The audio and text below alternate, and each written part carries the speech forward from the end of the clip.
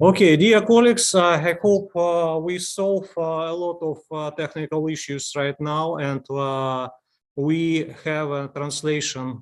We should have a translation of our conference in YouTube. So if you have someone who wants to join to our conference just as a listener, you may send not invitation for Zoom, but a link to the YouTube translation. So, by the way, we have 10 minutes until the beginning of the conference. So please check your devices, check if everything is ready. And if you have any question, please raise it and we will try to solve.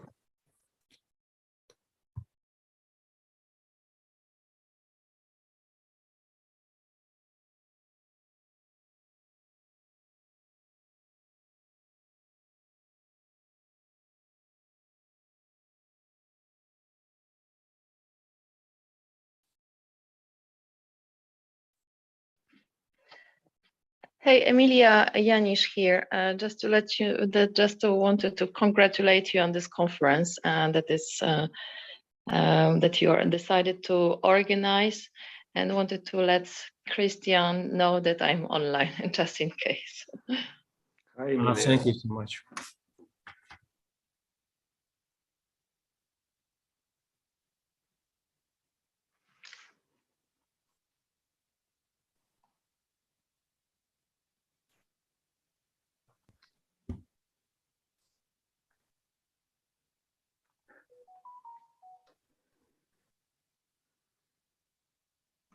Добрий ранок, вибачайте. Білков турбує перевірка зв'язку. Ви мене чуєте? Добрий ранок, чуємо. Так, все добре, все вроді працює. Зображення є?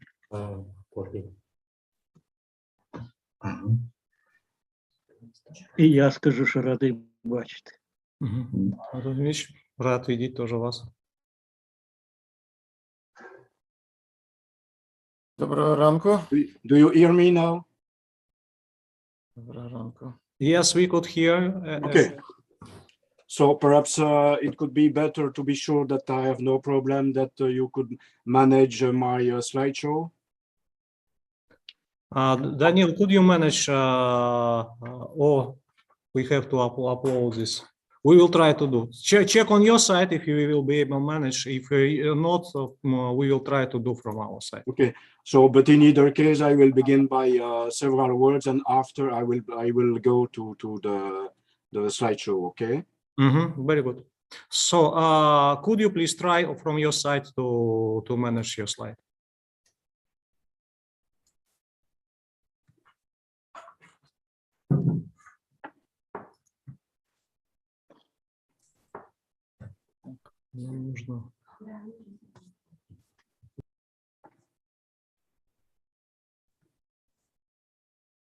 So very good. We see the slide. You could change with mouse, just 1, 2, 3.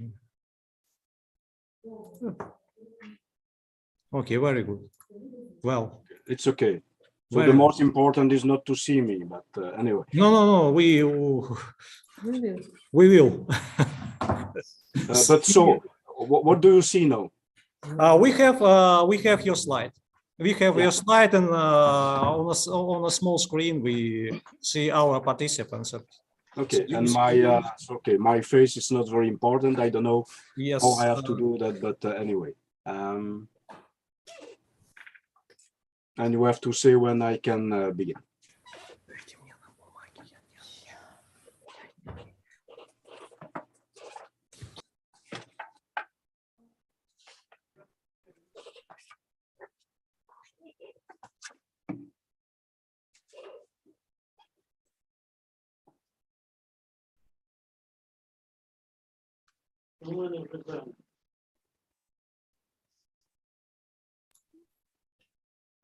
У кого вопрос, извините?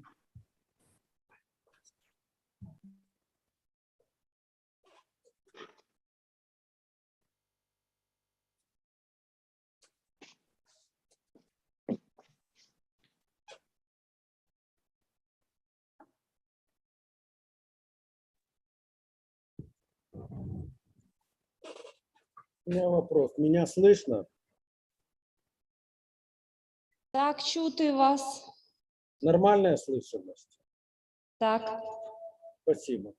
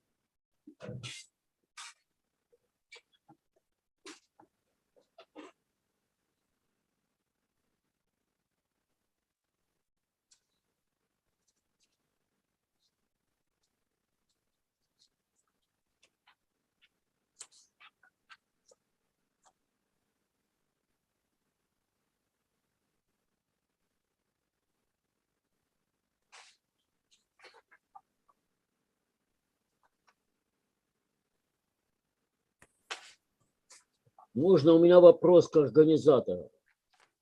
Да, конечно, есть. Скажите, пожалуйста, предполагается ли перевод сегодня или нет? Сегодня не предполагается перевод. Доклады по возможности люди делают на английском языке по возможности, либо, но в основном на украинском, ну, наша. Ну, то есть не предполагается, я понял. Да. Спасибо.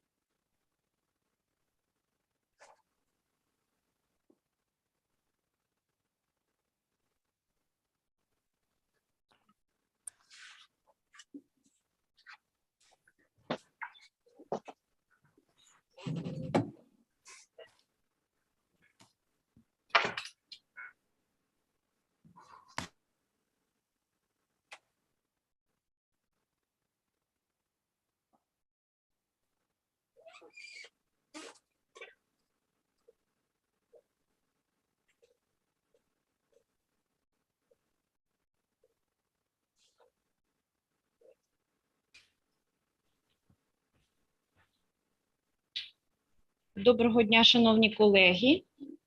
Починаємо роботу нашої конференції.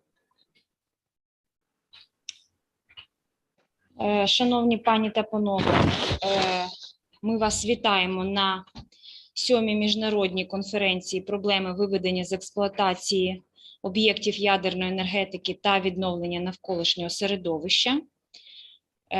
Це вже другий день роботи нашого зібрання. І тема, відповідно, сьогодні наша традиційна. Ми спілкуємося по темі «Проблеми виведення з експлуатації об'єктів ядерної енергетики та відновлення навколишнього середовища». Нагадую, що до конференції у нас зареєструвалося 168 осіб.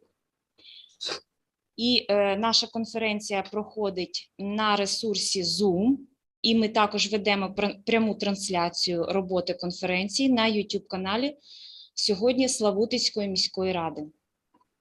Ми дякуємо всім учасникам, які слідкують за нами через соціальний додаток Facebook. І ми нагадуємо всім зареєстрованим учасникам, що в нас працює також телеграм-канал конференції, і пропонуємо вам слідкувати за новинами конференції і історією нашої конференції на офіційному сайті inudeco.pro. Ви отримали всі технічні деталі до сьогоднішніх виступів. Нагадую всім учасникам, коли ви підключаєтеся, ви самостійно керуєте своєю презентацією PowerPoint, яку ви готували англійською мовою. І коли ваші колеги виступають, нагадую, що ви навпаки відключаєте свій звук, щоб не було в нас технічних накладок і зайвих звуків. Нагадую, що організаторами конференції є виконавчий комітет Славутицької міської ради Вишгородського району Київської області, комунальне підприємство Агентство регіонального розвитку міста Славутича, державне спеціалізоване підприємство Чорнобильська атомна електростанція, Державне агентство України з управління зоною відчуження, Інститут проблем безпеки атомних електростанцій Національної академії наук України і Українське ядерне товариство. Ми дякуємо також всім партнерам, які долучилися до підготовки нашого форуму. І вітаємо в цьому році. У нас учасники з більше ніж 20 країн зареєструвалися і працюють. Сьогодні ми почуємо, вчора ми почули 22 виступи, сьогодні ми почуємо близько 40 виступів. Загалом ми готуємо традиційно збірник за підсумками конференції. І нагадаю, що у нас в цьому році організаційний внесок за участю конференції вільний. Всі кошти зібрані завдяки вам, учасники конференції, і наші партнери, які долучилися до конференції, всі ці кошти будуть направлені на гуманітарні цілі, і звітність комітету буде прозора і доступна для перегляду. Нагадую, що збір коштів вже відкрито, і реквізити благодійного фонду нашого Славутич ЧС розвиток, вони є у вас в електронній пошті у всіх, і ми впродовж нашого робочого дня ще будемо нагадувати вам ці реквізити. Отже, я нагадаю також для всіх нас, хто працює з нами, можливо, перший день, що вчора у нас було потужне відкриття, прозвучали цікаві виступи, змістовні пропозиції по темі «Виклики ядерної енергетики України у військовий час». Була коротка дискусія, працювали ми впродовж цілого робочого дня. Тому нагадаю, що пропозиції ви можете надсилати до проєкту рішення, ви можете надсилати на нашу електронну адресу оргкомітету, або надавати навіть просто в цей чат, який в нас працює зараз тут в Zoom. Будь ласка, я бажаю всім гарної, плідної роботи сьогодні і нагадую, що також що модераторами цих 3 днів є Я Арина Старовойтова, директорка Агентства регіонального розвитку міста Славутича, Максим Савєлєв, старший науковий співробітник Інституту проблем безпеки атомних електростанцій Національної академії наук України, і Данило Лавренов, виконавчий секретар Українського ядерного товариства. Далі наша розмова піде англійською мовою. І, будь ласка, підготуйтеся до виступів. Ми будемо надавати розклад виступів і в чаті, і в телеграм-каналі конференції. Тож, передаю слово Максиму Володимировичу, будь ласка.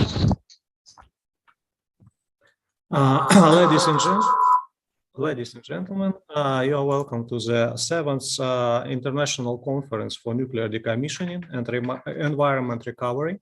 So we are really happy to see all you here on our conference in such difficult times. And from the organization committee, we welcome you.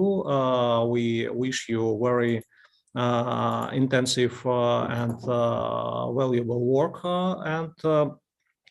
For this first welcome word, let me invite Vice President of European Nuclear Society, Christian Legrand.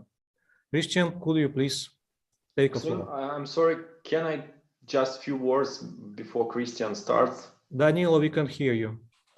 Check your microphone. You can hear me? No Okay. voice, no voice. No voice? There is voice, Maxim. Probably you have problems with your speakers. I can hear Daniel. I can hear you. I could hear Danilo very well.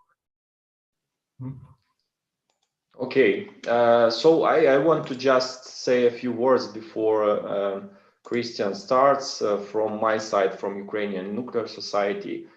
On behalf of all our nuclear society, I want to thank the organizers of this conference and also our partners, the European Nuclear Society, who is here, as well as our colleagues from other organizations for their strong support and assistance Ukraine during this wartime. Yesterday, on the first day of the conference, we're talking a lot about the enormous losses the war had brought to Ukraine and its nuclear power industry. And of course, we yesterday agreed together that that only the strong cooperation will help us to stop the aggressor and stop acts of nuclear terrorism that we see now in Ukraine. And now, on behalf of the Ukrainian Nuclear Society, one of the partners of this conference, I would like to thank to all our partners for their positions in supporting Ukraine. We heard a lot yesterday from our partners, and it's a really strong position, and it's very, very big support for us. And of course, we are looking forward to continue our cooperation to definitely win this wartime and win this war. And I also want to wish the conference participants good productive work today, of course. And also thank you to all of us to participate today in the second day of this conference. Thank you.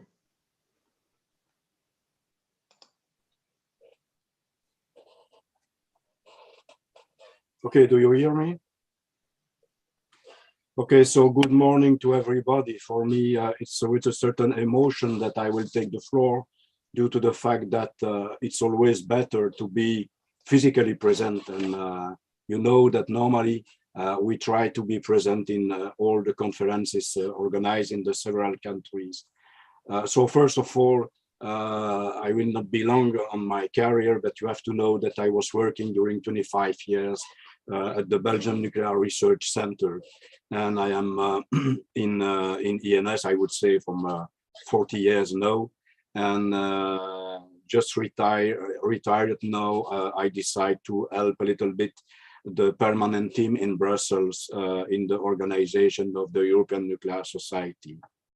So first of all, you have to know that we are in touch with the Ukrainian Nuclear Society and that we are receiving daily the status of the Ukrainian nuclear power plants and the nuclear industry.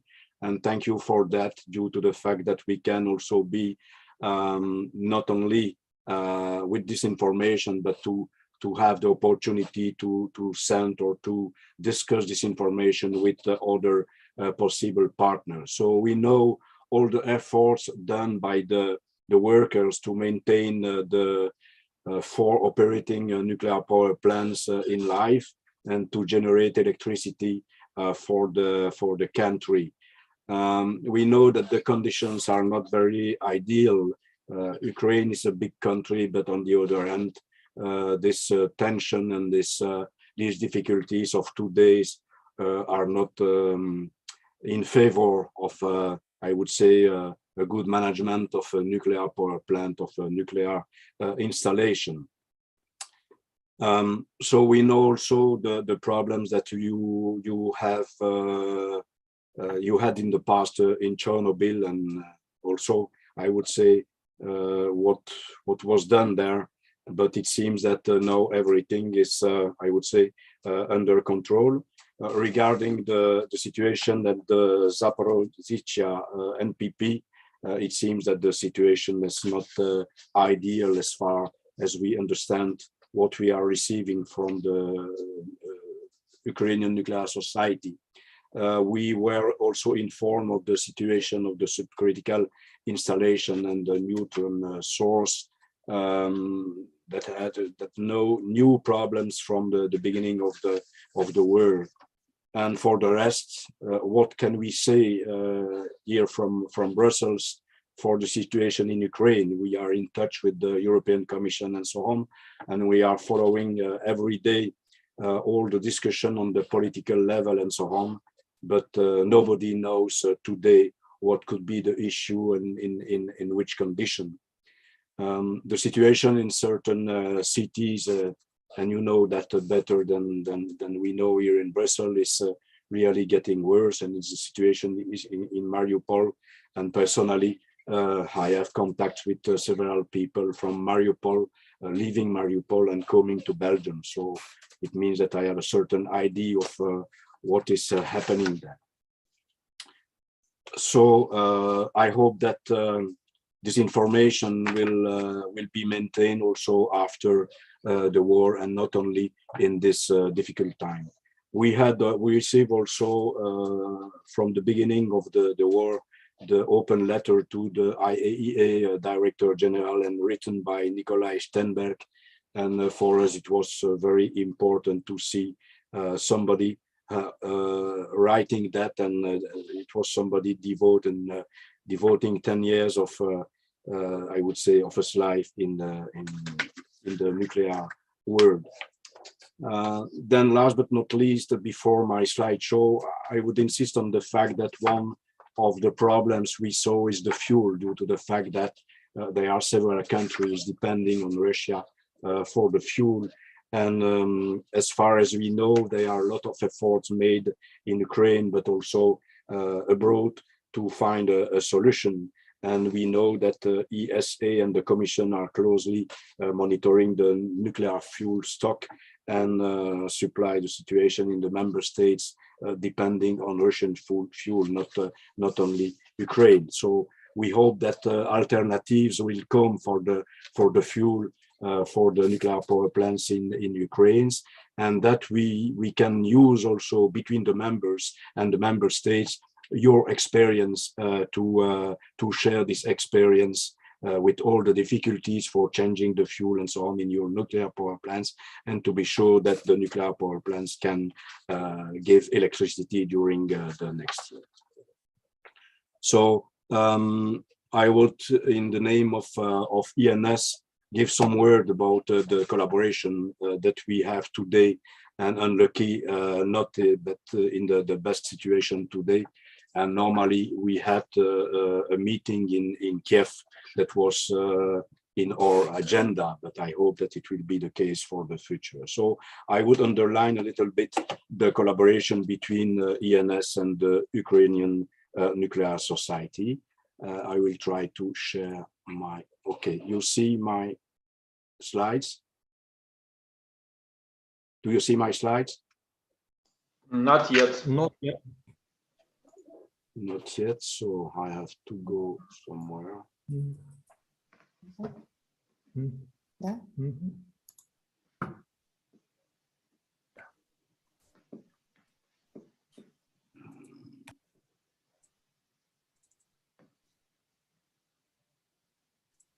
Yes, we see it. Okay, so you see my name, and I am a vice president, but you have to know that we are a lot of free people working for ENS, but we are not the permanent team. For our permanent team, we have two women very well known, Kirsten Eskam from Germany and Emilia Janic from Poland, and they are working in Brussels. So the collaboration between the Ukrainian Nuclear Society and ENS is relatively young due to the fact that the Ukrainian Nuclear Society joined our organization in 2019. But I would say during these 2 years, we are developing a solid cooperation between ENS and the Ukrainian Nuclear Society. And mainly we were organizing joint events and mutually also promoting activities and contents. And first of all, I would remember the work done by the Professor Viktor Voyevodin. Viktor was a member of the European Nuclear Society High Scientific Council, and it was a man very active, but unlucky he passed away. But we don't forget the tireless contribution he gave to our organization, and in particular to the High Scientific Council. Thank you, Victor, for the work you did in our organization. Another important element is the collaboration we have in the framework of the PhD award. We try really to stimulate not only the collaboration between the several countries, but also to promote works done by people in the several countries. And it's the reason why we are very happy that we receive a strong application for the ENS High Scientific PhD award from very good Ukrainian candidates. Then I would give several examples of what was done during the last 2 years, and unlucky with the COVID situation we know. It means that there were less physical meetings, I would say, but on the other hand, we could organize also by web several conferences. And first of all, I would give as example the reports and the events promotion done in the framework of our collaboration. You see that on the left side, the analytical report concerning the impact of the nuclear industry for the development of the country, of your country. It was a report in 2020. You had also in 21 in November, the 16th International Scientific and Technical Conference on the problems of modern nuclear power. And it was a very, very interesting conference. Then via the web and with unlucky this situation of COVID, there were several webinars organized, one on the nuclear renewables and the the discussion about the complementary or not, the complementarity or not of the renewables and nuclear. You know that in all the countries, it's really a big question due to the fact that everybody tries to be more green than the Greens. And then we have also to insist on the fact that the nuclear power is a base load energy, and that the renewables are to be managed with all the difficulties on the network due to the instability and the intermittence of this production. Then after 35 years, there was an international panel and part of the Inudeco 21, about the situation in Chernobyl 35 years later. We think that it's very important not only to, I would say, to be there for anniversary. I hate this word of anniversary, but it's more important to say that after this accident that we have also, and all the countries have to have the lessons that we can learn and from Chernobyl and from Fukushima. So thank you also for the work done and to see how it's evaluating in Chernobyl. Then very important also for your country, and we will see together in the next years what it will happen. But you had also a very interesting webinar on the energy strategy of Ukraine between now and 2035. Then you know also that the discussion about the climate is very important, and we try to be more and more present in these big conferences where we are encountering a lot of NGOs, and mainly we have the support of the young nuclear generation of ENS working on this level with the several members, and in particular last year it was promoted and I would say followed very well by France, but there were a lot of people present for Nuclear for Climate, and it was also important that every member could translate for his country and his citizen our position on the net zero needs nuclear that we wrote in 2020 and in 2021. Then in February, and just after the break of the war, the European Nuclear Society, we had special meetings of the board to try to activate all our channels and to support the Ukrainian Nuclear Society as far as we could. And the two main actions we immediately take, and you have part of the letter that we wrote through officially.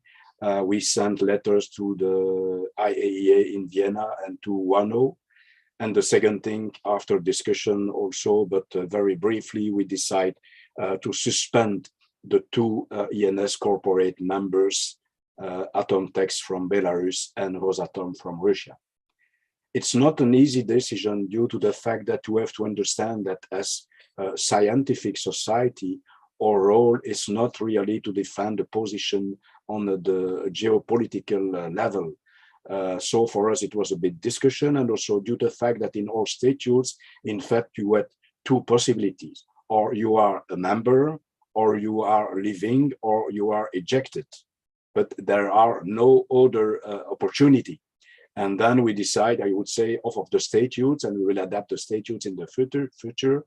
But due to the fact that it was the first time in our life also, we decide to suspend these two members with all the consequences. Then on the, I would say, the humanitarian level, you know that the American Nuclear Society and the European Nuclear Society joined the efforts to create a humanitarian fund, and especially dedicated to the nuclear workers. So you see the picture and what we sent via all the means we have for creating this donation. And I would insist on the fact that what for us what's very important was to support the Ukrainian workers and their relatives, their families within country's nuclear community. And at this point in time, we collected 120,000 euros, and many societies were involved. This amount has nothing to do with all the other actions on European level or level of individuals and so on. I would not insist on the fact that in my village, for instance, we have a lot of individual people working and receiving families and so on. So here it was only the signal that we would give as a nuclear society in hand in hand with the American Nuclear Society. And there were also a package of goods, medicaments, and bulletproof vests sent to Ukraine, and it was coordinated by the European Nuclear Society and also mainly by the Polish Nuclear Society, due to the fact that Poland is just near Ukraine.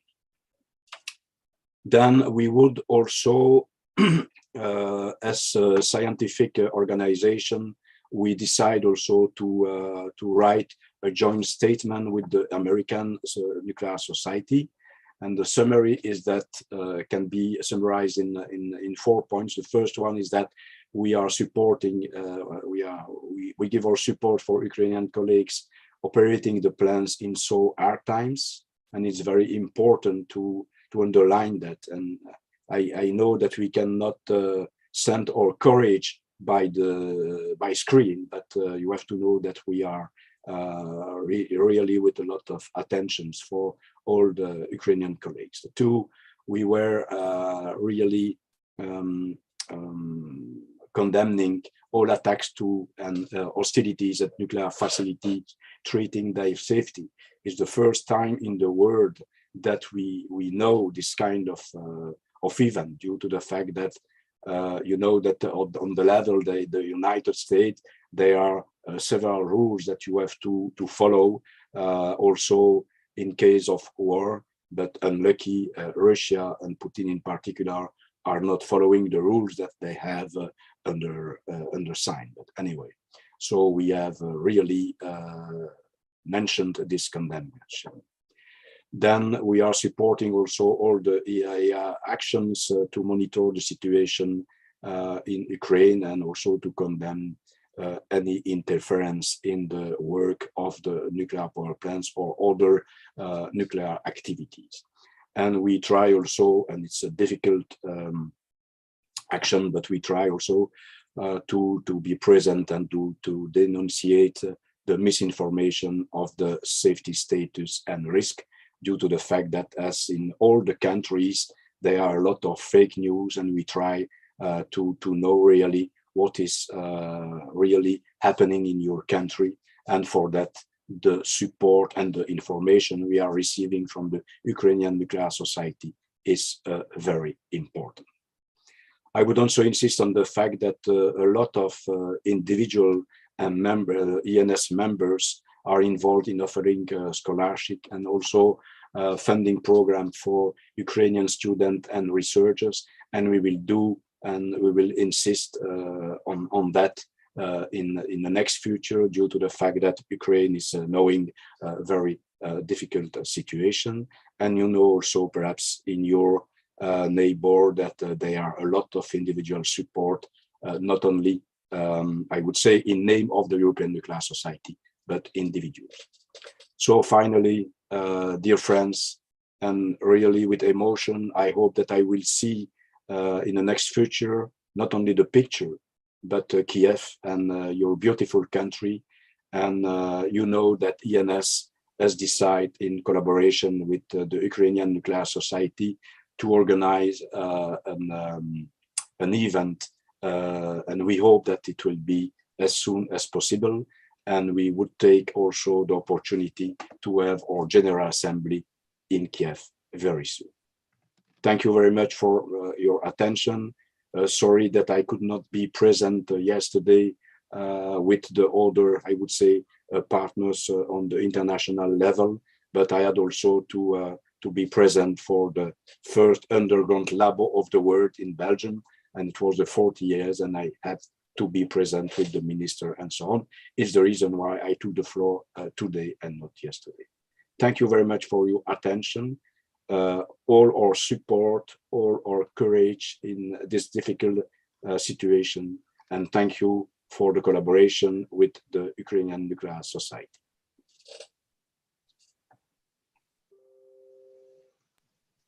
Thank you, Christian. Thank you, Christian. And I want to say that you can be absolutely sure that in near time we can see each other in Kiev and all over Ukraine, because we hope that the war ends soon. And also I want to thank you for your strongly support that you demonstrate in this presentation. supporting of our nuclear society and supporting of Ukrainian workers, Ukrainian scientists, and other Ukrainian companies and organizations. Thank you. Thank you very much. Thank you. Bye-bye. Unlucky I'm not speaking your language. But I hope that you will have a very interesting conference in your organization. Bye-bye. Thank you. Thank you, Christian. Thank you, Christian. Thank you. So let me invite for the next speech Vladimir Borisenko with his report about the Chernobyl reactivity accident 36 years later. So please, Vladimir, take a floor. Доброго дня, як мене чути? Добре. Добре. Ну, назва моєї презентації про реактивну аварію, які маємо на сьогодні результати. Поштовхом для цього дослідження послужило таке спілкування Штейнберга і Копчинського на одному з професійних сайтів в останньому році, де знову виникли питання, які полягали в тому, яка ж пропорція між тим, хто винен в цій аварії, чи проєктні похибки, помилки, чи помилки, які були допущені при проведенні дослідження з вибігом цього турбогенератора. Ну, ці дві роботи, які тут представлені, одна із них, яка була по результатам 86-го року, доповіді на сесії МАГАТЕ по результатам розслідувань наслідків Чорнобильської аварії, де основна провина саме полягала за результатами цього доповіді саме на оперативний персонал, що саме він порушив всі там регламентні норми, повідключав всі захисти, і тому сталася така подія. Але пізніше, коли Штейнберг, який з нами тут спілкувався, вже став заступником голови тодішнього ще, як воно там називалося,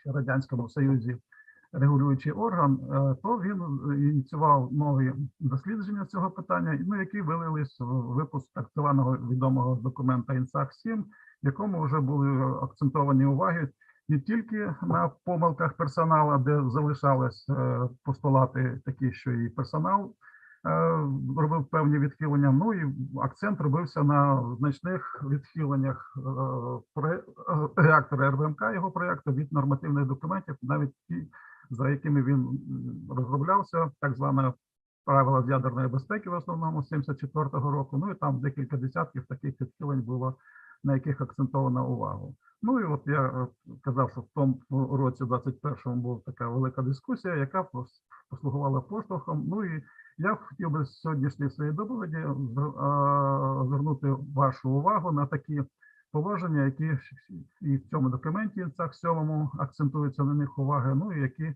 ще не зовсім мається, так скажемо, спільна думка в науковій спільноті про реальні причини таких подій, які там сталися. Ну, я акцентувати буду увагу на проблемі, чи необхідно було правильно блоковано захист аварійний по відключенню останнього працюючого турбогенератора. Тут надано саме посилання на відповідні сторінки в цьому документі INSAC-7, де про це говориться. Наступне питання – це про відхилення від програми тестування. Відомо, що тест мав проводитися на потужності 700 МВт теплових, але ця потужність не була досягнута і проводився на потужності приблизно 200 МВт. Ну і останнє, на що я сьогодні звернув увагу, на час, де акцентується увага на тому, що час натискання цієї сумно відомої кнопки АЗ5, в доповіді говориться, що на сьогодні, на той час, коли ця доповідь виходила, в 92-му році, ну, немає обґрунтованих, скажімо так, досліджень загально прийнятих, які говорять, що час натискання цієї кнопки суттєво впливає на перебіг подій. Ну і там тут посилання на те, що будь-який час натискання цієї кнопки з моменту відключення стопорних клапанів турбогенератора призвело би до ідентичних наслідків. Ну, от на ці питання я би хотів звернути вашу увагу. Ну, також тут вони акцентовані, що також загальна думка, що аварія могла статися тільки на так званих миттєвих нейтронах. Нижче про це буде сказано. Ну і тут ці пункти перелічені, що чимало були відхилення від програми і вимог регламенту по блокуванню аварійного захисту по відключенню турбогенератора останнього працюючого. Ну і саме, що вже було сказано, чи впливає час натискання цієї кнопки на перебіг подій. Ну, зацікавленість, окрім дискусії Штенберга і Копчинського на професійних сайтах, відповідно, полягає ще й в тому, що реальна картина реактивності аварії, яка відбулася, вона є достатньо важливою для загального розуміння, що може трапитись, ну і наскільки помилки в проєктах подібних систем реакторів можуть призводити до небажаних наслідків при певних обставинах, які можуть склатися під час експлуатації. Ну і про це теж вчора говорилося, особливо в умовах військового, скажімо так, подій, які можуть розвиватися і розвиваються навколо атомних об'єктів. Значить, що стосується самої моделі, яка була використана для проведення досліджень. Ну, тут представлені основні елементи, фізичні параметри, які були отримані на так званих полікомірках реактора РБМК, всі коефіцієнти реактивності, ну, які були порівняні з іншими дослідниками і з проєктними документами, ну і отримана відповідна кореляція, яка дозволяє нам, скажімо так, бути достатньо впевненими в тому, що результати моделювання є коректними. Тим більше, що така ж сама модель розроблена і для інших типів реакторів, де вона пройшла більш повну валідацію і може бути гарантовано рекомендована для застосування. Ну, тут загальна інформація по реакторному моделі.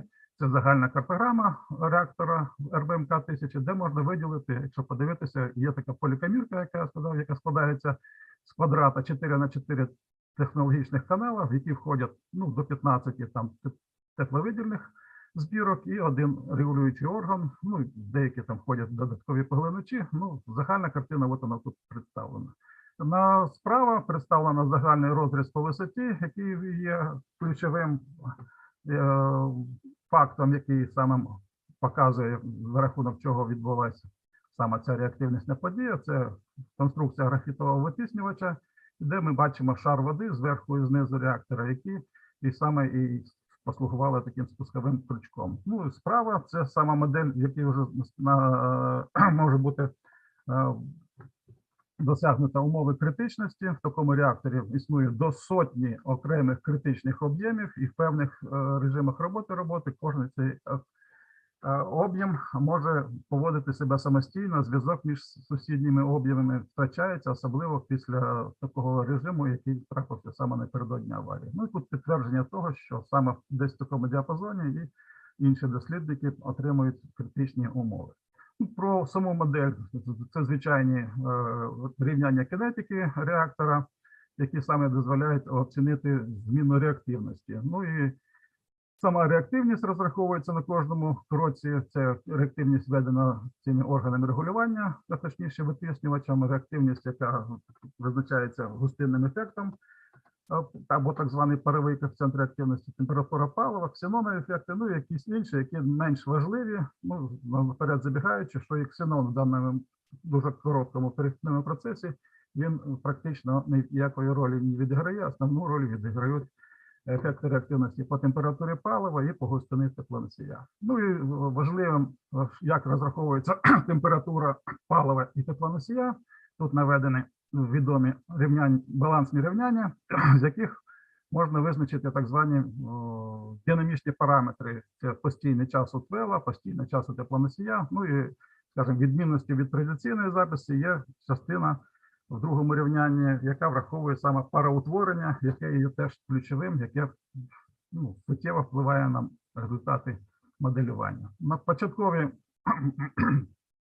параметри моделі взяті з проєктних документів, діапазон зміни температурного коефіцієнта здесь представлений, діапазон зміни коефіцієнта реактивності по густині теплоносія, ну і саме обрано для презентації результатів уже генеральним конструктором Нікієтом після аварії відновлене значення, бо до аварії у них було трошки інше набагато менше значення за абсолютним величиною. Ну і велике значення має саме оцінка так званого кінцевого ефекту, який саме і визначається ефектом так званого графітового витиснювача, який витискає воду. Ну, і таким чином виникає ефект позитивного введення реактивності на перший момент, коли ці органи регулювання рухаються вниз з швидкістю 40 см. Так, ну це от саме дані генерального конструктора, з яких ми брали дані стосовно парового коефіцієнта реактивності. Це двоєчки у них призначено, то, що вони вважали до аварії, як мало змінюватися коефіцієнт реактивності за густиною теплоносія, і одиничка – це реальність. Ну і у нас теж в моделі ми повторюємо ці результати, які теж додатково можуть підтверджувати, що наша модель достатньо коректна в тому числі. Ну і результати. За основу, яка є важливою, це як розвивалися події хронологічно в часі, бо по цьому, ну, враховуючи умови, на яких проводився експеримент, і технічні засоби, які реєстрували, є певна відмінність між різними системами, тому за основу прив'язки по часу ми брали характеристики, які от отримані з так званої осцилографа, який був спеціально змонтований саме для оцінки програми тестування вибігу. Ну і всі параметри, пов'язані з вибігом, тут теж представлені. Ключові тут в момент часу А це включився осцилограф, в момент часу Б це закрився клапана на турбогенераторі, момент С це почалось підключення 4 ГЦНів до вибігаючого турбогенератора, і відповідно на них почала зменшуватись швидкість обертання і відповідно падати витрати теплоносія. 36 секунда, зірочка позначена, це саме момент натискання кнопки АЗ5. Ну і далі, в принципі, процеси вже не є вимушеними, які тривали вже недовго після нажимання кнопки АЗ5. На відміну від інших результатів, які, ну, більш, скажімо, відомі, відмінність полягає в тому, що зафіксована подія така, яка говорить, що, ну і по іншим факторам, що органи регулювання все ж таки встигли досягти відмітки половини активної зони. Для цього їм необхідно було приблизно 8-9 секунд, тому момент руйнування активної зони, він також мав би відбутися тільки через приблизно 8-9 секунд після натискання кнопки АЗ5. При моделях, які говорять, що велика ефективність органу регулювання, ми ще будемо бачити, то цей руйнування активної зони відбувається набагато швидше. Ну от для найбільш критичних значень, які нам вдалося визначити в моделі, бо вона дуже суттєво залежить від самих параметрів моделі, від тих коефіцієнтів, які я там вище представив, бачив, що вони змінюються дуже широкому діапазоні. Так от потужність, натискання кнопки АЗ 36 секунда, вибух відбувається на 44-й секунді. Це червона лінія показує потужність, виросла більше, ніж на 30 номінальних потужностей, 3000%. Ну, збільшилось, відповідно, там багато сотні разів від початкових 6%. Ну і важливий параметр по реактивності. Це збільшення реактивності за рахунок ефекту витиснювача. Далі йде боротьба між водою, густиною води, відтворенням пари і температурою палива. Ну і вони борються, бачимо, що вода перемагає. Ну і врешті-решт на 43-й секунді сталася подія, яка призвела до того, що 4 насоси були відключені з працюванням захисту, по якому ще немає остаточних причин, або досягли, в них є захисти, які спрацьовують при 5000 кубів на годину, або при досягненні напруги 0,7 від номінальної. І тому вони відключаються, і тому витрата різко падає, що призводить до дуже швидкому пароутворенню, і тільки накладання цих двох ефектів і призводить до суттєвого збільшення потужності. Без такого накладання довести реактор до умов вибуху практично неможливо, ну, при тих умовах. Ну, тут представлено при різних ефективностях органу регулювання від 0,8, відповідно, теж можна зірвати реактор, умовно кажучи, при 0,7 вже не так очевидно, при 0,6 не очевидно, а от коли відбувається накладання зупинки насосів і велике пароутворення, то ми бачимо, що суттєво збільшується сумарна ефективність введеної позитивної реактивності, ну і реактор відповідно вибухає. Ефектом вибуху реактора є загально прийнятий теж показник, це ентальпія палива. Якщо вона більше 1000 джоулів на грам, то відповідно паливо руйнується, ну а далі відбувається ланцюгова реакція, яка призводить до руйнування всіх сусідніх технологічних каналів, розрив труб цирконієвих, і відповідно вода потрапляє на графітову кладку, яка має 700 градусів, ну далі ланцюговий процес, який вже не зупинити, все це буде вибухати.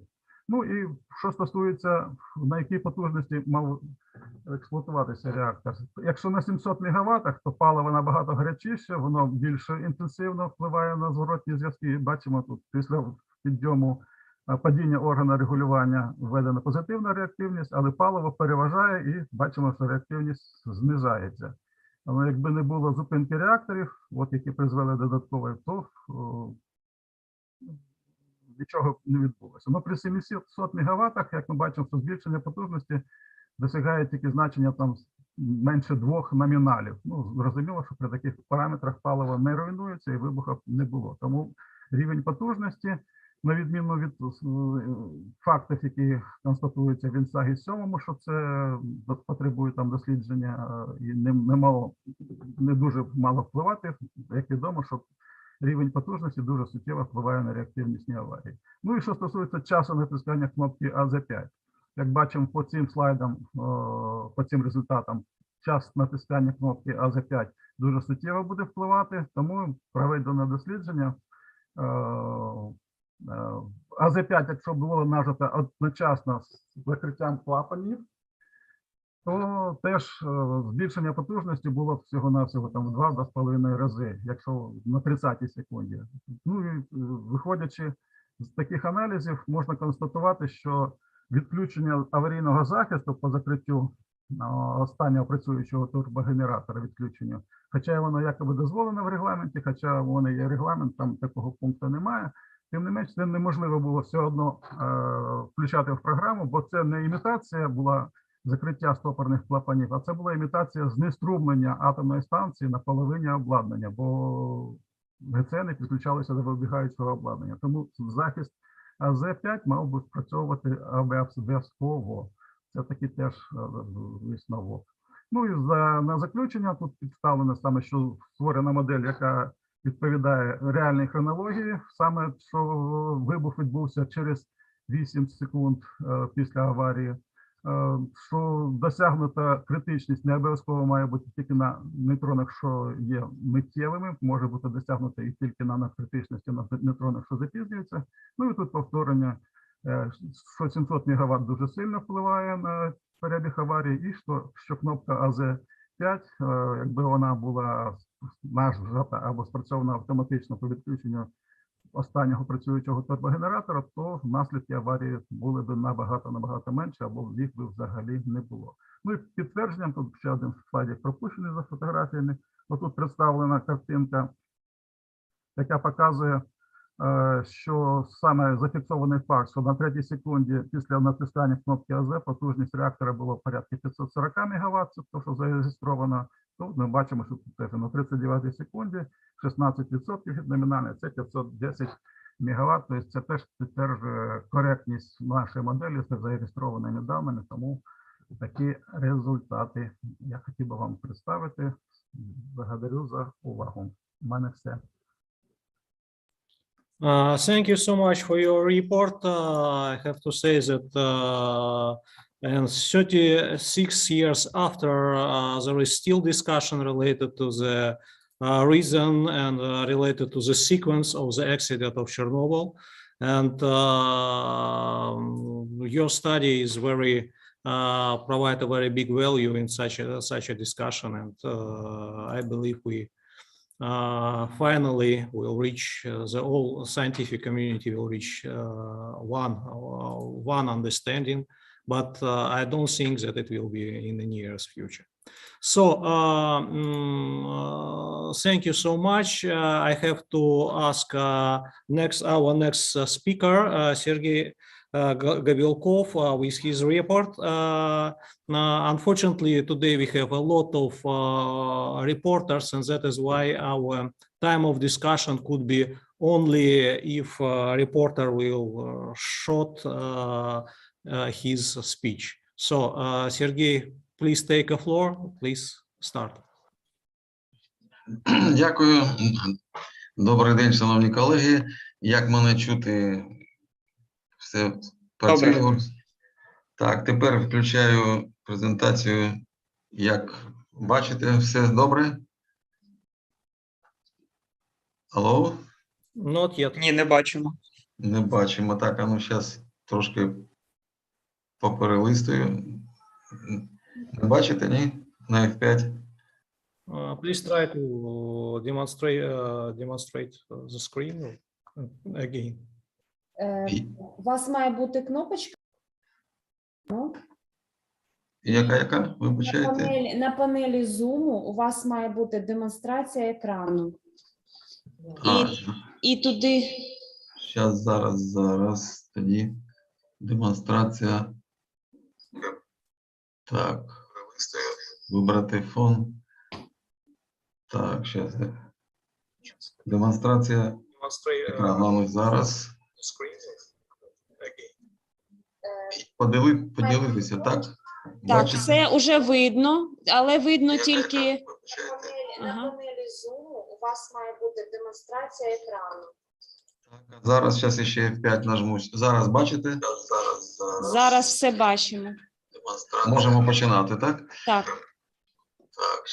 Шановні колеги, вашій увазі пропонуються результати роботи оптимізації параметрів електрокінетичних процесів в поровому просторі лавоподібних тепловмісних матеріалів. Ця робота виконана двома інститутами: нашим інститутом проблем безпеки атомних електростанцій і Інститутом геології навколишнього середовища. Хотілося б пояснити, чому це актуальна робота. Як ви вчора наші колеги згадували про те, що треба вже займатися поводженням з паливомісними матеріалами, треба розробляти ТЕО, ну і такі інші були пропозиції наших колег. Наш інститут, як головна організація наукова в цьому питанні, цими питаннями, звісно, займається. Ще нема технологій поводження, наприклад, з лавами, але вже ми розробляємо підходи, методичні, технологічні підходи до цих питань. Оце якраз результат, частина результатів, які ми маємо в одному з таких підходів. Що мається на увазі? Цей підход якраз пропонує поводитись з лавами та наступним чином: завести в поровий простір електроліт, розчинити, вилужити із включень урани продукти поділу, там продукти активації, а потім перерозподілити це все в поровому просторі лав і перевести в більш надійний, стабільний стан.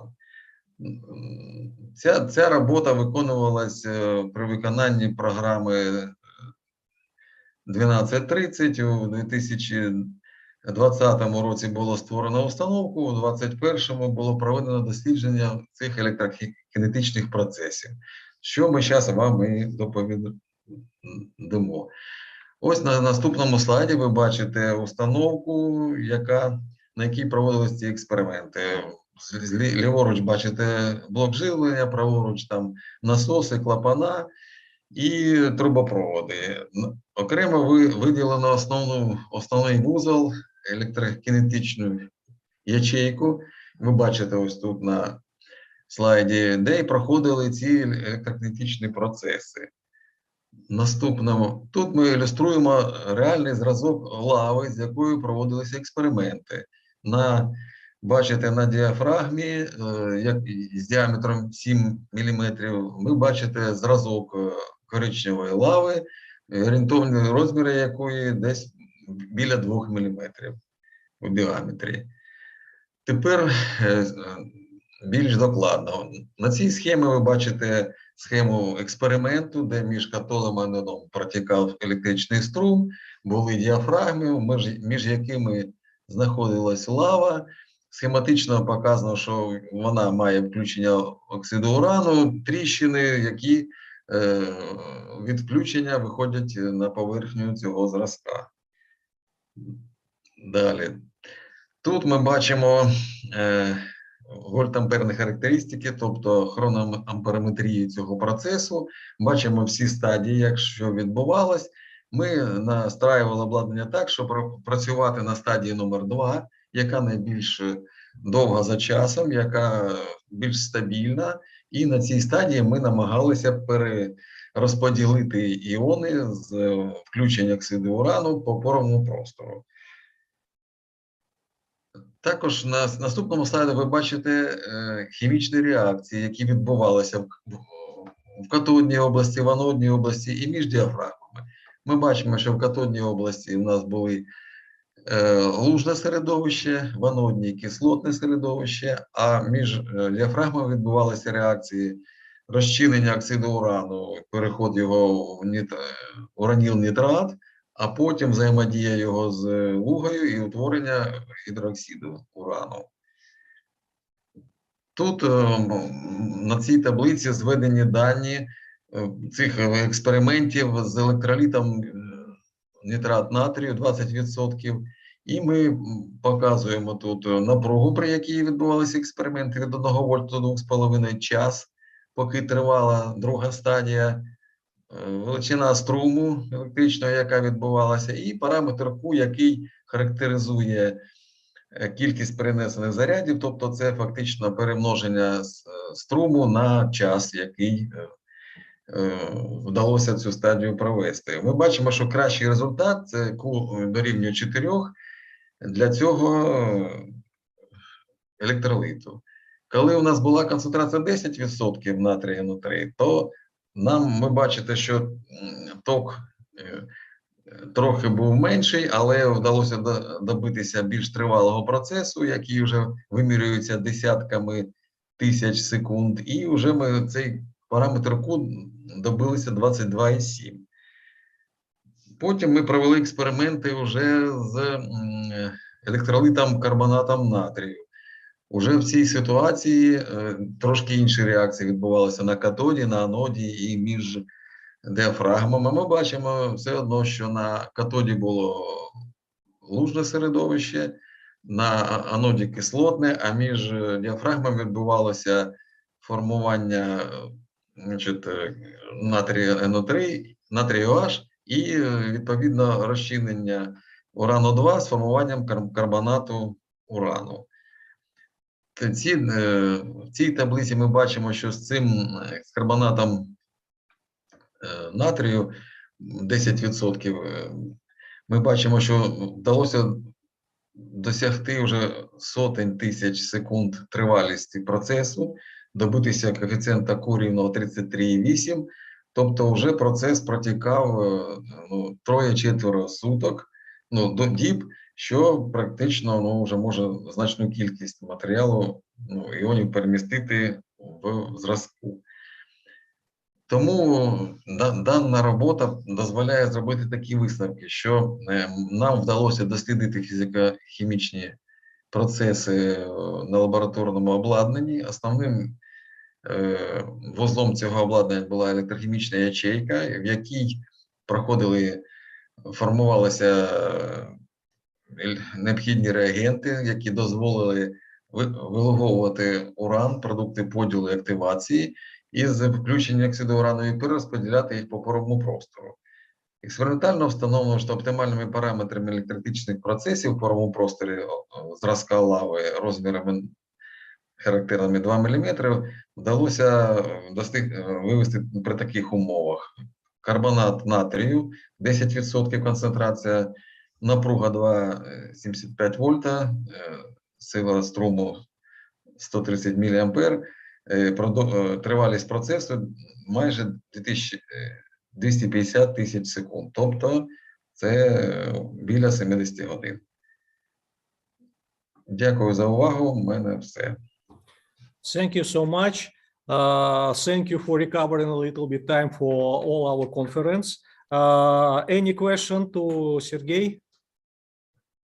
So I hope everybody know each other, and I hope if it will be a question, you may contact directly using our chat. And let me invite our next reporter, Igor Zhiganyuk. So please, Igor, take the floor.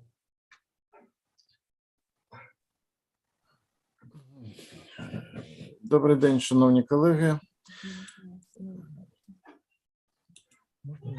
Так.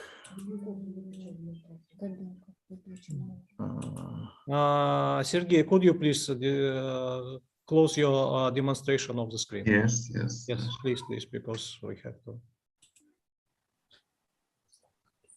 No. On the Zoom, you have to stop demonstration. Yes. Yes. Now, just. This one. Окей. Сейчас трохи заплуталися тут. Сейчас, вибачайте. Так, щось мій Zoom не хоче повертатися. Так, щось не... Алло, добре, зараз я тут. Все ми виключили, скажіть. Окей. So, Igor, could you start, please? Добрий день, шановні колеги. Доповідь присвячена питанню кількісної оцінки вмісту кристалічних фаз у багатофазних зразках на основі даних рентгенівської дифракції. Це продовження робіт із контролю вмісту різноманітних фаз у лавах паливомісних матеріалів, що особливо є важливим при підбору підходів до кондиціонування лав паливомісних матеріалів. Контроль за фазовим складом лав паливомісних матеріалів є необхідним елементом майбутньої технології поводження з ЛПВМ і підготовкою ЛПВМ до контрольованого зберігання і всіх подальших операцій. Особливо важливо визначати кількісний склад, кількісний фазовий склад ЛПВМ, тому наші методи зосереджені на тому, щоб вирішити цю задачу по відношенню до багатофазних матеріалів, що не є стандартною задачею, і класичні методи не дозволяють вирішити цю проблему повною мірою. Ми представляємо зараз один із підходів, який ми розробили для виконання цієї програми досліджень. В основі наших даними, які ми використовували, це дані рентгенівської дифракції, отримані з дифрактометром дрон 4, і ці дані оброблялись методами комп'ютерної статистики, модифікованими спеціально для вирішення специфічних задач визначення кількісного складу багатофазних матеріалів. В якості об'єкта досліджень використана суміш двох мінералів нантакіт і еріокальцит. Це хлорид міді і гідратований хлорид міді. Ви бачите на цьому слайді дифрактограми нантакіту, еріокальциту і їх суміші, їх відповідних сумішей. Суміші створені з концентрацією на нижній дифрактограмі концентрація нанокіту 70%, 30% еріокальциту. Наступний слайд. На наступному слайді виділені штрих-діаграмою лінії, які відповідають еріокальциту, тобто хлоріду міді з гідратованому хлоріду міді. Ми бачимо штрих-діаграму, яка показує розташування відповідних ліній.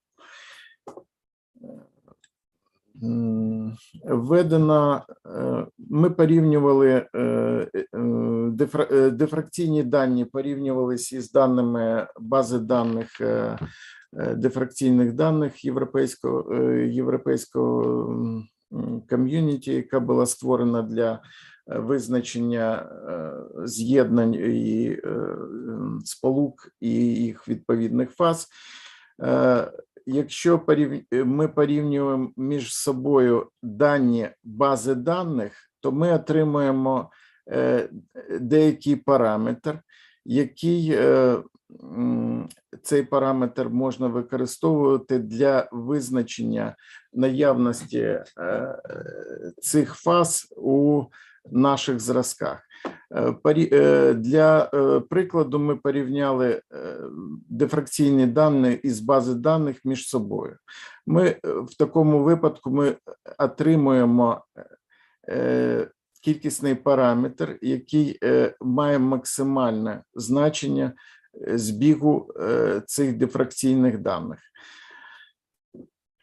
Це зроблено і для нантокіту, і для еріокальциту. На відповідних діаграмах ви бачите гістограми збігу даних і числові параметри, які ми будемо в подальшому обговорювати.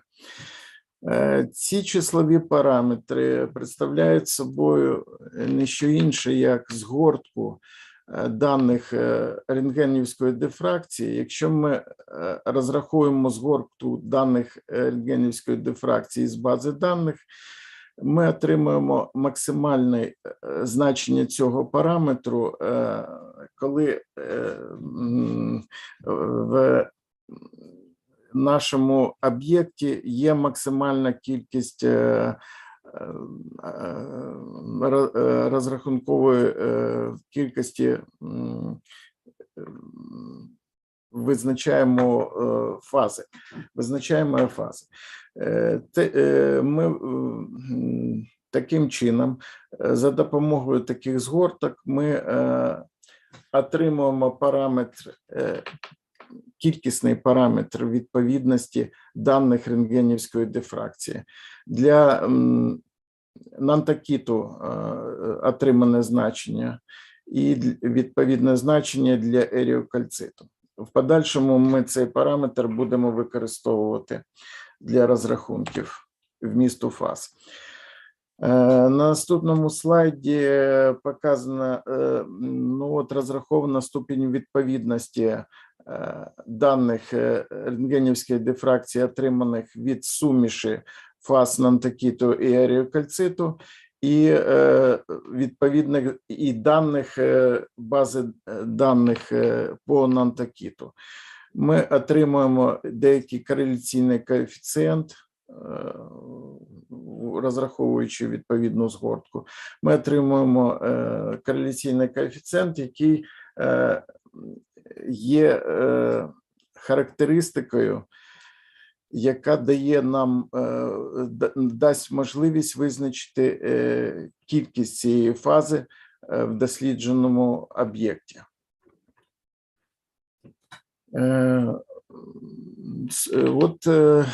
В подальшому за допомогою згорток між даними рентгенівської дифракції, отриманого від дослідженого об'єкту, і даних рентгенівської дифракції з бази даних, ми отримуємо певний кореляційний коефіцієнт, який визначає ступінь відповідності між даними експерименту і даними баз даних. Нормування цих кореляційних коефіцієнтів на максимальне значення S, яке ми отримали на попередніх слайдах, дає можливість визначити параметр, який характеризує сумарний вміст фаз в дослідженому матеріалі. Ну, тепер до числових результатів. За допомогою введеного параметру кореляційного коефіцієнту S ми визначаємо вміст фаз, нормуючи на сумарне значення цього коефіцієнту для фаз, і отримуємо значення вмісту фаз близькими до тих, які були нами визначені і які були заздалегідь створеними при створенні досліджуваних зразків. В даному випадку ми бачимо розбіжність між тими даними, які ми отримали в розрахунках, 60 і 40% вмісту нантокіту і еріокальциту в зразку, і тих даних, які були вкладені в модель. Це пояснюється тим, що ми при визначенні кореляційних коефіцієнтів поки що не врахували ефекти поглинання. Ефекти поглинання в подальшому будуть враховані в нашій моделі. Це дозволить нам точність розрахунків вмісту фаз підвищити і отримати можливість шляхом розрахунків і порівняння з даними баз даних з високою точністю визначати вміст фаз в багатофазних матеріалах, таких, якими є, безумовно, лави паливомісних матеріалів.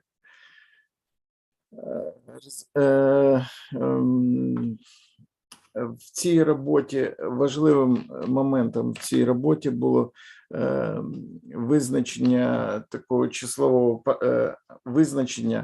числового параметру, який може бути застосовано для кількісного аналізу даних рентгенівської дифракції і визначення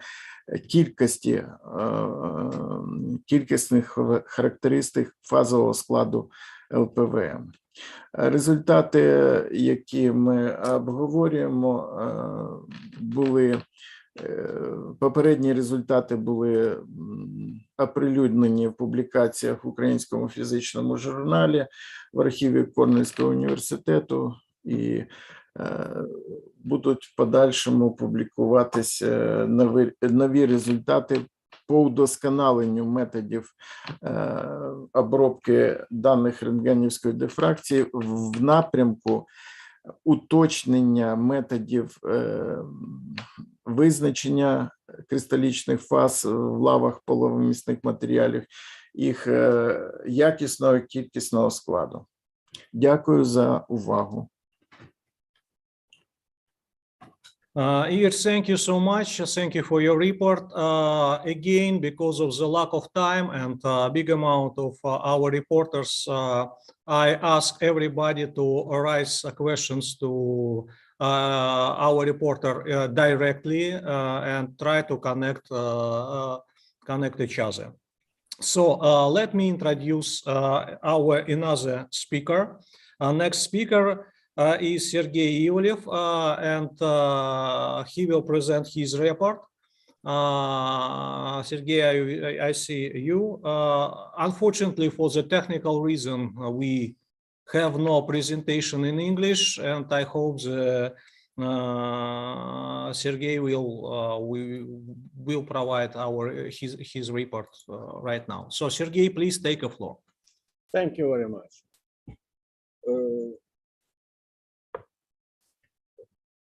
if we return to our yesterday, very famous people like Nikolai Alexandrovich and others mentioned that there is no prediction for possible emergency at nuclear power plant due to the external military events.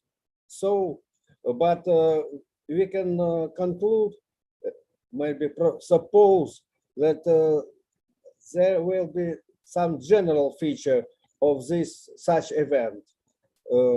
Some radioactivity distribution around the, let us say, fence of the nuclear power plant.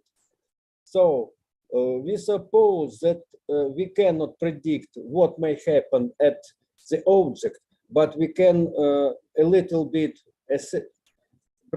assess and predict the possible results outside the fence of the nuclear power plant, or for example, other very dangerous objects are industrial sealed sources, which are widely used, for example, at metal productions. Densitometers and some others, they use very strong sources. Another possible sources are the sources for medical purposes and so on. But the main result, negative result of such an event is some radioactivity dispersion around the object. As engineers, we propose to arrange some sort of discussion or proposal or develop a group for proposal for future assessing this possible event. We have some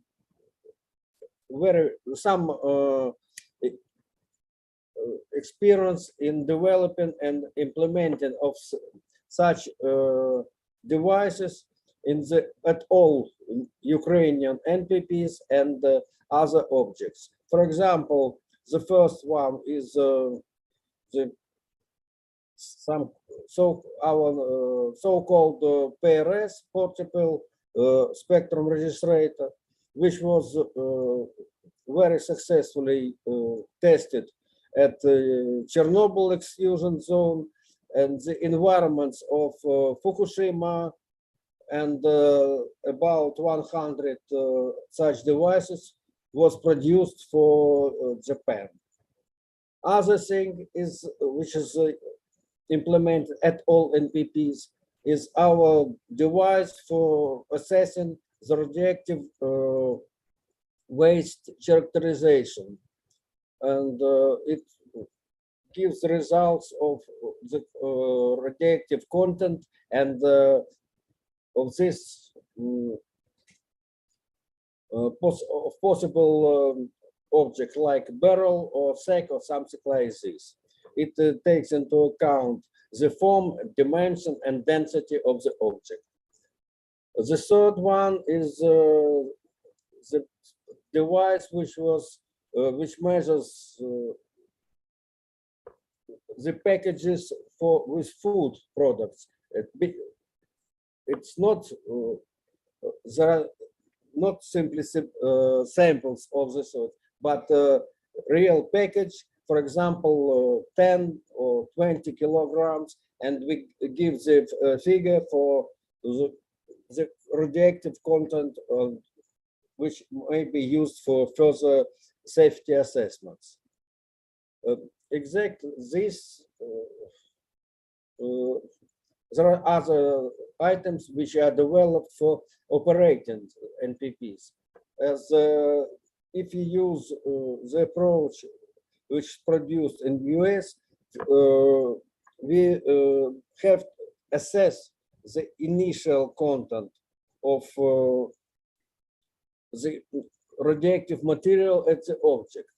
For example, the liquid red waste or the primary contour liquid measures. With this initial information exists really at NPP, and it may be used for some conservative assessments of possible contaminations all around. Except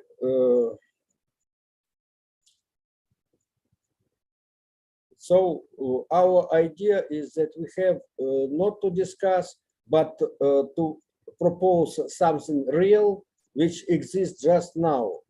There is no need in development. Simply, the main idea is to have some wish to prepare for such a sad event. That's all. Thank you.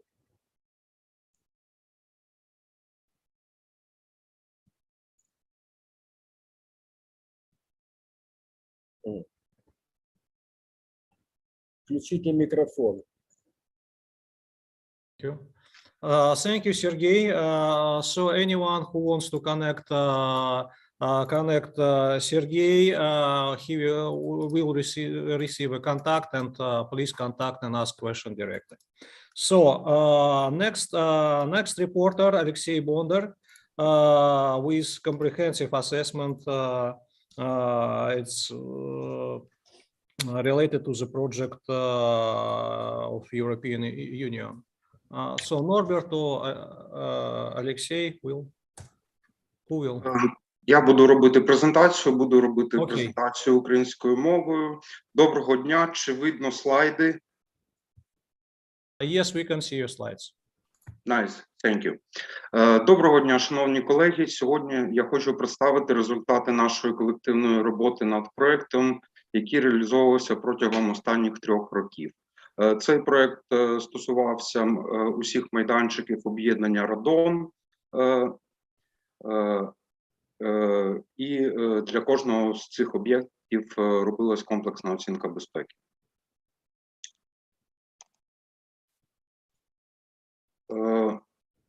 Цей проєкт фінансувався Європейською комісією та реалізовувався силами 3 німецьких компаній. Це Brand System Planning, DMT та Плеяди. Українською корпорацією «Укратомприлад» і активну участь приймали бенефіціар, це Державне агентство України з управління зоною відчуження, та кінцевий користувач – це об'єднання Радон. І, до речі, майже та сама команда реалізовувала проекти щодо комплексної оцінки безпеки об'єктів у Чорнобильській зоні відчуження декількома роками раніше. Цей проект охоплював 5 майданчиків асоціації Радон, які розташовані біля Києва, Дніпра, Харкова, Львова та Одеси.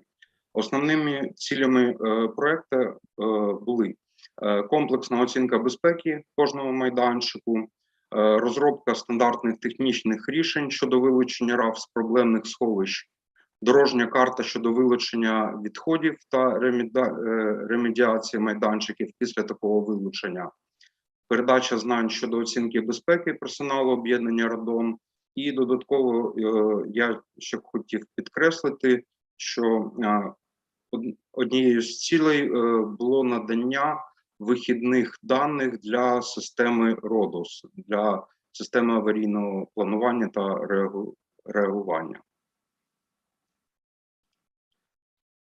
На цьому слайді ми бачимо 3 основних види сховищ радонівського типу. Це сховища для твердих, рідких відходів та праворуч сховища колодязного типу для відпрацьованих джерел іонізуючого випромінювання. Але проект не обмежувався лише такими типами сховищ, а були розглянуті абсолютно усі сховища, які розташовані на майданчиках об'єднання Радон. Під час виконання проєкту ми стикнулися з такими основними викликами. Ну, по-перше, переважно це все старі сховища, і наразі вони не відповідають сучасним вимогам безпеки довгострокового зберігання або захоронення відходів. Тому відходи з них мають бути рано чи пізно вилучені. Загальна кількість сховищ більше 70, тому для них мала бути розроблена пріоритизація і розставлені пріоритети щодо вилучення відходів з них. Також обслуговування підземної частини сховищ наразі неможливо, і були вже зафіксовані впливи на навколишнє середовище, а саме витоки радіонуклідів. Контроль старіння матеріалів у таких умовах також неможливий. І пріоритизація вилучення РАФ зі сховищ здебільшого ґрунтувалась на оцінках безпеки. На наступних слайдах я їх швиденько проскочу, ми побачимо типи сховищ, які вважались проблемними. Ну, по-перше, це сховища місткістю 400 кубічних метрів, які знаходяться під накриттям, сховища місткістю 200 кубічних метрів, які закриті та обваловані, відсіки сховищ, де виконувалось пошарове цементування під час захоронення відходів, сховища рідких відходів, сховища колодязного типу і поверхневе сховище для радіоізотопних термоелектричних генераторів. Оцінка безпеки виконувалась крок за кроком, і першим кроком був аналіз усіх наявних даних щодо сховищ, включаючи запаси відходів та їх неплідний склад. Наступним кроком була оцінка даних про навколишнє середовище розташування майданчиків. Це була оцінка відкритих метеорологічних даних щодо геологічної будови майданчиків і дані про населені пункти навколо них. Після цього створювався реалістичний перелік особливостей подій і процесів для кожного окремого сховища і розроблялися відповідні сценарії. Сценарій нормальної експлуатації, аварійний сценарій і найгірший сценарій, на якому я хочу зупинитися окремо. Ми розглядали сценарій падіння літака на сховище, і на сьогоднішній день, на нашу думку, ми вважаємо, що цей сценарій, він відповідає, мабуть, не відповідає, але охоплює ризик наслідків військових дій для сховищ об'єднання Радон. Тому що відповідно розглядався комбінований механічний та термічний вплив на сховище і задіяння від 50 до 100% усіх запасів РАФ, що зберігаються у цьому сховищі залежно від типу сховища. І після цього також виконувалася оцінка радіологічної обстановки, а саме потужності експозиційної дози навколо сховища після настання такої події. І ще повторюся, на наш погляд, цей сценарій також відповідає аналогії військового вторгнення. І також були розглянуті сценарії довгострокового впливу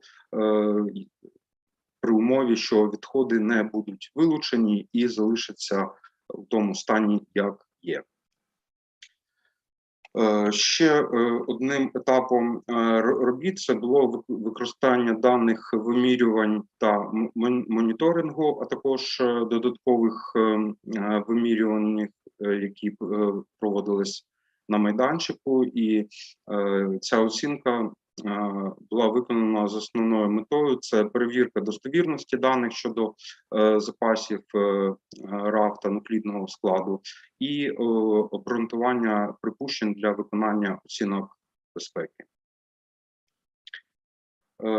Потім було проведено аналіз усіх можливих шляхів опромінення для персоналу та населення, і на основі всього були зроблені оцінка і представлення результатів. Тут ми бачимо приклад результату для центрального виробничого майданчику, який розташований біля Києву. Але зараз нам більш цікаві результати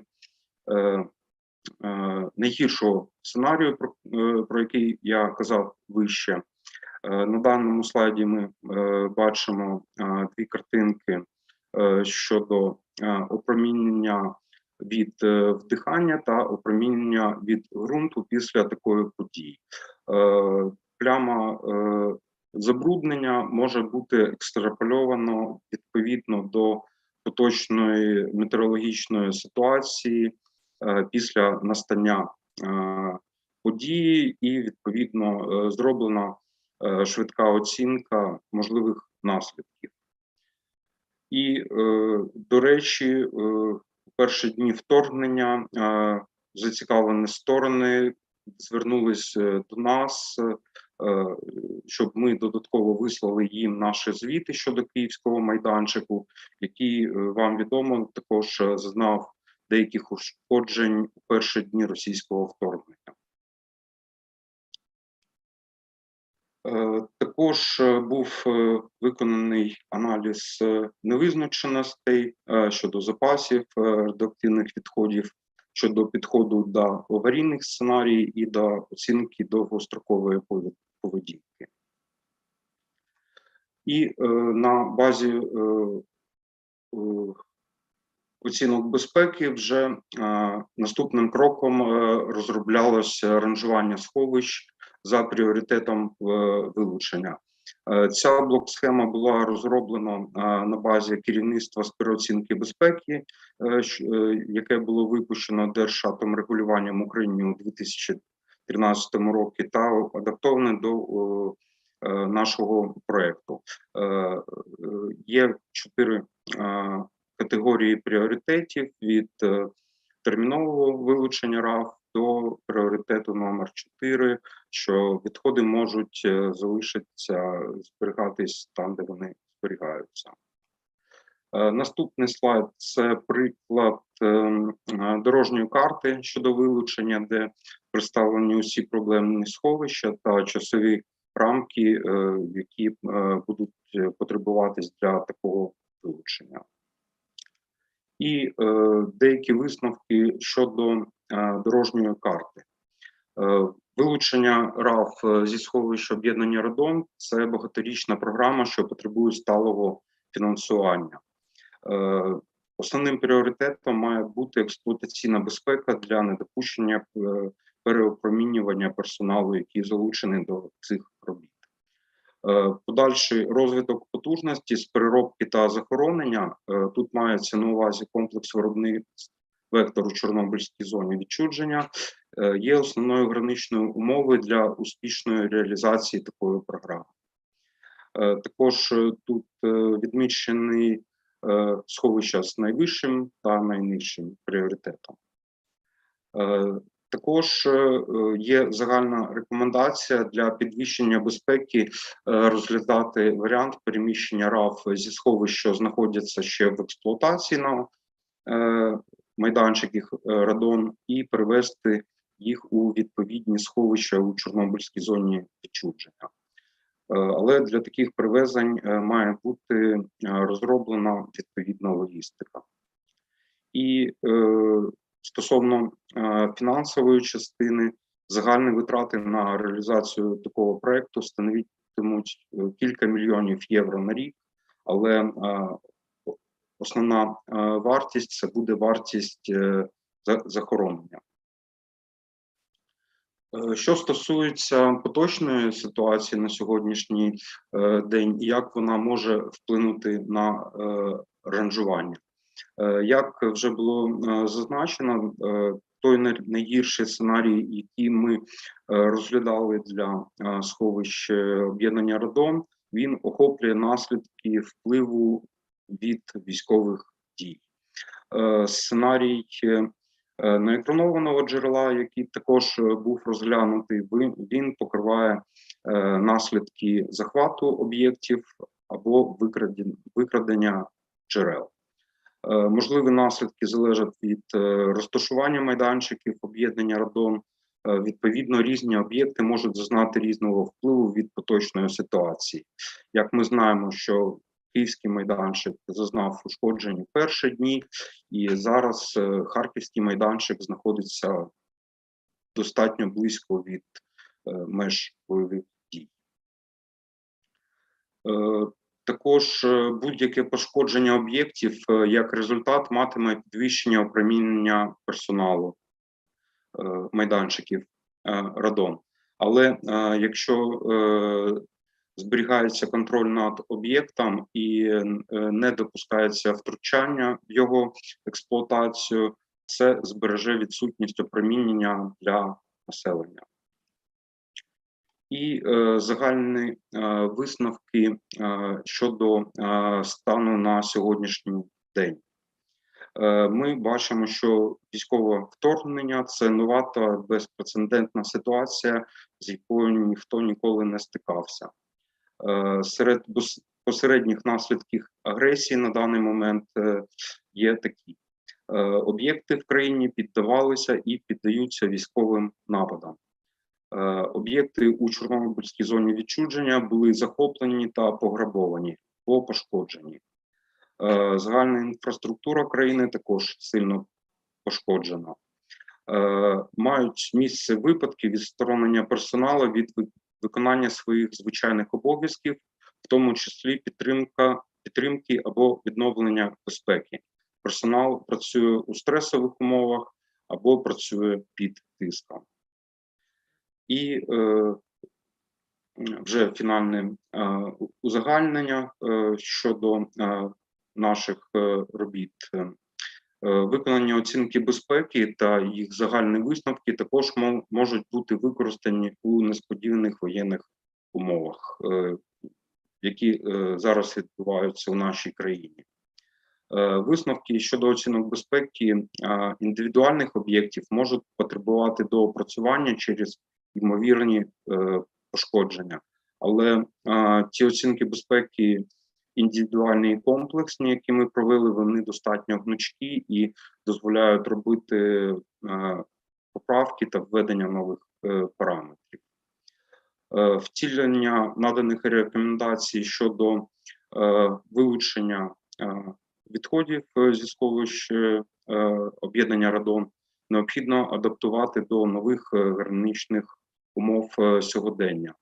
Наприклад, можливе пошкодження індивідуальних об'єктів, пошкоджена або зруйнована інфраструктура, пошкодження та наявність інфраструктури для переробки чи захоронення відходів, або відсутність доступних ресурсів взагалі.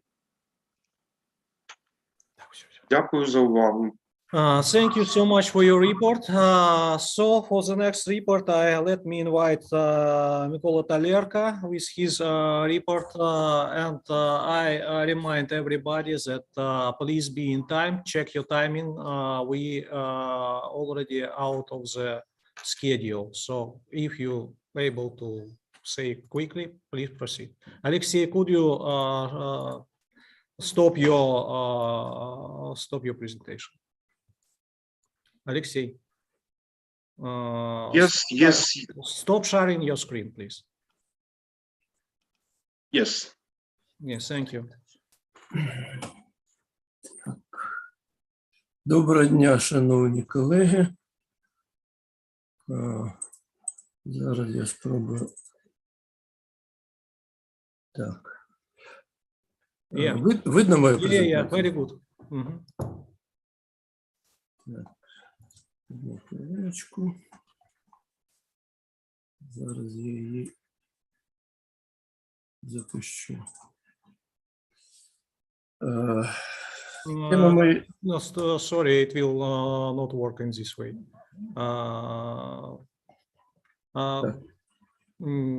You share it another screen. It's open in another screen. Please try it again, because your slides will not be rotated.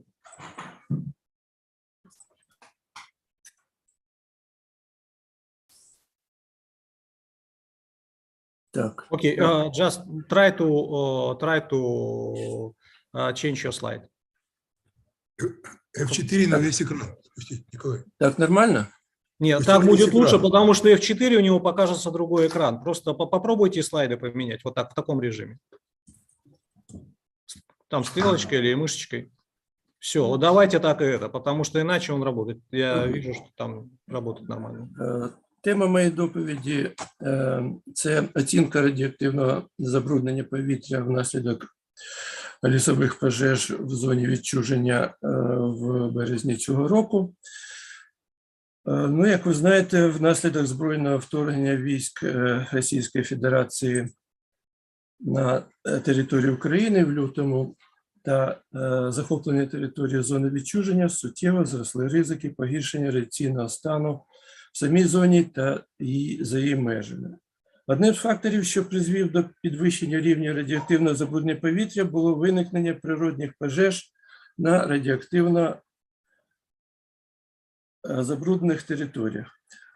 Згідно з даними сайту The Fire Information for Resource Management System, який розроблений НАСА, інформація щодо районів пожеж на території зони відчуження та навколо нього бралася для проведення таких оцінок. Ну, ви можете бачити, що ось за період з 11 по 31 березня в основному пожежі відбувалися в південній західній частині зони, навколо її меж в Житомирській області. І також я хочу відзначити декілька осередків пожеж, які відбувалися в центральній частині зони, причому практично на високозабрудненому західному сліді після Чорнобильської аварії. Метеорологічні умови за цей період складалися з двох типових ситуацій. З 11 по 23 березня погодні умови визначалися антициклональним баричним полем високого тиску з низькими швидкостями вітру, переважно західного. Тут можна побачити північно-західного та північного напрямків. В основному погода була сухою з невеликими дощами протягом 12 березня. І наступний період з 24 по 31 березня відбулася різка зміна обстановки через адвекцію холодного повітря в усьому шарі атмосфери, що поширилась з північно-західного, утворила холодний фронт. В приземному шарі швидкість повітряних рухів могла досягати 15-22 метрів за секунду, а з висотою зростала до 30-40 метрів. І в цей період спостерігалися короткочасні, але достатньо сильні дощі.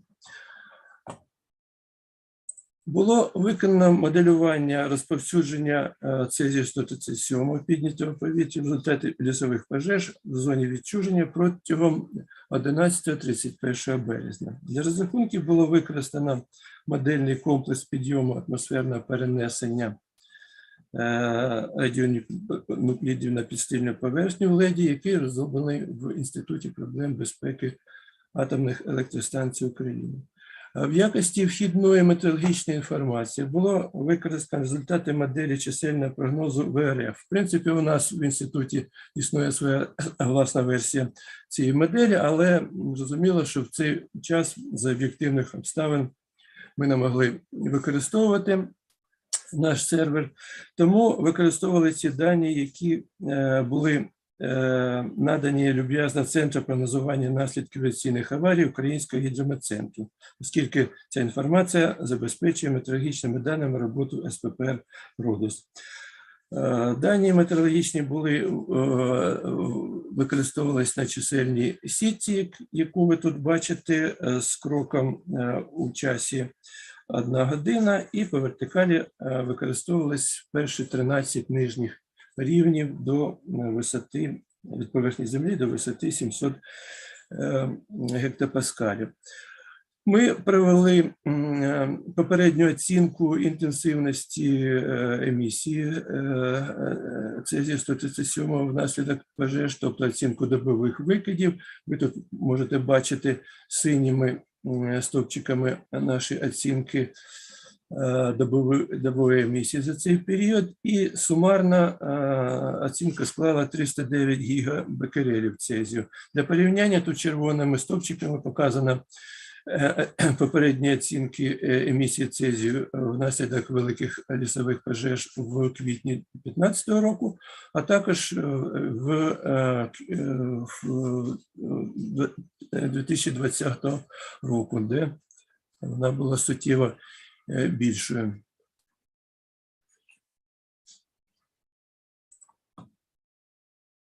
Наступний слайд показує динаміку формування лісових пожеж. 11 березня вони виникли в районі, в основному в районі лісових населених пунктів Поліське, Стечанка, Бобер та Пухове. Протягом 12-15 березня, за даними супутникових спостережень, лісових пожеж великих в зоні практично не відбувалося, тобто настав такий період в цьому сенсі затишя, але з 16 березня знову ж таки лісові пожежі зеленим кольором, можете їх бачити, вони поновилися в південно-західній частині зони, і далі вони розповсюджувались з району Поліського до села Рудня-Грязлянська, і крім того почали виникати нові осередки пожеж, як за межами зони в південній частині, так і в Житомирській області. Крім того, в цей же період виник новий осередок пожежі, якраз ось на високорадіоактивному західному сліді. Наступні дні ці ж осередки пожеж періодично затухали або становили більш інтенсивними, і 22-24 березня знову ж таки спостерігалися пожежі на території західного сліду, а також набагато більш інтенсивними вони стали в лісових масивах Житомирської області, теж достатньо радіоактивно забрудненими. І 24 березня прийшли досить сильні дощі, як я сказав, і пожежі практично в Чорнобильській зоні відчуження припинилися. Після припинення дощів почали виникати нові осередки пожеж, і з яких я виділив якраз ось пожежу в районі Рудого лісу, тобто вона в цей час найбільше занепокоєння викликала, оскільки спостерігалися пожежі практично недалеко від промислового майданчику Чорнобильської станції, знову ж таки високорадіоактивно забрудненій території. Поновлення зливових опадів 29 березня привело до практичного припинення дощів, припинення пожеж. І вже з 30 березня, за даними супутникових спостережень, великих лісових природних пожеж в Чорнобильській зоні та навколо неї практично не відбувалося. Аналіз даних та накладення осередків пожеж на карту радіоактивного забруднення території та карту типів рослинності дозволяє відзначити наступне, що більша частина пожеж відбувалася не в лісових масивах, а на лучних територіях, тобто горіла в основному трава. І в плані оцінки емісії радіоактивного забруднення це позитивний момент, оскільки коефіцієнти емісії з лучних трав'яних територій суттєво нижчі, мається на увазі відносно забруднення самої підстильної поверхні, вони значно нижчі, ніж для лісових масивів. Крім того, можна відзначити, що порівняння території пожеж 2020 року з нинішніми показує, що достатньо велика частина пожеж мала місце на територіях, які вже попередньо вигоріли в 2020 році. Тобто це, в принципі, фактор, який, напевно, дає можливість переоцінити інтенсивність підйому радіонуклідів в сторону зменшення, але на даний момент такі чисельні такі оцінки, такі переоцінення провести практично неможливо за відсутністю реальних даних вимірювань. Ну і наступні слайди, я декілька слайдів хочу показати ось наші результати розрахунків, модельних розрахунків полів середньодобової концентрації активності цезію в приземному шарі повітря, обумовлені підйомом продуктів горіння за цей період. Протягом першої доби 11 березня, коли ось ми там оцінили найбільшу інтенсивність викидів, зберігався південно-західний напрямок перенесення, в результаті чого продукти горіння могли досягати центральної та частини південно-західної частини України з виносом на територію Молдови, Румунії та акваторії Чорного моря. Розрахункові значення тут могли досягати 1 мілібекерелю в кубічному метрі на відстані до 150-200 км від зони відчуження. Ну, в самій зоні відчуження, за нашими оцінками, такі середньодобові значення активності цезію могли досягати 150 мікробекерелів в кубічному метрі. Я нагадаю, що значення допустимої концентрації цезію в повітрі для категорії Б складає 800 мілібекерелів в кубічному метрі. Тобто, скоріш за все, навіть в межах самої зони відчуження, ну, за винятком, там, скажімо, безпосереднього вже прилягання до території пожежі, перевищення допустимих концентрацій цезію, скоріш за все, не відбувалося. Протягом наступних, після перерви, як я сказав, протягом наступних днів з 16 по 18 березня напрямок перенесення змінився. І воно відбувалося в основному на територію Білорусі та на північно-західну частину України. І наступний період, знову ж таки, напрямок перенесення змінився на південно-західний. Я хочу відзначити ще такий момент, що протягом ось цього періоду з 11 по 18 і навіть 19 березня перенесення радіоактивних аерозолів продуктів горіння з зони відчуження на Київ не відбувалося.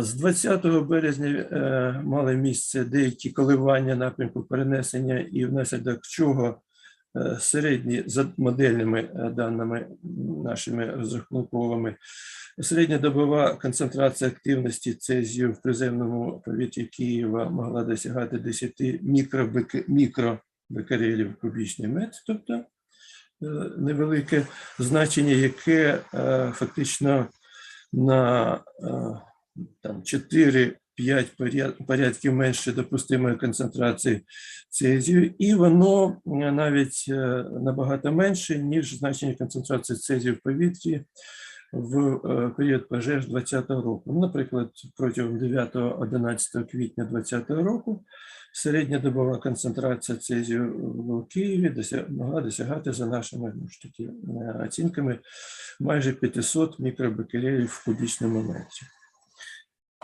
Далі, 21 березня зберігався південний напрямок перенесення продуктів горіння, коли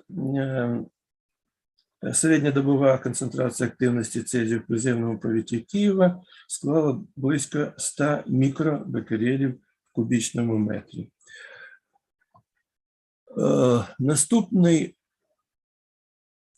слайд показує зміни погодних умов і, відповідно, зміни формування концентрації повітря, концентрації цезію в приземному повітрі на території України, і ви бачите, що зміни середнього напрямку перенесення сформували спочатку забруднення, продовжуючи забруднення південно-західної частини України, і далі перенесення відбувалося в південно-східному напрямку, коли центральна та деякою частиною Київська область, включаючи Києва, теж зазнавали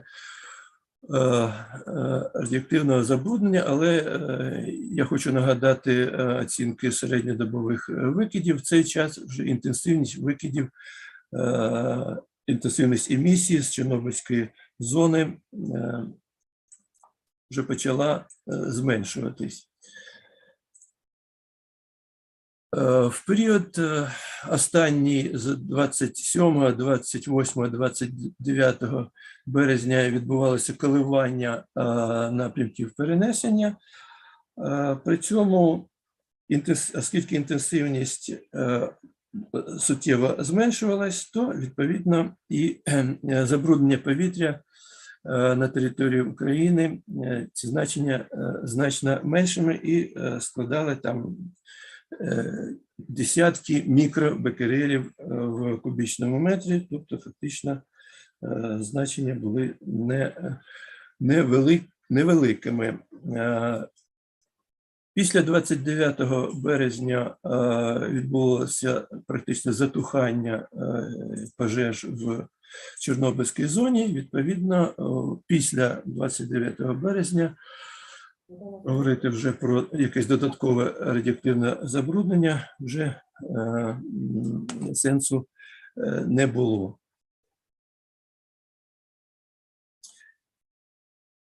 І якщо говорити про висновки з таких оцінок, то природні пожежі в радіоактивно забруднених лісах в зоні відчуження та поблизу її кордонів протягом цього періоду з 11 по 31 березня цього року призвели до додаткового радіоактивного забруднення навколишнього середовища як в Чорнобильській зоні відчуження, так і до атмосферного перенесення радіоактивних аерозолів за її межі. Проте, згідно з результатами моделювання, рівні концентрації радіонуклідів в повітрі та пов'язані з цим дози додаткового промінення людини були на кілька порядків нижчими за встановлені нормативи. Ну, скажімо, для Києва, ще раз повторюсь, вони 20 березня могли б досягати значень 10 мікробекерелів в кубічному метрі, 21 березня до 100 мікробекерелів в кубічному метрі і 22-23 березня 25 мікробекерелів в кубічному метрі, тобто це на 4-5 порядків менше за допустиму концентрацію цезію в повітрі категорії Б, яка складає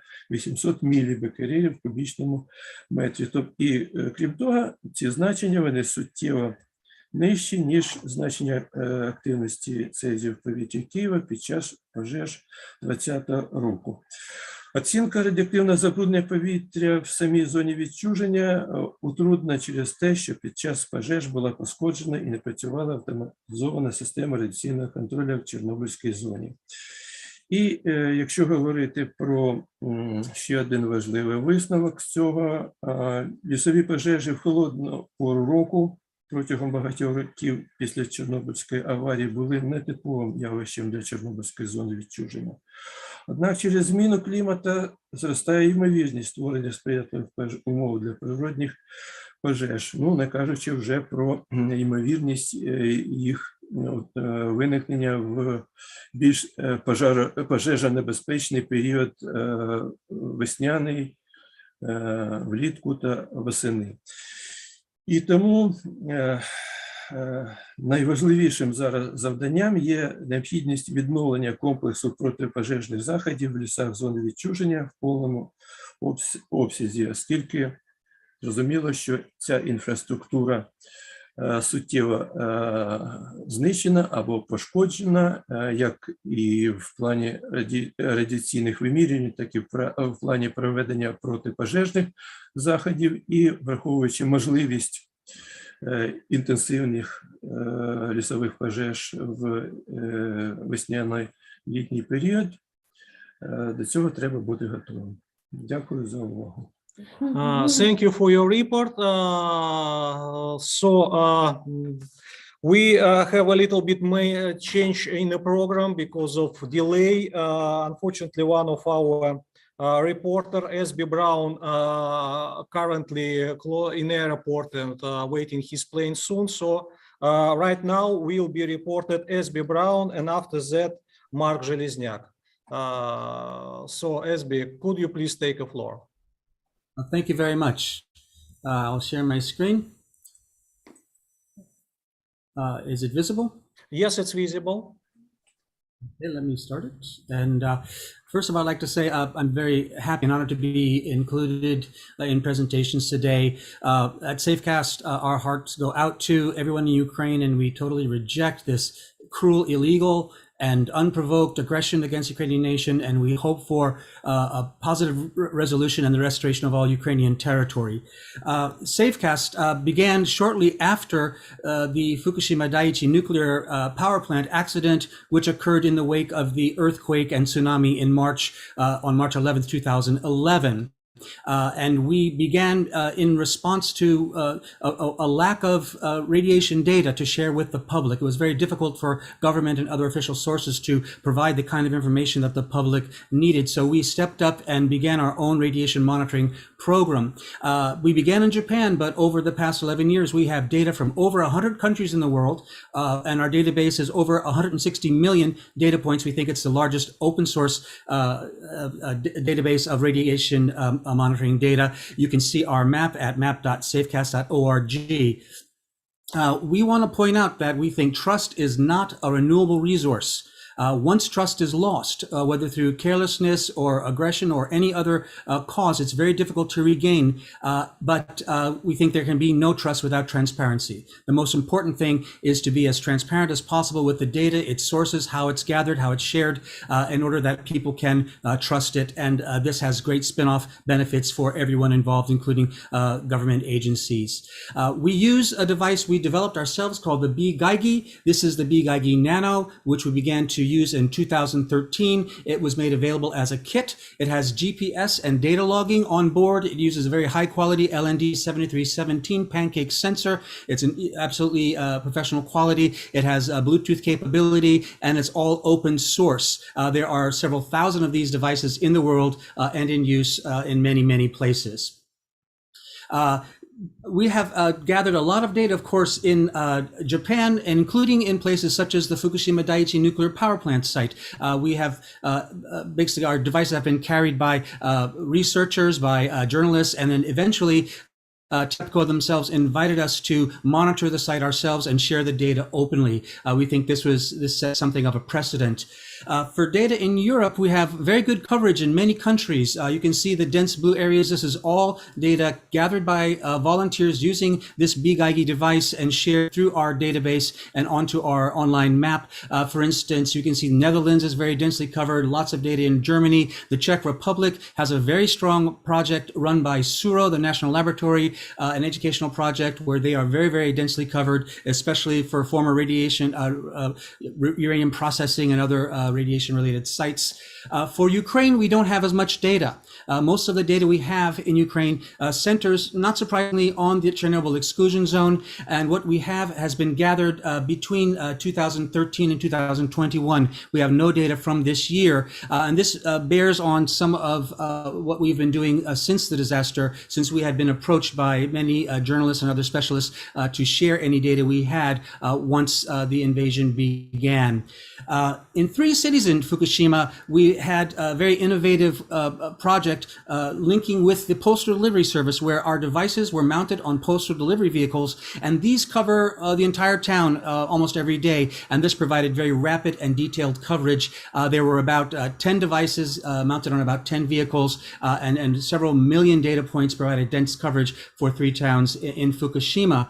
In a similar way, a company called GLC, which performs street level mapping that's similar to the Google Street View, they have mounted SafeCast monitors on their vehicles, and they alone have collected over 12 million radiation data points. So we think there's lots of potential for sort of innovative ways to get the devices mounted on vehicles that are making, for instance, regular routes and to gather data that way.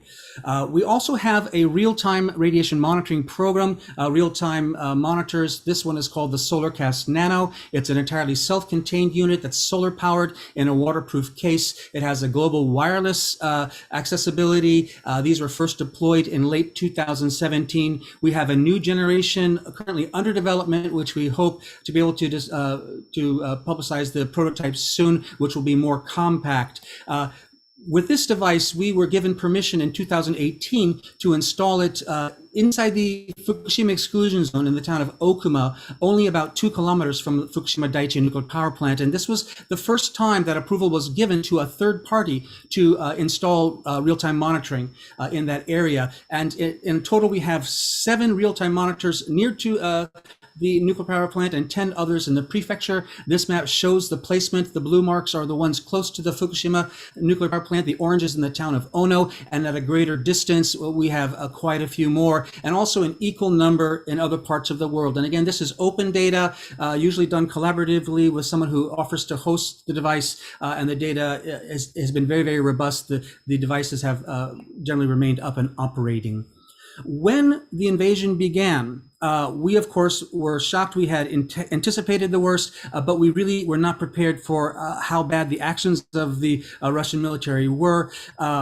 Initially, of course, we were contacted if we had information that could shed light on the spikes in radiation that occurred shortly after the occupation of the Chernobyl exclusion zone. And of course, you all are very familiar with the uncertainties regarding that. We looked for data, we shared it online. Our initial tweets, for instance, on Twitter have received over 300,000 views, and others have received more than 100,000 views. So people definitely are looking to us as a credible source, and we take that responsibility very, very seriously. But as I pointed out, we did not have any real-time monitoring capability in Chernobyl. We only had data from previous years, which we think can be helpful to help illuminate changes as we go forward. But of course, this was a big issue. Regarding our system, our experience after Fukushima suggests that after a large radiation emergency, additional personnel are needed. They're very, very well-trained people. Many of our colleagues attending today are included, but yet there's simply not enough to gather the kind of data, the extent and quantity that the public needs in order to regain their trust and to understand what they need to do. So with our BGIG system, we find that one person can quickly teach 10 others. This is a very, very simple system to use, basically 2 switches. The rest of it is fairly automated. And then there's the data upload process. And I want to point out that the system and our data have both been validated in the peer-reviewed scientific literature. I'm happy to share that information with anyone who is interested. It's a very robust system that we think has been deemed to be very, very fit for purpose, including by the IAEA.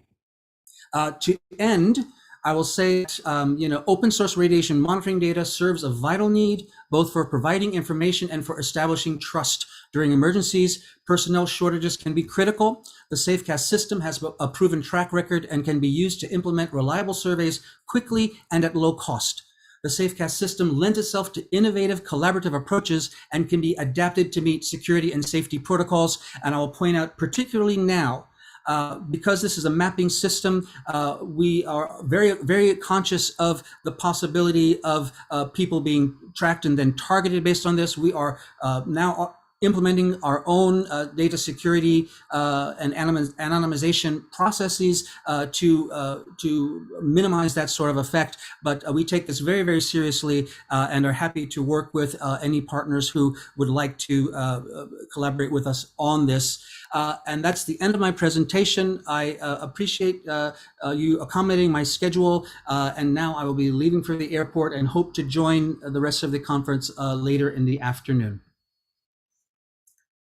Thank you so much for your presentation. Well, what you are doing is very useful, and we believe that when soon you to see your devices here in Ukraine and to have wider readings like in Germany, probably in Ukraine.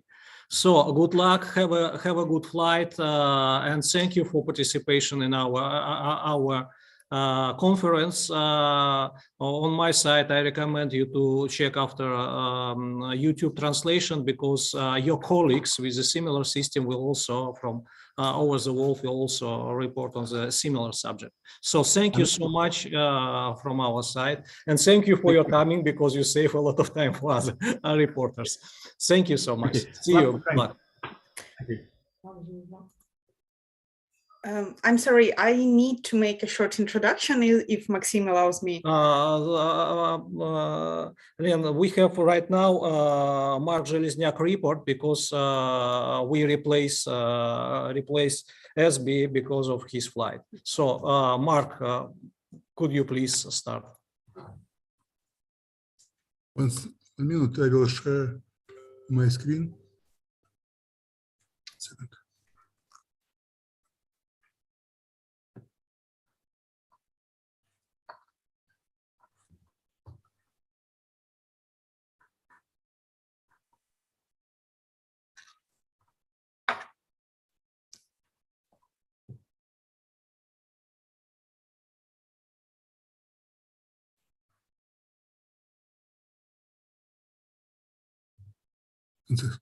Sorry, minute.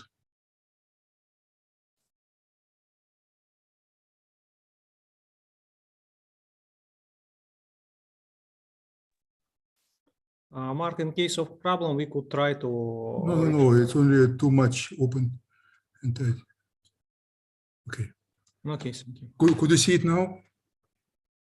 Yes, we could see your presentation. Now put to the full screen. 1 minute. Try. No, Okay. no change. Okay, right now it's okay. Okay, please proceed. Окей, я буду українською, у нас не так багато закордонних гостей, і у мене слайди на англійській. В цій презентації я хочу розповісти, як міжнародна наукова спільнота зорганізувалась, щоб допомогти Україні в розрахунках ризиків радіаційного забруднення після початку військових дій. Доклад представляю від наукової спільноти, яка включає Карлсруhe інститут технологій в Германії, Японське агентство атомної енергії, мій інститут Environmental Radioactivity університету Фукусима, Рівна, атомну енергостанцію, Центр прогнозування наслідків радіаційних аварій Гідромедцентру і Державний інспекторат радіаційної безпеки. Кілька слов, чим займаємось всі разом. Розробляємо і впроваджуємо системи підтримки прийняття рішень, комп'ютеризовані, з безпеки радіаційної, які дозволяють підтримувати аварійну готовність, реагування на радіаційні аварії і заходи з ремедіації території. Структура, математичні моделі, програмні засоби і кінцеві результати. Зараз у світі найбільш відомі такі 4 ДСС, СППР, кажучи російською, система підтримки прийняття рішень. Це РОДОС, в розробці якого я приймаю участь з самого початку, з 91-го року, коли він розроблявся в рамках як наслідок Чорнобильської аварії, фактично, великим колективом наукових інститутів, які координує Карлсруhe інститут технологій в Германії. Японська система ВСПІДі. Я далі ці обидві системи характеризую більш детально. Данська система Аргас, яка також підтримується Європейською комісією та скандинавськими інститутами наукових досліджень. В Сполучених Штатах таку функцію виконує система НАРАК, яка, як і в ВСПІДі, не розповсюджується, а є власністю, якщо в ВСПІДі Японського агентства атомної енергії, НАРАК безпосередньо базується в Лоуренс Лівермор лабораторії. А Argus і RODOS – це софтвер, який може бути розповсюджений, поставлений на будь-які комп'ютери у світі. Родос. Родос завданнями аналіз і прогноз, оцінка стратегії, оцінка контрзаходів почав розроблятися, як я вже казав, спочатку як німецька система, а з 92-го року як система загальноєвропейська. Тут я додав фото Вавилонської башти, тому що це була така розробка, яка була така збірна Європи, була зібрана. Після Чорнобиля були відібрані 12 інститутів колишнього СССР, 4 з Білорусі, 4 з України, 4 з Росії. І ми разом почали цю систему розробляти, тому що багато моделей потрібно було інтегрувати в програмне середовище. Можна лише сказати, що десь на початку 2000-х з 12 інститутів, які почали цю роботу, а були з Росії Курчатовський інститут, НПО «Тайфун», ще декілька. Залишилася лише наша група Інституту математичної машини систем різних. Зараз Родос активно по всьому світу впроваджується. Це десь старий слайд, вже працює в Китаї, в Гонконгу, на Тайвані і в багатьох європейських країнах. Моделі дозволяють оцінювати ситуацію, розраховувати контрзаходи, евакуація, розгляд водних таблеток. Базуються на моделях геофізичних процесів, метеорологічних, гідрологічних, розповсюдження в атмосфері, розраховуються дози. Це демонструє кількість різних моделей, які описують транспорт радіоактивності. Тобто всі фази облака розповсюджуються, випадіння, забруднення трави, забруднення водних об'єктів, забруднення сільськогосподарських тварин, дози для людини, зовнішні, внутрішні, від лісу і так далі. Моя група безпосередньо займалася розробкою моделей гідрологічних, були інтегровані ті моделі, які ми розробляли від Чорнобиля. Потім ми все більше тягнули на себе одіяло розробки програмних систем. І нова версія Rodos, Java-версія, вона розроблена українським програмістом. Не буду зараз по деталі. Коли ми маємо на Україні, це очевидна картинка, розвід це реактори дослідницькі, наші реактори, 4 прочуті станції. І після того, як система була розроблена, Європейська комісія фінансувала декількома проектами технічної допомоги впровадження Родоса на 4 прочутих ядерних станціях і в Чорнобильській зоні.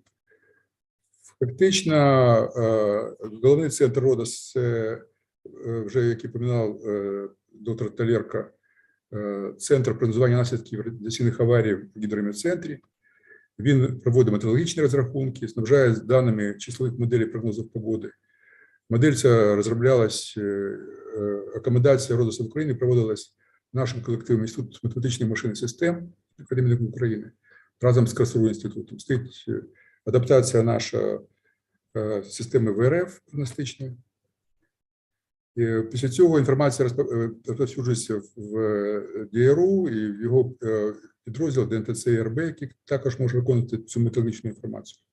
А також йшов на всі центри НЕК «Енергоатом», на 4 ядерні атомні станції. Причому пізніше Романенко відповідальний за цю роботу, за кризове моделювання в Рівно. Він сам запустив свою метеорологічну систему адаптацію і працював з нею. Це важливо в критичний період військових дій, я про це скажу.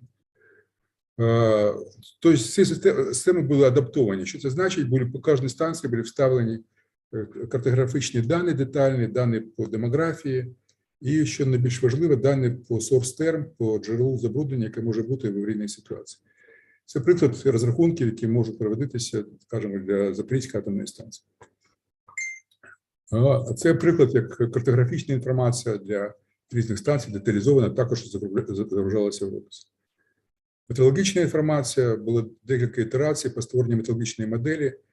Відтоді можемо розраховувати до 3 км на сітці 3 на 3 км метеорологічну ситуацію навколо кожної метеорологічної станції. Ну, для Чорнобильської зони особливість була та, що треба було розглянути багато сорс-термів. І важливо тут водний шлях, тому що, як ми знаємо, Чорнобильської зони найбільш психологічний ефект це під час лісових пожеж, а в реальності найбільша кількість радіонуклідів виноситься з зони водним шляхом. Тому тут була велика увага при адаптації на впровадження водних моделей. Дуже швидкий приклад, як силами ДНТЦ і РБ під час пожеж 18-го року Родос використовувався випадково. Це я їду мимо пожару, до машини, в машині сидить Микола Толерко. Ми випадково оказались під час цього пожару в Чорнобильській зоні, там працювали на березі водоймища водосховища в лісі. А потім ми обраховували цю ситуацію, і обраховували і Родосом, і Микола Толерко обраховували своєю моделлю, про яку він зараз розповідав Леді. А що було дуже важливо в цій роботі, що ми знаємо, що кожен раз, коли йде пожежа в Чорнобильській зоні, всі дуже нервують в Києві. Якщо скажемо ми, що, я проскочу потім вернуся, скажемо ми, що Києву нічого не загрожає і нічого ми в Києві не виміряли, ми втратимо довіру населення. Тому велике завдання такого психологічного плану. Коли таке трапляється, треба схопити десь це забруднення, а воно не накриває весь Київ. Київ – велике місто, і такі концентрації, які вимірюються, їх дуже важко зловити. Тому що ми маємо лише декілька стаціонарних постів. І тут велику роль зіграло об'єднання, моделювання, яке робив Родос, і та мобільна станція, яку має ДНТЦ і РБ. І є наукова публікація про моделювання Родоса, як Юрій Каляренко, Володимир Багарат, хто безпосередньо цю роботу робили. Вони публікували ці дані, виловили, спрогнозували, що буде забруднення біля селища Мила, це западна окраїна Києва, захід. Туди поїхали і спіймали. І потім, коли перевірили, то цей викид був дуже близький до тих результатів, які вимірювалися. До війни все працювало, в такому плані все було добре. От почалась війна. Це приклад, як ту ж пожежу 18-го року рахує гідрометцентр. Розпочалася війна і стало ясно, що не все може працювати, тому що добре пам'ятаємо ситуацію в Києві. Під час перших, ви краще, ніж я в Японії, я сам розмовляю з Фукусіми, лише тут нервував, сім'я моя в Києві.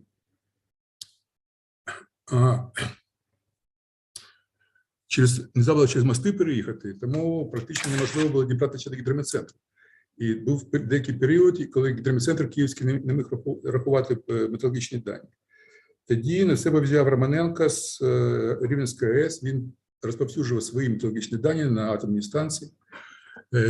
І тоді з'явилась ідея об'єднати зусилля, створити резервний центр моделювання європейський і японський.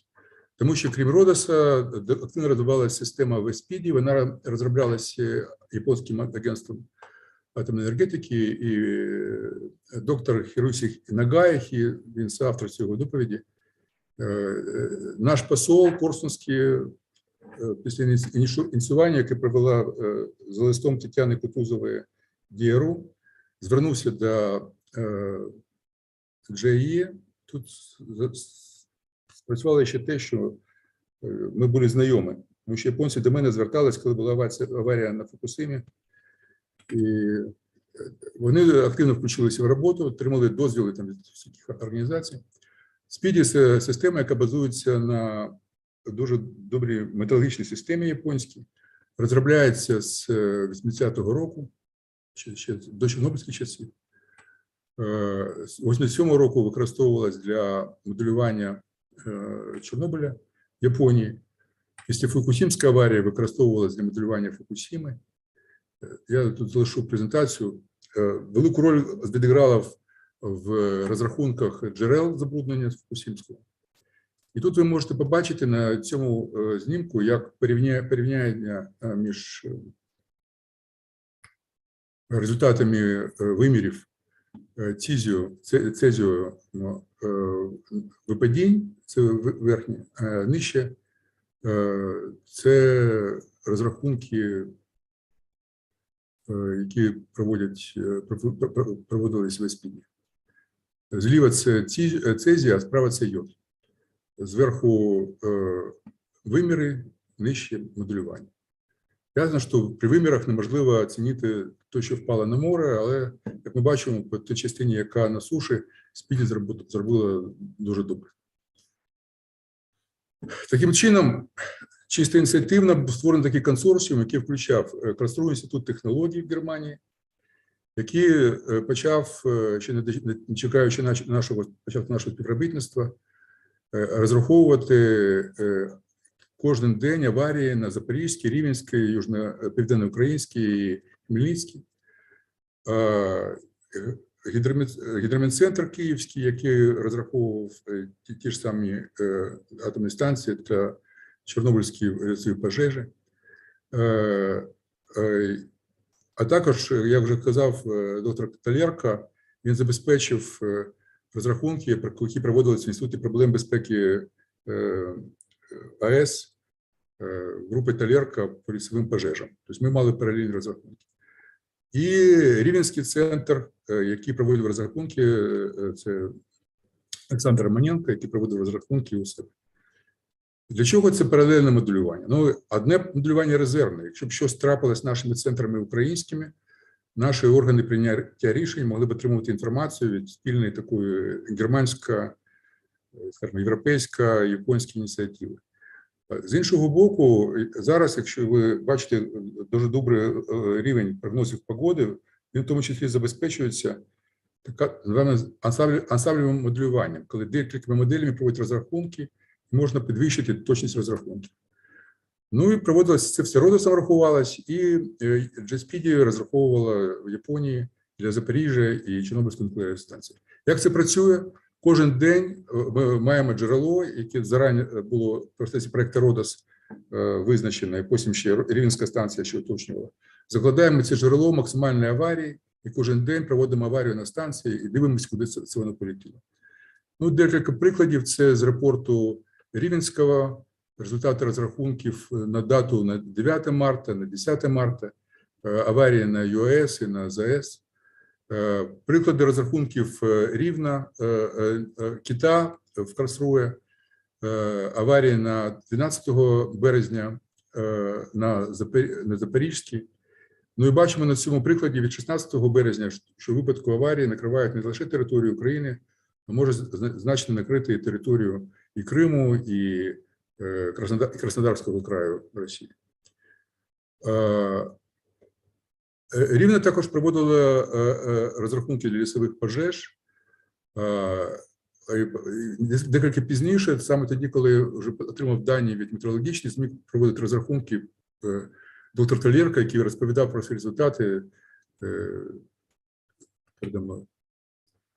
Зараз я ще вам продемонструю, що останні дні, що коїться, це, наприклад, прогнозування, яке робив на 72 години наш гідрометцентр Родосом, при тому, що аварія на Запорізькій 26 квітня о 8 годині, розповсюдження на юг. А це порівняння результатів безпосередніх Родоса і Спіді. Ми бачимо, що зліва це гамма-доза, зверху Родос, знизу Спіді, причому Спіді представлена Спіді представлена цезіум, а справа Родос це випадіння цезіуму. І внизу випадіння цезіуму, які розрахував на одну добу після аварії, на 0 годин 26-го розрахував Спіді. Що ми бачимо? Ми бачимо деякі відхилення в результатах. Необхідно відмітити, що це різні метеорологічні моделі. Але в цілому результати досить близькі. Ми не бачимо таких критичних, традиційну точку зору відхилень. І це підвищує довіру до цих результатів. Ми сподіваємося, що ніколи ми не зможемо перевірити, як це воно працює в 2022 році на практиці. Але маємо переднє тестування, і ця спільна ініціатива, був такий дуже старий радянський фільм, не думаю, що багато хто його пам'ятає, називався «Я себе парні всій землі». Практично Ми мали таку ситуацію. Ми також підтягнули американців. Зараз там більш складно, тому що НАРАК – це система, організація, яка належить Міністерству оборони США, з ними не так просто взаємодіяти, але ми зараз маємо контакти з Берклі університетом, які представлені на цій конференції. Тому ця робота працює також для України. Дякую. Mark, thank you so much for your report. It's always pleasure to see you on all our conferences, and thank you so much for all the efforts you did for us, for Ukraine, for Slavutich from Japan. So thank you so much. The next, according to our schedule, is a roundtable radiation monitoring of the environment, international approach. This roundtable will be led by Alena Perenyuk. Let me introduce her. Alena, switch your microphone. Let's people see you. Hello. Okay, so she will lead. And inside this roundtable, we foreseen several reports. One we already heard, it was a report from S.B. Brown. It will be also reports from Mike Wood, Nakahira Yasuda, Tusa Tori, Yannick Verben, Jake Heikla, Yulia Balshevska, Denis Vishnevsky, and Thomas Johnson. And will be finished by the short message from Alena Perenyuk and Katerina Shavanova regarding the summer school of radiation safety. So we expect this round table will be finished about 1 p.m. Ukrainian time, maximum 5 minutes after. Okay? Okay. So, because after that, we also have several reports. Alena, please take a floor, and I give you all floor for managing. So please proceed. Thank you very much. I will just give a short introduction about this roundtable. It is quite obvious that we will have to make a new approach to the monitoring system inside the Chernobyl exclusion zone. And of course, to make something new, you need to learn all of the experience that we already have globally.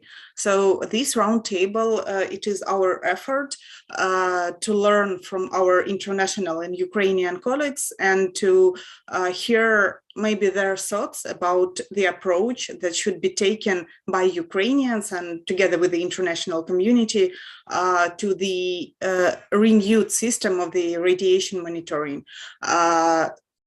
So yeah, we are a little bit pressed of time, but the questions from people are very welcomed because it is a roundtable, and if we can answer the questions, if we can hear as much questions as possible, I think the more efficient this roundtable will be. So Professor Yasuda, who have been involved in the liquidation of the consequences of Fukushima accident, and he is a professor in the Research Institute of Environmental Engineering in Japan, in Fukuoka University. So he will tell us about the radiation monitoring in the environment, about the managing approach. So Professor Yasuda, please.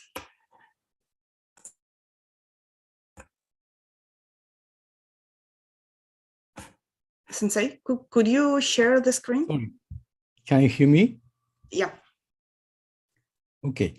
Sorry, I just lost the connection, and I cannot hear you. What about now? My thing. Oh, now, well, yeah, just about your voice. Thank you very much, Orena. Okay, so. Okay, thank you very much for sharing me this opportunity to talk about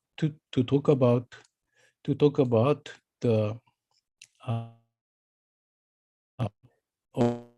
environment remediation after the Fukushima accident, And also I'm giving some information about the current radiation monitoring system in Japan.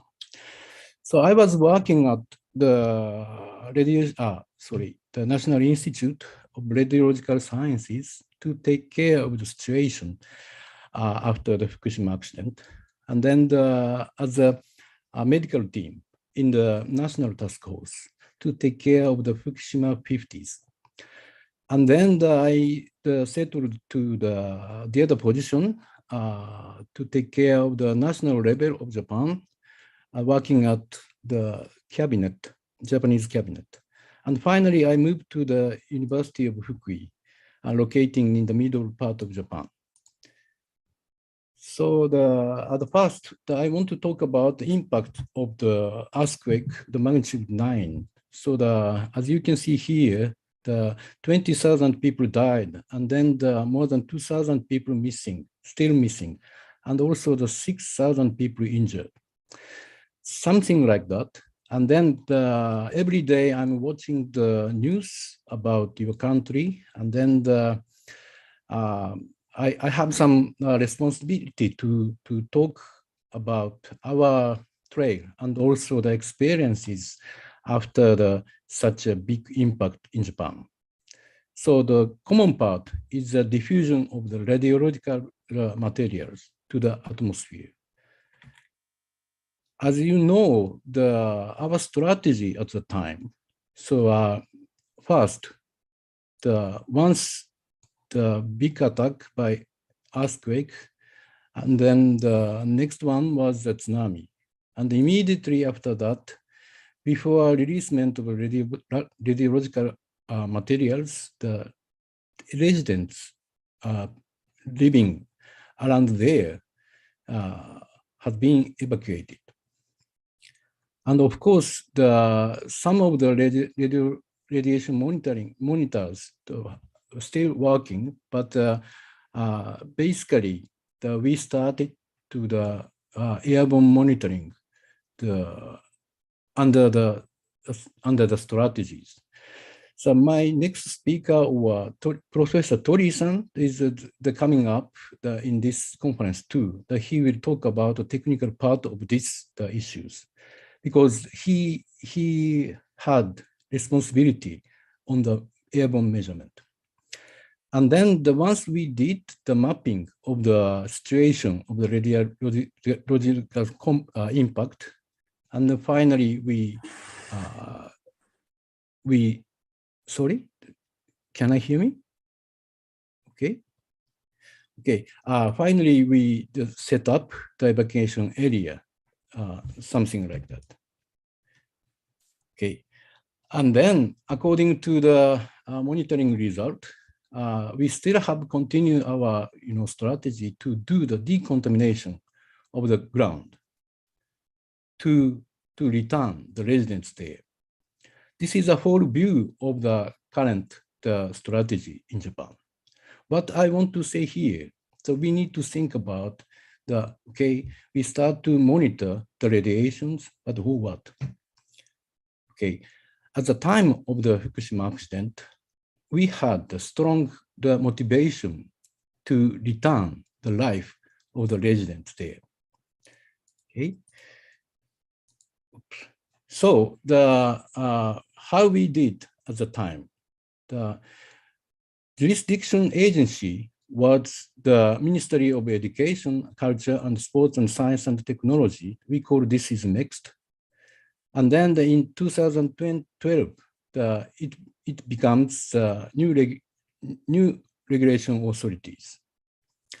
And also the budget, this is we established the Reconstruction Bond. This is a government bond operated as a special account with limited purposes. And then for the radiation monitoring, here, several organizations have the responsibility to take care the measured quantities from the ground. So JAEA and then the national universities or private university people is joined to monitor the air dose rate and the soil activities, both physical amount. And then the sea area, the JAMSTEC, which is taking care of the sea area research in Japan, and also National Institute of Radiological Sciences, which is my home institute. And from the air, the JAXA and also JAEA, they're taking care of the situation to measure the air dust radioactivity and also the air dose rate. And then finally, we made the full map of Japan like this. So as you can see here, the comparison of the areas. So look at the, how you say, magnitude. You need to take care. If I'm correct, the UR exclusion zone is at 2,600 square kilometers. Okay, and then the Fukushima area is much more than that. So how we did, please ask to the next speaker or Professor Tori-san. He will appear soon. And then according to the demand from all Japan, we measured whole area of Japan finally. What I want to say here, so if you want, if you decide to monitor everything, we have technology to realize that, okay? And simultaneously, in the ground level, so JAEA and also the university people is moving to the Fukushima area and then picking up the soils.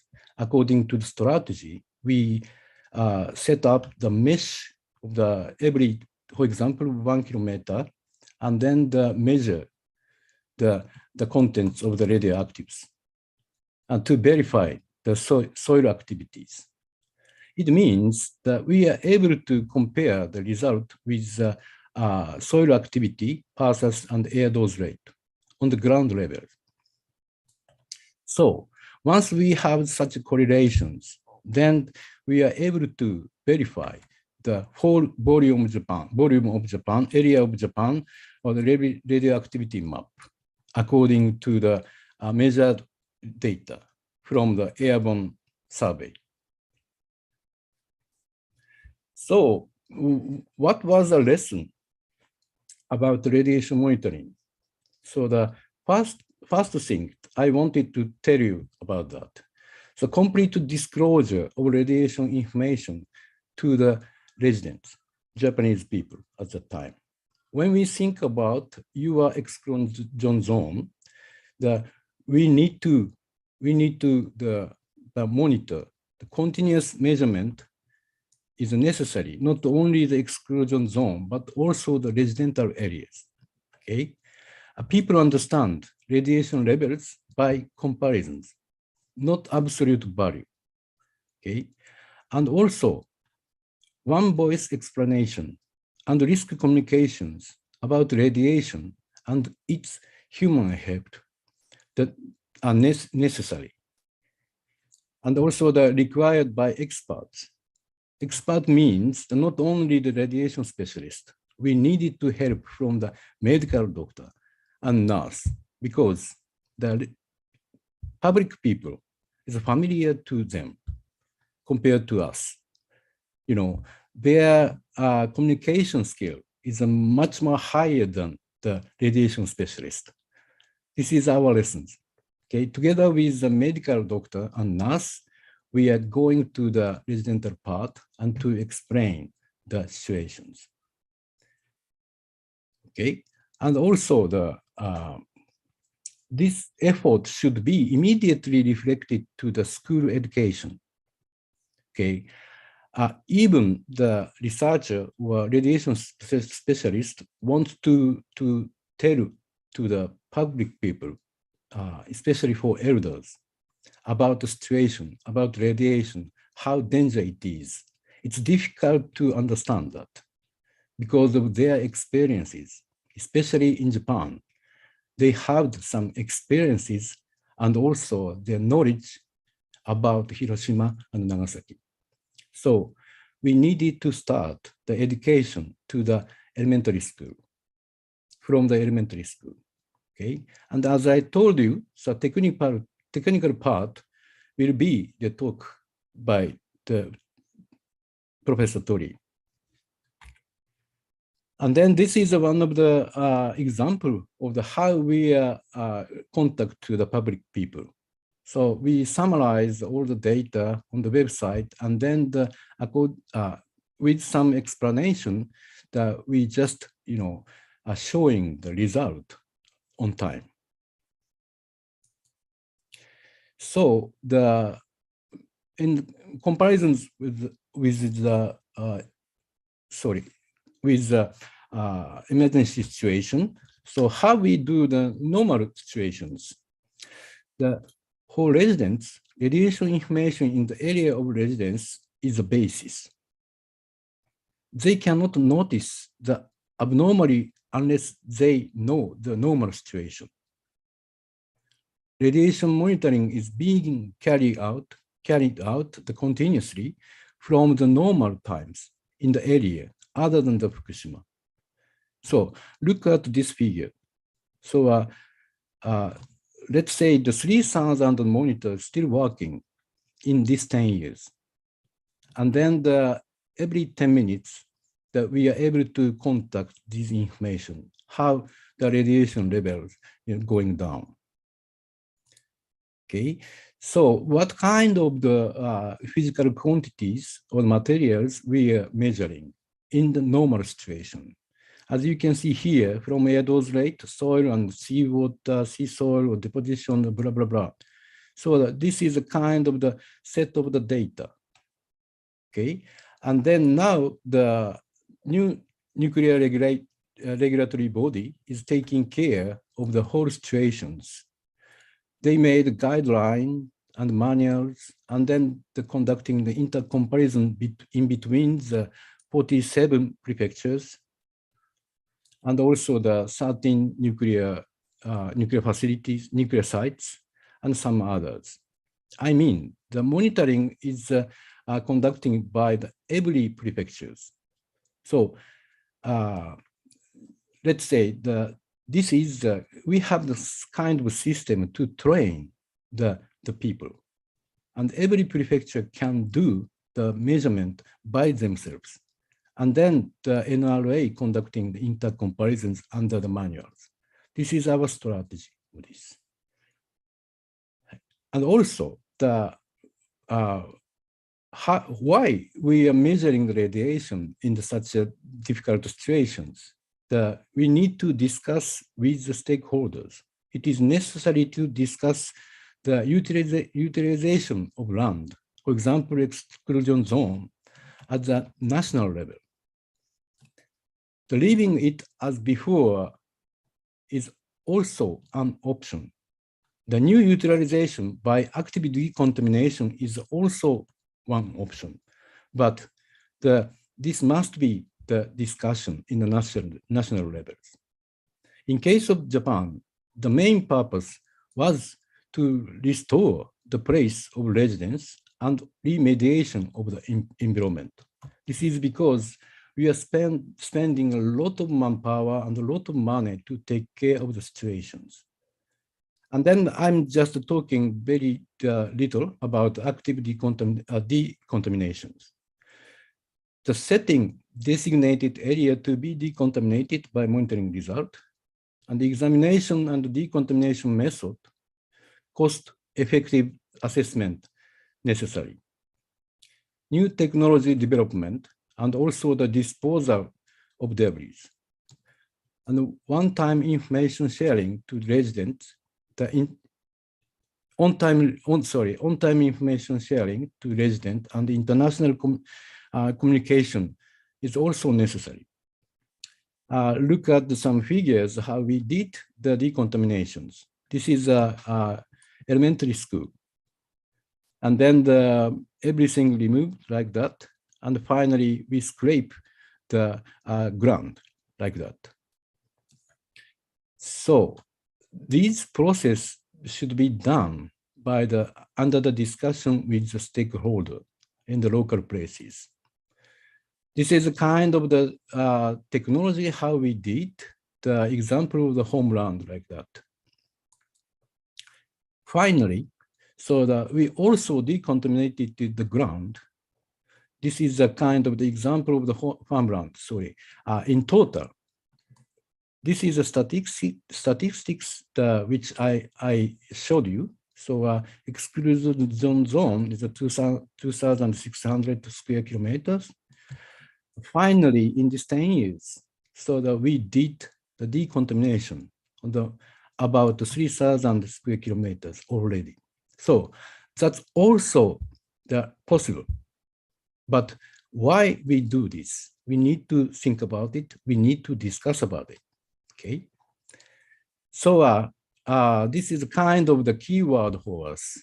So debris is a fragment of memory destroyed by disaster in Japan. So I'm watching the news like this. So, but it's okay. So let's review it again. We did it. So this is after tsunami impact. So now it is completely recovered like that. Also, this is apartment. Look at the car here. More than 10 meters high. The tsunamis come up, lift up the car on the roof like that. Now it is recovering. So we did such a restore the ground to live like this. So we are with you. Thank you very much. Thank you very much for your talk. And I will just ask one question. Okay. How do you think, do you manage to fight the radiophobic? I mean, do people like radiation back, the atomic energy? Do they like it back after 10 years after Fukushima? Or there is still like a radiophobia and they don't really like it? Yeah, so good question. So basically, it is already spent a long time.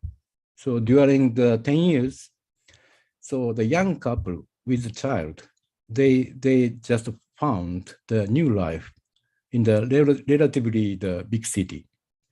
So and then growing up the child, and they are going to the elementary school or junior high school, and they have some friend. In this situation, it's very difficult to get back to the place, original places. Elders, they wanted to back because they grown up there. So it is a big discussion also in Japan. Thank you very much for asking. Thank you very much for your report. On our conference, we have also Professor Megumi Sugimoto from Japan, and he is a professor on some catastrophic issues. So I strongly recommend you here in Japan to contact with her and to collaborate together.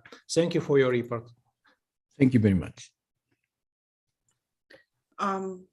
Thank you very much. And now we are inviting Professor Tori. He will introduce us about the system experience of the environmental radiation monitoring by the unmanned vehicles and some new radiation related technologies. Professor Tori, are you with us? Yes. Can you hear me? Yeah. Yes. Hello. Thank you very much. Thank you very much. Let me introduce myself. I am worked in the Fukushima. Sorry.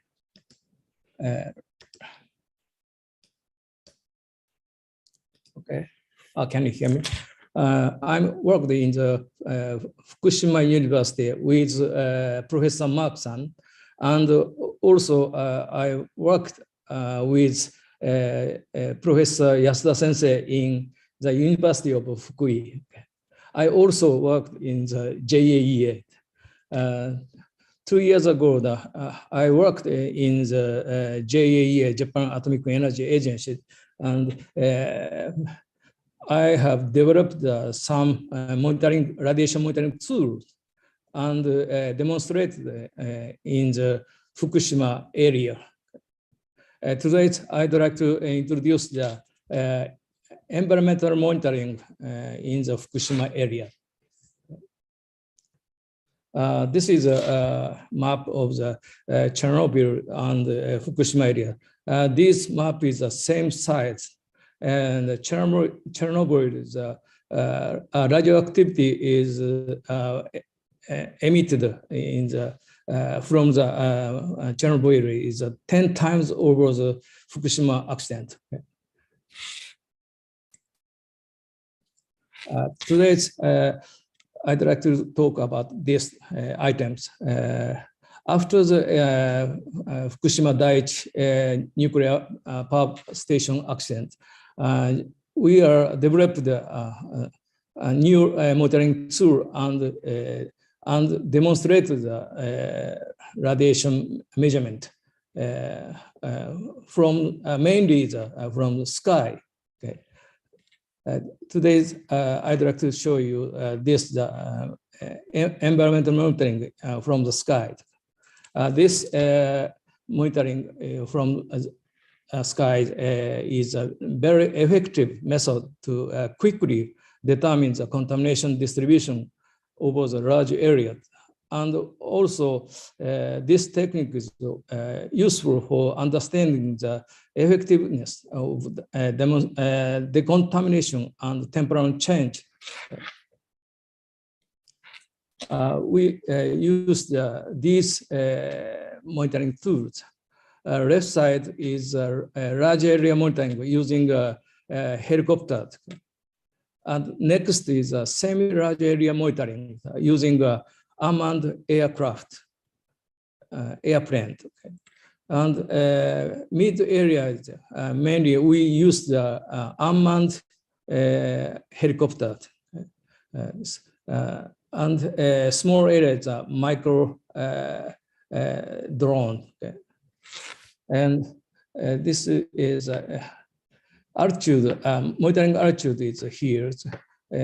Helicopter flies above the 300 meter high above the ground, and unmanned aircraft is about 150 meters, and unmanned helicopter flies at the 50 meters high. This is a manned helicopter. We fly height above the ground, about 300 meters. This height is Japanese regulation of Japanese aviation laws regulate this flight altitude. And also we test the through low altitude to high altitude. Okay, and we check the calibration parameter. Okay. And this right side is a spectrum of the cesium and natural nuclides. And this map is a radiation map from the sky. This is a map, the contamination map. Left side is a radiation deposition on the ground, and right side is air dose rate at 1 meter high. Also the same data, but this northern areas are slight high, and but this area is no radio cesium.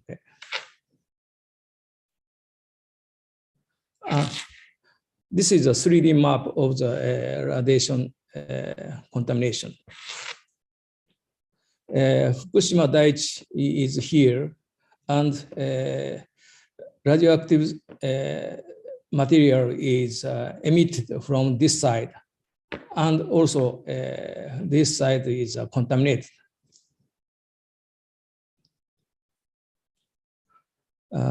This is a comparison with a simulation, radio simulation of the radioactive dispersion using double speedy. Double speedy shows a Mach sound.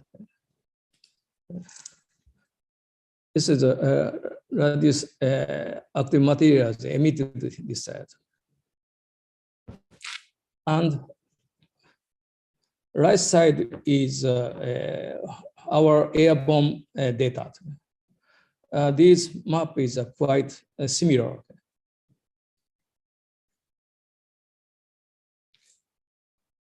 Okay. And also, this is a time variation.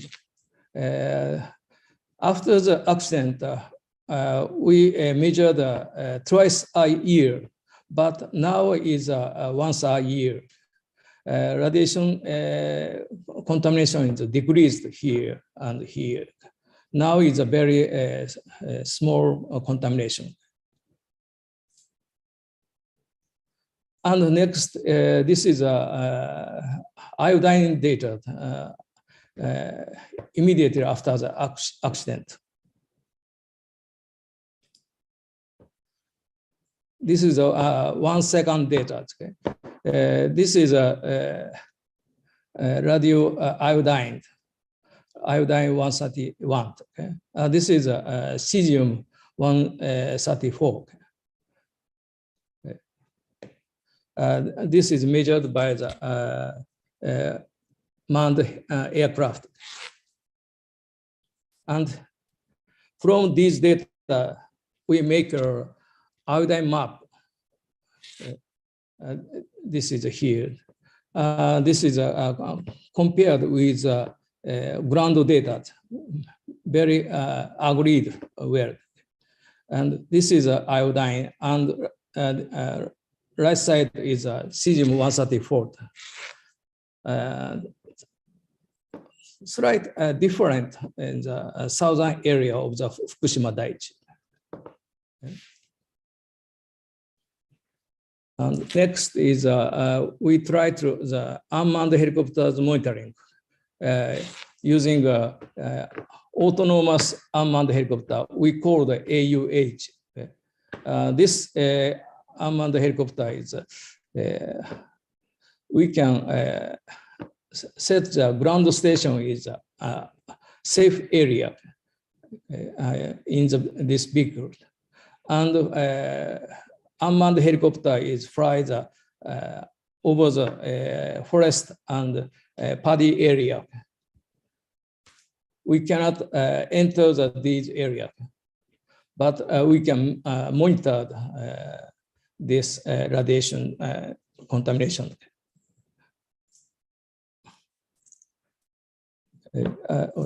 Sorry. Left side is a manned helicopter. A manned helicopter is a very large detector we used. Size is 2" by 4" by 16". That's 6 detectors, very heavy detectors. This detector is made by the Canadian company. But unmanned helicopters can fly the payload is unmanned helicopter is about 10 kilograms. Okay? And we use the 3 lanthanum bromide scintillators, small scintillators. And this is data. Left side is a manned helicopters data. Manned helicopter flies about 3 kilometers from the Fukushima Daiichi. We cannot enter the inside the Fukushima Daiichi, but unmanned helicopter can fly the border of the Fukushima Daiichi area. And this is a superposition of these data, quite similar and seamless data that we can. Oh, sorry. This is a time variation. After the accident, it's a very high contaminated area. It's a very small. And you can see that this area is quite low contamination here, here, and here is these areas decontaminated. Decontaminated work is carried out. And next, we fried over the riverside. You can see this area is a high dose rate. This area is a riverbed area. Okay.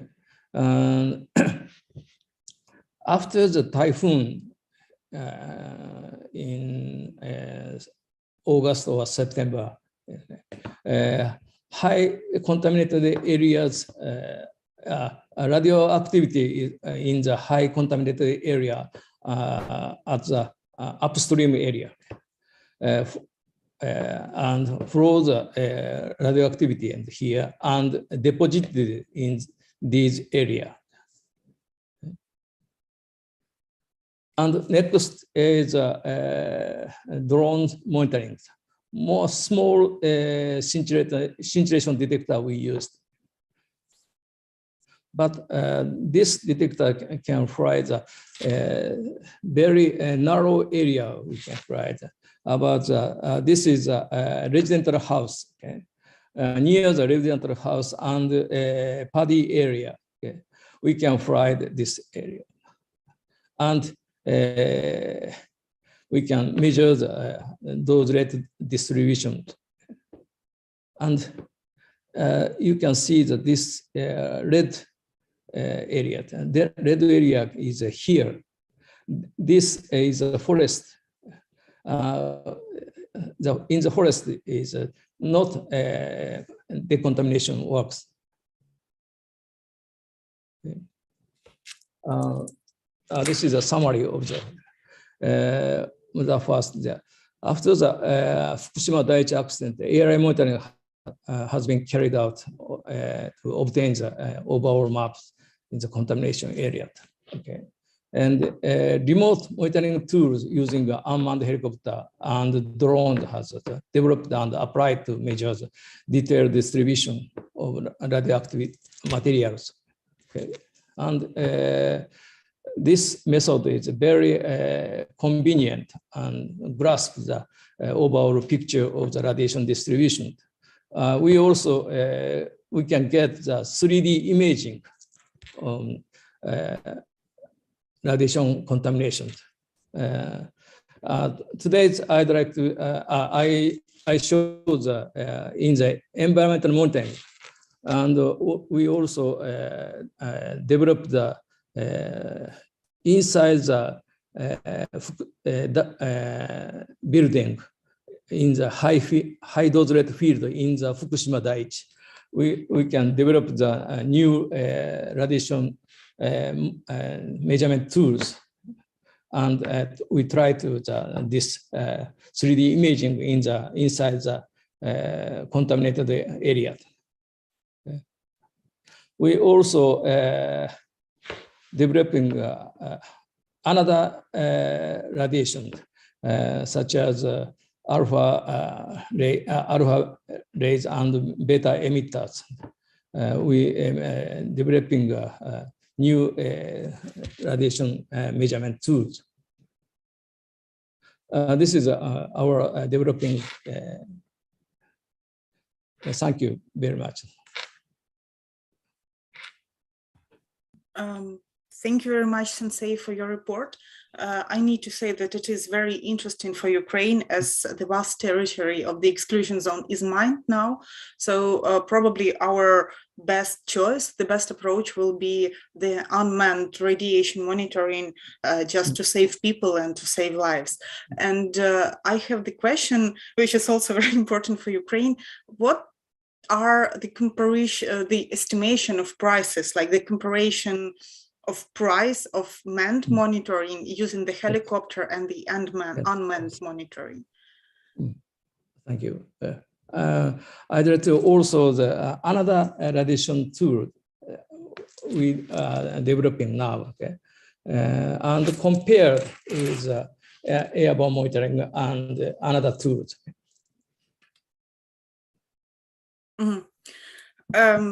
Okay, so thank you very much for your very interesting and very important talk. And I would like to introduce Mr. Verbalen, if he's with us. And we would like to welcome his next speech about the radiation-resistant sensor fusion instrumentation for the remote inspection at Chernobyl nuclear power plant. Thank you very much, Mrs. Chairman. Can I share screen, please? Sensei, could you please stop sharing the screen? 鳥先生、共有を外してください。はいはい、わかりました。はい。Thank you very much. Okay. So good morning, everybody. And thank you for the kind introduction. We are from Bristol University in the United Kingdom. We have had a great honor to work with many talented people in Ukraine during various deployments of sensor technology. And today I would like to give you an update on the work that has been done on the creation of radiation tolerant and radiation resistant electronics, therefore. So for our work, we mostly focus on two different deployment scenarios, which is remote exploration, which is a scenario that is applicable to, for example, a Chernobyl reactor 4 or the Fukushima reactor sites, where a robot is being sent into an unknown environment that has been damaged or destroyed in a post-accident scenario. But we also deploy technology for what we call remote inspections, which are repeated surveys of known environments or facilities. For example, the monitoring of industrial sites and, for example, checking structural integrity of engineering components such as valves or pumping stations in hazardous areas where you wouldn't ordinarily want to send a human into. Now, as these inspections become more sophisticated over time, they feature a large number of different instruments, for example, gamma spectrometers, LiDARs, microcomputers, Raman spectrometers, and XRF for chemical analysis, for example, which means that there is quite a bit of electronics on these robots. And most of these are commercial off-the-shelf devices, which means that from our perspective, they are largely a black box. And that incurs some risks in the sense that we do not know how these devices fail in a high radiation environment.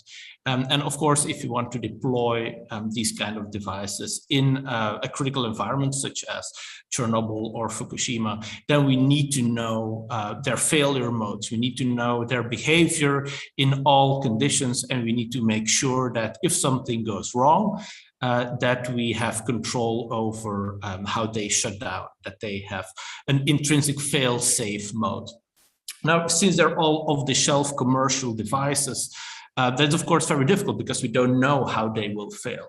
And they do have radiation-induced effects, of course. So for this research, we distinguish between two different types. There is a cumulative dose effect, which is semiconductor damage in essence, and there are single event effects, which are instantaneous ionization of semiconductors. We can change the properties instantly. So it's important to make this difference.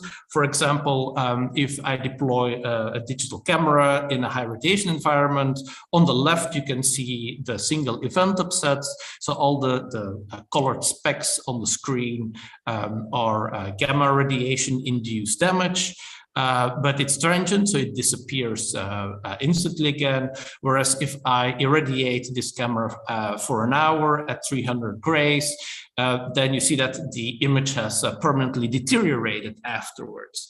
And that is a result of a total ionizing dose. So that is permanent damage. Single event upsets are particularly important because most of our creations are digital circuits, which means that deposition of energy from gamma radiation or even beta radiation will cause a charge that can upset some of the digital components in memory. For example, it could corrupt data in data memory if the single event upset occurs in that area of memory. But if it apologies, if it occurs in the program memory, it could also cause the system to fail because the instruction pointer is being sent to an unexisting part of the memory, for example, or it scrambles some of the instructions, which makes the robot do unpredictable things. And we want to avoid that at all costs. So we had the privilege, I must say, to deploy some of our sensor systems in Chernobyl last year. Thanks to our colleagues from a Chernobyl nuclear power plant, we could deploy our newest creation, Untitled 2, inside Reactor Hall 3, which you can see there on the picture. Untitled is a sensor fusion instrument. It combines different types of sensors, including collimated and non-collimated gamma spectrometers, LiDAR, laser, cameras, thermal and visual, and so on. So it is a highly integrated instrument, but it also makes it very complex, and it makes it susceptible to radiation.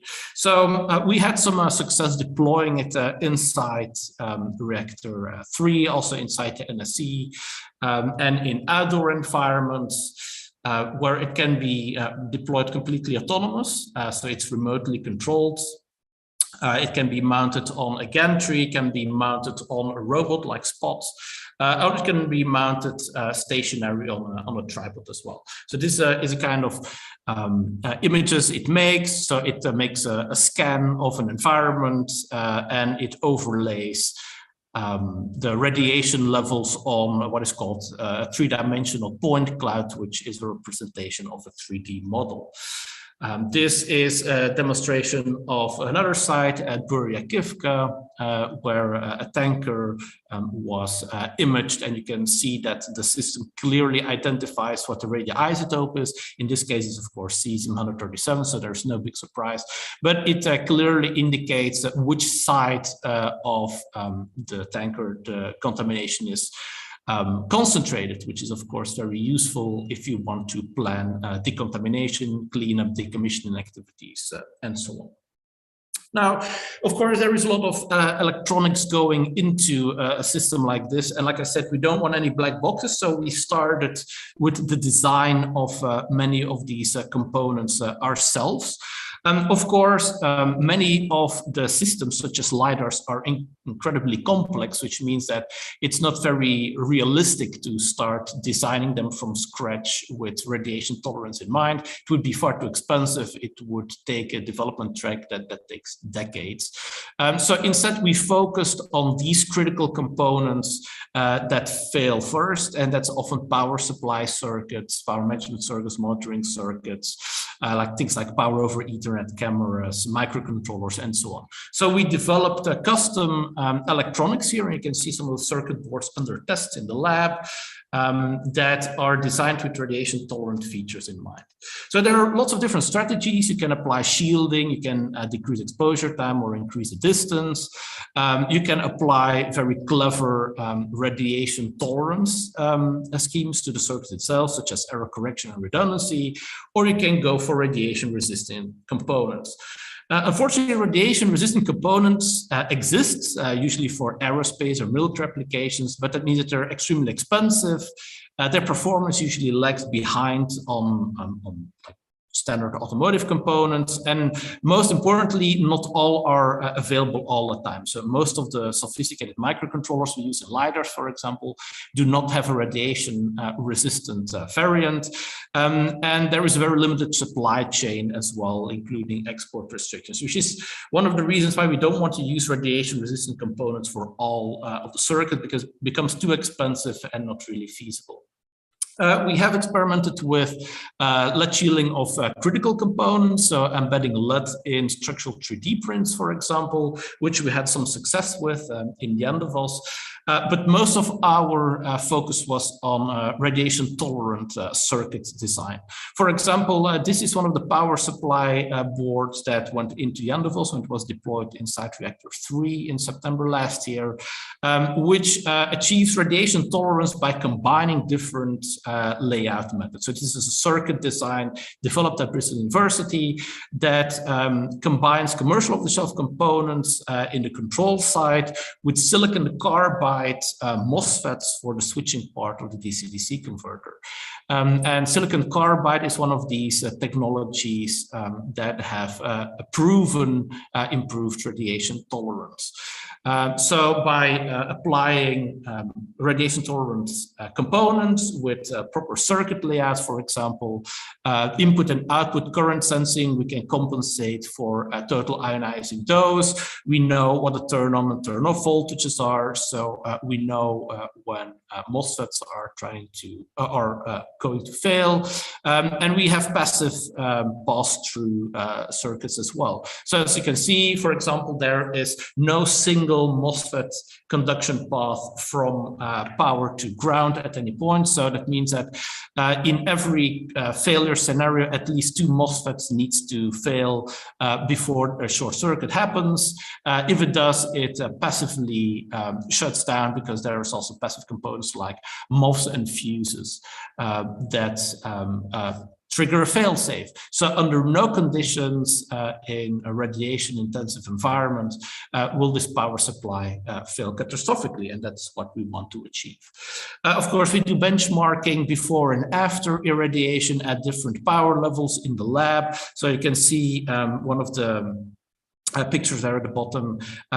That's the same circuit boards in the previous slide, but when mounted into the application. So as you notice, there's a lot of cables and cable harnesses. So it's not easy to replace this if it fails in the field. So we have to make sure that the behavior is known at all work scenarios. So we test conversion efficiency. Efficiency is important because, of course, this is usually the shielded environment, because you don't want radiation particle ingress. You don't want contamination inside things. So we want to be an efficiency as high as possible at power levels up to 100 watts. We also want to check the output error, because we compensate for output error drift as radiation damage occurs. This is another example. We use power over Ethernet for a thermal camera. This is another custom circuit board that is completely isolated with an isolation transformer. So as you see, if something happens on the primary side, then a short circuit is a DC circuit. So transformer becomes an open circuit, and the entire system just passively fails in a safe way. So this is an example of an intrinsically designed fail-safe power supply mechanism for power over an Ethernet in this constellation. And then finally, we have some logic level radiation resistance as well. You can see some of the individually fused motor driver channels there at the top, but we also often use standard 74 and 40 series logic to switch dynamically between channels. For example, the servo motors in Yandavos have 2 control channels that can be controlled with UART or with I2C, and our microcontroller can switch between them. And because most of these discrete logic chips, even though they're quite old technology, they're quite simple as well. So that means that they have a very small chance of failure due to radiation-induced damage. If critical components do accumulate radiation dose, then we make sure that we can swap them out easily. For example, our microcontroller is just mounted in a socket. So we can just swap them out. They're very low cost components. So during each deployment, we replace the microcontroller by swapping it out. And that effectively resets the ionizing dose, because you're starting with a blank controller. So to summarize, stick in time, we had quite a bit of success. This is one of our first attempts to really get rid of black boxes in circuit design and develop custom circuit boards with radiation tolerance in mind. So at first we focused on mostly the power management and power supply circuits. Next, we'll be moving into optical components such as LiDAR and Raman spectrometry. We considered both total ionizing dose and single event subsets with a combination of shielding, radiation tolerant components and circuit design. And we're currently in the design process of Janvos 3, which is the next design phase of the instrument. So if people have suggestions or ideas, then would be always very happy to engage in the discussion. So thank you very much. Thank you very much for your incredible report. That was very, very interesting. I have a question, and I know that we have some more questions. So my question is, what do you think, will it be, again, I'm asking about the prices. So if you would use your approach for monitoring of the environment, do you think it might be useful, or it is far more focused on the high radiation environments? What do you think? It can be both. So in 2019 and 2020, we were invited to the Chernobyl exclusion zone for airborne radiation mapping with a UAV. The UAV used was a Titan. It's a fairly low-cost fixed-wing aircraft. It's fairly simple. It's a styrofoam plane, essentially. It costs about 500 euros. The radiation detectors mounted were two Chromec Sigma 50 detectors, so they're cesium iodide detectors, and they cost about 6,000 euros each. So the total price of the fixed wing application was about 15,000 euros. Last year, we also deployed a larger aircraft, which is a multi-rotor aircraft, which has a higher agility, which is a DJI M100 and a DJI M600, and they are about 15,000 euros. So that is the ballpark in cost you're looking at. Now, most of the cost there is, of course, the radiation detectors themselves. And they can be swapped dynamically between the vehicles. So one of the examples here, the radiation detectors in Janvos, for example, they can be swapped out dynamically so they can be reused in future applications, or we can design it in such a way that some of the radiation detectors you already have available in the lab can be mounted on Janvos or on a UAV, so you can strip it off the cost. Okay, thank you very much. I see that Jake have a question. Could you? Yeah, well, thank you very much for this presentation. There's some fascinating engineering going on there. I'm curious if you've had much interaction with like the small satellite community, because they do a lot of kind of rad hard engineering, and if you've been able to leverage any synergies there. Yeah, that's a very good point, actually. So we've been engaging with the people who build CubeSats, which are very tiny satellites. And particularly the part where they work on the wireless data transmission, because it's one of the challenges in the nuclear environment as well.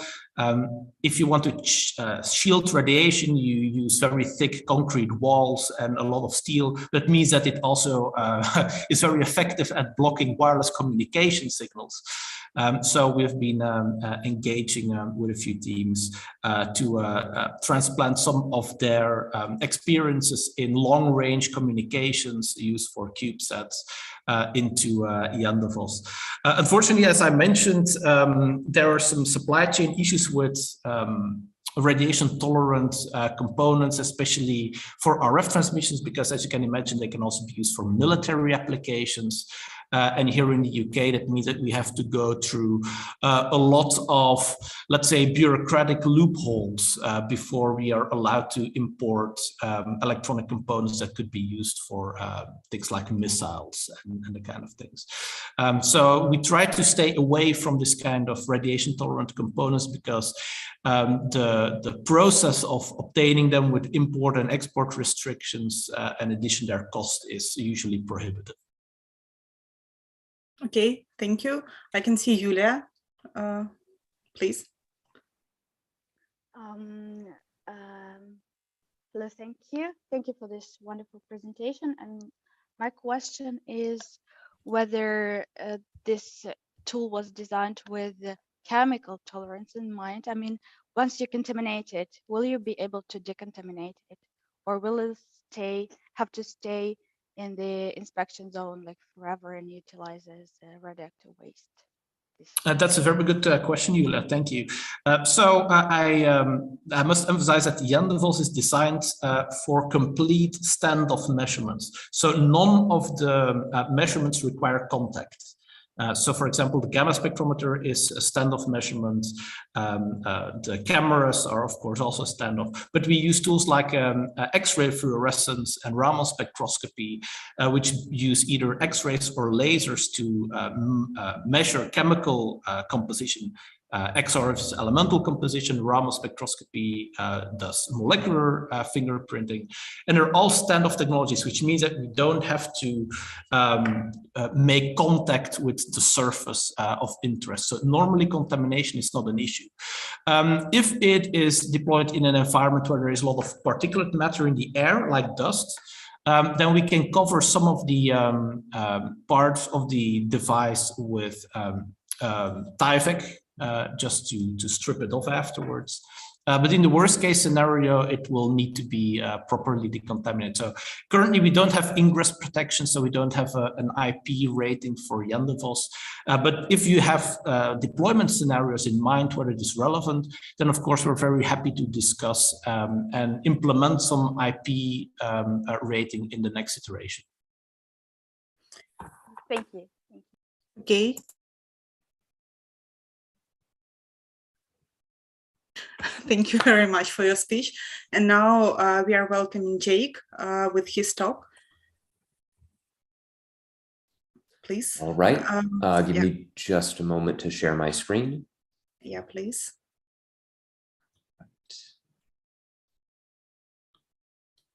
All right, folks, can you see what I've got on the screen? Fantastic. Yeah. All right. So my name is Jake Hekla. I'm a PhD candidate at the University of California at Berkeley. Today, I'm going to be talking a little bit about 3D contamination mapping in the Chernobyl exclusion zone in the aftermath of the Russian invasion. So to give you a little bit of background on me, I've spent a good amount of time in the exclusion zone and on the site over the years. I work with Kai Vetter at UC Berkeley, where his group primarily does work related to a technique called scene data fusion. And today I'm going to be presenting a lot of work that's been done by the group over the years, especially by my colleague, Kaylee Kinnett, who may be in the audience right now. I'm not entirely sure if she's joined us. All right, so as a brief overview, I'll introduce you to the technique of scene data fusion, give you some basic examples of what that means, then go into some of the measurements that we made during the 2018 measurement campaign, and then finally finish up with applications of this scene data fusion technique to response and recovery in the Chernobyl exclusion zone. And of course, I do have to mention that this is based on work supported by the US Department of Energy. So what is scene data fusion? The general concept is the fusion of radiation data with contextual scene information. This is a technique that is intended to enable you to more or less see radiation sources in real time in 3D. It's intended to provide contextual information such that you don't just have a heading or a location or a set of coordinates that tells you where a source of ionizing radiation is, but to put it in a three-dimensional context you can rapidly orient yourself in. The way that scene data fusion takes place is it is the fusion of different data products to create some unified scene. So in this case, what we do is we use point cloud or camera data, either extracted from just a standard visual camera or a system like LiDAR, or even camera data run through a photogrammetry pipeline, along with information on the location of the detector, so where it is in space, along with the pose, so the orientation of that detector.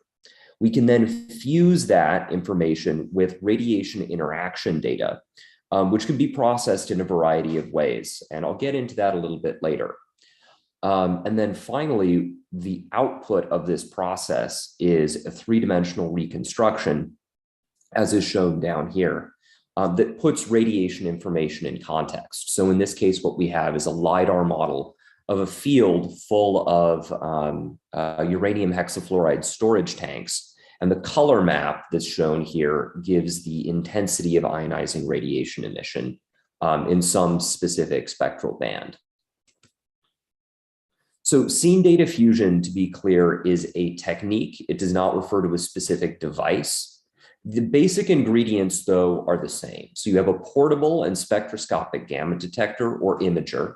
You have a contextual sensor suite, visual camera, structured light, range sensors, and then an algorithmic pipeline to produce 3D maps that provide scene information, orientation information, and then fuse that using a simultaneous localization and mapping algorithm to give you detector pose and then to put the radiation information on top of that.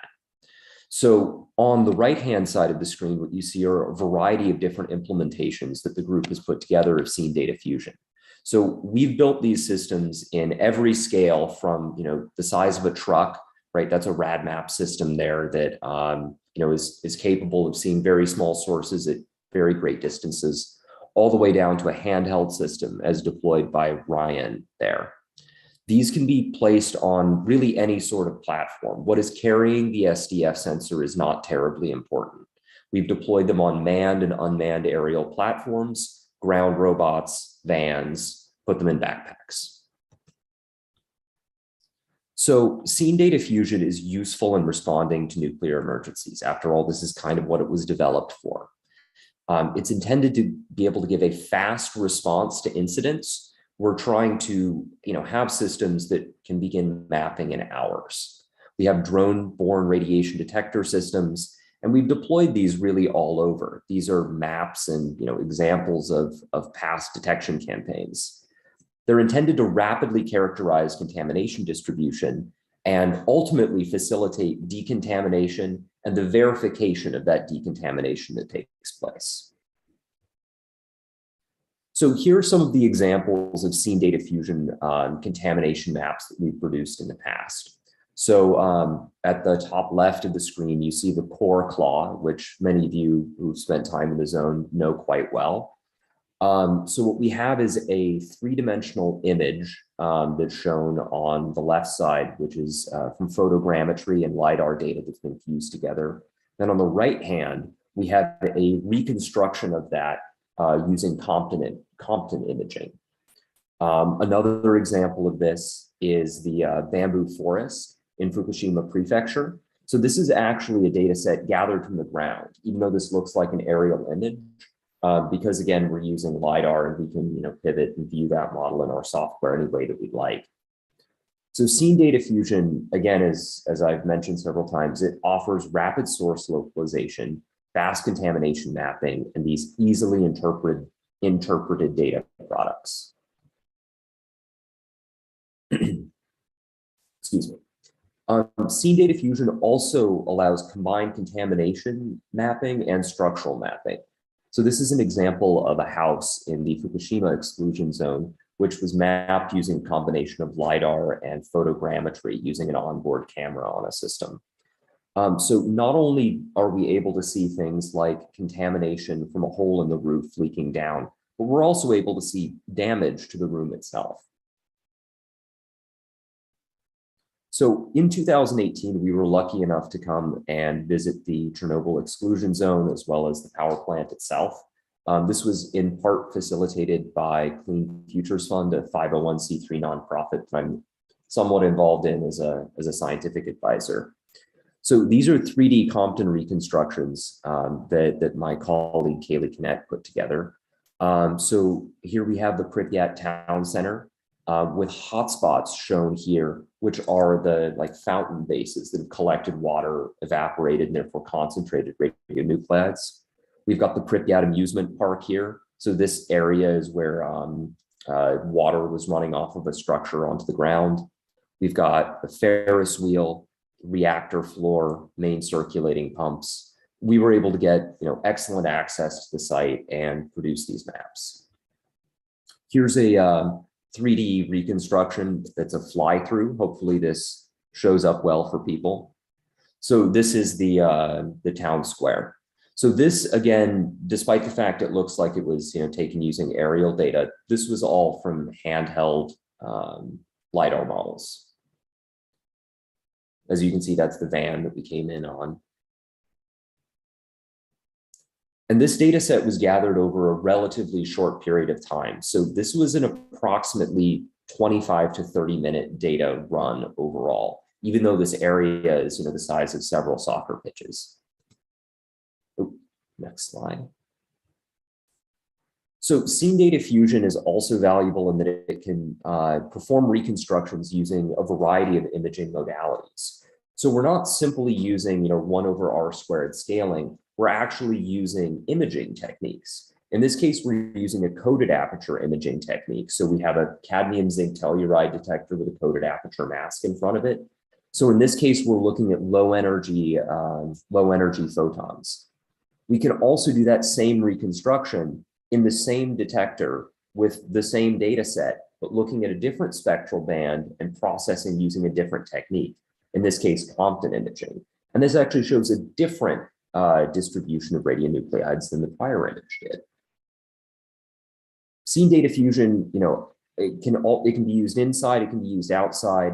We performed, large area indoor surveys, for example, in the reactor hall. We were able to provide, this top-down view with hotspots picked out. So going forward, what we'd like to do is, engage in a dialogue with people at CHNPP, in the exclusion zone, and in other authorities that are dealing with the consequences of this accident, or the consequences of this invasion, I should say. As we understand it, there's a need for contamination mapping, both indoor and outdoor, that was spread by the Russian occupiers, as well as mapping structural damage created by the occupiers. Now, my understanding as an outsider is somewhat limited, so please ask questions afterwards and tell us how we can help. But so far, this is kind of what we envision. We have seen data fusion systems that are ready to go, ready to be deployed, that can do neutron imaging, gamma imaging via Compton and coated aperture. And we can deploy these on a variety of systems: drones, handheld, ground robots. And we can explore areas without triggering, for example, leftover unexploded ordnance by flying over with drones. Our ground robots, if they get blown up, it's better than someone carrying a detector getting blown up. So, we can put those in the field as well. And we can use the LiDAR data resulting from this without doing any radiation processing to help assess structural damage. So our kind of plan for engagement here, our first priority is to meet the immediate needs. How can we help in terms of radiation mapping, structural damage assessment? Over the long term, we're working with UC Berkeley administration to create sustainable opportunities for academic cooperation with the departments of mechanical engineering, nuclear engineering, and computer science. And we have support from Lawrence Berkeley National Laboratory, where these detectors are developed to pursue technical cooperation in the future. So with that, how can we use this technology to help Ukraine recover? What have we not considered? So please tell us, please ask questions. Oh, and I see that Kaylee has joined, so she is also available to answer questions. Thank you very much for a very full and very comprehensive talk. And it seems like you've already accessed all of the questions that are out there. But anyway, I will ask, you probably heard about the situation with the trenches that were dug by Russians. And do you think it is possible to use your technology there to map actually the contamination? It is my first question. Yeah. Yeah, absolutely. I mean, we would be very happy to do so. Because we don't know about the whether or not those trenches are mined. So is it possible to use the unmanned technology there? Yes, I can think of a very specific system that we have that's I think it's a hexacopter with the NG lamp system mounted on it. It would be ideal for this.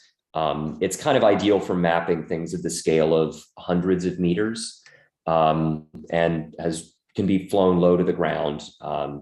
Yeah, I think that'd be the ideal system for it. Thank you. And also another one, you've been showing the pictures that have been already made. So do you have any historical data? Because we lost our monitoring system. So the data obtained from you will be of a great importance. And then we can also compare the data that you had obtained like last year and then the current ones, and we will be able to see the changes.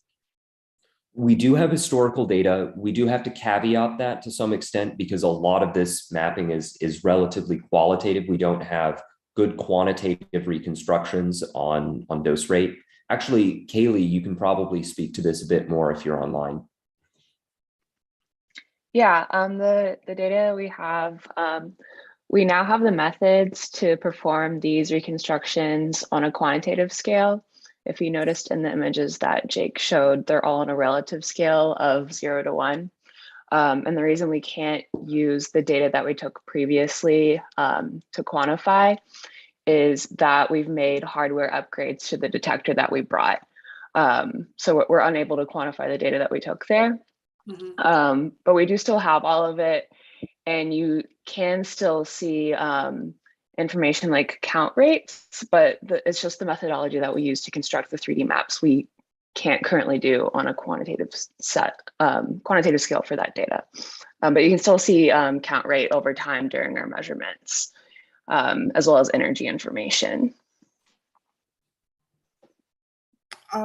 Okay, so thank you very much for your talks and for your answers and for all of your support, because we've been communicating quite a lot during these past 2 months.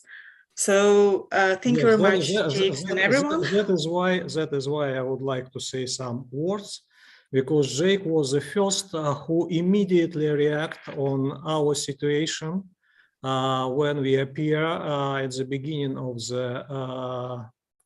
the end of the December, and from the Institute of the Safety Problem and from the town of Slavutic, we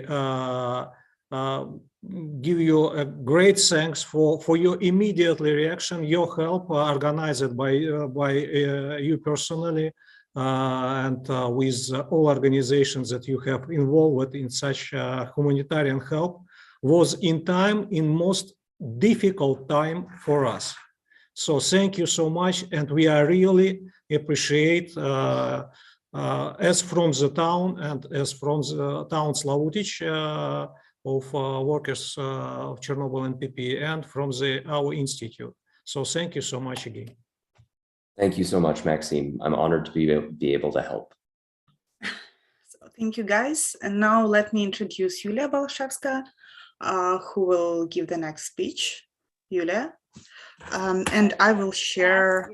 Yeah, you do that more professional than I do. So just let it go. It will just change the slides automatically. So, hello everyone. My name is Yulia Balshevska, and I represent the State Scientific and Technical Center for Nuclear and Radiation Safety of Ukraine. So this presentation will be like a short announcement also about a project that we are about to launch, and the slides are just independent of my speech, so you can just enjoy some nice pictures. I'm very happy and very pleased to be here, and I'm very happy that my presentation is now, that I have to deliver it now, because it's very well in line with the previous one that Jake delivered. I would like only to add, apart from the fact that we support technically and scientifically the national nuclear regulator of Ukraine, we are one of the moderate number of scientific organizations with, so to say, a human face, because we are always available to public. We have an very active Facebook page. We are always ready to share knowledge, organize webinars, etc. And now during the war, our knowledge, skills, and experience are in very high demand, I would say, as never before. The project that we are planning to launch in the nearest future, in the nearest weeks, I guess, it will be organized within the framework of cooperation between our national nuclear regulator, State Nuclear Regulatory Inspectorate of Ukraine, and the regulatory body of Norway, the DSA. It will be also related to Chernobyl, but slightly with different, with the different aspects of this. You know that it was the exclusion zone was out of control for a considerable period of time due to military occupation, and we are currently regaining the control over it. While the state of the waste management facilities and other facilities located there has to be assessed, we already can see that the damage to the radiation monitoring system is tremendous, and the violation of the radiation protection rules and codes of behavior are also very considerable and unprecedented. The connection with the automated radiation control system of Chernobyl exclusion zone was lost on the second day of invasion, and that caused quite a concern, because the readings were open to the public, not only in Ukraine but internationally, and they were widely utilized. And the movement of heavy military equipment through the zone caused immediate deterioration of the radiation situation in the exclusion zone. Probably the users, those who visit from time to time the web page with the readings of the automatic radiation control system in Chernobyl exclusion zone, probably what they saw before everything disappeared was extremely high readings from the detectors. Now, when we are regaining the control over the zone, several laboratories and scientific organizations in Chernobyl exclusion zone reported that some of their highly radioactive samples were stolen, and some of their radiation sources, disappeared from the storage facilities. As far as I can guess, those were the liquid sources used in radiochemistry. And there is a serious risk that something more seriously contaminated could have disappeared from the zone as well. And this all together with the contamination that was taken out from the zone on the military equipment can emerge someday beyond the boundaries of the exclusion zone on the territory of Ukraine, and some apartment in the yard, in the gardens, or in the wells probably. And this is causing growing concern of people. Of course, it cannot be compared to the fear of death from bombs, from shelling, but as long as the control over this territory is regained by Ukraine, the concern will grow. In the situation that we are facing at the moment, the war, the focus of the majority of national services involved in the emergency preparedness and response system has been shifted to potential threat that might bring about massive deaths or massive damages across the territory of Ukraine. So had it been a peaceful time, had someone intervened to the exclusion zone and did what they did, there would have been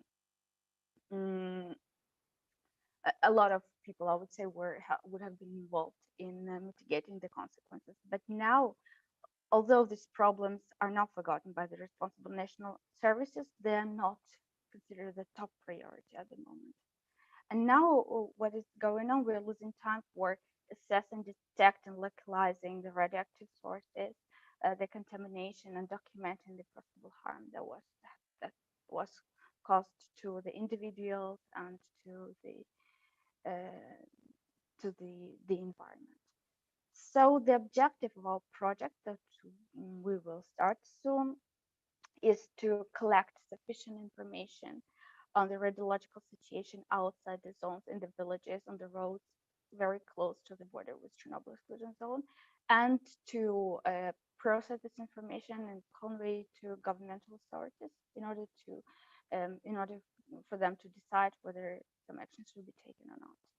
We also want to reduce risk of exposure of public due to contact with the sources, and which is most important, I believe, we want to reduce and allay public anxiety associated with imaginary risks due to the constant flow of information that there are military troops staying in nuclear facilities in Ukraine. So there is a lot of information. There is no concrete information about what's happening outside the zone, very close to it.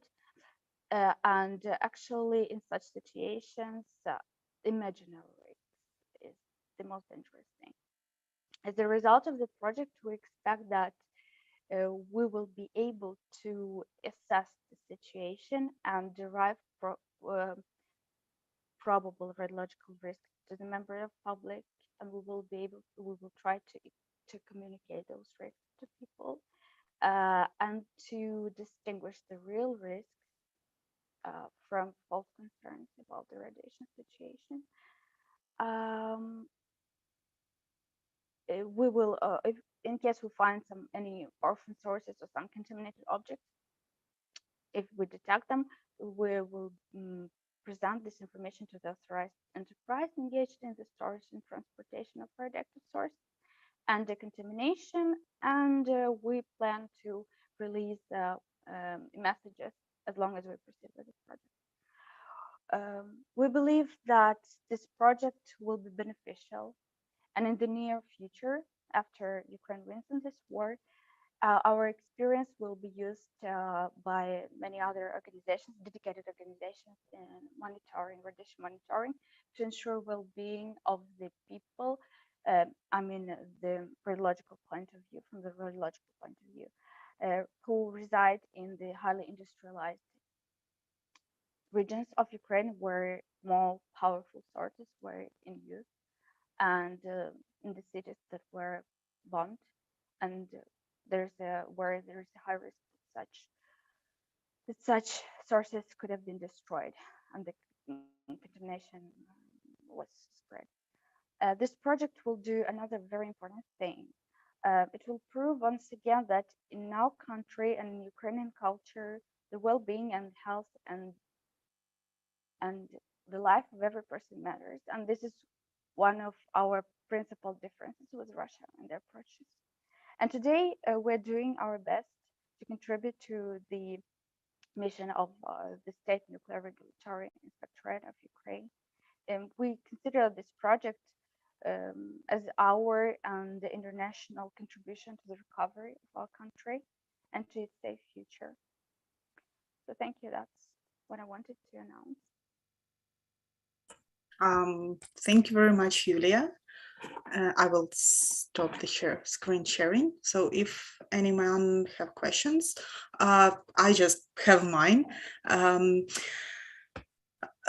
Yesterday, it was emphasized about the difficulties in the communication because of the accident and because of everything that happened during the war. And you just told us about the expertise and the experts from your organization. Do you have any plans or any opportunities to extend this expert database so we could collect like all of the nuclear experts in one database and then we can share it with the journalists or something like that? Yes, the majority of the contacts are available on our website. There are also contacts on the UATOM website that is like the one that represents nuclear inspectorate, but from like with a more human face, I would say, in simpler words. So yes, you can always ask me, so I can share any contacts that you. Thank you very much. I definitely will. So thank you very much, Yulia. And the next speech in accordance with the program should be Denis Vishnevsky, who is a head of scientific department of Chernobyl Biological Reserve. Unfortunately, due to really difficult circumstances, he couldn't join us, but I will just, on behalf of him, say that Chernobyl Ecological Reserve is a major it owns the majority of the territory of the exclusion zone. And of course, when we are talking about the most contaminated places, it is not the Chernobyl Ecological Reserve, but yet they have more than 22,000 of hectares of the territory that are situated in the exclusion zone. And he asked me to tell you and to share the information that they are very welcoming in all of the scientific research, and they are very much interested in creating these systems for radiation monitoring that will have the backups, and also they're very much interested in having the backups of this system somewhere that is not only Chernobyl, because they lost the majority of their data, and it is quite a painful loss for them. So please contact Denise, or please contact me if you would like to cooperate with the reserve, because they are pretty much welcoming and very interesting people. And the next one will be Mike Wood, who should have been in the very beginning. He has a pre-recorded video, so I will also share my screen to show you his video. And if you will have any questions, please write it in the chat, and I will be happy to transfer the questions to him. So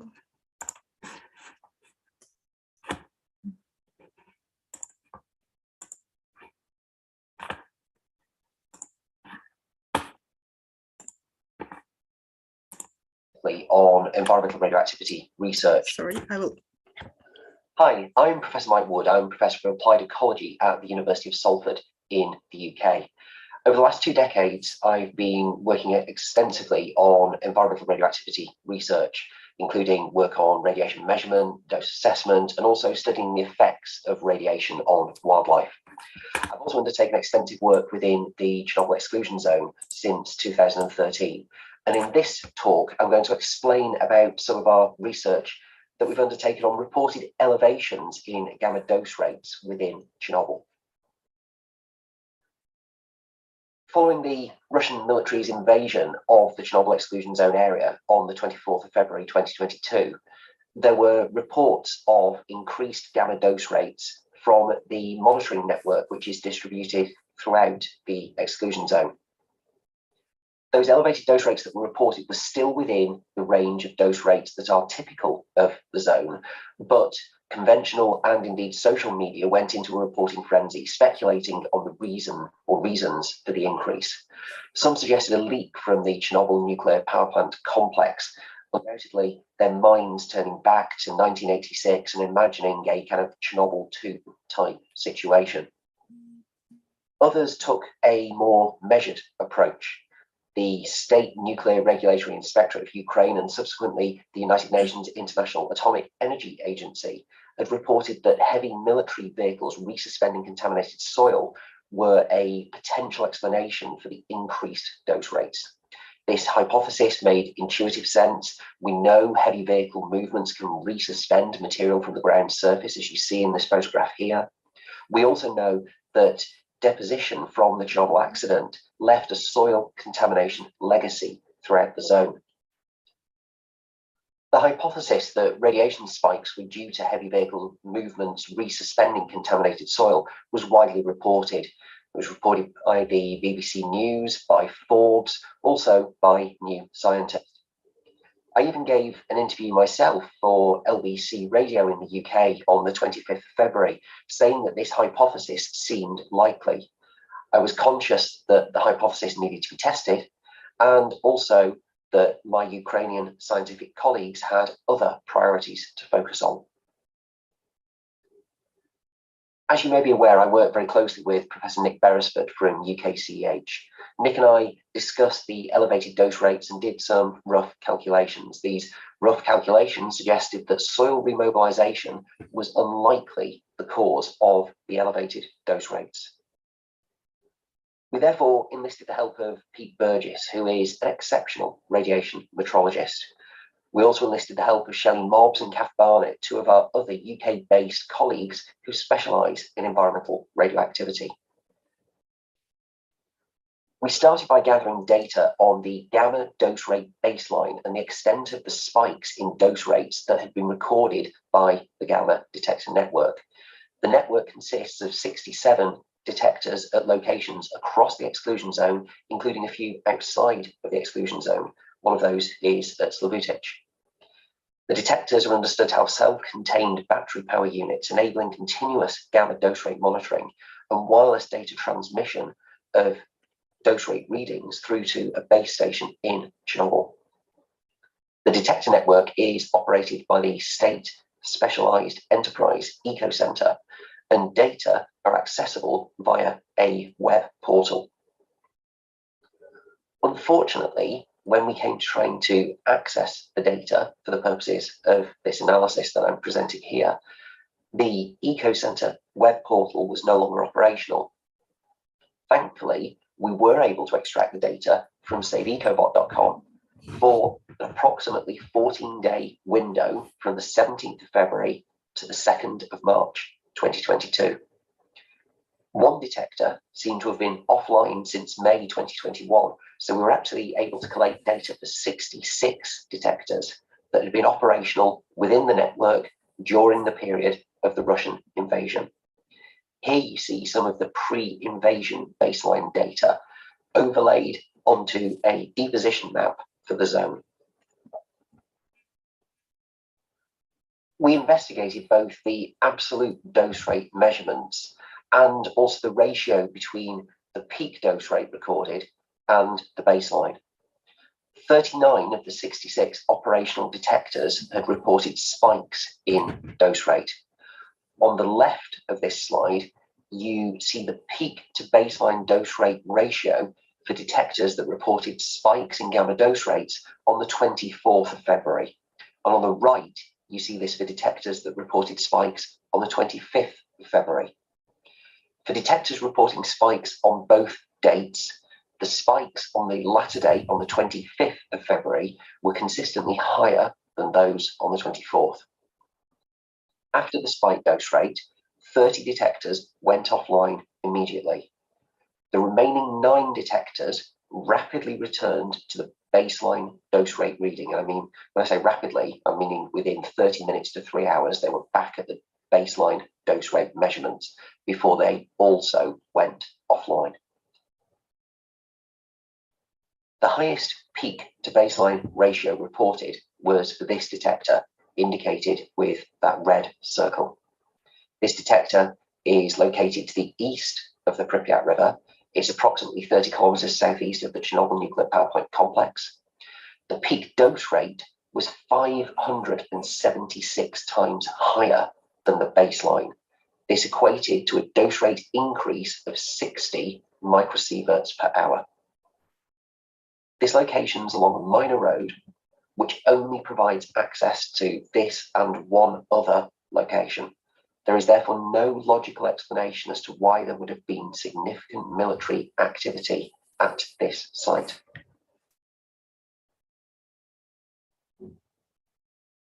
The detectors that reported peak dose rates, these increased dose rates, were interspersed with detectors that continued to report baseline dose rates.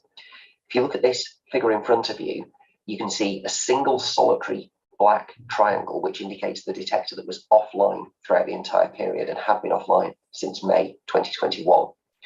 The orange triangles indicate locations where detectors peaked. The green triangles indicate locations where detectors stayed at baseline levels. As you can see, there was no logical pattern in the dose rate peaks. There was also no pattern that seemed to coincide with obvious transport routes. We also noted that the weather throughout the period of the elevated dose rate readings was very stable, with minimal wind to carry either resuspended soil or contaminated material released from the Chernobyl nuclear power plant complex over any significant distance. Coupled with the lack of spatial pattern in the detectors that did report dose rate spikes, this indicated that neither a leak nor contaminated soil resuspension were plausible explanations. We also noted that 55 of the detectors actually came back online between the 28th of February and the 2nd of March 2022. And for all of those detectors that came back online, the reported gamma dose rates had returned to normal baseline levels.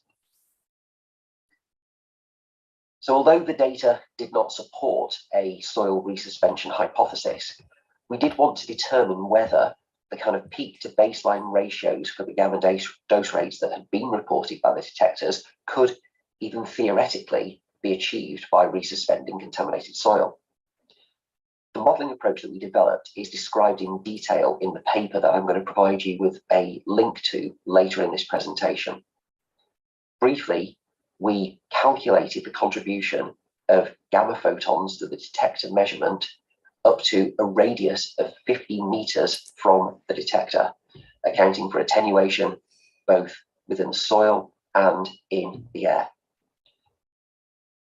Based on limited soil core data that were available, we assumed the profile of the gamma emitting radionuclides in the soil to be biased towards the upper levels. So the majority of the gamma emitting radionuclides were assumed to be within the top 0 to 5 centimeters of the soil profile.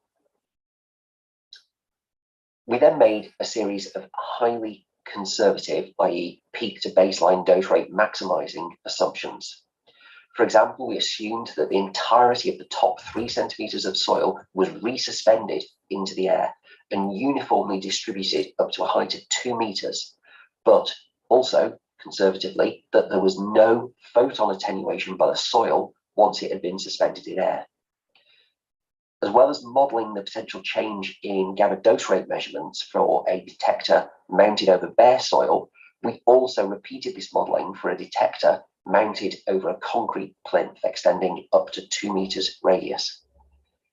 Even with the most conservative assumptions, soil resuspension could not explain more than a factor of approximately 3 increase in the detector readings based on the modelling that we undertook.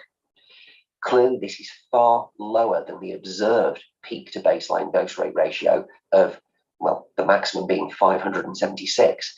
And indeed, the lower ratios were generally significantly above that ratio of 3. So, following the Socratic method of hypothesis elimination, we've demonstrated that the increased gamma dose rates cannot plausibly be explained by contaminated soil resuspension or contamination released from the Chernobyl nuclear power plant complex. If those two hypotheses are eliminated, how else could the increased gamma dose rate be explained? Well, here we formulated an alternative hypothesis, namely that electromagnetic radiation from military activities may be the cause. The lack of spatial pattern makes it unlikely that electromagnetic radiation, for example, from radar scans, is disrupting the operation of gamma detectors directly. If that was the case, we'd expect neighboring detectors to be similarly affected. Perhaps more plausibly, the electromagnetic radiation or other interference from military activities may be impacting on the reception and or processing by the Chernobyl base station of data being transmitted from the wireless gamma detector network. New Scientist magazine, which, if you remember, had previously reported that the radiation spikes were likely due to soil resuspension, subsequently reported on our findings and this hypothesis in mid-April. However, the electromagnetic radiation explanation is a hypothesis. It's a hypothesis that needs robust testing. And I hope that this presentation may help to foster collaboration with Ukrainian scientific colleagues who have detailed knowledge of the gamma detector network in Chernobyl, including the wireless communication protocols and the data processing by the Chernobyl base station.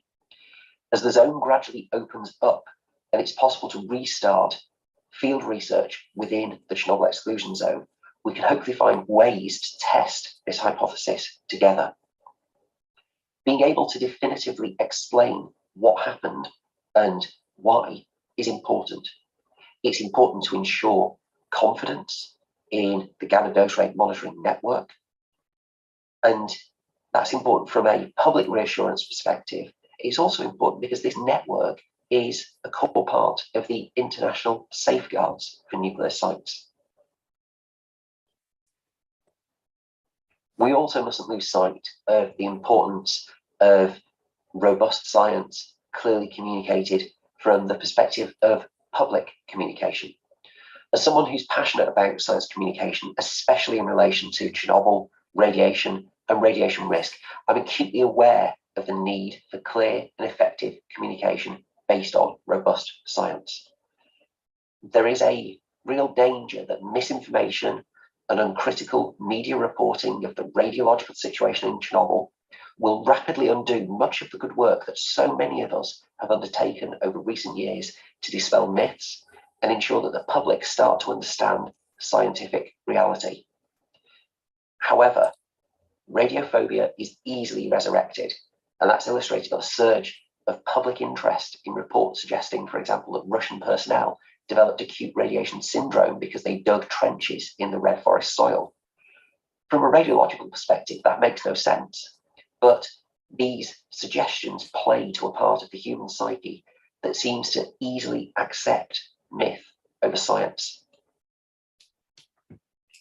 The Chernobyl exclusion zone provides a unique and globally important natural laboratory for radiation research. I sincerely hope that I will be able to return to Ukraine very soon, re-establishing and also developing new international collaborations with the many exceptional researchers within the Ukrainian scientific community, and working together to deliver robust science that can subsequently inform public education and communication, whether that be at the level of local communities or through discussions directly with government representatives. I hope you found some of those thoughts, reflections, and explanations of interest and of use. Thank you for listening. And thank you very much, Dr. Wood, for sharing the presentation with us. And that is a very slight change from the monitoring, and we are coming to the education, the importance of education, of course, and the fact that beside of the monitoring and beside of the knowing of the situation, we should be able to actually know about what's going on and how is it organized. So let me share the next presentation. It will be the presentation from Dr.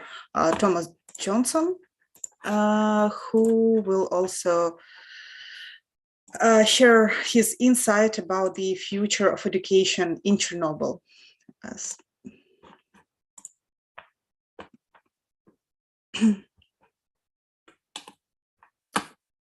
I will broadcast. I hope I will.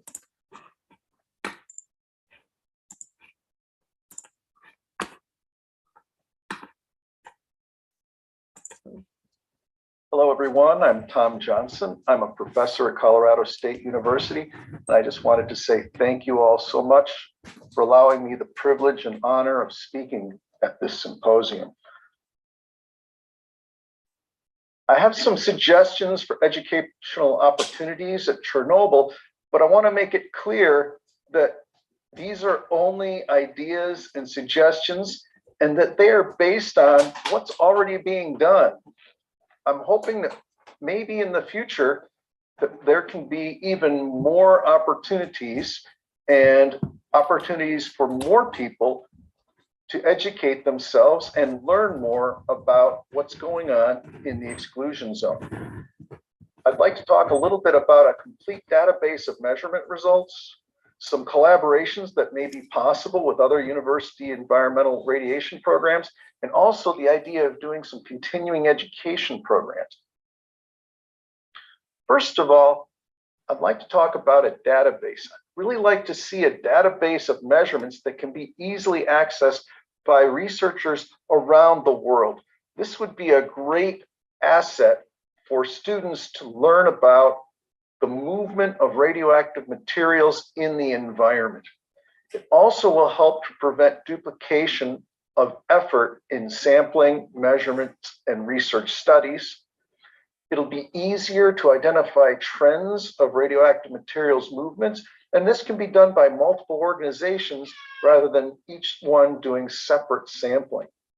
Another great thing would be a repository for researchers and another way for the local population to check and see how are radioactive materials moving and get some reassurance as to what is going on in the exclusion zone. And then something that's interesting for me in particular is a way to make information available so we can do dose reconstruction for animals and plants. Now, this is an example of what's being done at Fukushima, but I would propose something a little bit even more detailed than this. Right now in Japan, they have measurements, and these are live, and they go back all the way to 2011. These are live measurements that show different doses at different locations on the map. Now, these are dose rates, just to be exact. And if you click on any particular site, you'll see here that there are details for that site, but it only tells you the location and the date of the measurement. There's not much more than that. I would propose a lot more information to be associated with each location on the map, not just dose rate, but also to have soil sample information in the area, the isotope, the concentration. Maybe there's some air samples that have been taken in the area. We would have air sampling location there, some plant sampling, and maybe even animals that have been harvested would be a part of this database.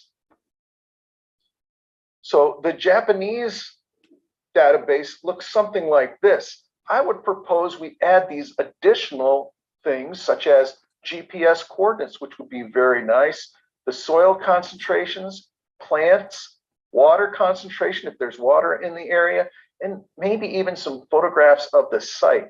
This would all be an excellent addition and build upon what's already there at Chernobyl.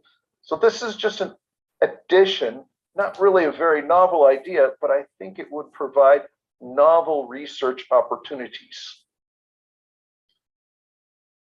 We should have some method for downloading specific data, and each person doing research in the exclusion zone would agree to provide data input, and then the data input would be done by these researchers, and they would collaborate with the local university and authorities so that the data is indeed input in a timely fashion and that everyone can access that data. So this database, you say, well, we need to collect data for the database. How would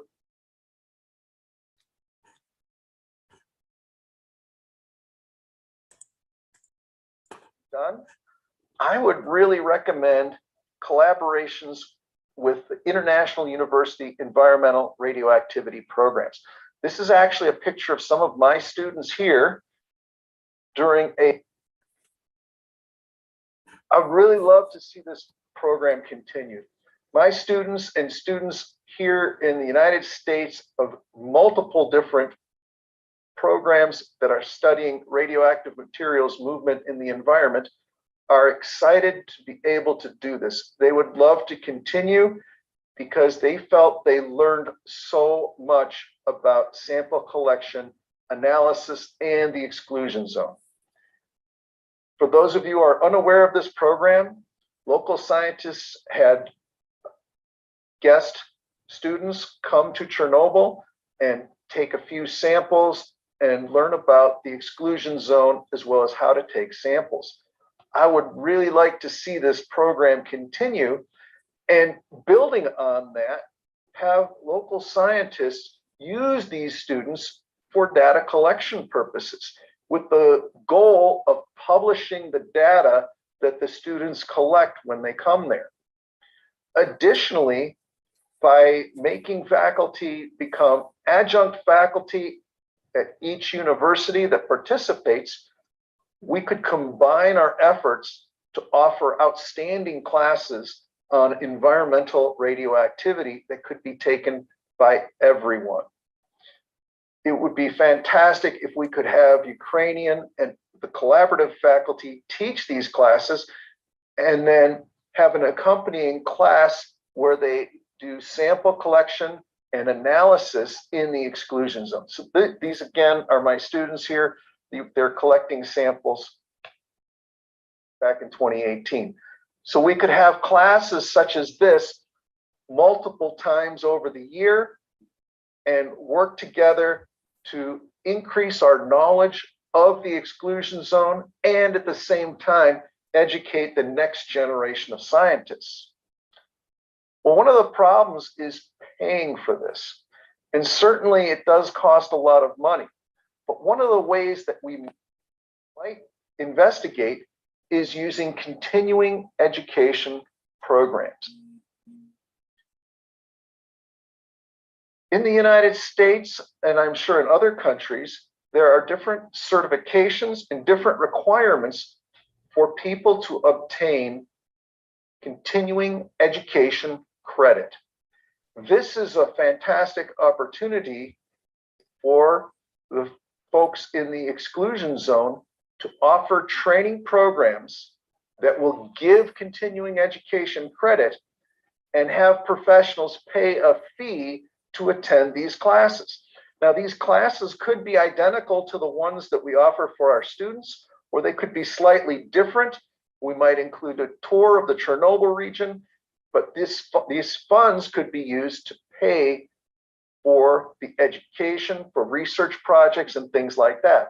So two examples are the certified health physicists are required to have continuing education in the United States. And Oak Ridge Associated Universities is an example of one of the purveyors of health physics and radiation training. So we could compete with these people and hopefully obtain funding that would be sufficient to help support the research going on. In summary, I really see some great opportunities in the future for us to collaborate and work together to create an overarching database of information that people can use to advance the knowledge, advance our understanding of what's going on in the exclusion zone, a way for us to collaborate with multiple universities so we can advance the knowledge and train the next generation of scientists, as well as an opportunity for continuing education that we can use to not only educate professionals in the field, but perhaps people who are not associated with radioactivity or any radiation fields. And these funds could be used to help provide for research in the Chernobyl region. I want to say thank you all. I really appreciate the privilege and the ability to do this talk. And if you have any questions, please send them to me and I will be very happy to answer them. Thank you again. This was a very great privilege.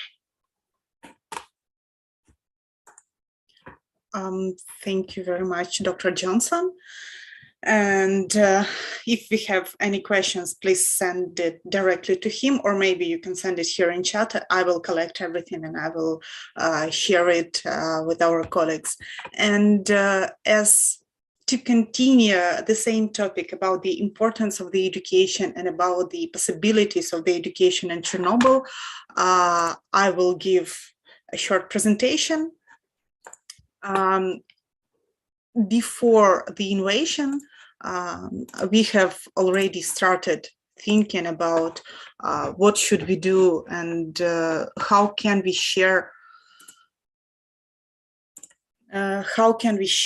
our ideas about Chernobyl, and whether or not it is possible to slightly change the perspective toward Chernobyl, because usually we are thinking about Chernobyl as about something like the open lab, open sky radiobiological laboratory, and we are thinking about the consequences of Chernobyl, and we are thinking about the studying of the consequences of Chernobyl just to know the consequences itself.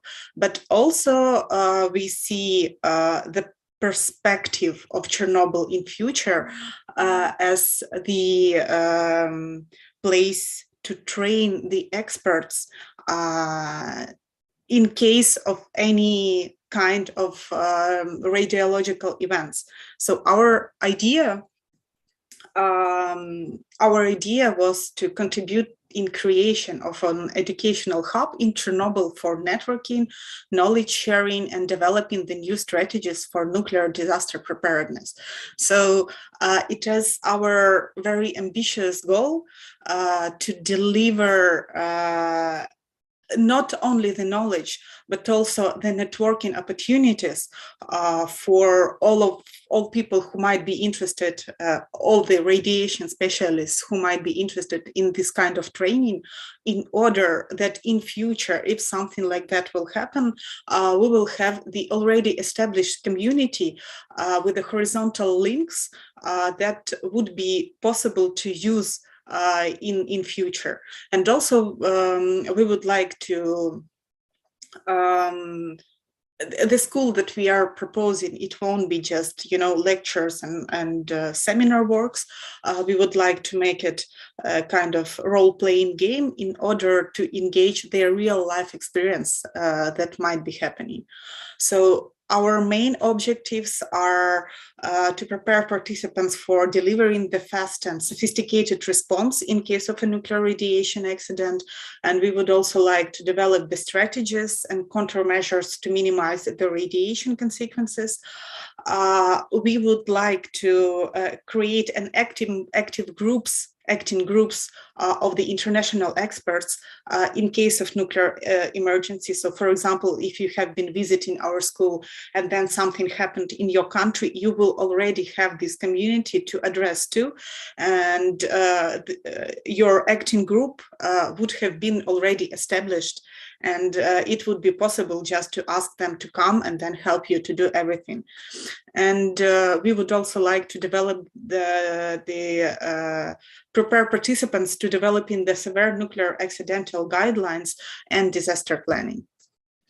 Of course, as I have been stressing about the idea of creating the community, our goal is to make this school annual and for a long time period.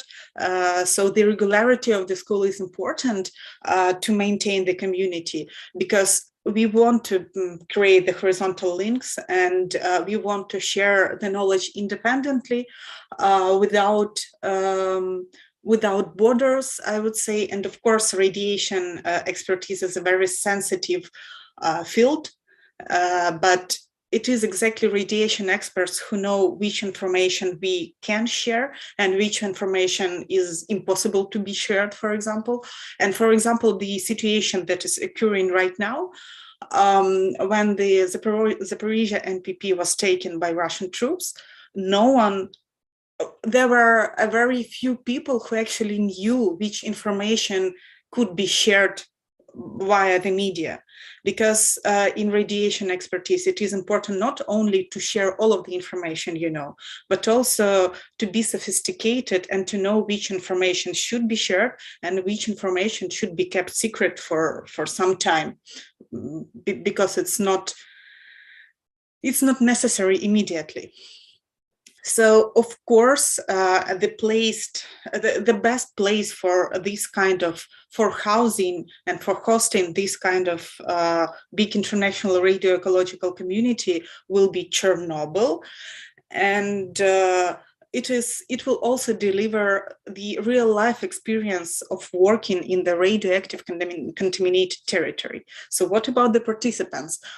Unfortunately, to reach our goals, it will be impossible to invite all of the participants who would like to participate. So we would require the extent level of knowledge. So we would ask people to have master or PhD. They should have a bachelor degree or master degree in some kind of nuclear engineering, radiation ecology, nuclear disaster preparedness, and so on. Because if you want to learn something new, we should avoid talking about the radiation basics. And of course, to make the networking more efficient, the group should be about 16 to 20 persons to be able to form the horizontal connections. And talking about the format, we would like to have the role-playing game that will mimic the real-life experience in the radionuclide contaminated areas. We would like to deliver the lectures from the experts worldwide because we now have this tremendous opportunity. We would like to deliver the decision-making experience. We would like to deliver the experience of interacting with real professionals working in the Chernobyl exclusion zone, because it is usually, how everything should be done in the theory in accordance with the protocols, but in the real life, you can just ask the expert or the professional to measure something for you, and then he will just forget about it. So it is also a very important experience of interacting with people, maybe in stress situations or in a very different situations, which are not labs and university rooms. And of course, working in groups and delivering the general decision will be very important for us to be able not only to get the knowledge, but to process the knowledge and to deliver some ideas and discussions and everything like that. So thank you very much for your attention, and we do hope that we will be able to find the funding to create this kind of school, and of course that we will be able to go back to Chernobyl exclusion zone to deliver this kind of school. And if you're interested, please write me. We will be happy to share all of the information that we have. And that is all for my report. So, Helena, thank you so much for conducting the open table related to the radiation monitoring environment, etc. So, thank you to be more or less in time. Thank you for participating, for your effort from all our team. And next, we continue our reports. I remind to everybody that we have only 10 minutes for speech. Please consider that you are not alone. Do not take a floor too long. Please think about your colleagues. Our next speaker is Roman Gadun. So, Roman, please take the floor. Please proceed. Greetings. It's also a huge privilege to me to be here. And I would like to make my presentation in Ukrainian, if you don't mind. Anyway. Yes, don't forget to switch on your slides.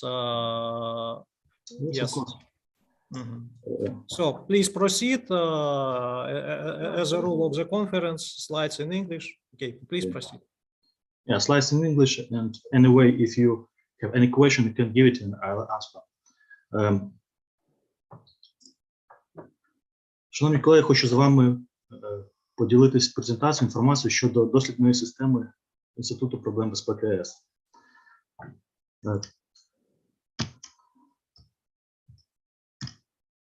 Підреакторна плита в приміщенні 305/2 завжди була актуальним приміщенням для дослідження, для цілей забезпечення ядерної безпеки об'єкту укриття.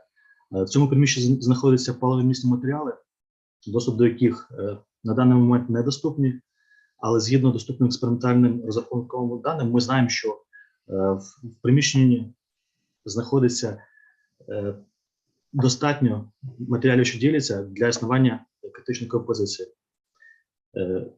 Це приміщення завжди було приміщенням, в якому спостерігалися підвищення температури. На слайді, на рисунку зліва показано локалізацію детекторів, температурних детекторів, які були розположені в дослідних свердловинах, що прибурені в бетоні підреакторної плити. Ці детектори працювали до 2009 року. У 2009 році для цілей установки детекторів штатної системи СКРЯП, скважини були закупорені, відповідно, температурні детектори були вилучені. Але до того часу інститутом було побудовано температурні картограми, на рисунку справа показано, і таким чином локалізовано скупчення паливомісних матеріалів в цьому приміщенні.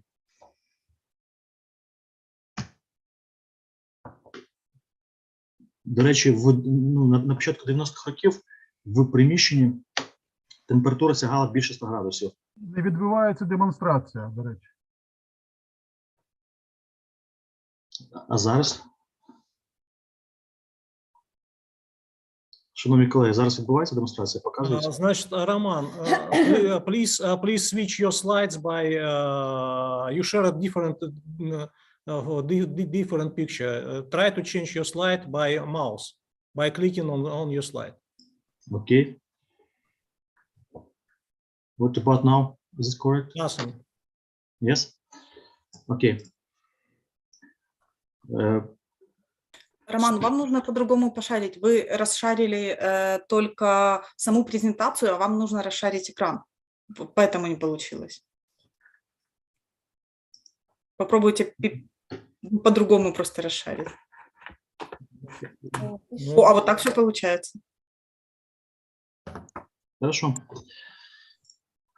З 2009 року, так як детектори були вилучені, в нас існує прогалина в експериментальних даних, тому з 2016 року нашим інститутом було встановлено окремі детектори, деякі скважини на периферії цього скупчення, і отримано температурні вимірювання, які показані на рисунку зліва. Враховуючи, що температурні градієнти не сильно змінилися, це буде показано далі, ми створили температурну картограму для поточного стану. На рисунку справа є показано. І згідно поточним оцінкам, температура в епіцентрі самого скупчення знаходиться в області 30 градусів, плюс-мінус 5 градусів. І таким чином було оцінено температуру на даний час. Також слід відзначити, що за останні декілька років після встановлення НБК Арка в проектне положення температура на периферії цього скупчення дещо виросла.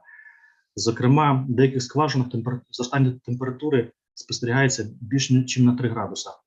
При цьому важливо відмітити, що це зростання викликане не нагрівом приміщень, адже, як показано на цих малюнках, в дослідних свердловинах при віддаленні від обігріваємих приміщень, а також при наближенні до самого скупчення температура зростає. Тобто це однозначно не фіксується зростання обігріву приміщень.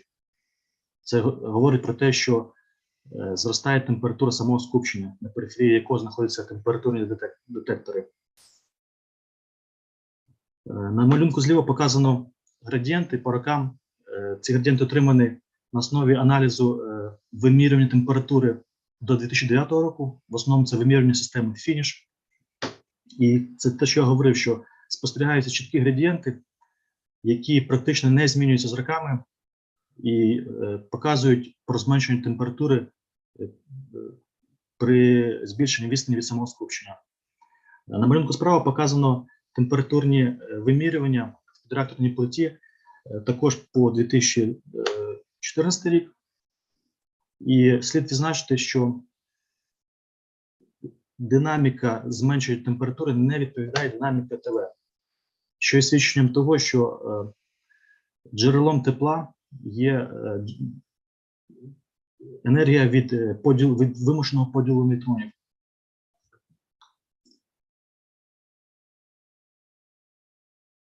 І, відповідно, в нашому інституті було усвідомлено необхідність створення системи щодо вимірювання температурних полів на периферії цього скупчення.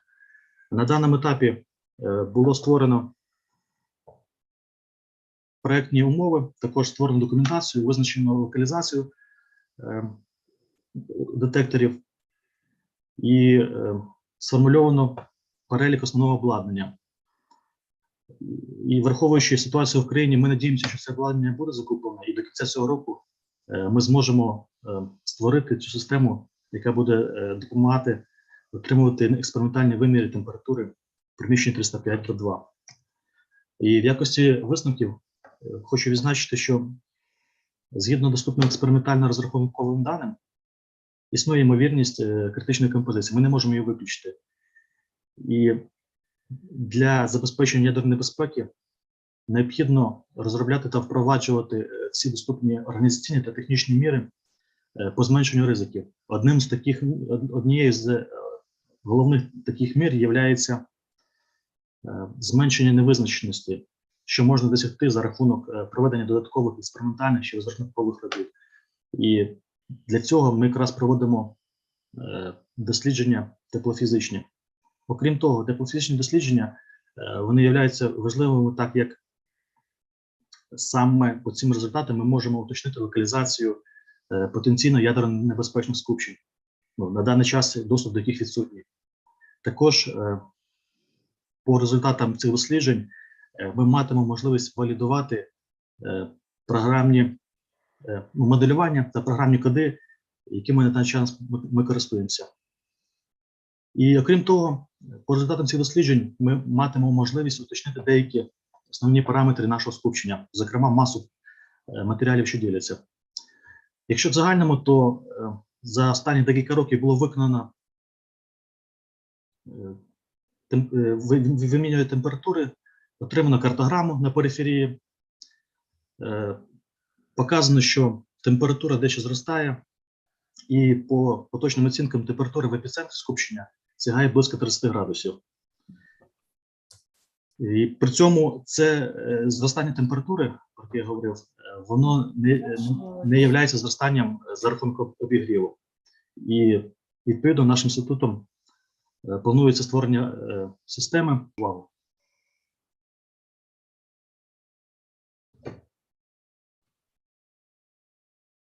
Можно вопрос? Да, конечно.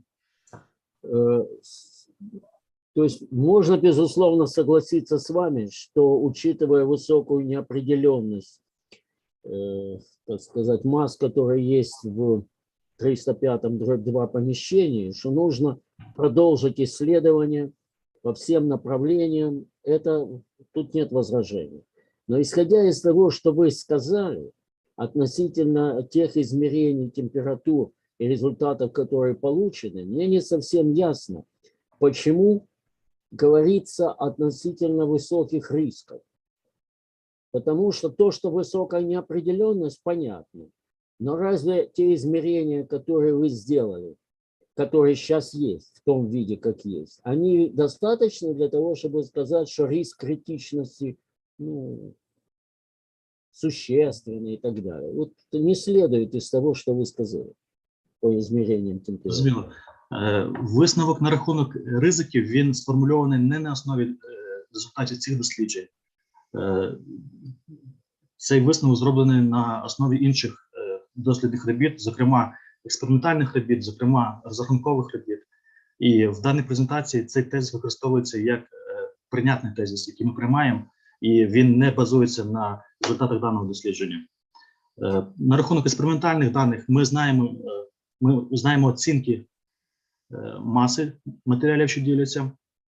До речі, вам на українській мові зрозуміло? Зрозуміло. Тому даний тезис не базується на результатах даної роботи. Експериментальні дані у нас є теплофізичні результати, вимірювання щільності потоку нейтронів. У нас також є результати моделювання. Зокрема, колега, який буде наступний за мною, він буде ділитися своїми останніми роботами по моделюванню. І до цього часу було зроблено неймовірну кількість, неймовірний об'єм по моделюванню, по розрахункам. І от ці результати зроблені на базі цих робіт, а не температурних досліджень.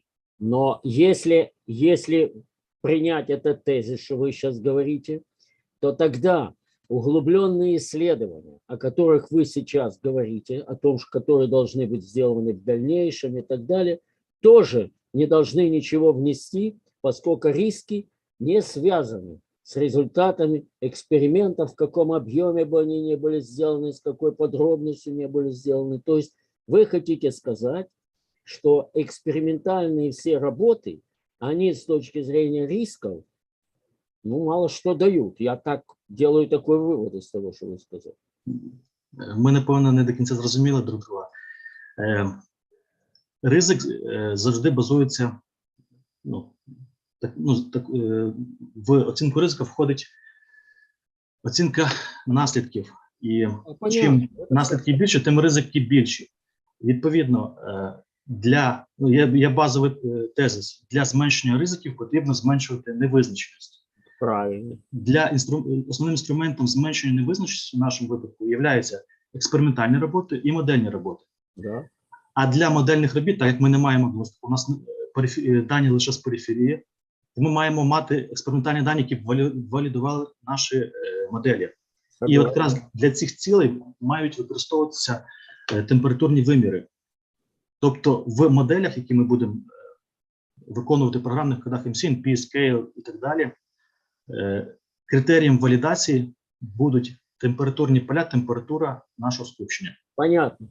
Я понял. Спасибо. Да, і таким чином ми будемо зменшувати, за рахунок моделювання ми будемо зменшувати невизначеність. Розумію. Да, дякую за запитання. Дуже гарне запитання. Ну, поскольку у нас, because we have short of time, let's start with the next reporter, Konstantin Sushchenko, about his, it's our PhD student, and he will share his modeling of such accumulation of fission materials. So, Kostya, please take a floor. We are welcome you. Can you see my screen? Yes. Yes, everything okay. Topic of my report today is subcriticality control of fuel containing materials classes in the conditions of the new safe confinement.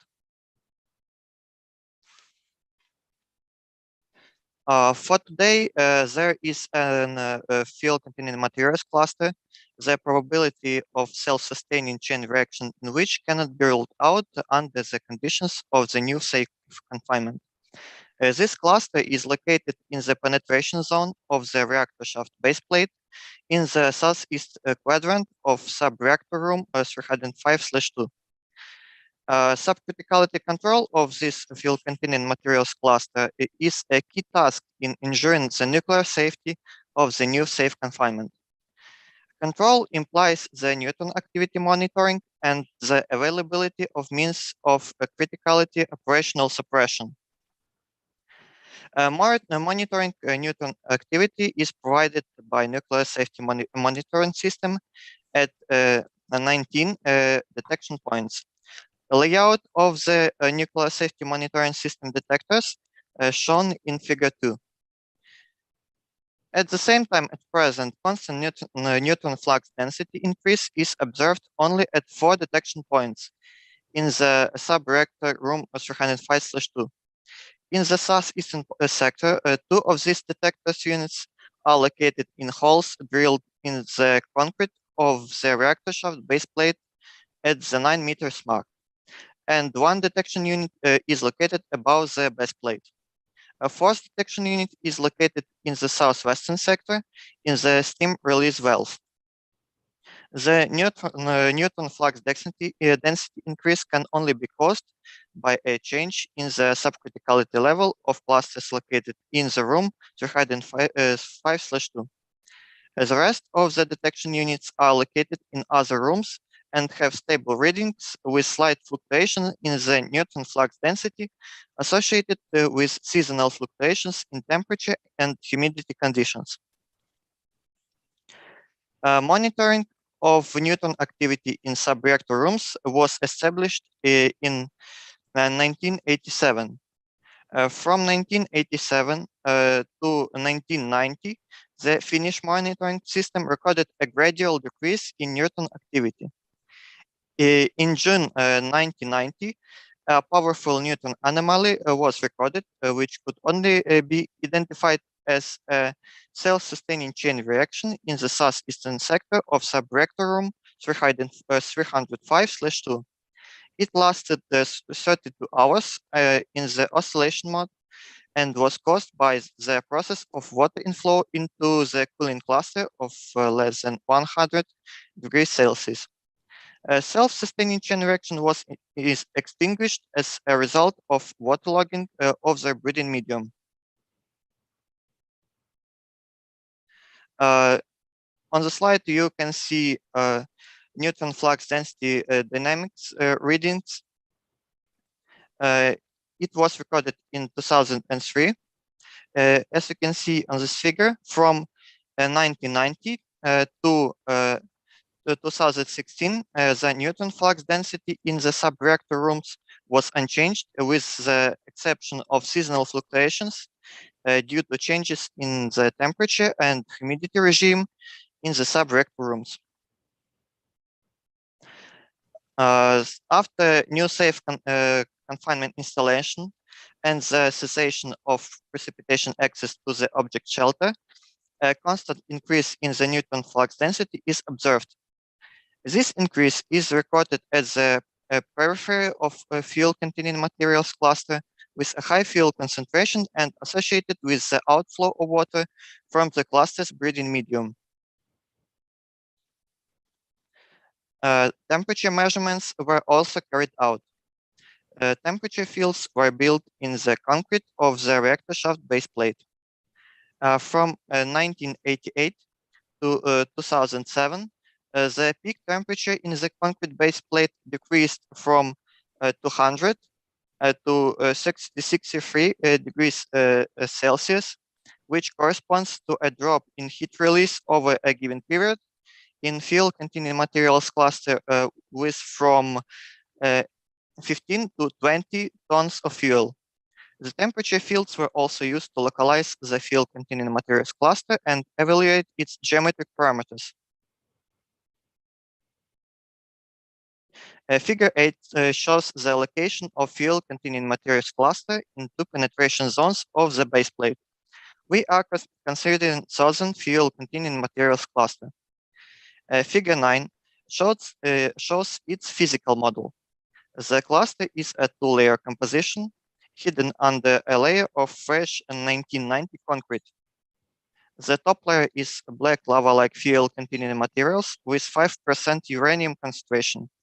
The bottom layer is a fuel-containing materials cluster with a fuel concentration of about 50% and an enrichment of 1.15% for uranium 235. As a result of criticality calculations in MCNP, neutron physical characteristics of these layers were obtained. A particularity of low-enriched water uranium breeding systems is the presence of an optimal water-uranium ratio at which the effective neutron multiplication factor is maximum. The black lava-like fuel-containing materials layer is deeply subcritical. The bottom layer can go into a critical state. When bottom layer is waterlogged, the effective neutron multiplication factor begins to fall and the system again becomes subcritical. You can see in this part of graph.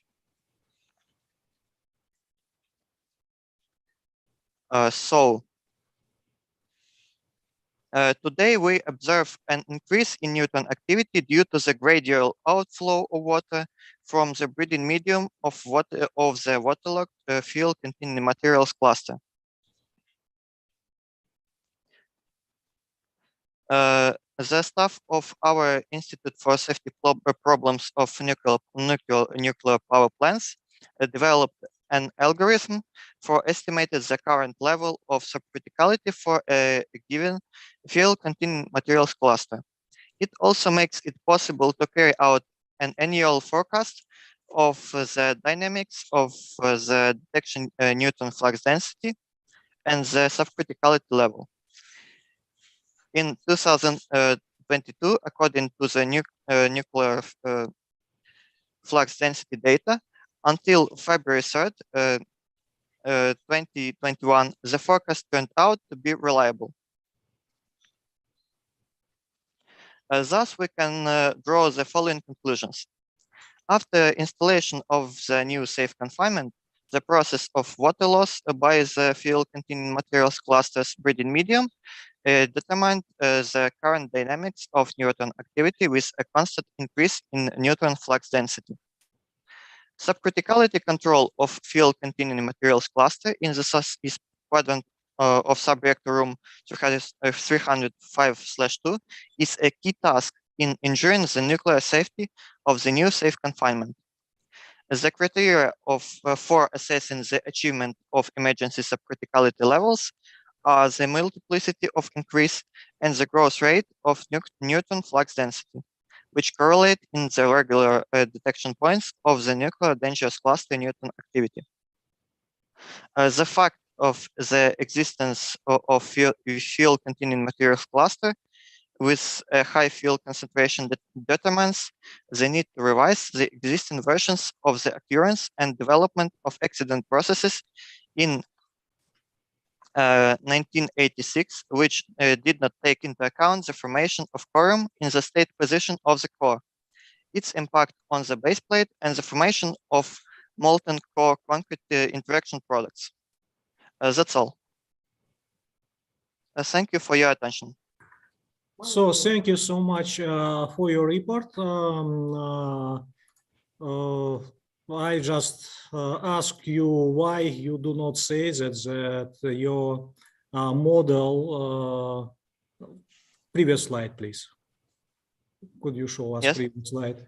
So that currently the readings of the neutron in your modeled curve is same as modeled on your side, is about 80 neutrons.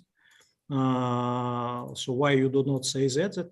You do verification of your model by the readings from the nuclear monitoring system. Just a question. Yes, I said that the forecast turned out to be reliable. We did that forecast by old data in the last year, and this year this forecast is reliable. It's the same as readings that we have for now. Okay, thank you. Any question to our reporter?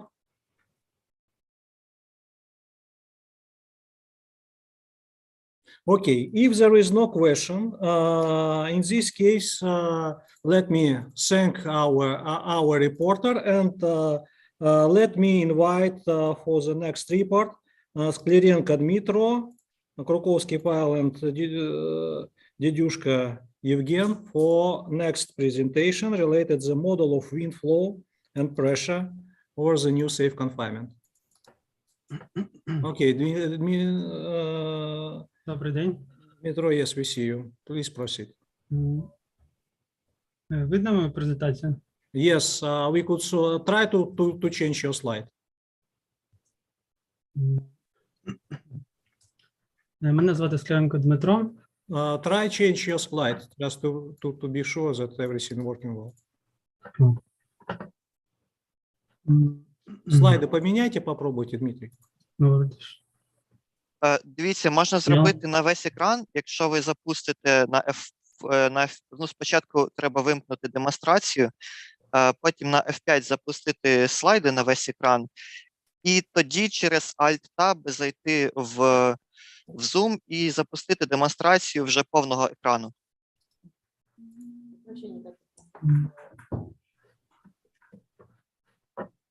Так, мою презентацію не видно на весь екран?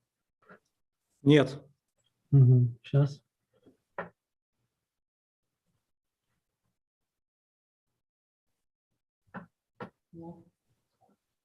То же самое. То же самое.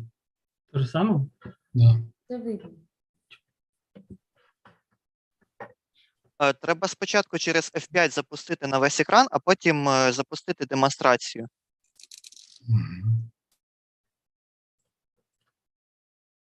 У себе на комп'ютері, да? Okay, let's щас try as видно? is. Let's try as is. Yes, right now it's Готово. Окей. Так, мене Take звати a Сиренко focus. Дмитро. Я представляю Інститут технічної теплофізики НАН України. Тема моєї доповіді – це модель вітрового обтікання та розподілу тисків на поверхнях нового безпечного конфайнменту Чорнобильської атомної станції. Доповідь буде складатися з 6 розділів. Перше – це навіщо нам потрібна модель зовнішнього обтікання, потім результати дрібномасштабної моделі, потім побудова комп'ютерної моделі, також методика налаштування цієї моделі, результати та висновки. Перед нами стояла задача, практична задача, як оцінити низький викид повітряних потоків та радіоактивних аерозолів із основного об'єму навколишнього середовища.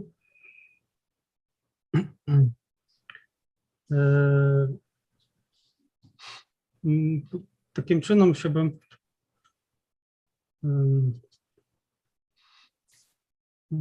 для цієї задачі нам потрібно знати розподіл тисків по зовнішній поверхні НБК, як для західної сторони, так і для східної сторони. При проєктуванні НБК були проведені випробування в аеродинамічній трубі замкненого типу за допомогою фізичної моделі з зменшеного масштабу в 300 разів до таких розмірів.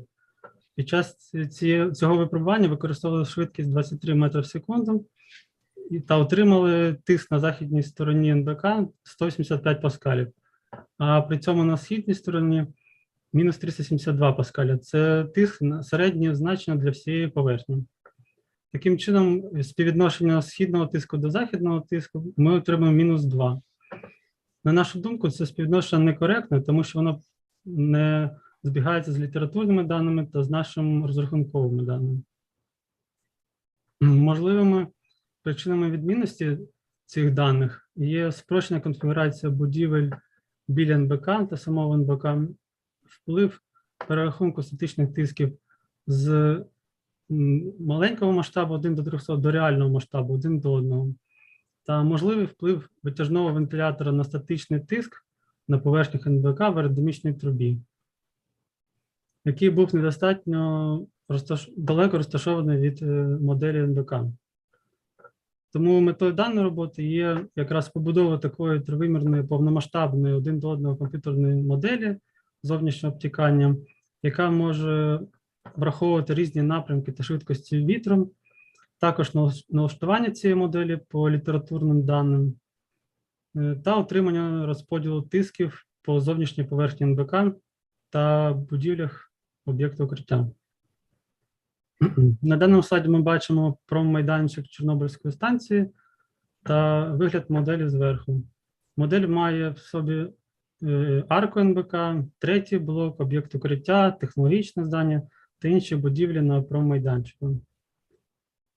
Геометрична модель була більш детально побудована, на відміну від дрібномасштабної моделі в аеродинамічній трубі, в якої був обрізаний машзал, дераторна етажерка на східній частині та технологічна будівля на західній частині. Об'єм повітря, який ззовні знаходиться біля НБК, має розміри 3,5 на 3,5 км, а висоту 800 метрів. Розрахункова сітка моделі була побудована, мала в собі 3,5 мільйони комірок багатогранної форми та було проведено згущення до поверхні НБК для того, щоб правильно враховувати зовнішнє обтікання НБК. Модель також враховує змінну швидкість з висотою моделі, а також враховує різний напрямок вітру. Напрямок вітру враховується за допомогою обертання внутрішньої частини радіусом 1 км відповідно до необхідного напрямку вітру. На даному слайді ми бачимо західний напрямок, південний та під кутом 300 градусів. Методика налаштування моделі полягала в тому, щоб знайти літературні дані, побудувати тестові моделі відповідно до цих літературних даних, потім перенести налаштування на модель НБК та отримати карту розподілу тисків по зовнішній поверхні. Перша тестова задача була більш проста. Ми побудували прямокутник розмірами майже як НБК, тобто 90 метрів висотою, шириною 230 та довжиною 160 метрів. За допомогою стандарту, який оцінює навантаження на будівлі за рахунок вітру, ми отримуємо значення близькі до нашої моделі як на навітряній стороні, так і на підвітряній стороні НБК. Таким чином ми отримуємо співвідношення східного тиску до західного менше одиниці, що дуже відрізняється від того, що отримала наварка в аеродинамічній трубі.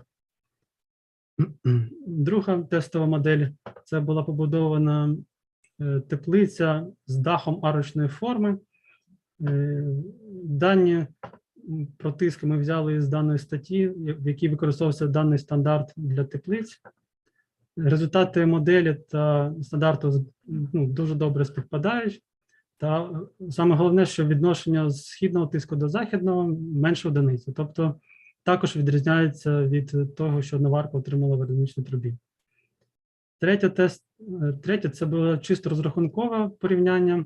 Ми побудували вже повноцінну комп'ютерну модель НБК в повному масштабі один до одного та зменшену в 300 разів. Під час моделювання отримали близькі значення тиску, тобто масштаб моделі не так впливає на результати тисків на поверхнях, і співвідношення близькі між собою та менше, ніж у наварці. Таким чином, ми вважаємо, що ми налаштували CFD-модель по літературним даним. Тепер ми перейшли для моделювання різних напрямків вітру, під час яких ми бачимо утворення вихорів, які якраз понижують тиск на підвітряній стороні НБК, за допомогою, із-за якого повітря з радіоактивним аерозолем може виходити із основного об'єму в навколишнє середовище. Дана модель дозволяє отримувати безперервний розподіл тисків по поверхні НБК та конструкціям об'єкту укриття, на відміну від дрібномасштабної моделі в аеродинамічній трубі, яка отримувала тільки 197 значень тисків. Червоний колір – це означає, що тут вітер набігає на конструкцію, а зелений та синій – це тут створюється розрядження за рахунок зовнішнього обтікання.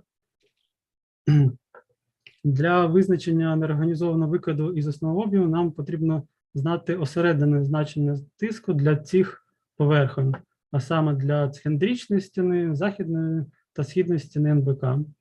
Також ми отримали залежність тиску від напрямку вітру для місць протічок під західною стіною, під східною стіною та на зовнішній обшивці вентшахти ДСРВ.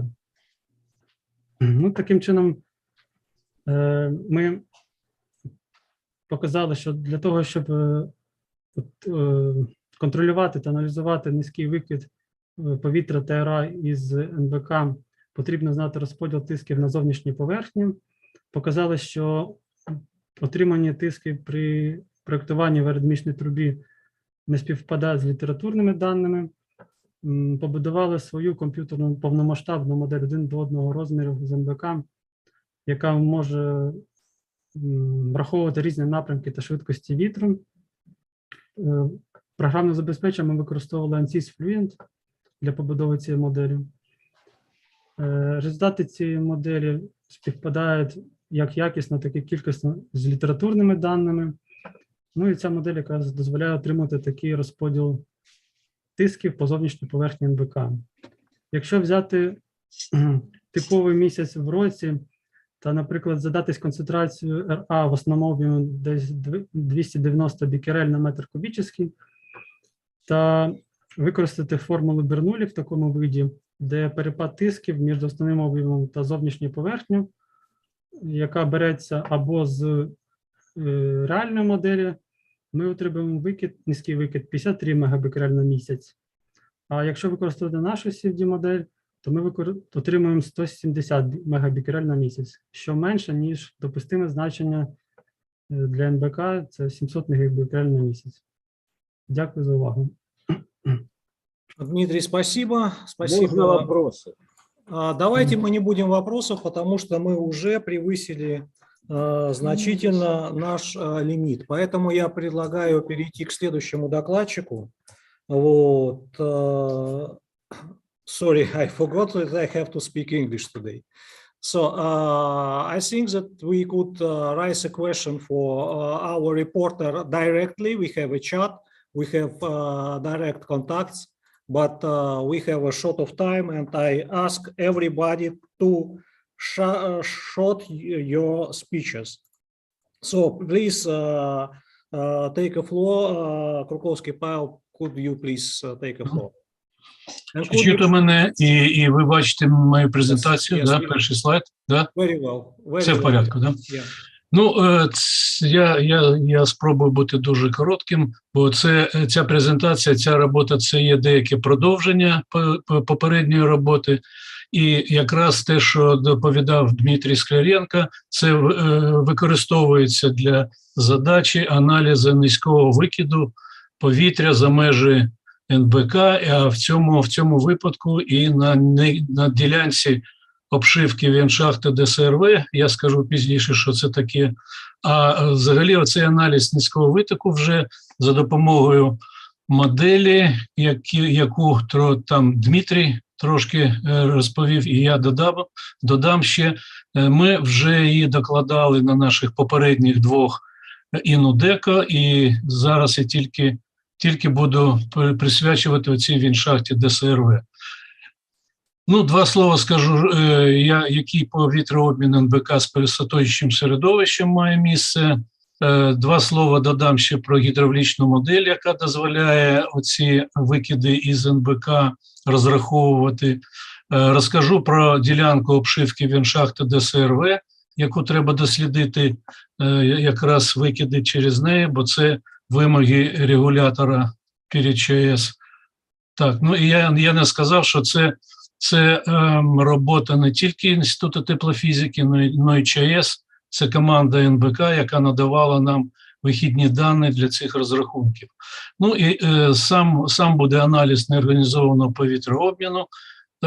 І на деяких сценаріях ми покажемо, це ті сценарії, які сформулював ЧАЕС, які має місце вихід радіаційних аерозолів за межі НБК, ну і включно через ДСРВ. Ну, ще раз нагадаю вам, що НБК не є герметична споруда, в неї є витоки повітря через протічки, через щілини, які є під західною і східною стінами, тут їх видно. Ну, вони дуже протяжні, такі там і 300 метрів, і 350 метрів на східній стороні. Це дуже маленькі щілини, вони, якщо сумарно, приблизно по 3 метри з кожної західної і восточної стіни. Це оцінки були зроблені ще Наваркою, потім ми тут працювали, і зараз ми побудували оцю модель, яку я розкажу. І, до речі, нема ніякого іншого шляху оцінити викиди цього повітря, які є в залежності від швидкості і напрямку вітру в метрах кубічних там за секунду чи за час, як моделювання. Тому що приладів для вимірювання витрат через ці щілини немає. Таких є тільки можливість вимірювати перепади тисків, які ми теж в цій моделі, ось ця модель, вона, значить, два слова про неї. 1 і 2 – це вузли, розрахункові вузли в кільцевому просторі, в основному об'ємі. Інші вузли – це вузли, які задаються тиски на циліндричні і на стінах, на циліндричній поверхності і на стіни, і в місцях, де є щілини, і де є протічки оці, і це якраз робиться за допомогою тієї моделі, що доповідав Дмитрій Скляренко переді мною. Значить, оця модель є, ми її використовували і використовуємо зараз. Ну, нагадаю, що треба, щоб вона працювала. Це швидкість напрямок вітру, ми одержуємо це від Чорнобиля та з метеостанції, перепади тисків, які вимірюються в конфайменті, це перепади тисків між основним об'ємом і зовнішнім середовищем західної стіни. На східній стіни, на жаль, нема ніяких вимірів тут таких, вони тільки такі експериментальні зробили. Ну і є виміри перепаду тисків між кільцевим простором і основним об'ємом. Є ще перепади між кільцевим простором і оточуючим середовищем, оце точка 4. Значить, і треба для того, щоб ще ця модель працювала, це модель балансу витрат між всіми цими точками і оточуючим середовищем, і там працює закон Бернулі, вже Діма про нього казав. І ще треба, щоб це все працювало, треба знати витрати вентиляційних установок як в кільцевому просторі, так і в основному об'єму. Це нам задає команда НБК теж разом з цими всіми і тисками, і швидкістю і напрямку вітру. Ну, я ще раз покажу те, що показував Діма. Це типова така діаграма, яка показує нам витрати повітря як з західної сторони, так і східної сторони, чи протічок, оце західна-східна. І ті, що ви бачите нижче нуля, це викиди назовні, із НБК назовні. А ті, що ви бачите сині, це те, що заходять в НБК, коли вітер, наприклад, дує з заходу, він заходить в НБК, а потім виходить через схід. І те, що виходить через схід, це червоне, і воно може бути різним, залежить від напрямку і швидкості вітру. Значить, що таке, значить, оці, ви бачите оці якраз місця цих протічок зі східної сторони, вони дуже протяжні, великі, і регулятора цікавить, які ж протічки будуть через особливе місце, яке називається ДСРВ. ДСРВ – це додаткова система реакторного відділення зруйнованого 4-го блоку. Тут їх дві таких шахти ДСРВ, бачите ось цю, а інша попала під стіну НБК. І тут ви бачите якась стінка. Ця стінка була побудована вже після насунення НБК на об'єкт укриття, і вона має товщину аж там 2 мм профнастілу, який має розміри там 6 метрів на 1 метр, і розміри цього пройому 12 метрів висота і 6 метрів ширина, вона складається, і воно закрите оцим 2-міліметровим листом, в той час, як сама стіна НБК в цьому місці має 6 метрів товщину. Тобто це таке місце особливе, тому воно і трошки турбує регулятора. Значить, перед нами була поставлена задача оцінити протічки через це місце, якраз яке називається ДСРВ. Значить, якщо подивитись і скласти там теоретично можливі щілини між оціми профнастілами, що я казав, і між стінками НБК і блоку В, який тут є, то це приблизно, і взяти товщина чи зазор цей по міліметру, це в сукупності буде приблизно 0,35 квадратних метрів. Це оцінка, яку теж треба було зробити. Значить, була застосована ця модель, про яку я казав, тільки в ній був додата ще оця частина в ДСРВ від основного об'єму, так, ось вона тут. Значить, це було додано ще одне рівняння. До речі, оці рівняння, які ми кажемо, ми маємо, да, скільки ви бачите оцих червоних пунктирних ліній, стільки рівнянь. І ці рівняння в кожному замірі чи в кожному вимірі, який нам надає НБК, а таких вимірів ми одержуємо там через 5 хвилин, через 15 хвилин, через 1 годину. І ми одноразово,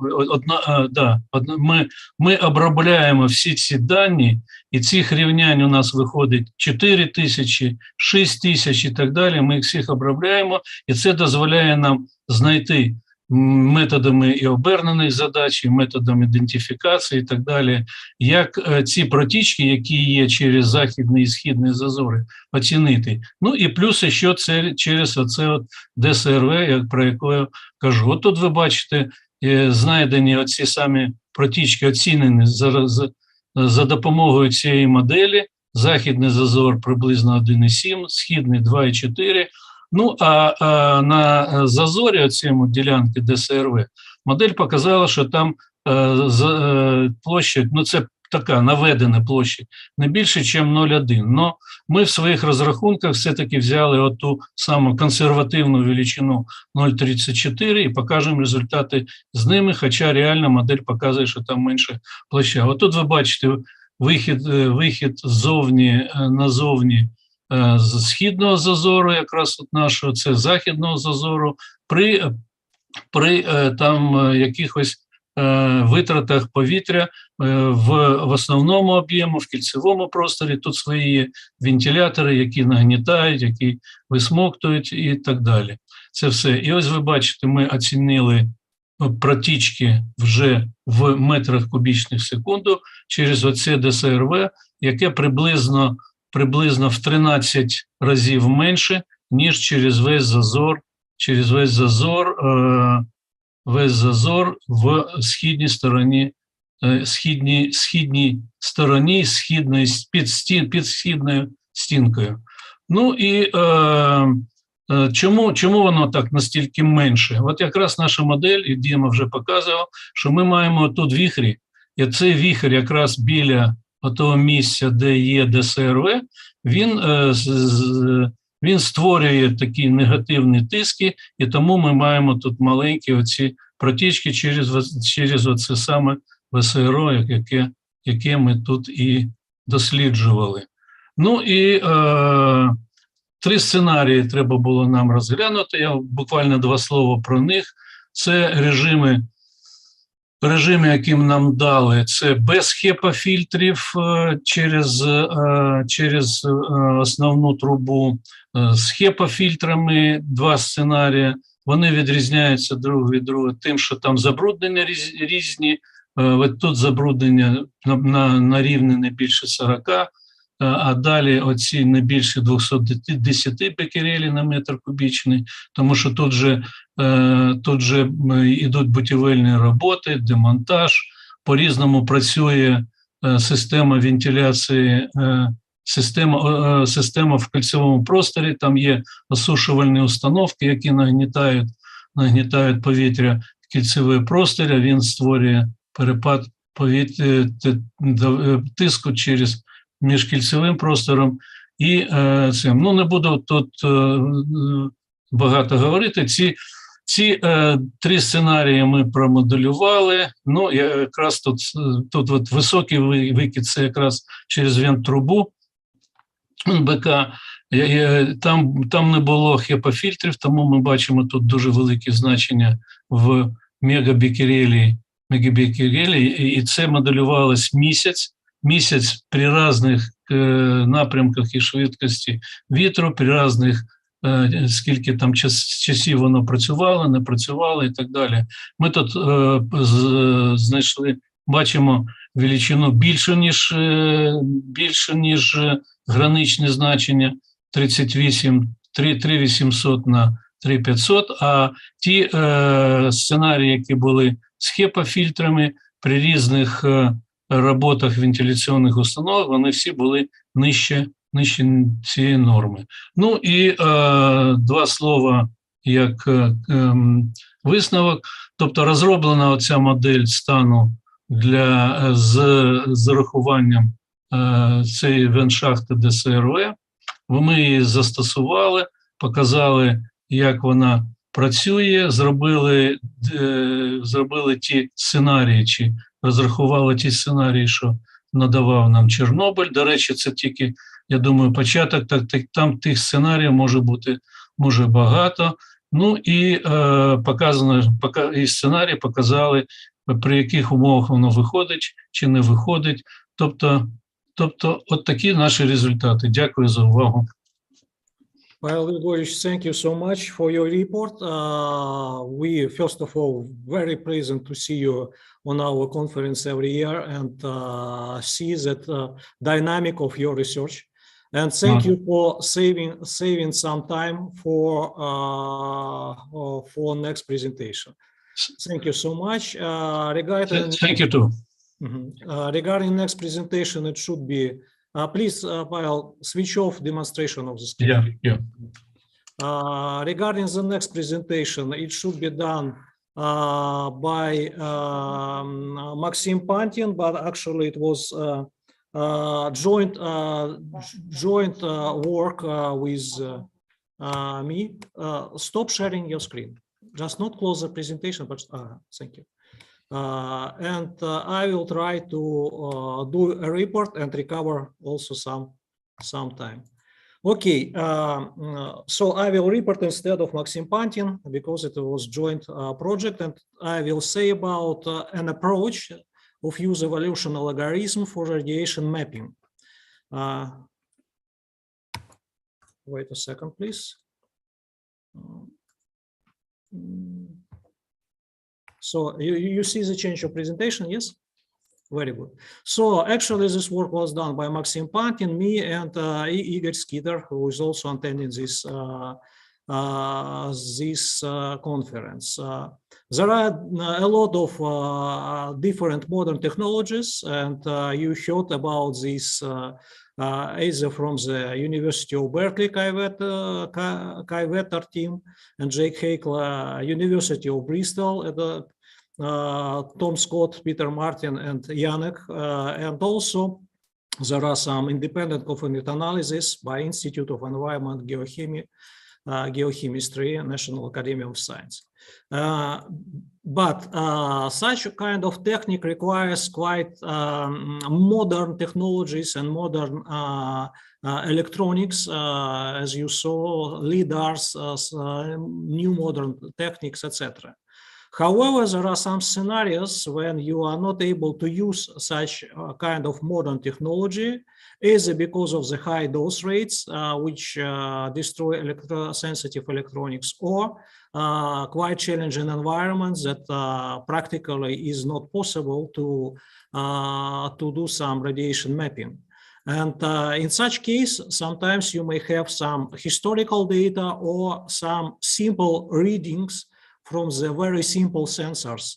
And our idea was to try to do something with such kind of sensor. We used data obtained by the measurement of the radiation over the shelter object, which was reported on the previous Inudeco conference, and try to use this data to reconstruct, let's say, emission of radiation from the shelter object. I will not repeat what was the data because it's short of time. On this picture, you see the model on the left side. You see the model which was demonstrated on the previous conference in Inudeco when we got these readings of the gamma field over the shelter object. And this data was dealt as, let's say, number of sensor which is located over the shelter object. And also we use a model to reconstruct, to create a simple model of the shelter. What is a simple model? Simple model, because of the big size and the big distance between the shelter and sensor, which shown here by S1, S2, S3, it means sensors, and X1, X2, X3, Xn is, let's say, point source. We model the shelter object like a set of the point source. It could be with such kind of assumption and simplification, the task became to the set of undetermined set of the equation, a linear equation that should be solved. Why undetermined? Because we have, for example, 1,000 points, 1,000 x's, and we have a very, very small amount of equations. In our case, it was 300 equations with more than 1,000 unknowns. This is the explanation of the algorithm. I just say that the algorithm itself is evolutional algorithm, which is not so complex, and it could be the report of another time. And this is a result that we have got after running our algorithm with the shelter. So this, you may see the distribution of the gamma radiation by applying this algorithm.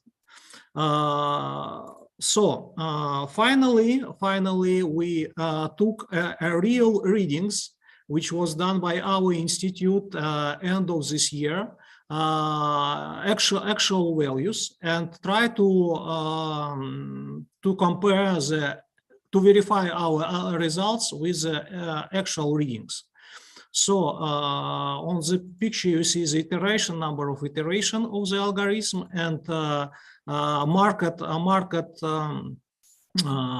cells shows if our result within plus minus 20%, I mean accuracy of the sensor with actual readings. And you see that with increasing of the number of iteration, we come into the very interesting results. So on this picture, you see that the absolute mean error with increasing of the iteration of the algorithm is decreased. So we could say that we receive quite interesting results, which are very, very close to the reality. We are going to continue our investigation on this subject, and we let's say shared our results with you. What is important that all this study, including the programming of the algorithm and verification, was done by our team during the time of the conflict. Current war, from the end of February till today. That's why it's just very, very fresh work. So what kind of conclusion? Maybe our approach could be used by you to reconstruct radiation mapping, having either historical data or very, very simple sensoring systems. So thank you for your attention. And I will give the floor to next reporter, and next reporter is Yulia Ruban. Yulia, are you with us? Yeah, I'm here. Okay, so Yulia, please take a floor, and please take in mind that we have very, very short time. Oh, okay. So I hope my presentation will be so long, and also maybe it will be interesting, because it's not such. Is it? Yeah, we see at least. Yeah, but oh, here. Okay. And change your slide with mouse. Okay. Okay, good. Yeah, it's working. So today I wanted to talk about the prospects of the IRG and RPG application for testing of non-standard situation and nuclear fuel cycle. It's really it's not really close to me, but I think this team have to be very interesting, because sometimes we have a situation which one we couldn't predict, and after all we couldn't have a normal reaction on it. And sometimes, like small games in life could help us to solve these problems. So what's the main problem on all of this? Consideration and analysis of non-standard situation is common in emergency preparedness practice. What this means? So sometimes we describe some scenario, we analyze this scenario, and after all of this scenario, we are put all of our discussion in the normacy law. But sometimes it's not such a big deal because it's like a machine work. So we have a result, we have a reaction, we have result, we have reaction, and none like a side reaction for all of this. Why it's so? Because the difficult issue is a human factor. In operation, it always will be a pose danger, because we could morally prepare for such situation like a war or bombing of the nuclear power plant. So sometimes for solving this problem, it's appreciate to use the practice of IRG, alternate reality game and role play games, because in itself they generate random events. So sometimes it could be just said, oh, you have like a airplane going to your power plant, and you think, what? And sometimes it's okay because it's just a game. But in morale, you could prepare like, okay, we have a plane, he just falling down the nuclear power plant, what we can do? And then you operate this situation. In this situation, you are just like trying to model in yourself what will happen next. So why I think it's RG and RPG is suitable for it, because in the all role-play games situation, the alternate reality game, it's an interactive network narrative that's use a real world as platform and employ transmedia storytelling to deliver a story that may be altered by players' ideas and actions. So in a simple way, it's you can use like a telephone, sites, books to describe such situation and operate in real life.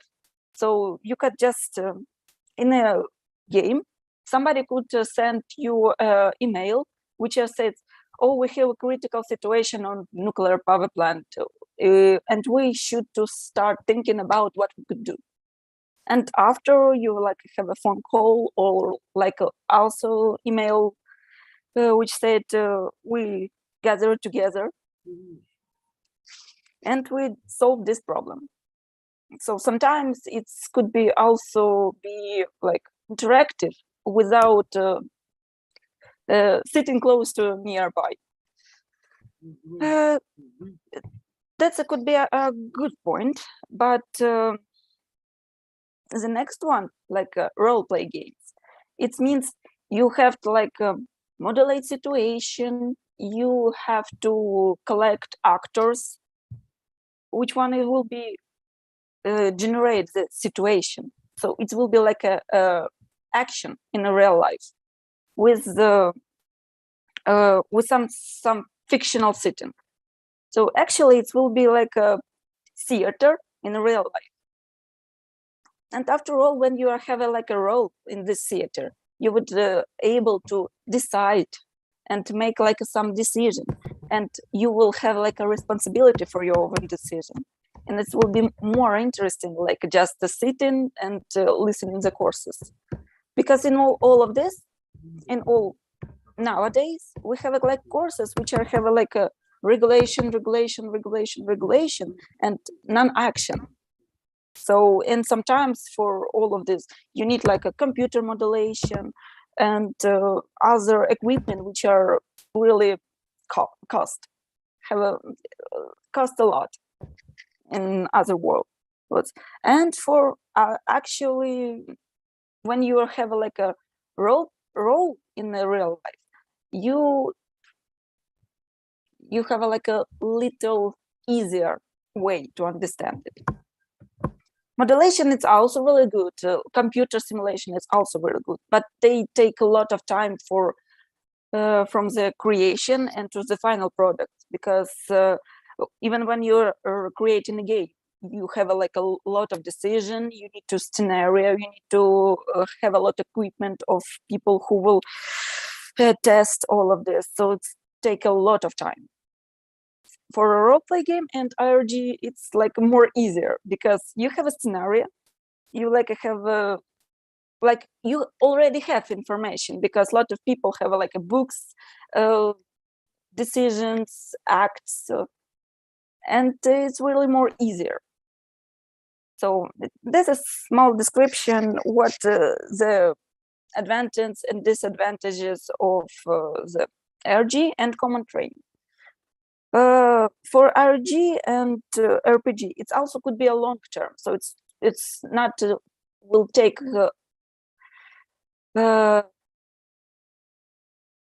it will be not to take a lot of time, so it could be a 1 day or 2 day. For common training, it could be a lot of time for months. For usual experience, unusual experience, you also could be in RPG, how it was mentioned before. That's imagine that we have a plane which are falling down on the nuclear power plant. In common training, sometimes we don't have this thing.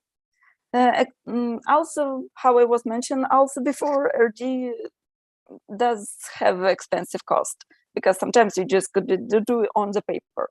Common training need long preparation, documentations, and it will take a lot of time. And last one, it's wild availability for understanding.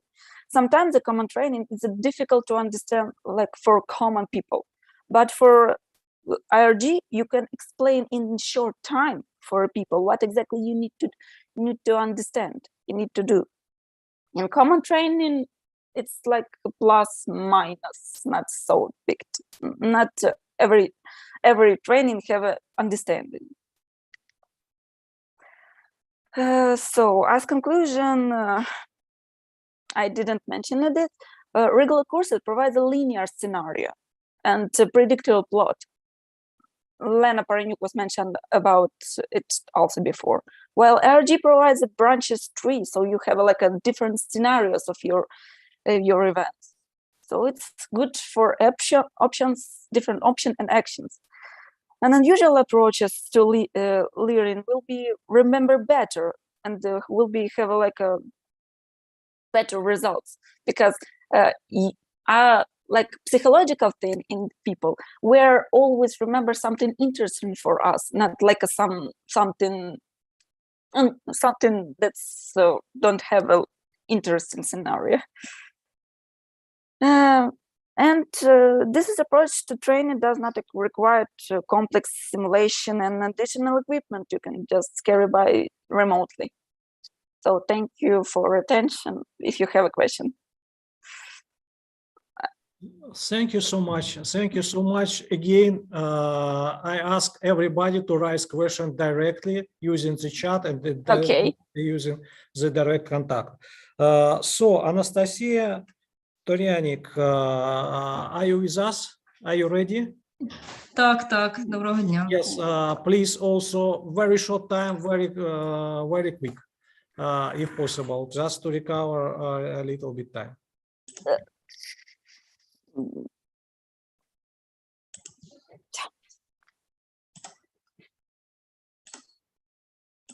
Okay, we already... Видно презентацію? Yes, we could see it.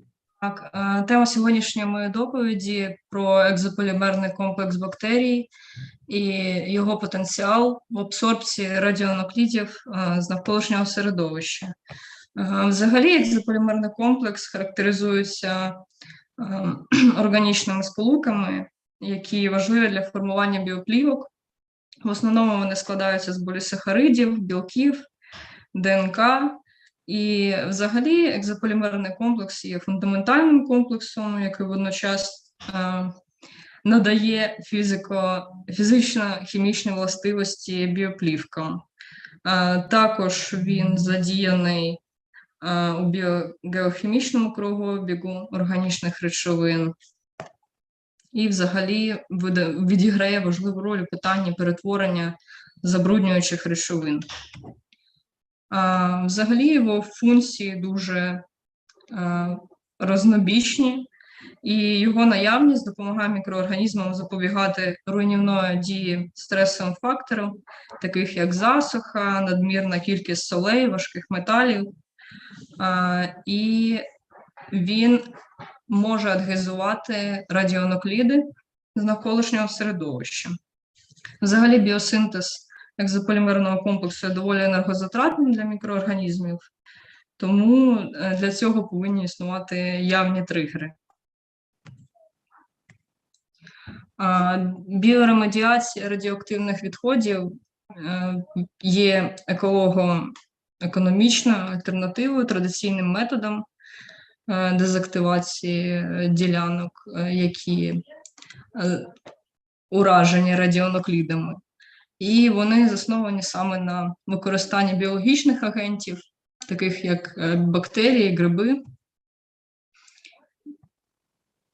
Біоремедіація відповідає нам на питання, як екзополімерний комплекс може використовувати свої властивості окисно-відновлювальні і здійснювати транспорт електронів. І таким самим чином відновлювати радіонукліди і запобігати ураженню ділянок.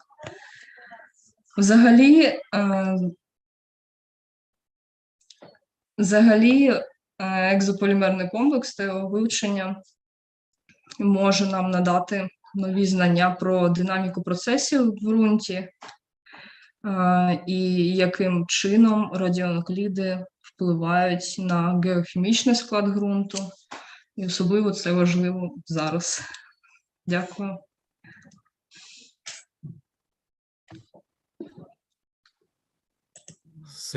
Thank you so much. You did it so quick. So, thank you so much. Igor Peer, yes, I will see you.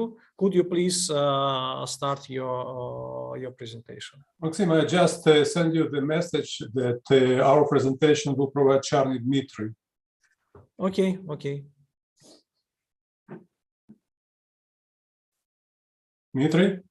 Dmitry, are you here?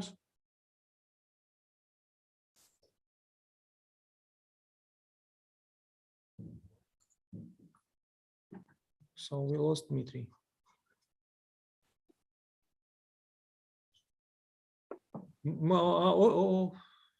I will check with him now. Okay. Yes, please check with him. Or maybe we could, to save time, ask someone and after that just replace. Yeah. Let's do like this. Okay. I will check. Yes. Alla Rasko. Alla, are you with us? Alla, you should be here because we saw you in records. Could you start your presentation?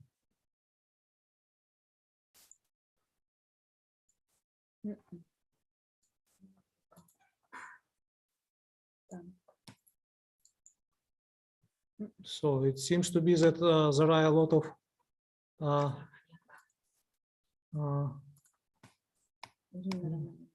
okay. So in this case, Irina Romanenko. Я хвилиночку, я є. You okay, so. I'm sorry.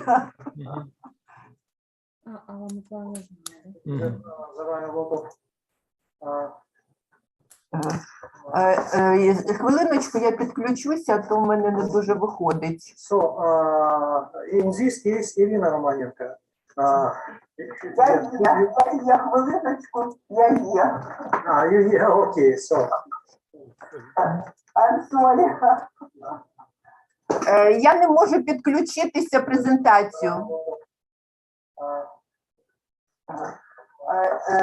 Хвилиночку, я підключуся, то в мене не дуже виходить. So, in this case, Irina Romanenko.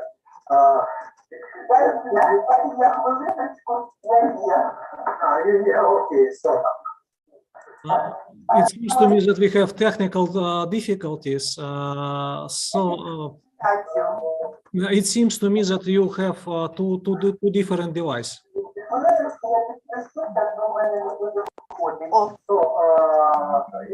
Okay.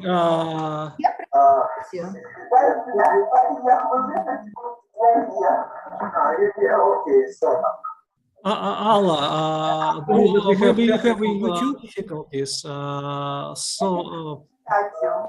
It seems to me that you have two different devices.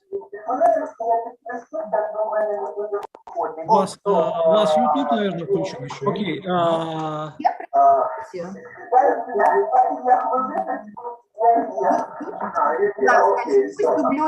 Алла, maybe you have YouTube difficulties. Maxim, maybe we'll continue with Dmitry meanwhile, because Dmitry is ready.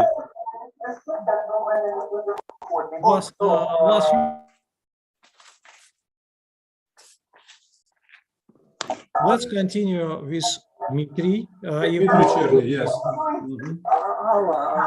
Азнасор. Не надо, просто звук. Потому, да. Сейчас мы напишем. Дмитрий, давайте мы сейчас с Аллой по-технически в скайпе попытаемся решить проблему. Нажала. Нормально тепер? Алла, давайте сейчас выступит Дмитрий, который был с Игорем, который был перед вами, а мы с вами в чате попытаемся решить технические проблемы. Дмитрий, вы готовы выступать? Да.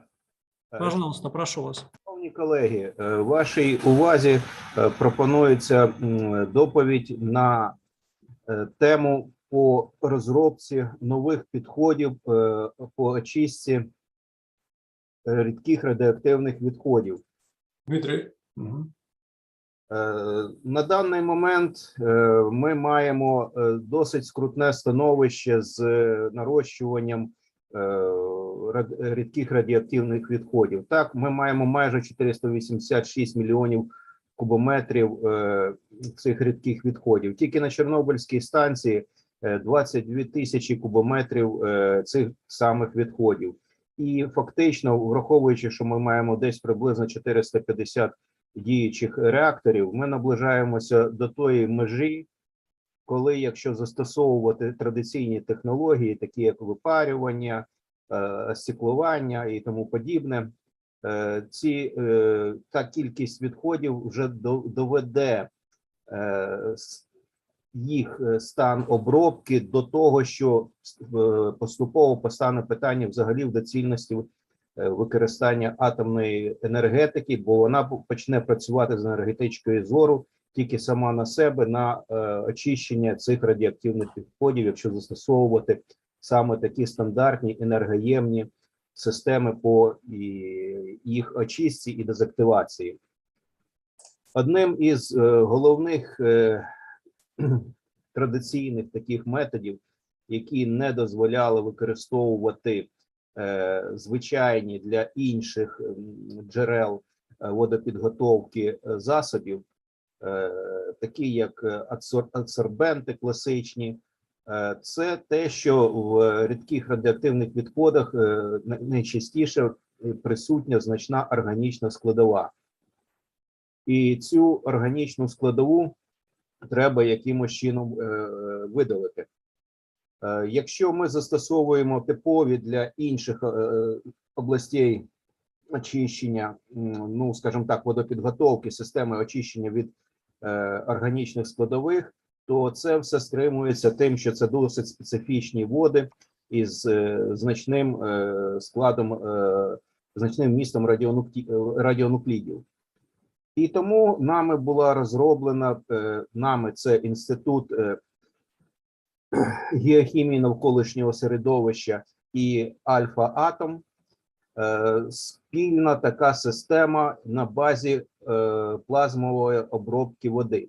Ця плазмова обробка дозволяє створювати прямо з вихідної води із повітря цілий спектр окисників. Це як порівняно довгоживучі озон, перекис водню, так і короткоживучі OH-радикали, які мають найвищий окисний потенціал. Серед того, що можна застосовувати, ну, скажімо так, не вводячи нічого додаткового у вихідну воду. На базі цього була розроблена технологічний цикл, який включає в собі обробку за допомогою сорбції, за допомогою гідродинамічного впливу і за допомогою плазмового реактора, і далі фільтрації і сепарації, відділення сухого залишку, таким чином, чи або осаду. Таким чином нам вдається перевести розчинні радіонукліди в нерозчинний сухий стан і видалити його з цих, скажімо так, з цієї вихідної брудної води. Ця технологія запатентована в Україні і проводяться патенти на Європейському патентному відомстві. Продовжуються патентні роботи. Якщо ми розглянемо характеристики отриманої технології, то вона дозволяє з вихідної води 95-99% перевести в очищений стан, а десь від 1 до 5% отримати оцей от сухий осад, в якому фактично і залишаються ті радіонукліди, які ми вилучаємо. Причому нам вдалося вилучати радіонукліди головним чином стронція, цезія до 0 бекерелі на кілограм. Тобто це майже 100% вилучення радіонуклідів. Отриманий осад має характеристики, які дозволяють його з успіхом захоронювати, і він відповідає всім критеріям для захоронення на буряковці РПА.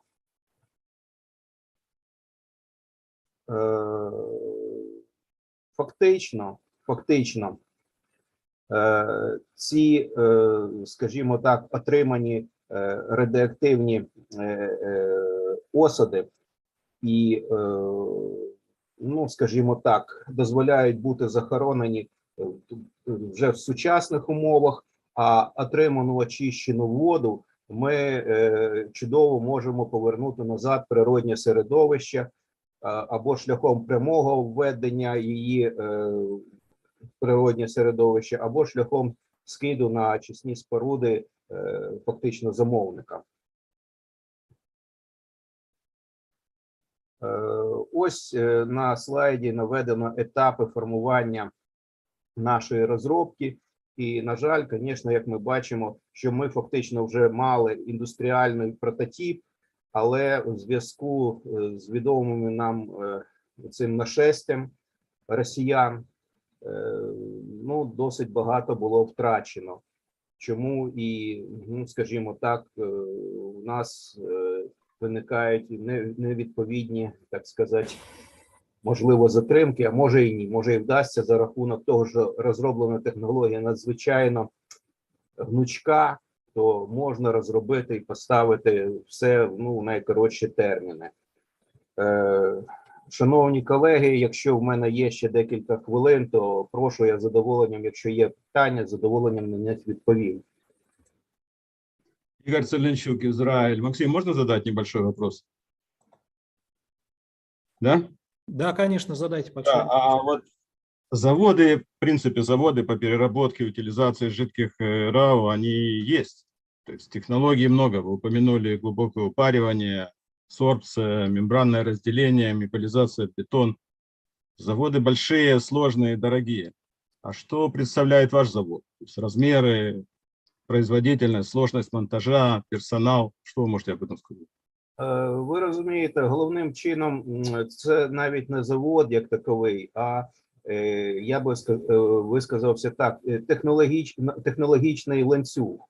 І цей технологічний ланцюг може бути вписаний фактично куди завгодно, і він враховує, ну, скажімо так, особливості тих вод, які ми очищаємо.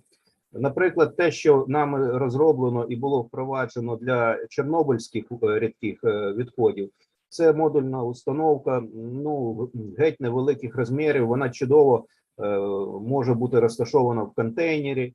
І, ну, скажімо так, в неї продуктивність вона була прив'язана до тих об'ємів води, яка там була, і для тих енерговитрат, які вона, ну, скажімо так, може застосувати до мінімізації цих енерговитрат. І чому я зараз заговорив за енерговитрати? Бо всі ці технології, класичні технології, вони вимагають значних енерговитрат. Ми зараз знаходимося фактично на той стадії, ну, скажімо так, систем очищення води, що, ну, я слабо собі уявляю, яку воду ми б не змогли очистити. Зараз стає питання, якими затратами ми зможемо це зробити. І на даний момент, ну, скажімо так, порівнюючи з класичними технологічними підходами, які застосовують зараз атомщики, ця технологія на порядки, ну, скажімо так, дешевша і технологічніша. І саме з точки зору енерговитрат. І, ну, і взагалі, скажімо так, ця технологія прийшла не із світу атомщиків, а скоріше із світу класичної водопідготовки. Отут і всі вимоги, і така енергоощадливість, і все те, що раніше, ну, скажімо так, не було характерно для атомщиків, бо, ну, хтось рахував ці енерговитрати, коли атомна станція під боком. Данных международных украинских. Значит, спасибо, Дмитрий, за ответ. Еще раз, sorry, I forgot that I have to speak English. Thank you for your answers. I believe that you may be able to exchange your contacts and continue questions in between. And I have to continue our conference.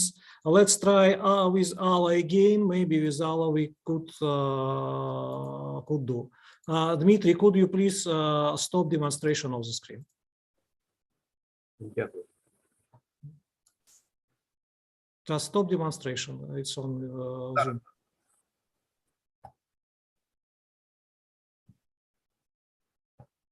Thank you. Alla, let's try.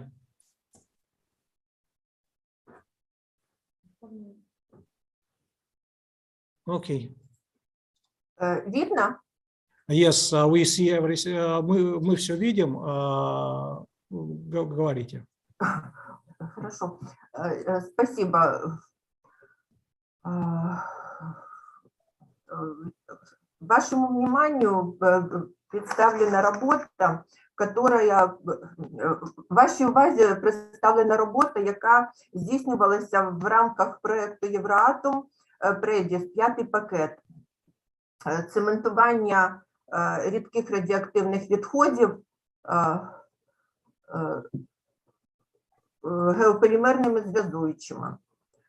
Справа в тому, що на атомних станціях в результаті експлуатації або зняття з експлуатації енергоблоків накопичується дуже велика кількість різних відходів. Одним з видів рідких радіоактивних відходів це є органічні відходи, переробка яких в даному випадку на Чорнобильській станції не передбачена. Якщо на Запорізькій і Хмельницькій атомних станціях забруднене радіоактивне масло утилізується на установках спалювання, а на Рівненській атомній станції використовують установку для очищення масла,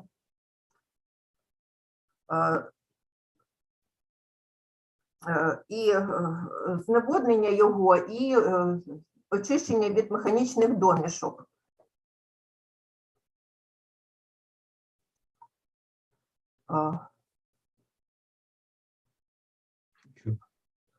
Я вибачаюсь, в мене... Yes, we could hear you very well and see your slide, table 4, 5. Мене чутно взагалі? Да.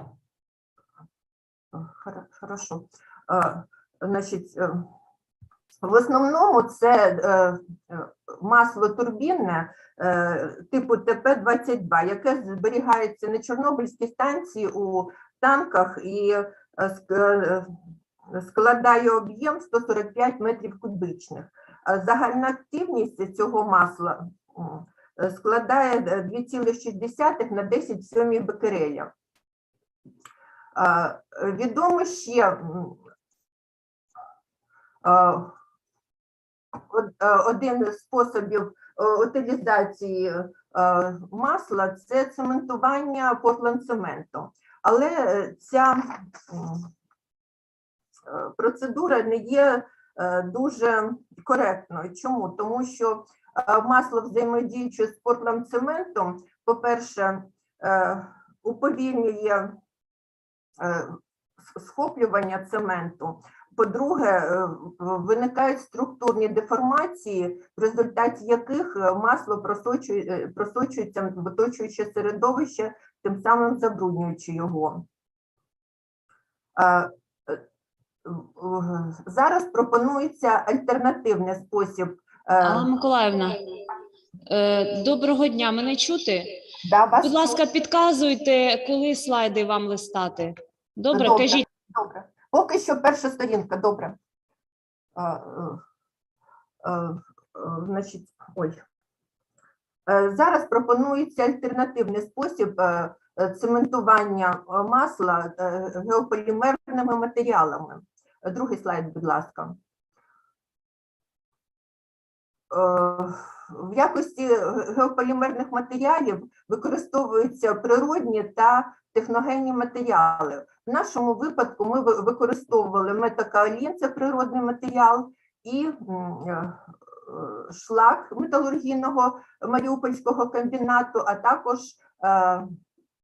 золовиносу Дарницької та Трипільської ТЕС. Найважливіше те, що чому використовувалися саме ці матеріали. Зверніть увагу на таблицю 2, де дається вміст кальцій О. Це дуже важливо, тому що при обробці лугами цих матеріалів іде реакція, яка подібна до реакції в портландцементах при наявності кальцію О. Будь ласка, наступний слайд.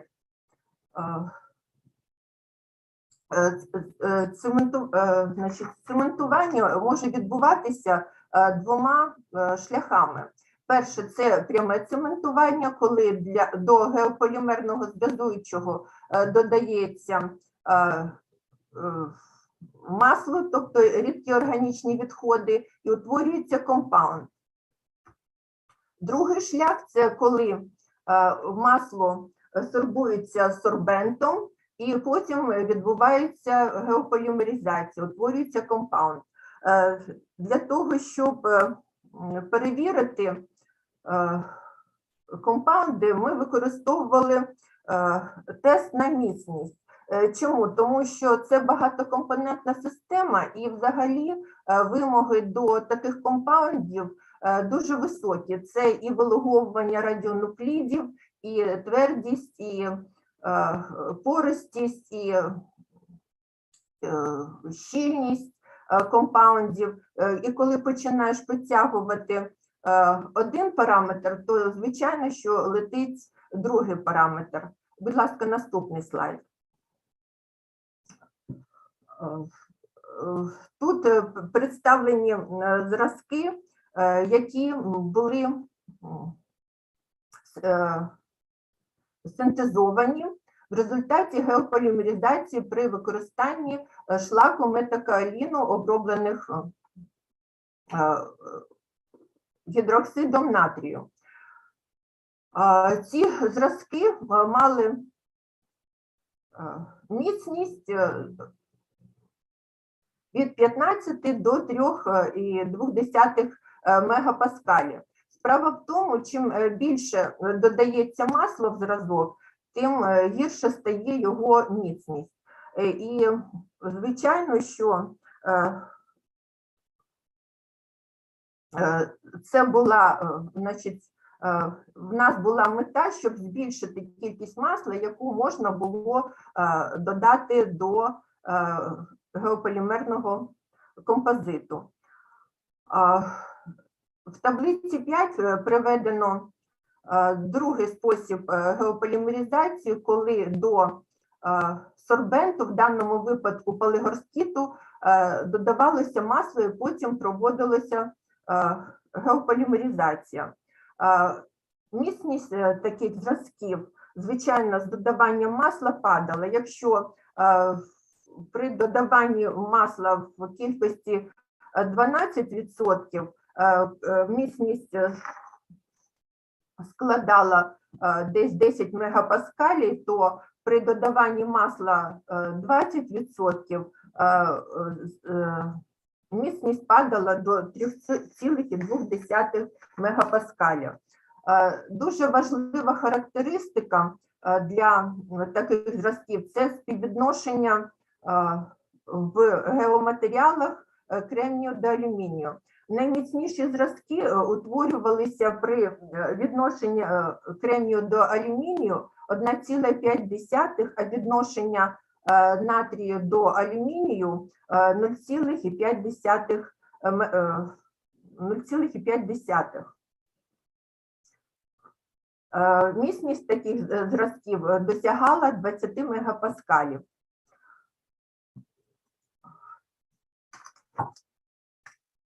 Наступний слайд, будь ласка. Висновки. При геополімеризації встановлено, що в присутності масла, яке не змішується з водою, утворюються геополімери міцністю на стиск більше 10 мегапаскалів. При різних механізмах геополімеризації, а також враховуючи корисні фази у компонентах, кристалічні фази у компонентах, відношення у зразках кремнію до алюмінію, а лужних металів до алюмінію може бути різним. Найбільш міцний геополімер на основі шлаку мав співвідношення кремнію до алюмінію 1,55, а лужні метали до алюмінію 0,5. При кращому співвідношенні кремнію до алюмінію 1,85, а лужного металу до алюмінію 0,5, компаунд мав втричі меншу межу міцності. Для цементування масел найбільш перспективними застосування шлаколужних газуючих з додаванням метокаоліну. Дякую за увагу.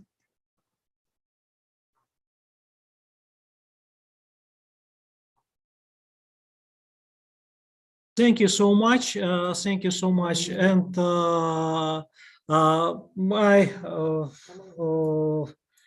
I invite to take a floor Irina Romanenko with a report of her research. Again, I remind everybody that if you have a question to authors of the presentation, please contact directly. Добрий день. Мене чути? Very well, yes. Так. Моя доповідь присвячена дослідженню різних типів бетону для біологічного захисту контейнерів Storm. В результаті цього дослідження була розроблена тривимірна нейтронно-фізична модель контейнера Storm, який було завантажено гомогенізованим багатоцільовим контейнером з відпрацьованими ТВЗ в кількості 31 штуки реактора типу ВВР-1000.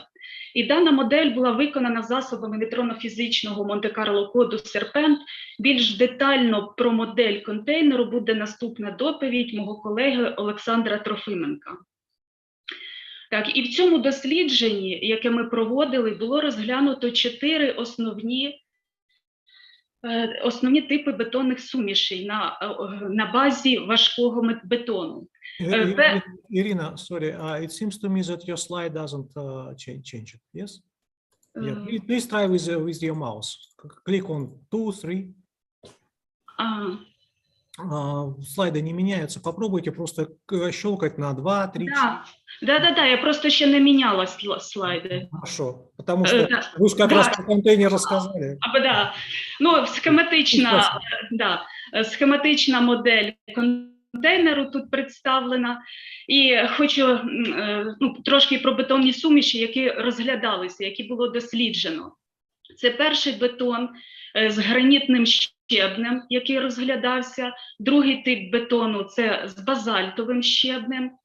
Третій тип бетону – це до бетону з гранітним щебнем додавалась різна кількість базальтборної фібри 5% бором. І четвертий тип бетону – це теж до цього ж бетону з гранітним щебнем додавалась різна кількість базальтборної фібри з бором 10%. Ну і якраз на цій моделі, на цій схемі показана модель контейнеру в розрізі, і детектування частинок проводилося засобами серпент у 9 попередньо визначених розрахункових зонах, які вони тут показані 5-м номером. І цей простір був умовно розбитий на 9 зон між зовнішньою та внутрішньою поверхнями контейнера HiStorm.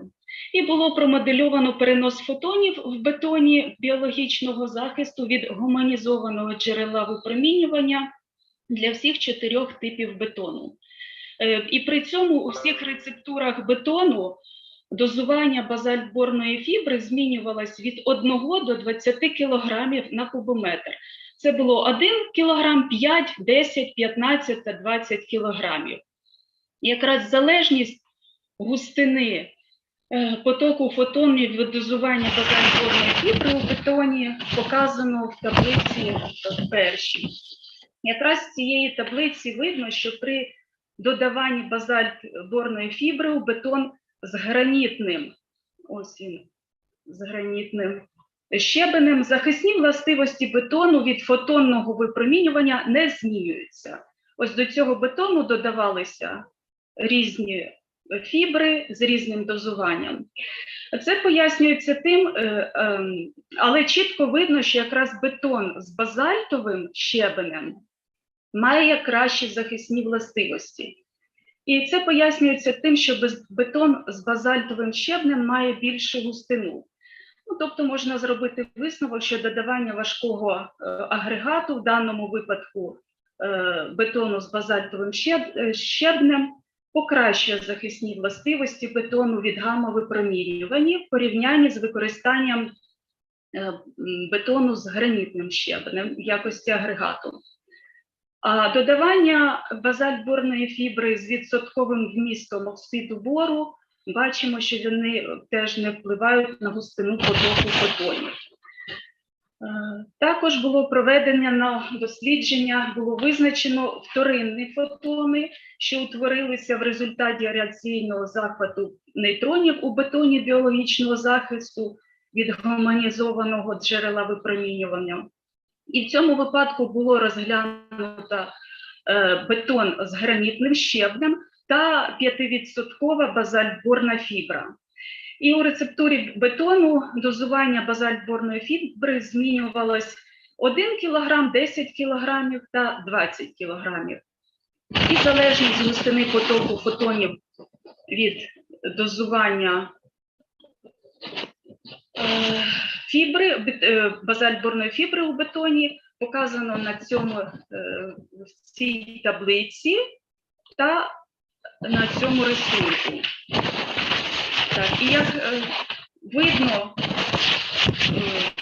що у порівнянні бетонів, армованих базальтборною фіброю, навіть з 5% вмістом оксиду бору різного дозування та звичайного бетону з гранітним щебенем, показує зменшення густини потоку фотонів при використанні 5% базальтурної фібри в порівнянні з звичайним бетоном уздовж всього біологічного захисту контейнера. І якраз отримані результати проходження фотонів у бетоні біологічного захисту від гомогенізованого джерела, від випромінювання відпрацьованого ядерного палива показують, що коефіцієнт ослаблення фотонного випромінювання не зменшується із збільшенням дозування оксиду бору. У цьому випадку кращі захисні властивості показує бетон з базальтовим щебнем, густина якого більша, ніж густина бетону з гранітним щебнем. Результати дослідження вторинних фотонів, які ми тільки що розглядали, вони, які утворилися в результаті радіаційного захвату нейтронів у бетоні біологічного захисту, показують, що додавання базальтборної фібри з оксидом 5% має позитивний ефект на захисні характеристики бетону від фотонного випромінювання. Ну, і якраз результати цієї роботи показують, що модифіковані склади бетону мають більше переваг у порівнянні з чистим бетоном. Ну і також ці результати показали, що захисні параметри бетону сильно залежать від густини агрегатів для приготування бетону. Ну і таким чином було продемонстровано, що додавання базальтборної фібри до бетону має значний потенціал, який може бути використаний в атомній енергетиці в якості матеріалу для біологічного захисту від фотонного випромінювання з точки зору поглинання частинок та зменшення густини випромінювання, а значить і можливих дозових навантажень на обслуговуючих персонал. А також хочу доповнити, що це був ряд досліджень, також проведено аналогічне дослідження з цими ж типами бетонів від нейтронного випромінювання, і більш детально можна з результатами дослідження ознайомитися. Вийшла в березні місяці, незважаючи на ситуацію, що склалася в країні, в журналі «Ядерна та радіаційна безпека» в першому номері є результати досліджень від нейтронного випромінювання. Дякую за увагу. Thank you so much for your report. Alexander, please take the floor. Please continue with your modeling of this high storm spent fuel. Yes, thank you. 1 second. And please quicker, if possible. Так. Доброго дня, шановні колеги. Сьогодні я доповім українською мовою про Монте-Карло модель контейнеру для зберігання відпрацьованого ядерного палива High Storm. Власне, на базі чого виконується ця робота і чому вона виконується, підписано на Екоенергоатом контракт на будівництво централізованого сховища відпрацьованого ядерного палива на території зони відчуження. Власне, підписано цей договір був давно, і 9 березня цього року воно мало увійти в експлуатацію, однак у зв'язку з ситуацією воно було тобто ввід в експлуатацію був перенесений. Тим не менш, в чому загалом суть роботи? Суть роботи заключається в тому, що необхідно було створити моделі, нейтронно-фізичні розрахункові моделі цих контейнерів, завантажених відпрацьованим ядерним паливом, з метою визначення дозових навантажень на персонал, який, власне, обслуговує ці контейнери в процесі експлуатації. Тобто для створення нейтронно-фізичної моделі, для аналітичного розрахунку можливих дозових навантажень, для визначення нейтронних потоків та потоків гамма-квантів було обрано нейтронно-фізичний код Монте-Карло, код Серпен. Тобто, і за допомогою Монте-Карло коду Serpent, який був розроблений у Фінляндії починаючи з 2004 року, зараз він вже активно експлуатується у світі, використовується. Він є аналогом відомого на весь світ коду MCNP, який також використовує методи Монте-Карло. В цьому коді з його засобами нашим відділом Інституту проблем безпеки АЕС було створено нейтронно-фізичні моделі контейнерів HighStorm з різним рівнем спрощень. Тобто минула доповідь Ірини, там була використана нейтронно-фізична модель, в якій БЦК, це багатоцільова корзина, в яку завантажується відпрацьоване паливо, була гомогенізована. В нас є модель більш складна, в якій можна вже профілювати. Ось, і, власне, є найбільш складна модель, в якій можливо задати ізотопні склади кожного паливного елементу. Тобто на базі цих моделей вже було визначено нейтронно-фізичні характеристики, нейтронно-фізичні потоки нейтронів, дозові навантаження за межами контейнера, в самих контейнерах, і навіть на майданчику ЦВЯП. Тобто всі результати, які були отримані з використанням цієї моделі, були валідовані, власне, на порівнянні з іншими результатами, які були отримані колегами з Холтеку. І зараз результати всі покладені у звіт, який необхідний для введення власної експлуатації, в якому і відображуються всі ці дозові навантаження. Також в майбутньому ми плануємо розвивати цю модель. Тобто зараз на слайді ви бачите візуалізацію нейтронних потоків і вторинних гамма-квантів. Тобто, і в подальшому ми плануємо доробити, вдосконалювати модель. Особливістю моделі, я забув сказати, є її, як я вважаю, висока деталізація, тому що ми намагалися відтворити максимально достовірний матеріальний склад, тобто є креслення. Майже всі конструктивні деталі були відтворені, тобто всі матеріальні склади також були відтворені. Зараз ми працюємо над уточненням моделей відпрацьованого ядерного палива. В більшості це у нас є окремі моделі всієї активної зони в реакторі ВВР-1000, окремі моделі ядерного палива. На цих моделях ми маємо бажання розрахувати зміну ізотопного складу в процесі експлуатації палива, і для кожного типу палива, яке експлуатується в Україні, розрахувати, власне, ізотопний склад і джерела нейтронів, гамма-квантів. Після цього моделювати відстоювання ядерного палива у басейнах витримки, ну і врешті-решт моделювати зберігання ядерного палива у контейнерах HighStorm. Тобто ми хочемо відпрацювати весь цикл. Власне, база моделей для всього цього є. Зараз ми активно працюємо над реалізацією нашого задуму. Ну і, власне, на цьому все. Тобто наш сектор активно займається на базі Інституту проблем безпеки, активно займається моделюванням ядерних реакторів, використовуючи засоби Монте-Карло. Тобто використовуючи метод Монте-Карло і коди, які допомагають моделювати цим шляхом. So, Alexander, thank you for your report. Thank you for your report. And Valery, please take a floor with your report. Again, try to be as quick as possible. Alexander, stop translation of your screen. And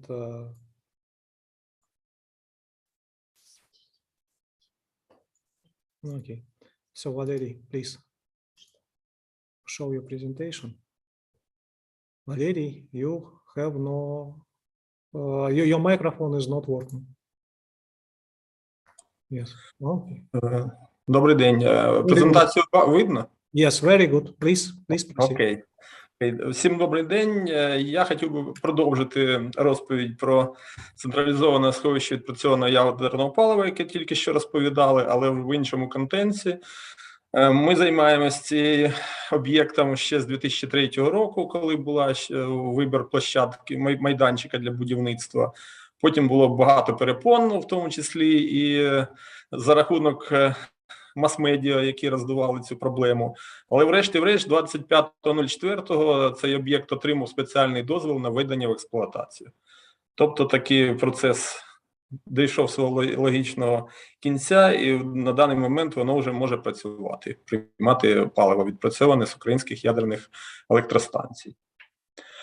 Але ж біда у нас прийшла, і майже ми закінчили цю роботу, як вторглись російські війська в нашу Україну. І на даний момент, як ви бачите на цьому фото, це мій робочий кабінет, все, що від нього залишилось. Це наше обладнання, яким ми виконували наші роботи. Ну і техніка, в якому стані ви бачите. Майже з кожного системного блоку достали жорсткі диски, пам'ять, тобто майже всі наші робочі документи втрачені. І з огляду на це, всім, хто працює в зоні відчуження і має такі ж проблеми, і мав на робочих комп'ютерах персональну інформацію, я б рекомендував змінити всі паролі, доступи, щоб не було потім проблем, тому що, маючи навіть дуже посереднє знання комп'ютерної безпеки, можна отримати доступ до ваших аккаунтів, і потім ви можете мати проблеми з цього. Тобто це як рекомендація. Ну, а тепер перейдемо, звісно, до мого доповіді. Що стосується доповіді. Ця робота була присвячена визначенню фонових рівнів радіаційних параметрів, що характеризують радіаційно-гігієнічний стан навколишнього та виробничого середовища на ЦВЯП. Для чого це потрібно? Це потрібно в першу чергу для того, щоб актуалізувати і встановити радіаційні параметри в таких документах. Це регламент радіаційного контролю, ЦВЯП, проєктні контрольні рівні, програма радіаційного моніторингу використовує ці дані, а також для конкретних адміністративно-технологічних рівнів радіаційних параметрів на централізоване сховище відпрацьованих ядерного палива. Що ми зробили в рамках цієї роботи? По-перше, було визначено радіаційний фон гамма-випромінювання. Ну, спочатку, от на даному картограмі ми бачимо, тут територія самого ЦВЯП, от, по периметру показана, і санітарно-захисна зона. Як ви бачите, сама територія ЦВЯП має дуже низький гамма-фон. Це спричинено тим, що спочатку ця територія була підготовлена, майданчик, тут був ліс, його зрізали, зрівняли площадку, завезли свіжий ґрунт, а потім вона була забетонована, заасфальтована, ну і зрозуміло, вона досить чиста в цьому плані. Як ми бачите, на півночі тут є такі дещо повищені місця з гамафоном. Це обумовлено тим, що тут ще є залишки лісу, і в квітні 2020 року були пожежі навколо цієї території, і в цих місцях дещо була підвищена концентрація радіонуклідів. Те саме ми спостерігаємо тут на іншій картограмі. Це картограма була попередня на 10 сантиметрах, це на 1 метрі. На даній слайді показана вже більш збільшена площа, тобто сюди входить і санітарно-захисна зона, крім зони спостереження і самого об'єкту ЦВЯП. Як ми бачимо, от зліва тут іде, мабуть, тут було більше пожару, і це в сторону Рудого лісу напрямок іде, тобто йде збільшення гамма-фону. Ну, і справа білий, як кажуть, пляма, це пляма територія вектора, оскільки ми не мали доступу на цю територію, у нас немає даних, тобто ми не змогли тут побудувати картограму. Ну, це стосовно 1 метру гамма-фон. І також в цій роботі ми визначали поверхневе забруднення бета-частинок. Як ви бачите, вона дещо корелює з нашою картограмою по гамма-фону. Як ми бачимо, на півночі теж дещо збільшений фон по бета-забрудненню. Ну і справа це залишки також лісу, оскільки тут нижче, тут в даному місці вже лісу нема, тут пісок.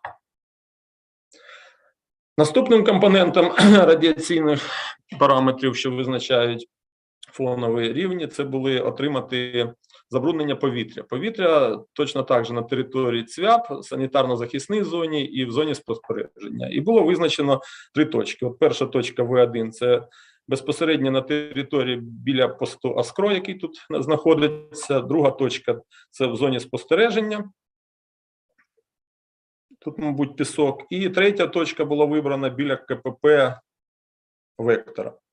Це вже за зоною спостереження в санітарно-захисній зоні, безпосередня точка. В цих 3 точках було встановлено такі прилади. Тобто було 3 прилади FNG, які мають великі витрати повітря, але вони не могли нам дозволити відібрати дуже велику пробу повітря. Для цього ми використовували свою унікальну установку, яка прокачувала дуже великий об'єм повітря, і за рахунок за тиждень ми прокачували цією установкою приблизно 160-200 тисяч кубометрів повітря. За допомогою цих FNG установок ми прокачали приблизно від 200 до 300 кубометрів повітря. Цього було достатньо для того, щоб поміряти сумарне альфа-бета, а для радіохімії, звісно, ми використовували вже більші об'єми. І тут зовсім інший фільтр. Тут використовується у цій установці фільтр ткання Петрянова, а тут стандартні фільтри АФА. В результаті виконаної цієї роботи ми отримали наступні результати. В даній таблиці показано результати В1, В2, В3 – це маленькі наші установки і з меншим об'ємом повітря, яку ми прокачали. А В1 вент, В2 вент, В3 вент – це вже установка більша, і яка прокачувала від 160 до 260 тисяч кубометрів повітря. От ці три останні проби ми здавали на радіохімію. Тобто тут виконувалася ще радіохімія, крім, звичайно, спектрометрії і прямого виміру альфа-бета радіонуклідів. Ну, як ми бачимо по цезію, воно приблизно співпадає з тими даними, що ми мали по вектору та буряківки. Тобто воно не сильно відрізняється від стандартних значень забруднення повітря на даній території. По точці В1 у нас було дещо збільшена кількість по В1 вент, як ви бачите. По калію, мабуть, трохи більше було. Це зумовлено було тим, що на територію майданчика завозилась чорнозем, підготовка її майданчика. Також була підготовка бетонної майданчику, шліфувався бетон. І це спричиняло додатковий такий пил, який осідав на наших фільтрах. Ну і це було видно на наших пробах. На наступному ми бачимо, тут є сумарний, не сумарний, а альфа випромінюючі нукліди сумарний, 9-5 на майданчику, мінус 3, 4,3 і 7,1 – це вже санітарна захисна і зона спостереження. Ну і по бета-нуклідам точно така же. Як ми бачимо, по установках В1 вент, В2 вент і В3 вент майже на порядок значення нижчі. Ну це в більшій степені зумовлено тим, що тут відібрана більша проба повітря і, можливо, більш точніше можна було визначити. Тобто тут, мабуть, сказалось те, що, по-перше, другого типу фільтри, по-друге, тут значно менша активність була на цих фільтрах. Ну і роздільна здатність приборів, звісно, має більшу помилку. Наступна таблиця показана вже результати радіохімії цих трьох зразків повітря. Як ми бачимо, плутоній, америцій, стронцій. Ну, ці ж дані приблизно, якщо порівняти з усередніми даними по буряківці, які ми отримали в 2019 році, то приблизно така ситуація, що цезій буряківки був десь на рівні 6 в мінус 4, стронцій 5 на 10 мінус 4, трансуранові 4 на 10 мінус 4 бекерель на кубометр. Ну, як ми бачимо, десь в цих рамках ми наблюдаємо і наші значення. Тобто вони корелюють з загальним забрудненням повітря на даній території. Наступним пунктом у нас було визначення осідання радіонуклідів на території ЦВЯП, зони спостереження і санітарно-захисній зоні. Для чого було? Тут відібрали, це було воду. ВС-1, ВС-2 – це відбирали воду. Тобто ВС-1 – це ми відбирали воду дощової каналізації, вона була нова, чиста, а ВС-2 – це отримані зі скважини, спостережної скважини, яка є на території ЦВЯП. Тобто ми відібрали 2 проби води в об'ємі по 40 літрів з кожної, і ці проби води здали на радіохімію. В результаті ми отримали наступні значення. Тобто вода дощової каналізації була дуже чиста, як ви бачимо, що за результатами вона активність є менше, ніж питна вода для персоналу категорії Б. Вона вкладається в ці рамки. Ну і по скважині теж вона майже така чиста, і тобто не перевищує контрольні рівні питної води для персоналу категорії Б.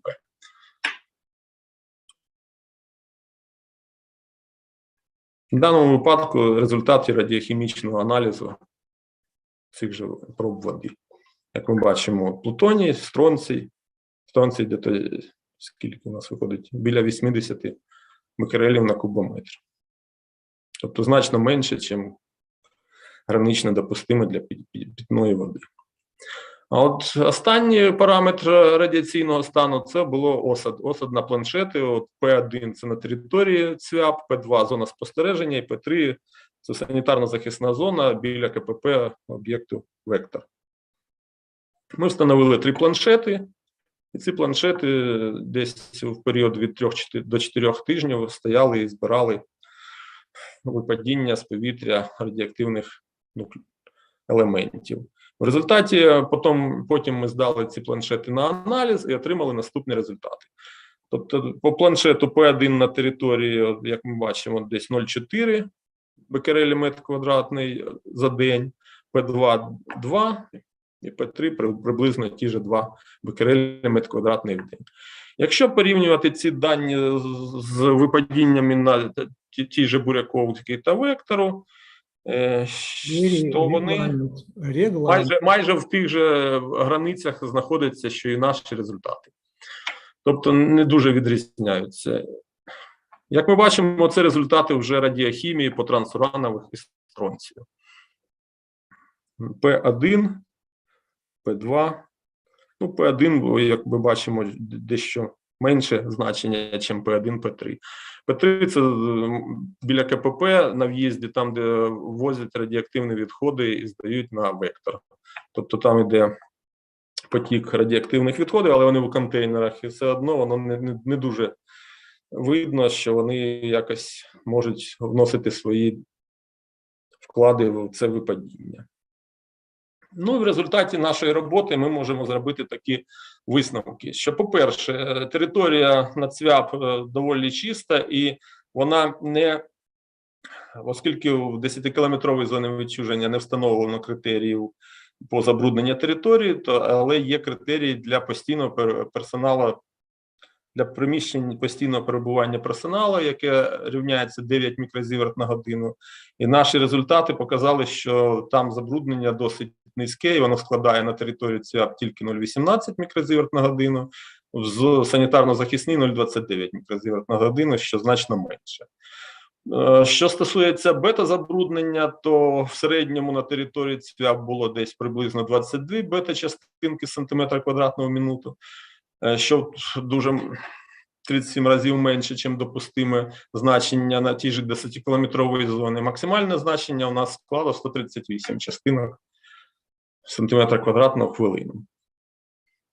Ну, по воді я вам вже казав, що у нас вийшло, що наша вода дуже чиста, і вона, як ви бачите, що тут вказано, що по цезію 1 на 10,5 бекерель на кубометр, по цезію 1 на 10,4 це параметри для питної води, у наші результати значно менші, і вона досить чиста.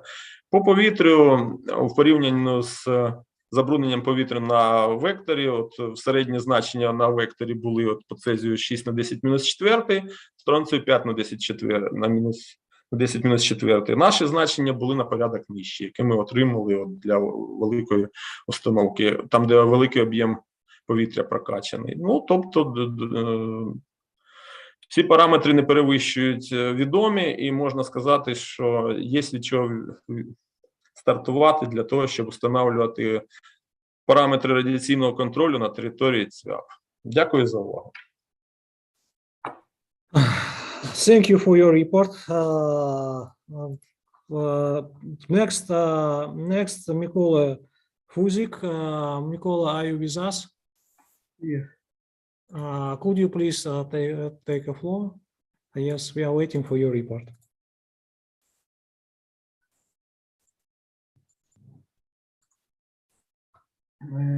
dear colleagues, like my previous Ukrainian colleagues, I'll speak English. I'll speak Ukrainian, but my PowerPoint presentation is made in English. Окей. Тема моєї доповіді – захворюваність на злоякісні новоутворення населення України у віддалений період після аварії на Чорнобильській АЕС. Злоякісні новоутворення є найбільш значущим віддаленим ефектом дії іонізуючого опромінення. До Чорнобильської катастрофи основними джерелами для оцінки ризику розвитку злоякісних новоутворень як результату дії цього фактору були дослідження потерпілих від атомних бомбардувань Хіросіми та Нагасакі, учасників ядерних випробувань, а також пацієнтів, які були опромінені з діагностичною або лікувальною метою. Результати цих досліджень свідчать про підвищений рівень захворюваності на рак у опромінених в порівнянні із спонтанною захворюваністю, а також існування залежності частоти цієї патології від рівня опромінення середніх та високих доз, понад 0,3 зіверта. Радіаційний ризик захворюваності на лейкемію в 5-7 разів перевищує аналогічний показник для солідних кислот. Радіаційне опромінення внаслідок аварії на ЧАЕС, на відміну такого, що мало місце у вище зазначених дослідженнях, характеризується меншими дозами, але більш тривалою за часом дією. Ризик виникнення фатальних випадків раку оцінюється приблизно у 5% на 1 зіверт. Чорнобильська аварія привернула велику увагу широких суспільних верств та науковців щодо її медичних наслідків, особливо аналогічних. У Національному науковому центрі радіаційної медицини на Національній академії меднаук України вивчення захворюваності на злоякісні новоутворення та оцінка радіаційних онкологічних ризиків в групах постраждалого населення є одним із основних напрямків досліджень. Такими групами постраждалих є учасники ліквідації наслідків аварії на ЧАЕС 86-87 років участі, евакуйовані від зони відчуження, а також населення найбільш забруднених радіонуклідами територій. Внаслідок браку часу я не буду дуже зупинятися на матеріалах та методах. Зауважу лише, що населенням найбільш забруднених радіонуклідами територій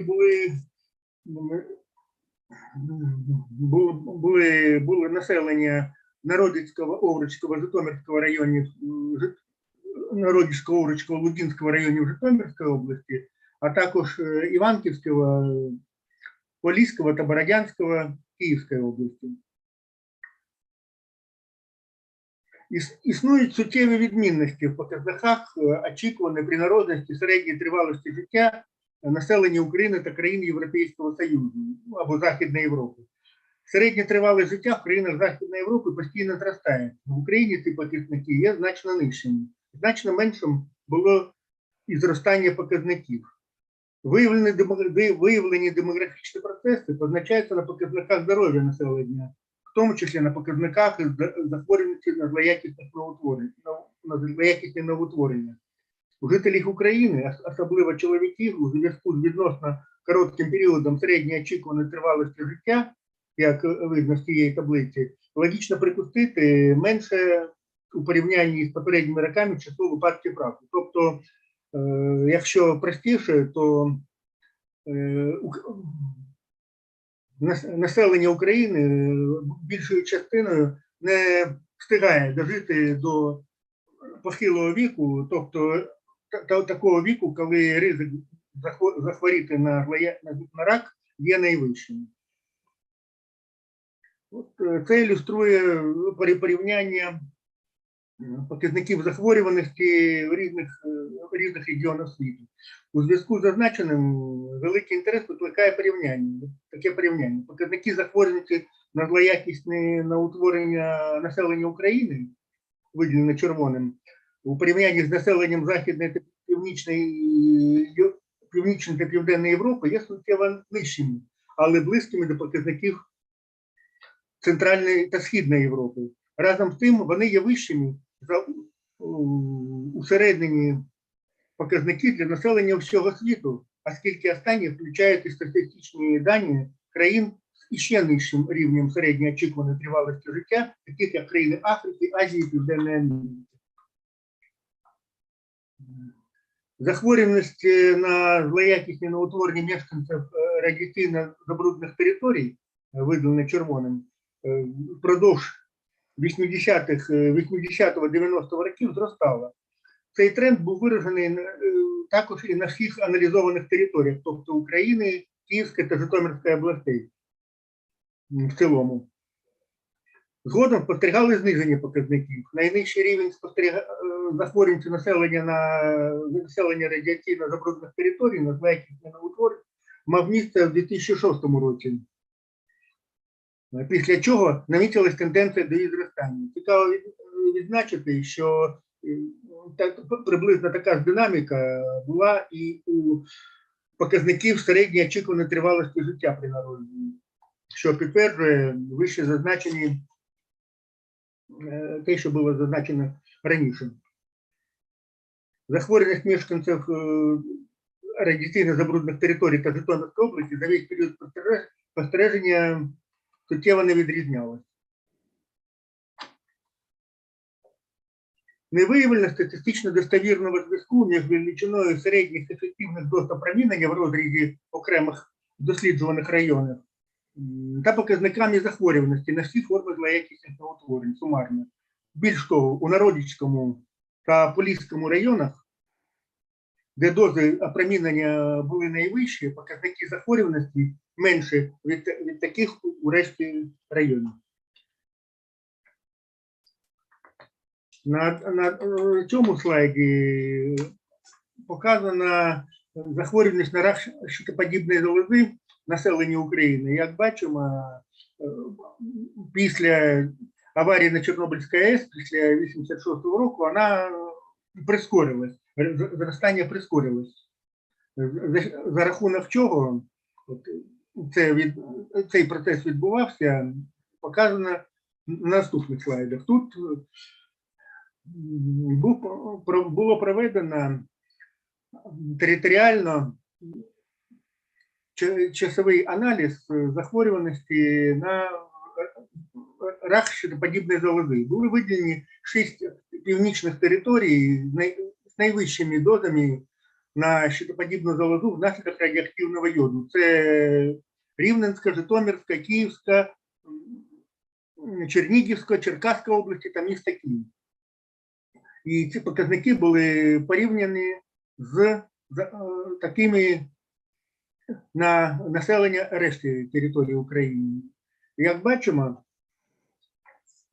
встановлено більш високий рівень захворюваності як жіночого, так і чоловічого населення 6 північних територій України з більш високими середньообласними дозами опромінення щитоподібної залози, більше 35 мілізіверт, у порівнянні з показниками решти областей. Порівняння трендових моделей свідчить про статистично значущу різницю між коефіцієнтами регресії, між трендами. На цьому слайді звертає на себе увагу більш високий рівень захворюваності мешканців найбільш забруднених радіонуклідними територій Києва та Київської області у порівнянні з Житомирською областю та Україною. Значну роль в цьому відіграють процеси міграції за межі області. Багато з них мігрували в Київську область та місто Київ. Крім того, слід зазначити, що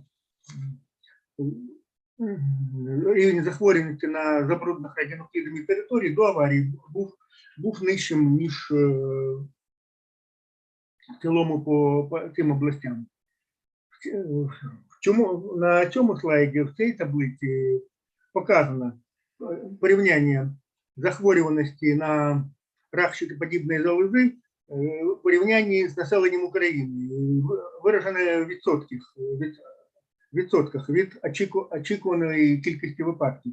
І, як бачимо, у всіх групах постраждалого населення цей показник достовірно перевищує національний рівень.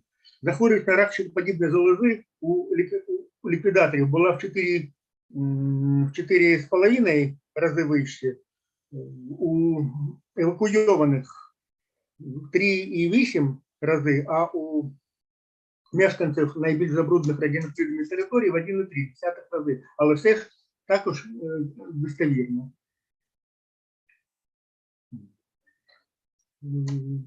Також ще однією нозологічною формою злоякісних новоутворень, потенційно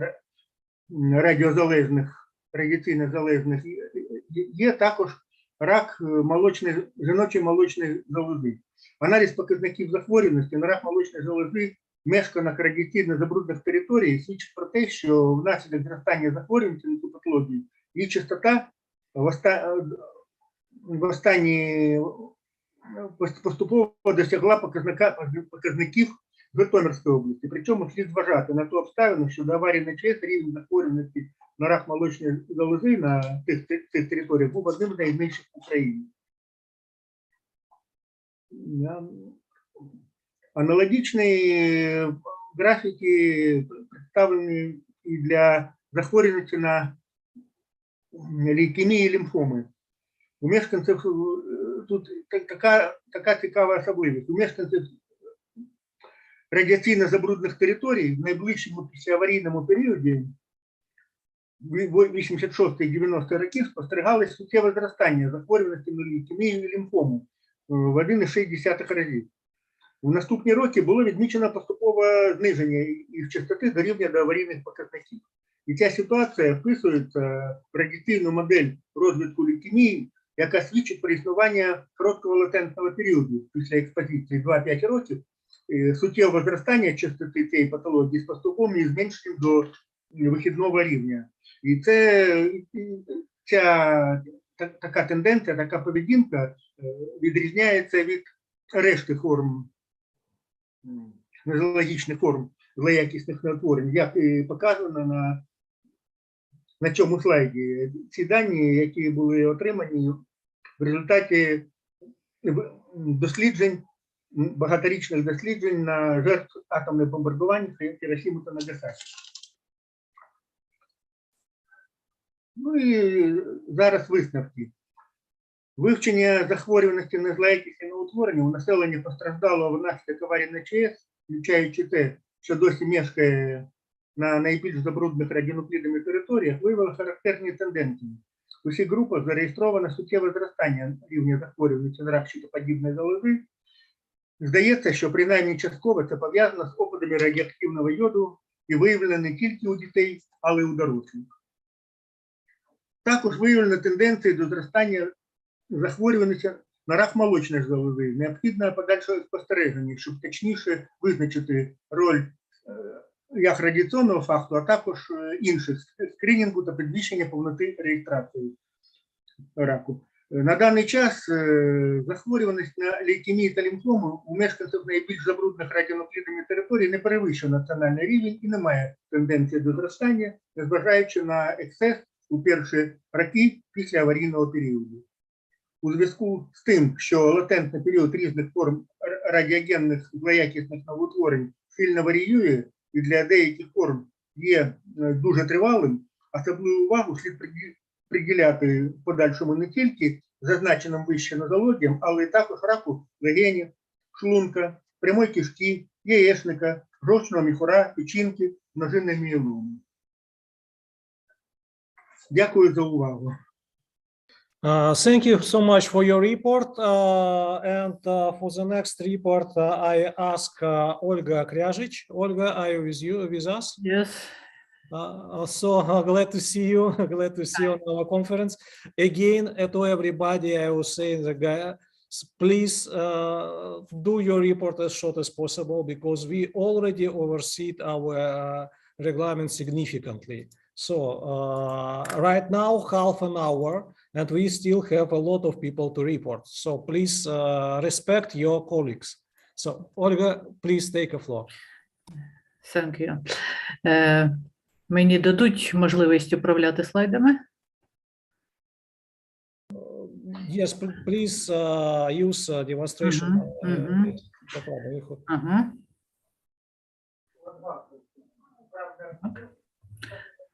Okay, so we have. Добрий день, шановне товариство. До вашої уваги. До вашої уваги я надаю доповідь моделювання екологічного стану території за точками джерелами інформації. Трошки на початку поясню, що я маю на увазі і для чого це. Це безпосередньо стосується тематики нашої конференції. Хочу зазначити, що я сама з такого техногенного регіону Сєвєродонецька. І, як ви знаєте, зараз в Сєвєродонецькій активні бойові дії.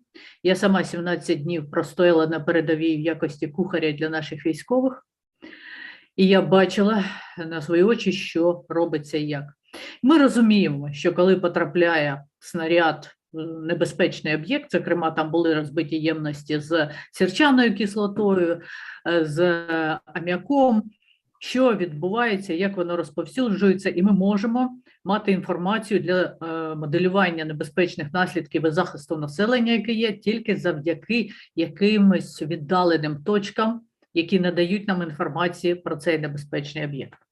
І так, при розробці способу дослідження екологічного стану території, яким я займалася раніше, при техногенному забрудненні та апробації програмної реалізації, тоді це у мене була робота стосовно радіоізотопу водню тритію, але я тепер розширюю тобто цю роботу. На зазначені програмний продукт і спосіб отримано свідоцтво про авторське право на програмний продукт та патент України. І з самого початку ці роботи велися за двома напрямками: дослідження міграції тритію та розповсюдження хімічних речовин на поверхні ґрунту техногенно навантажених територій. За обома напрямками однією з задач дослідження виступало питання мінімізації точок забору проб, необхідних для отримання інформації для наших моделювань. Тобто мета роботи – дослідити можливість моделювання розвитку небезпечних ситуацій з окремими точками з достовірною інформацією на певний момент часу. Наступний слайд є. Рисунок, який ви бачите на екранах, це аналіз ситуації розповсюдження хмари сильнодіючих речовин у разі виникнення вибуху тротилу на ДП «Горлівський казенний хімічний завод». Це моделювання відбувалося за допомогою програми виконано прогнозування та оцінка наслідків катастроф з хімічною речовиною на об'єктах Збройних сил України. Ще в 13-15 роках було проведено дослідження подібних територій Луганської та Донецької області з метою моделювання наслідків у разі вибухопожежних ситуацій на великих підприємствах хімічної промисловості. Olga, it seems to me that the slides does not change it, so we don't see the change of the slide. Please try to use your mouse to change the slide. Так, я розумію. Таким чином видно слайди? Чи ні? Да. Так, видно. Так видно. Да? Ну, тоді будемо в такому от режимі, я розумію, що щось воно... Тобто, оця от картиночка – це моделювання, про яке я розповідаю. Додаткові зміни до моделей вводилися за умов невизначеності, які виникали через початок збройного конфлікту. Військового конфлікту на території зазначених областей. Наприклад, ще тоді ми в якому там 15-му році знаємо, що на території Донецької області з боку цих от бойовиків-терористів лунали такі вимоги: вивести війська, відвести війська, бо вони зроблять небезпечну ситуацію на Горлівському казенному хімічному заводі, де є тротил. Або на стиролі, який поряд, і тобто викличуть глобальну таку екологічну катастрофу масштабну. І от ми прораховували подібні ситуації, як може відбуватися, що може відбуватися. Що ми з цих ситуацій завжди знали? Перш за все те, що у нас недостатньо інформації. Ми не знаємо на конкретний момент часу вже які речовини є, що вивезено, що туди може бути завезено. Але ми можемо прогнозувати на основі того, що ми знали раніше, і те, що можемо отримати з якихось джерел додаткових, і скоригувати цю ситуацію. Тому, на 4-му слайді я безпосередньо говорю зараз про постановку задач, яка досліджується. Для досягнення поставленої мети при зборі та обробці даних слід забезпечити, як ми знаємо, повноту, несуперечність, своєчасність інформації, що використовується при моделюванні. Це забезпечить живучість інформаційної системи в часі, тієї інформаційної системи, яку ми розробляємо, щоб аналізувати. Повноту інформації можна представити як міру достатності інформації для вирішення певної задачі або як можливість подати всі значення істини з множини логічних операцій за допомогою формул елементів цієї множини. Тобто ми використовуємо алгебру логіки для цього. І ми бачимо, яким чином це можна описати. От буквально наша перша така формула.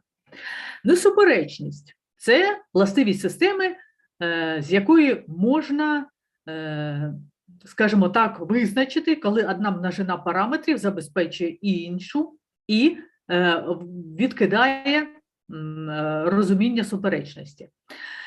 Тобто хиба або неоднозначність ми відкидаємо. Ми точно знаємо, що у нас є. Ми теж можемо його виразити через подібне представлення.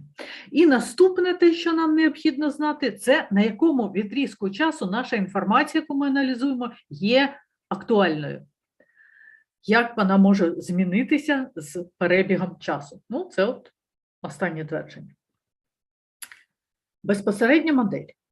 Виходячи з розуміння надійності складної системи, можна вивести розуміння живучої системи як вірогідності, що система виконає свою функцію задовільно, тобто успішно, на деякому проміжку часу t плюс дельта t в розвитку. І, звичайно, що ми враховуємо можливі зміни впливу різноманітних факторів саме за це дельта t. Для побудови моделі життєздатної системи в часі слід розглянути вплив компонентів системи за критеріями успіх-відмова, тобто або невдача, або невдача. Індикатор успіху для деякого компоненту – це буде двоїста випадкова змінна X, яка вказує нам саме на статус компонента, і ми передбачаємо, або наш цей компонент працює успішно, або відмова. Вектор статусу системи – це вектор складових індикаторів статусу. Його можна побудувати, звичайно, як ми будуємо вектор. Але потім розглядаємо різноманітні можливості, за яких факторів що може відбутися. Таким чином, ми можемо встановити вірогідність життєздатності нашої системи як її надійність, тобто можливість задовільно виконати всі закладені в систему функції у будь-якій точці часового інтервалу. І ми можемо розглянути це саме на цьому прикладі, що ми бачимо фігура 2, коло. Це певна система S. І ця система переробляє, тобто використовує декілька видів інформації, в тому числі інформацію, яка змінюється в часі. Але ми не знаємо точно всіх параметрів цієї системи. Оскільки саме життєздатність системи може бути представлена як функція часу, тобто інформація, яка надходить за певний період часу, то роботу такої системи ми можемо представити як задачу моделювання вірогідності розвитку деякої ситуації в часі. Можна вважати, що датчики, джерела інформації надають інформацію безперервно.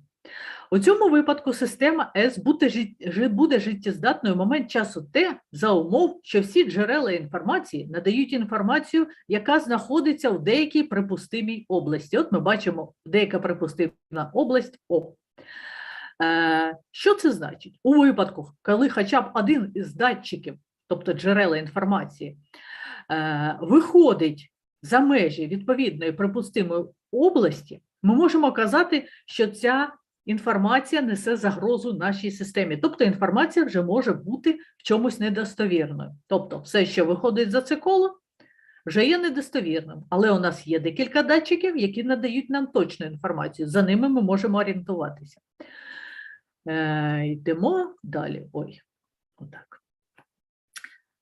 Життєздатною системою, яку ми розглядаємо, будемо, як я зазначила, тільки в тому випадку, коли інформація буде надходити до нас саме з цього кола, яке ми бачимо. Тепер, приклад. Який може бути приклад?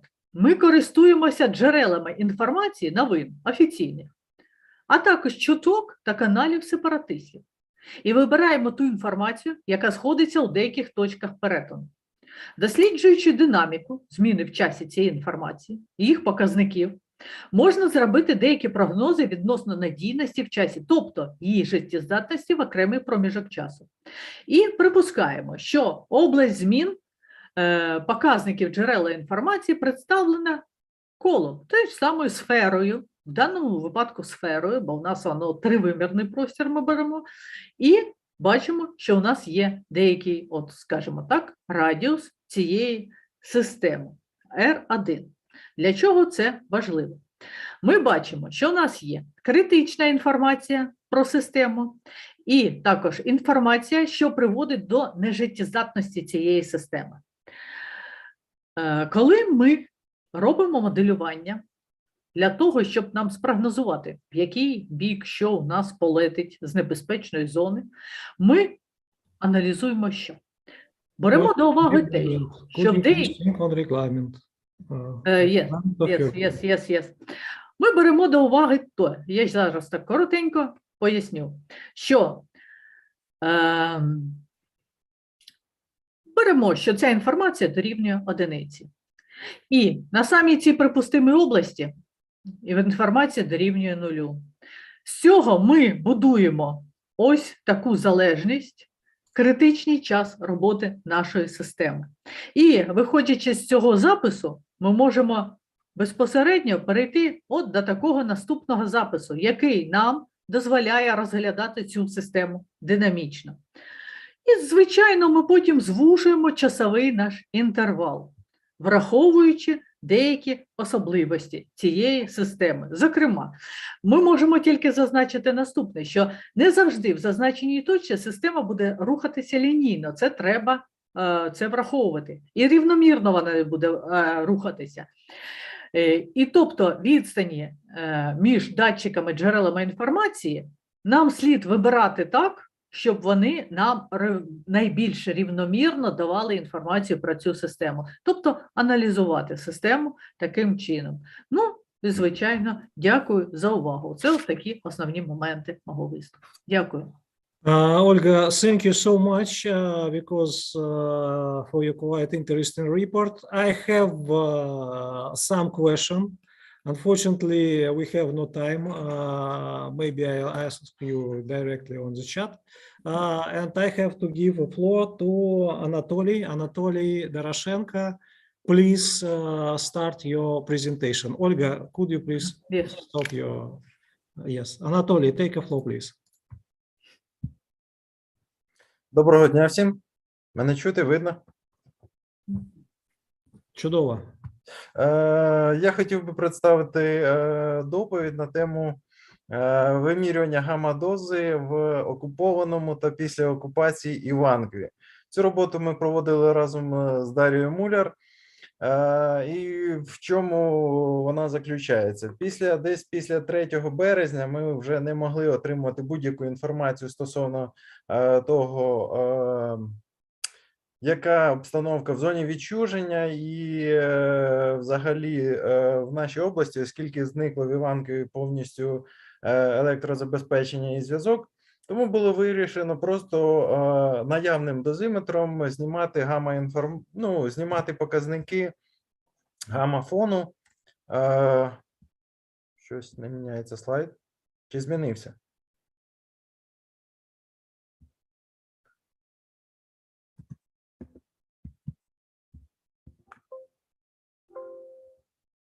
Мене чути? Раз. Yes, we can hear you well, but your slide does not change. Or right now it's okay, yes. Окей. Значить, гамма-зйомку ми проводили ось таким дозиметром, який був в наявності, починаючи десь з 5 березня. Вже 6 березня виникли певні складнощі, оскільки розрядилося джерело живлення, а знайти батарейку крона в окупованому Іванкові не було можливості, довелося його перероблювати під літій-іонні акумулятори, які були в наявності. Ну і після цього ми вже проводили щоденні вимірювання радіаційного фону. За результатами даних вимірювань, вже після того, як ми вибралися на відносно звільнену територію, були побудовані графіки, ну і була спроба проаналізувати ці вимірювання. Значить, із даних графіків видно, що в період десь із 15 по 21 березня спостерігалися дещо підвищені рівні. Звісно, вони не перевищують норм для території України, але все одно спостерігались певні підвищення. По даним, які вдалося знайти в інтернеті з приводу напрямків вітрів в нашому регіоні, то дані підвищення співпадають із днями, коли переважаючим був вітер північного напрямку. Можливо, дані підвищення і не пов'язані з вітрами, можливо, це ті ж самі лісові пожежі чи ще якісь фактори. Це потрібно буде вирішувати пізніше, коли будуть такі можливості. Окрім того, 24 березня була проведена гамма-зйомка на території подвір'я, і виявлено, що поблизу дороги гамма-рівні знову ж таки більші за середні показники по подвір'ю. Ну, у зв'язку з цим було проведено кілька пробовідборів, і дані проби ми зможемо виміряти вже на спектрометрії після того, як відновиться робота лабораторії в Чорнобилі. З даної роботи можна зробити наступні висновки про те, що окупаційні війська, які заходили через зону відчуження, зрозуміло, що знехтували всіма правилами радіаційної безпеки. Окрім того, підвищення рівнів в Іванкові може бути спричинене як і повітряним перенесенням радіонуклідів, так і самим рухом транспорту військових колон, які проходили і через місто, і через околиці. І третім висновком є те, що потрібно зробити додаткові дослідження самих доріг, по якому проходив рух автотранспорту, тому що є величезна вірогідність, того, що радіонукліди із 10-кілометрової зони були винесені за межі зони відчуження. Все, дякую за увагу. Anatoly, thank you for your report. It's absolutely interesting because the scientists stay scientists even in such a condition as you appear, and that even in a condition that your life and life of your family was under high risk, you still continue monitoring and still was and be a scientist. So thank you for this study. Okay, next report should be by Anatoly Skarbon and me again. So I will try to recover again some time with my report. So it should be very quick. Could you see my picture? Yes. Yes. Okay. Very well. So the report will be very quick. It's about gravitational waves. Actually, how it's linked with the neutrons. So you know that our institute performed a very deep studying of neutron flux, gamma radiation, etc. on the shelter object and exclusion zone. And So we used to do with a long sets of data. What means the long sets of data? It's time series data which was acquired by some different instruments for a really long time, which is exceeded the normal measurements. For example, several years, several months for some processes, which go quite fast. And we collect data mainly from the shelter object with the frequencies from 100 Hertz to 1 sample per hour from different systems, and we are dealing with such a data. Dealing with such a data force us to use specific methods that was developed by our institute, mainly by my colleagues, Anatoly Skarbun, and scientists who was working with his team. It was used wavelet analysis, Fourier analysis, and hyper-random theory developed by the famous Ukrainian scientist Gorbany, who unfortunately passed away at the first day of the COVID 2 years ago. But he was developed quite interesting theory, hyper-random, which cover some cases not covered by usual statistics. So in the past, we was working with noise from the neutrons, neutron flux, with information from the gamma spectrometry, from the X-ray. We work with gamma radiation data, gamma and neutron radiation data, applying some specific statistical and computational statistical, and also working with non-regular data. One of the main outcome of our previous study is linked to the change of the neutron flux inside the shelter object of the slide in the arch. About this, we had a report previous year, and I will not stay a lot on this except this slide. On this slide, you could see quite similar original signal on the top, which actually have completely different behavior from the point of mathematical methods developed by our institute. On the right side, it's a normal signal on the sensor, which has no change in time, and which is located very, very far from the accumulation with the possible critical composition.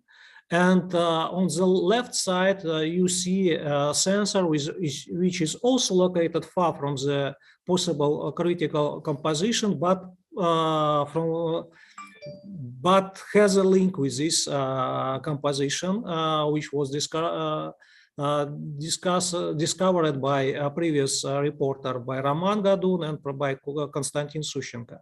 And making analysis of this data for a long period of time, you see that it does not belong to the big number, big sets law, and the behavior itself is different. It gives us a strong position in saying that there is a change in the neutron field inside such kind of accumulation. We have such a methods. We have such a mathematic, and one day we would like to try our applications and our software developed by our institute with gravitational waves, and try to check if our methodology is working on such kind of interesting data. For that, we took well-known famous data from the LIGA sensor, from the LIGA Livingston sensor, and apply our own algorithms on that data, on the raw data from the sensor. So we do not use a similar approach which described in corresponding documents. Our idea was to try our methods and to find similar signal as was founded by original research. On this picture, you see that we was able to find such a signal. You may see this signal here, and it's quite similar to what we saw right here. And on the top picture, you see also this region.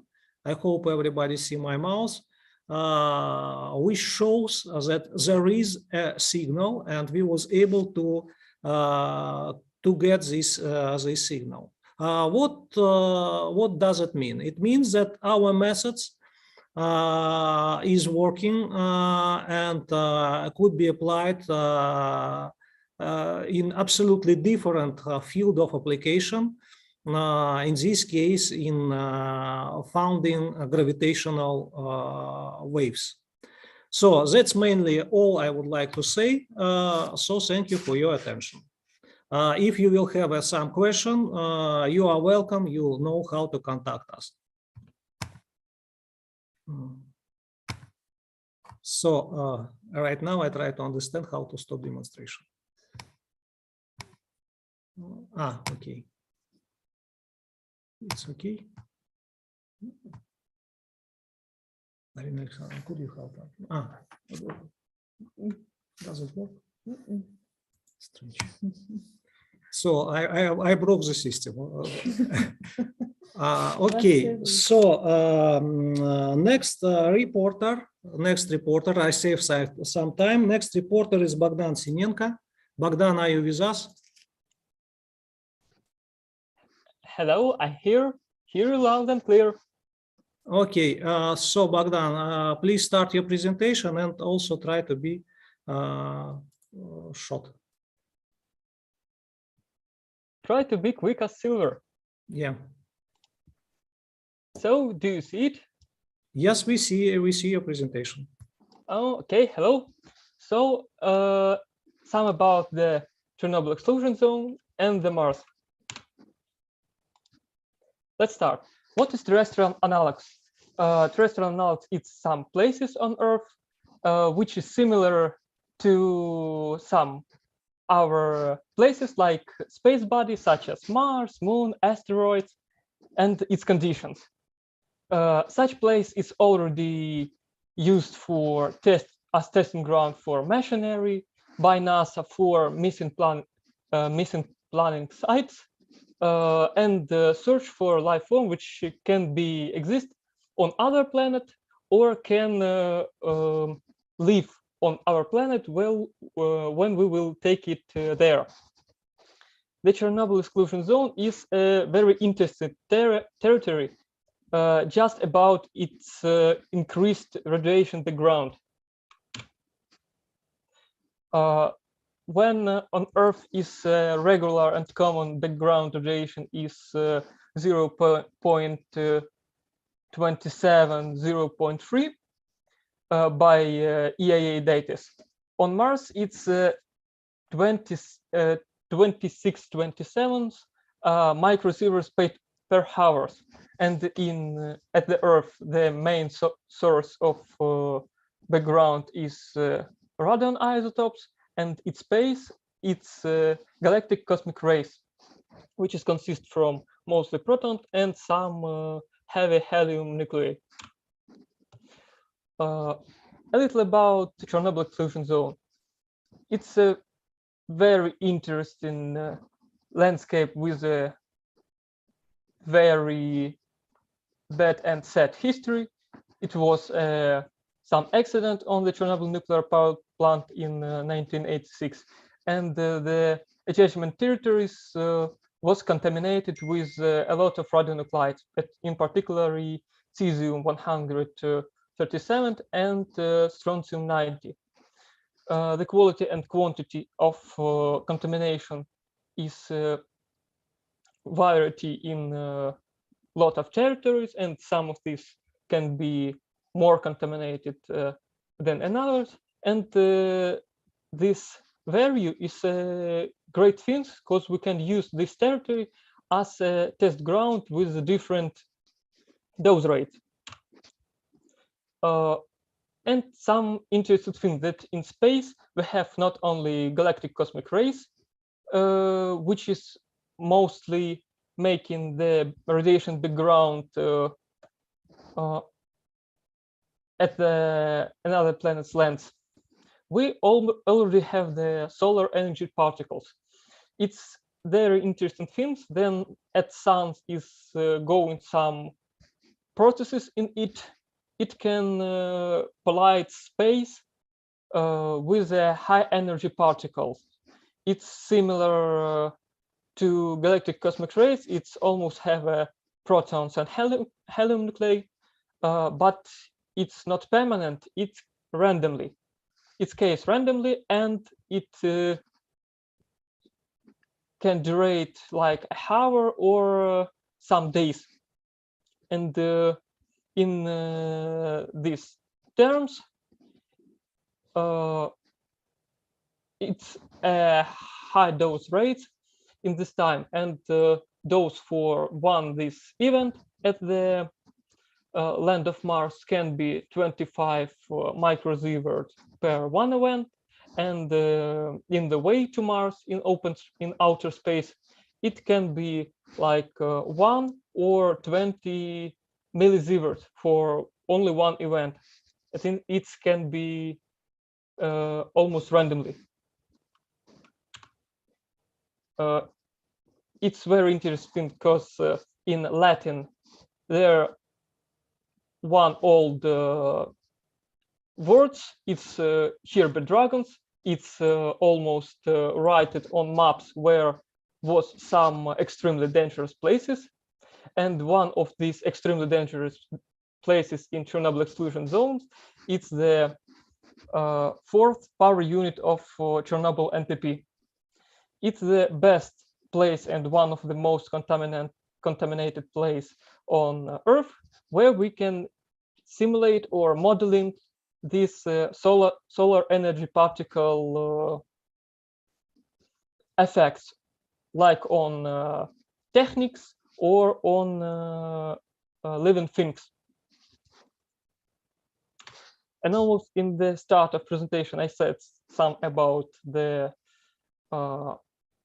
biota which we can searching for in the terrestrial analysis, and the 4th power unit is the best place for searching some microorganisms which can eat minerals, and also be mostly have radio protection or radio resistance mechanics. And the good things about the Chernobyl exclusion zone polluted areas is this: we almost know which is radionuclide is polluting this territory, and it's mostly cesium and strontium, like beta emitters. And we can reproduce this result, which we can see or we can have at the Chernobyl exclusion zone, almost in labs, where we can have the cesium and strontium emitters as ionizing radiation sources. So how I already said, Chernobyl exclusion zone is a very unique and interesting as a test site territory. It has a chronicle rise background, just like on Mars, and in time of SEPS events, and almost the good except of this territory, which is half of road infrastructure and a number of research institutions which can provide high quality scientific research in field of galactic space radiation and solar energy particle effects on like on living matters and on machinery almost. And Thank you for attention. If you have any question, you can contact to me or my colleagues. So, Bogdan, thank you so much for your report. I believe we will definitely will do this kind of research in exclusion zone, and I hope it will happen as soon as possible. So, our next reporter is Mashinistov Victor. Victor, are you with us? Victor, we saw you, but you should be with us. Are you ready? Yes. Could you start demonstration of your slide?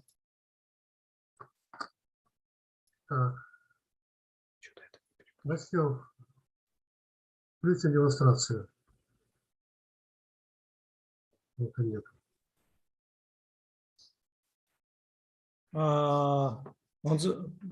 Спробуйте підключити демонстрацію екрану. Внизу у вас в зумі є така кнопочка, написана демонстрація екрану. Вона включена в мене. О, виходить, прекрасно.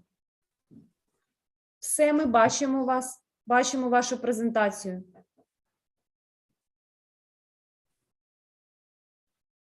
Так, получається. We could see your presentation. Please proceed. So, Pavel had assisted you, please. Victor, start your presentation.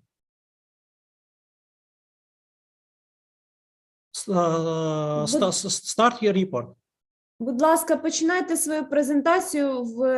Ваша презентація PowerPoint є на екрані у всіх.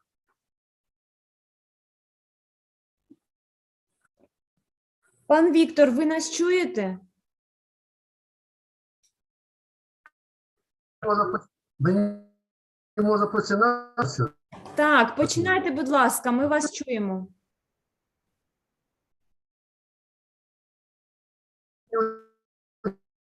Але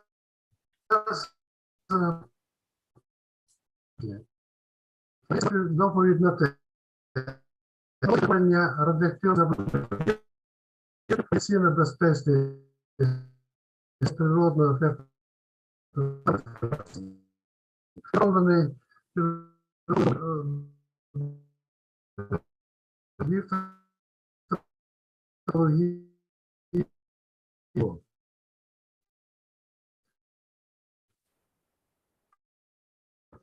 до сьогодні на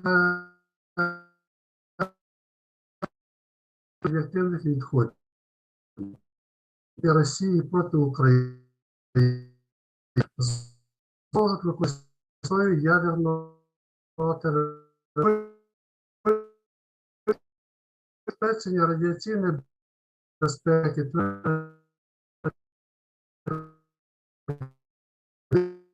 поверхні. Якщо знизити ефективність можливо,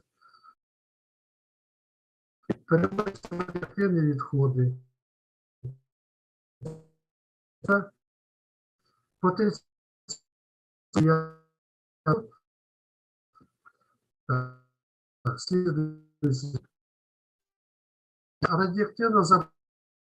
радіаційна безпечність, підхід,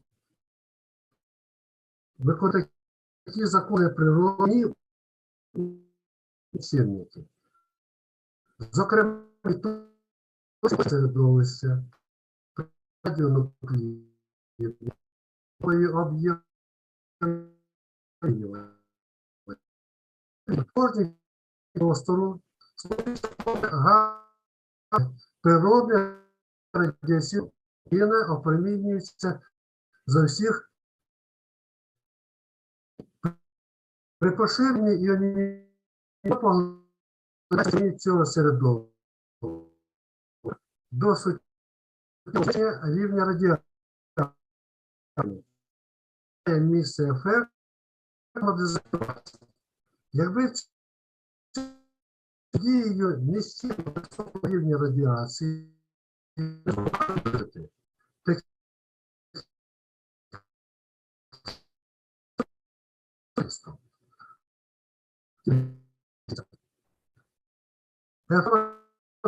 Може бути для отримання об'єктів забруднені для зниження рівня гамма поверхні. Зберігається шляхом забрудненого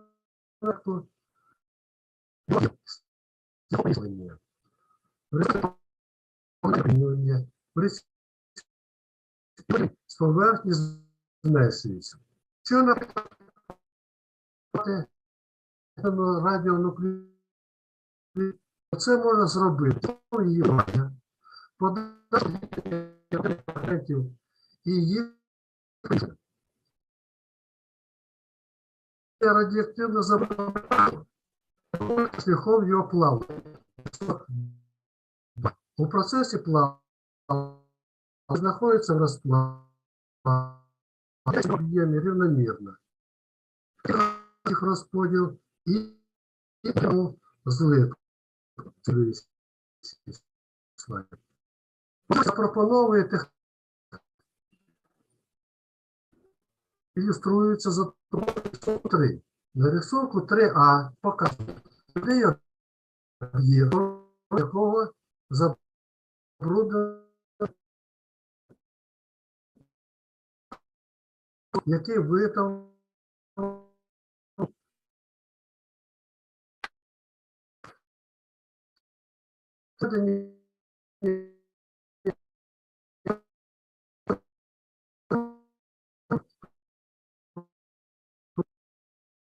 суттєво згідно з вимогами основних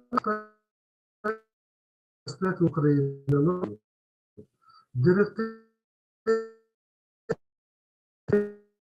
дози з поверхні перевищує 1 мікрозів. Ці оцінки показують. Виробні вимоги для 95% відповідних матеріалів. Радіаційно ядерних об'єктах представлені апробації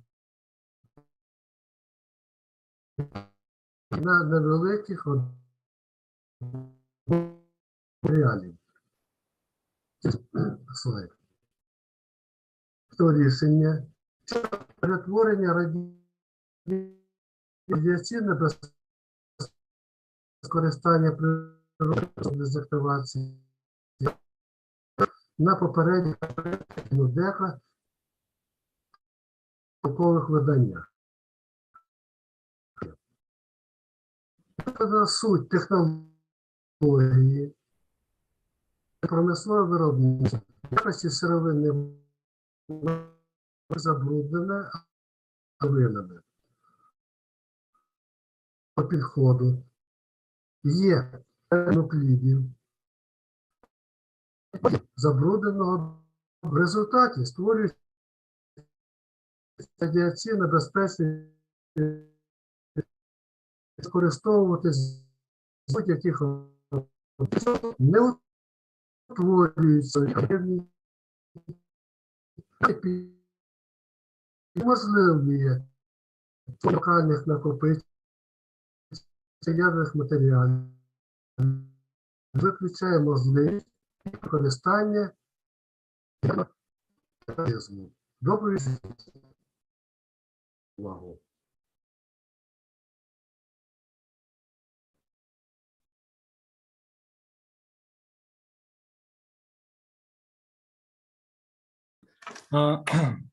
Victor, thank you so much for your report.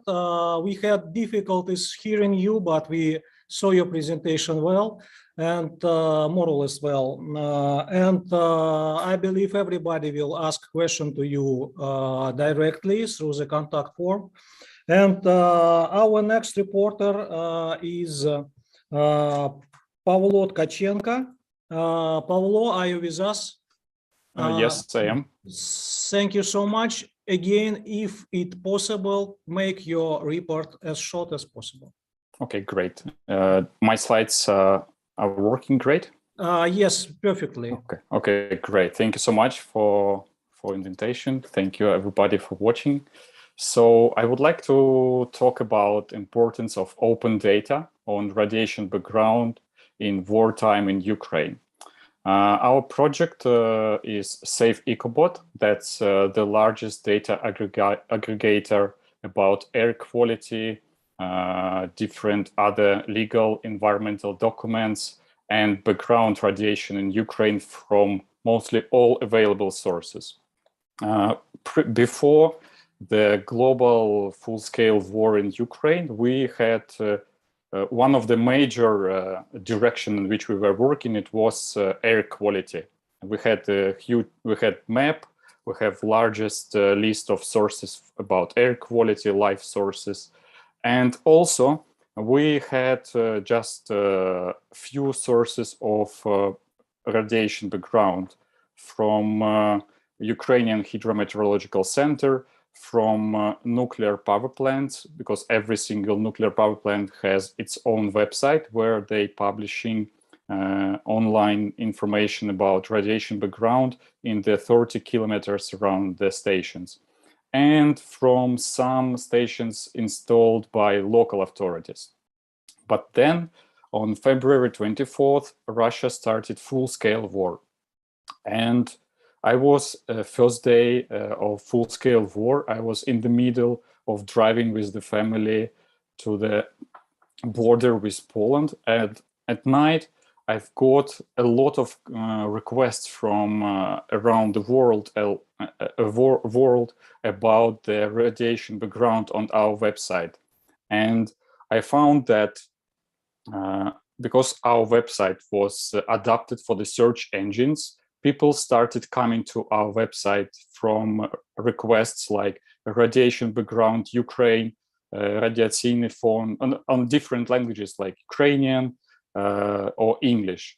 And it was mostly a single resource which was showing easily understandable data about the radiation background. And on the first day of on the second day of the global war in Ukraine, we had more than 300,000 unique visitors online, just on one single page on radiation background map.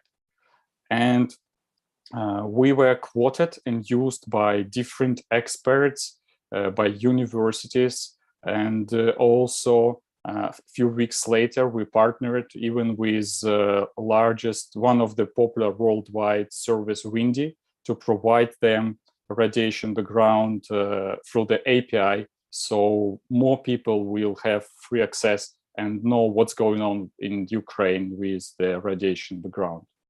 We also started partnership with the Ministry of Environmental Protection in the direction of radiation background monitoring in Ukraine. And a few weeks later, we had more than 700 sensors or manual measurement places where background radiation was measured multiple times per day or even online, and 19 sources. That's private companies, that's Ministry of Health, Hydrometeorological Center, that's citizen-based sensors, which can be applied or installed just on your window, and different other sources. That's helped to provide easy map where you can see the current situation and understand that everything is right now normal. And that's typical values on most of the stations which are measured inside in Ukraine. But there were only one problem, that we lost connections to the data from the Chernobyl exclusion zone because of the occupation. But another one problem was that data from nuclear power plants websites stopped working. because because all these websites were shut down. And we asked many times Ministry of Energy, Energoatom, with official requests from our NGO and from coalition of other environmental organizations to open this data, to restore it, because it's very important right now in the wartime to show more data as much as we can. It's not open yet, but we are not upset because we are searching other solutions like online radiation background monitoring with cheap sensors, because it's not perfect for the official measurements, but that's great for people who will understand that in their city, if there is no official measurement point, then they will be able to measure it with some sensor which costs like $50. So we're searching for some other solutions. All that done by our team. So thank you for everyone in my team in Save Dnipro. Also thanks for our partners, and thank you for listening. So thank you for your report. Your report was a good addition for the previous report of our colleagues from the roundtable led by Elena Perenyuk. And I believe that in the future we will build a good map of radiation sensor. It was discussed more than 10 years ago on the level of the nuclear society. Unfortunately, we are ready for cooperation and ready to help. So, and welcome to Slavutic. So I believe we could jointly do something. Okay, so Nikolai Sapon, do you with us? It seems yes. You with us. What about your presentation? Okay. Yes. Yeah, we see your presentation. Again, I strongly request to everybody, nobody is listening, but strongly request, try to be as short as possible. Yes, okay. Yeah. Please no proceed. problem. It's a really short presentation. Доброго дня, мене звати Сапон Микола, я науковий співробітник відділу безпечного змінної експлуатації Державного науково-технічного центру з ядерної та радіаційної безпеки. Моя доповідь стосується, коротке повідомлення, стосується досвіду виконання оцінок документації за напрямом звільнення радіоактивних матеріалів від регулюючого контролю.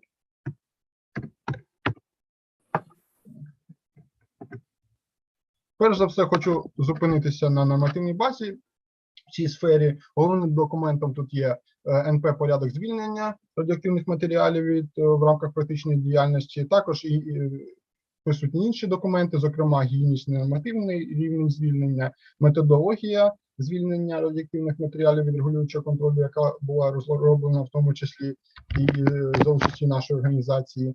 Ці основні документи включають, зокрема, вимоги до, зокрема, критерії звільнення, що таке повне, обмежене звільнення. Обмежене звільнення – це, наприклад, коли матеріали звільняються, але дозволяється використання їх тільки для певних видів діяльності. Може бути звільнення радіоактивних матеріалів шляхом вилучення, це коли на початку практичної діяльності з ними приймається таке рішення, або шляхом припинення, це коли потрібно проводити певні дослідження для підтвердження їх безпечності.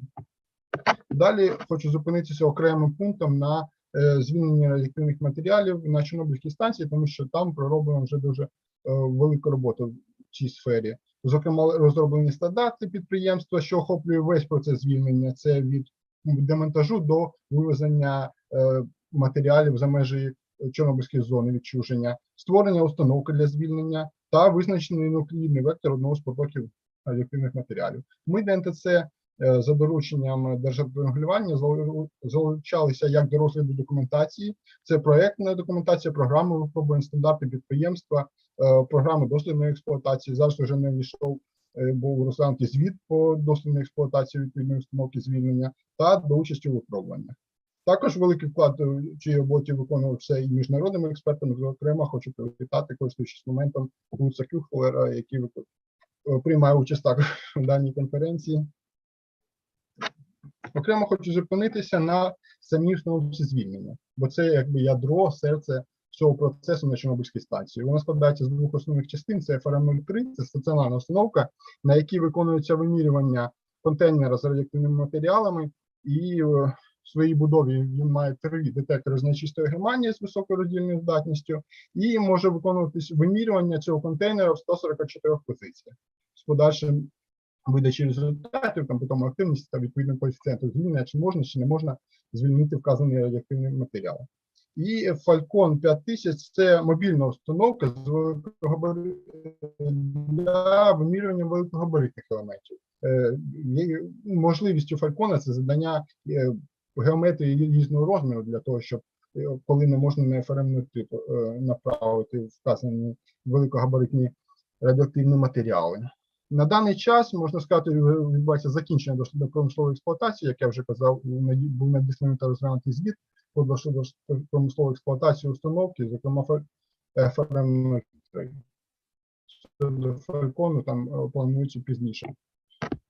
Не тільки на Чорнобильській станції відбуваються ці процеси звільнення, а й у інших підприємств займаються цією тематикою, можна сказати. Ми були залучені за дорученням Держекономрегулювання до розгляду документації інших підприємств, зокрема це об'єднання «Родон», ДСП, ЦПРВ, і нещодавно також розглядали документацію на «Енергоатом». Стосовно «Енергоатом» також планує у себе створити установку для звільнення на одній станції та ділянки для звільнення на всіх інших, відповідно ввести на цю одну установку вже матеріал для вимірювань і звільнення від регулюючого контролю.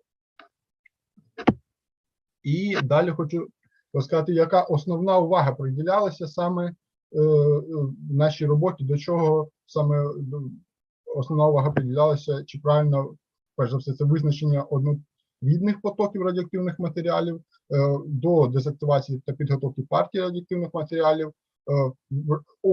Дуже важливим моментом є врахування всіх похибок та невизначеності вимірювань, тому що процес вимірювання питомої активності та відповідно, що є головним для звільнення, це дуже складний процес, і це складно зробити, тому це дуже важливо. Потім розділення звільненого та незвільненого матеріалу і контроль та документування кожного етапу, а також ведення баз даних. І враховуючи це взагалі, чим ми займалися, можна прийти до висновку, що нормативна база, яка у нас зараз існує, вона потребує вдосконалення та деталізації.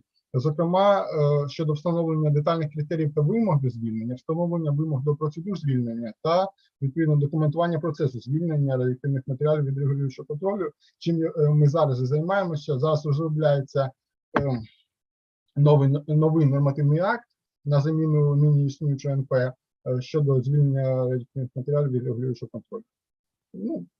Тобто, ось все. Дякую за увагу. Якщо у вас були якісь запитання, я думаю, можна написати конференцію. Thank you so much for your report. Yes, please contact directly if you have any question. We are really sorry because there are a lot of reporters, but we have a very short time for it.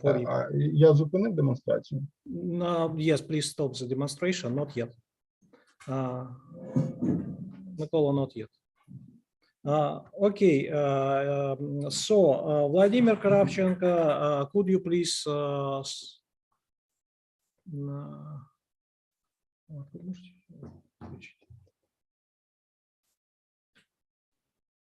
so Mikola, do not yet stop you. Okay, thank you so much. Vladimir, could you start your presentation? Доброго дня. I welcome our participants of our conference. Я представляю кафедру атомних електричних станцій Національного Одеського політехнічного університету. Хотів би виразити таку мисль, що ми зараз працюємо. Сьогодні саме тут навчальний процес іде. Сьогодні саме пройшов захист першої волни захисту кваліфікаційних робіт бакалаврів. Все добре. І ми хотіли сьогодні презентувати нашу роботу. Передаю слово основному доповідачу, професору Скалозубову.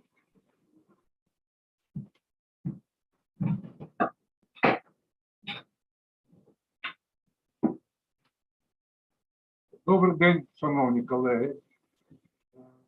Наш доклад зв'язаний з умовами можливого затоплення Запорізької атомної електростанції при екстремальних подіях.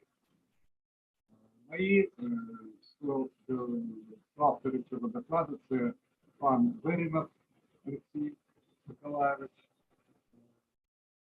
робітник Запорізької станції, який зараз продовжує умову працювати. Професор Козлов Ігор Леонідович та завідуючий нашої кафедри атомних електростанцій Кравченко Володимир. Пан Володимир, чи ви можете голосніше трошки говорити, бо звук є, але він не такий, не так добре чути. А як зараз? Ой, прекрасно.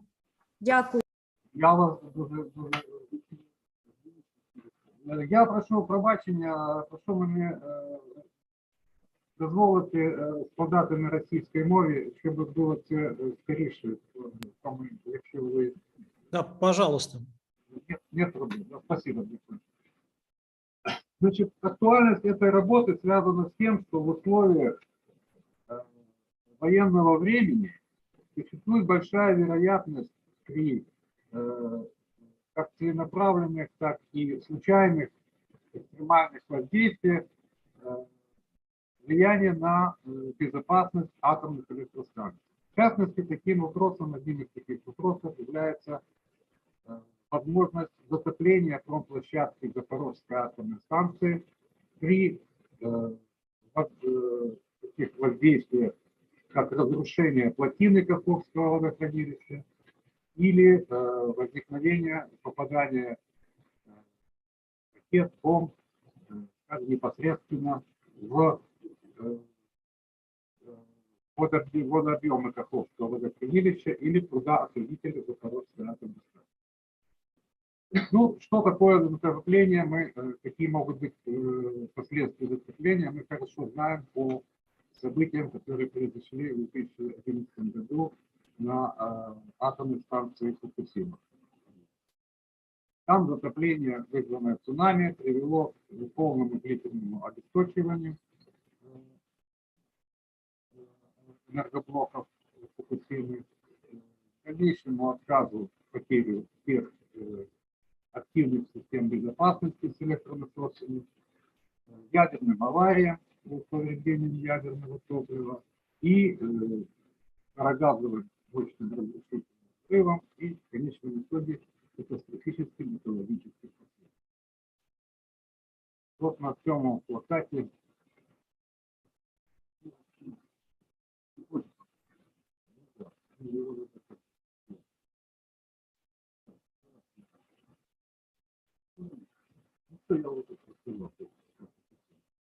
Значит, мы в свое время, еще в 2012 году, разработали гидродинамическую модель Фукусимской аварии, которая была действительно нами установлена, вот это показано на этой.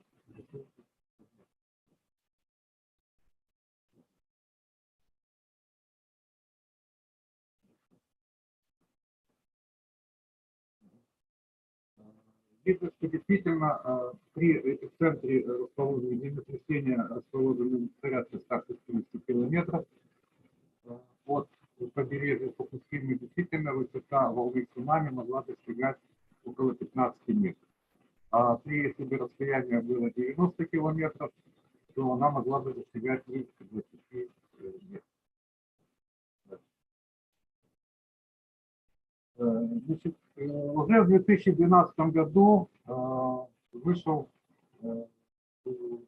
национальный отчет Украины, который назывался «Стресс-тесты перед Центром безопасности ядерной энергетики Украины с учетом уроков Фукусимы», в котором, в частности, были рассмотрены вопросы возможного затопления промплощадки Запорожской атомной электростанции при разрушении всего Днепровского каскада плотин.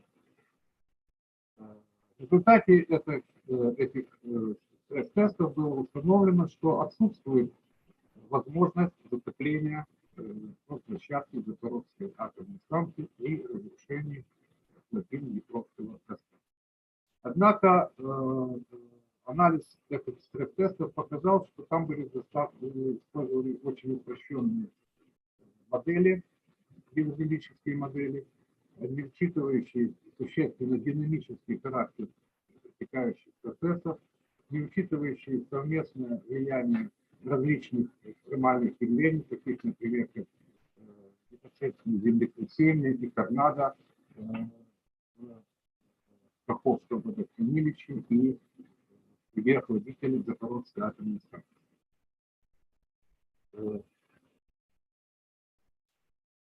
Нами было также на основе той модели, которую мы использовали при анализе Фукусимской аварии, было также разработана такая гидродинамическая модель возможности затопления площадки Запорожской атомной станции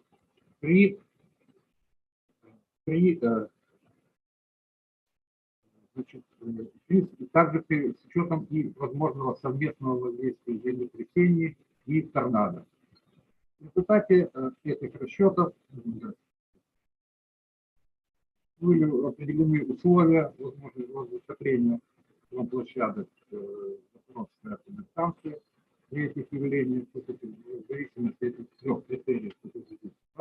Первый критерий, он отражает степень разрушения плотины Каховского водохранилища. Второй критерий отражает влияние землетрясения на объем Каховского водохранилища и охладителя. И третий критерий, он отражает влияние ураганного ветра на условия затопления. Также нами была проанализирована ситуация в случае возникновения экстремального явления, который по мощности был бы эквивалентен, например, возникновению торнадо и землетрясения или охладителей Запорожской атомной электростанции. В зависимости от этих явлений. В конечном итоге, в результате, можно сказать следующее, что в настоящее время новые результаты нашей работы в данном случае заключаются в том, что при существенном сильном разрушении плотины Каховского водохранилища, а также при попадании каких-то мощных зарядных устройств, бомб, охладитель, которые эквивалентны воздействию землетрясения с откликом ускорения поля 1G и торнадо более второго класса интенсивности, возможно затопление площадки Запорожской атомной станции. Вот, в общем-то, все, что я хотел. Спасибо за внимание. Если есть вопросы, я готов. Простите, можно вопрос? Да, можно, да. Правильно ли я понимаю, что вы сейчас приходите к выводу, независимо от того военных действий и так далее, потому что то, что вы сказали, оно особо с военными действиями не связано, что прежние оценки были сделаны слишком оптимистические, и, по вашему мнению, на сегодняшний день опасность затопления площадки Запорожской станции существует.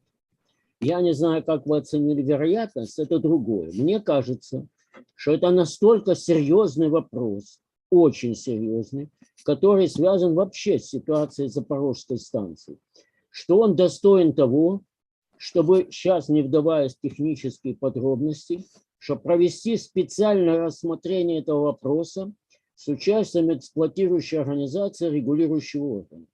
Потому что это совершенно новая постановка вопроса. Можно тоже я вдогонку вопрос задам? Меня слышно? Алло, Железняк. Да, конечно.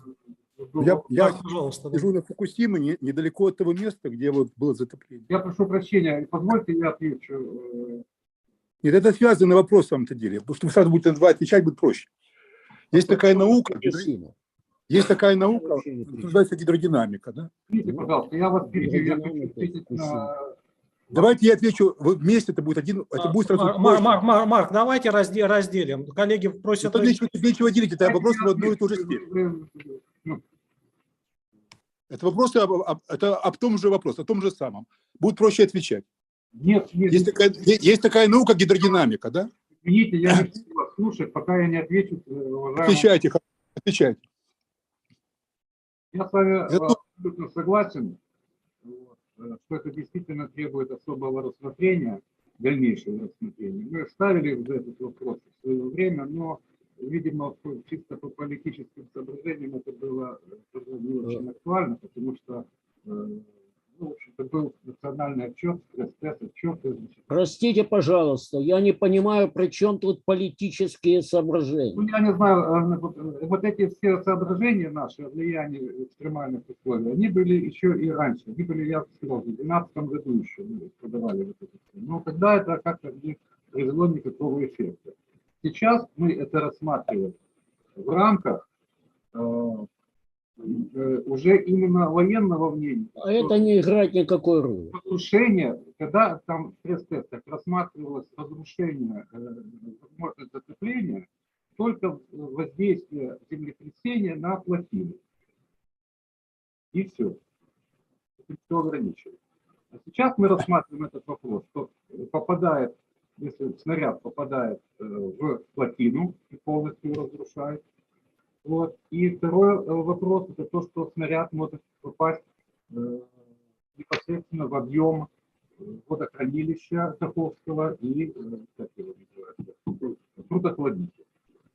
Если у него воздействие будет такой же мощности, как торнадо более второго класса интенсивности, то землетрясение более 1 G, то это будет эквивалентно затоплению. Это спорный вопрос. Я предлагаю сейчас технически не обсуждать, я предлагаю просто этот вопрос вынести. Я со своей стороны, как бы по результатам этого, обращусь в регулирующий орган относительно того, что вот возникли такого рода вопросы, которые я считаю, что заслуживают специального рассмотрения. Согласен, спасибо большое. Все-таки у меня очень важная тема, на самом деле. Вопрос, комментарий. После Фукусимской аварии. Меня слышно, да? Да, вас слышно. После Фукусимской аварии было опубликовано пару сотен статей в ведущих журналах мировых, связанных с расчетами цунами. У них есть одна общая особенность всех этих статей. Они все выходят из современного состояния науки гидродинамики. Численные модели, уравнения мелкой воды. То, что я сейчас увидел, не имеет никакого отношения по формулам к этой современной гидродинамике. Поэтому, прежде чем выносить вопрос, нужно вообще посмотреть, как считалось. Потому что все, смотрите, я бывший член комиссии, представлюсь целиком. Я не только профессор Фукусимского университета, я бывший член комиссии по цунами, по моделированию при океанографической комиссии СССР. Я знаю состояние науки в СССР на момент конца СССР. Да? Я занимался здесь уже расчетами цунамными здесь. Я знаю эти 100 статей, которые это описывают. То, что вы показали эти формулы, это антинаучно. Вы знаете такие слова? Уравнение мелкой воды, трехмерные модели. Вообще, то, что вы показали, это гидравлика 40-х годов, понимаете? Поэтому нет темы для обсуждения. Это вопрос-комментарий. Я понял. Ну, если позволите, комментирую ваше выступление. Дело в том, что все наши здесь фактически мы ничего и не представили. Мы только представили результаты. Никакой гидродинамической модели мы тут не показали. Поэтому ваше замечание тут совершенно непонятно. Его нет. Но в действительности она опубликована очень много, есть публикаций на эту тему. У нас вот критические публикации, в том числе и... Простите, ничего не слышно. Безопасность, где приведена эта гидродинамическая модель. Вот. Поэтому сейчас пока непонятно, что мы обсуждаем. Вы посмотрите наши публикации, тогда делайте более обоснованные. Спасибо за внимание. Уважаемые, dear colleagues, so I think that we should stop discussion because lack of time.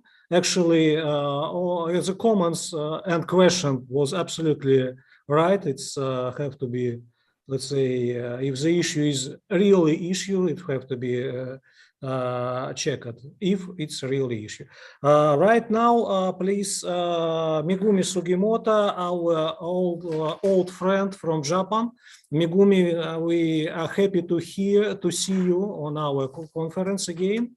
And so please take a floor. We are really happy to see you. Megumi, start please. Switch on your my microphone. Okay, good. Thank you very much for introducing Maxime. Nice to see you again. Also thank you for all organizers in Indeco 2022. My name is Megumi Sugimoto from Kyushu University in Fukuoka, not Fukushima. So this is the first Indeco 2016. I also to speech with Mayor the Yuri, Mr. Yuri together 6 years ago. And now he is very famous in Japan because the NHK Japanese national program and the TV program introduced him. Also, it's a very famous. Also, he's brave now. And 6 years ago, I also visiting the kindergarten with my UNESCO disaster handbook. Also, this is to how to evacuate a nuclear accident in this is my the handbook. So also I introduced to this distribute to in kindergarten too. So unfortunately, only nationwide Japan, we have a disaster, natural disaster, especially the earthquake. And there also in my hometown, Fukuoka, also have a big disaster. 2005, and then casualty is only one, but injured is more than 1,000, like this. And the location in Fukuoka is far from the Fukushima, so the southern part in Japan.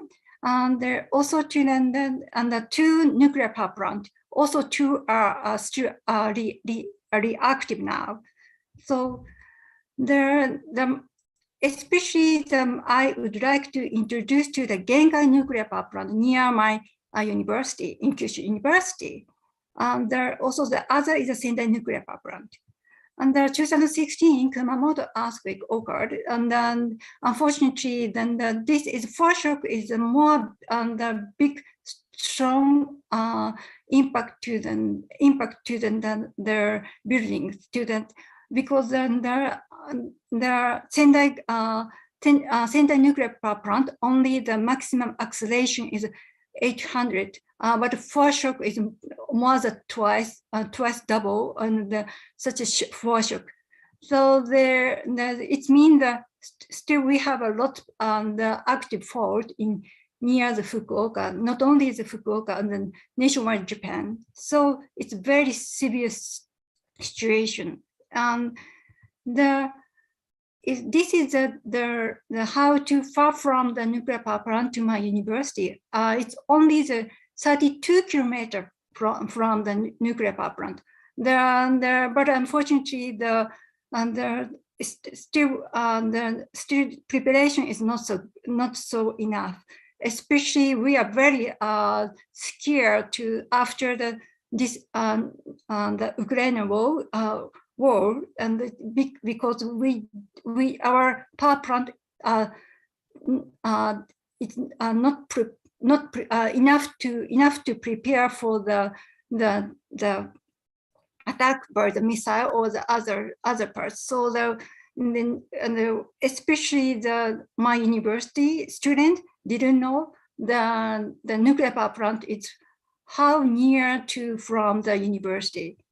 So especially the Fukushima University is around 75 kilometers, but then the Kyushu University is almost the half kilometer. So this is the action zone, pre-action zone, and also the UPZ zone. So unfortunately, we are just only 2 kilometers outside of the UPZ zone. So that therefore the local government do not need to inform to the accident happened to my university. So there lots of Ukrainian younger teenager, also to the university student, evacuate in Fukuoka. So they don't know how near to the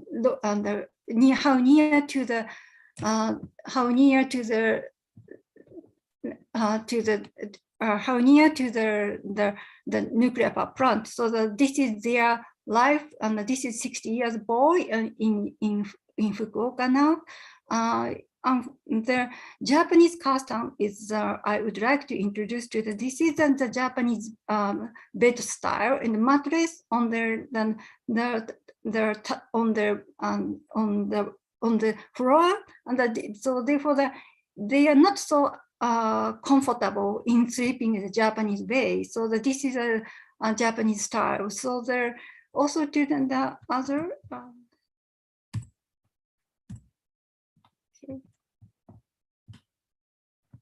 Also to the lots of the 64 Ukrainian girls enter the university in Fukuoka now.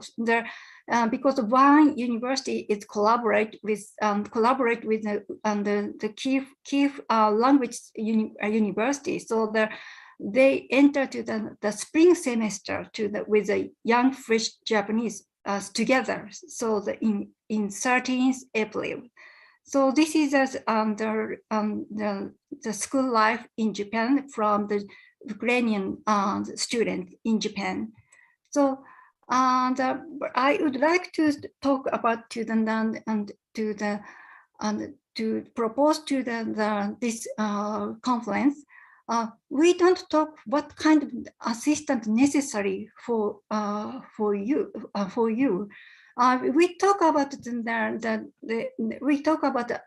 nuclear power plant, how to protect and something, but I would like to know I would like to know about what necessary now, because my research topic is evacuation, especially to the vulnerable people, also the disaster management, also this construction. I would like to know what do you need now in Ukrainian people, so that especially to what kind of support necessary. I know you make a bank account, you introduce a bank account, but we know what kind of support you need. So the most interesting topics now in this for me. So therefore after your conclusion, we would like to know what kind of support are necessary, especially the academia people and this nuclear researcher. So because you don't hesitate to talk about this support. So I would like to know about such topics too. Thank you very much. That's all. Megumi, thank you so much. We know your relation to Ukraine, your feelings to Ukraine from the beginning, from our first conference. I remember when we was walking by the streets of Slavutich and talking. So thank you so much for all efforts you try to do. I strongly believe that we will be able to answer your question, what kind of support Ukraine need right now. And you know that you may connect to everybody of our conference, and they will do such kind of information. So please do not hesitate to to contact with Arina, to contact with me on this subject, and we will inform you the real needs here. So thank you so much, Megumi. Thank you very much. Nice to see you. And we still have 2 extra reports. Mykola Panasiuk, are you with us? Yes, I saw you. Nikolai Ivановich, could you please start your presentation? So, Megumi, thank you so much.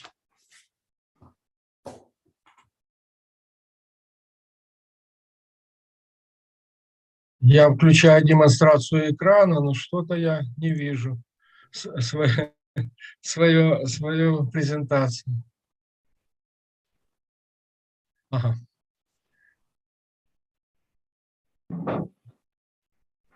Все неплохо получается. Давайте.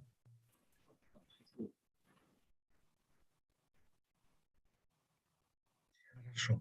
Добрий день, шановні колеги. До вашої уваги доповідь постійно діюча математична модель фільтраційних та міграційних умов міжріччя ріки Прип'ять та Уж Чорнобильської зони відчуження. В результаті аварії 86-го року та експлуатації радіаційно небезпечних об'єктів підземні та поверхневі води зазнали значного радіоактивного забруднення. Метою створення тривимірної математичної моделі радіогідроекологічних умов підземних вод стало отримання інструменту для визначення впливу неорганізованих джерел забруднення, а також будівельних споруд та об'єктів, що проєктуються, експлуатуються чи виводяться з експлуатації. Модель також дозволяє визначати вплив на режим водоносних горизонтів і глобального потепління клімату і терористичної діяльності ворожої країни. Для розробки моделі використана програма Visual Matflow.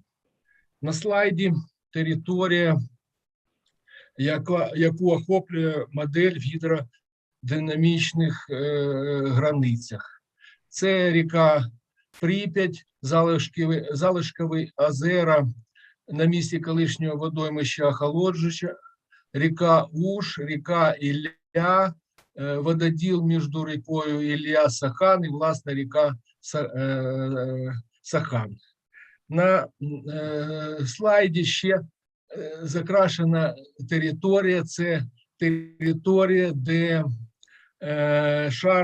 водотривкий шар Київського мергеля розмитий, ну і це, значить, відображено у нас в моделі.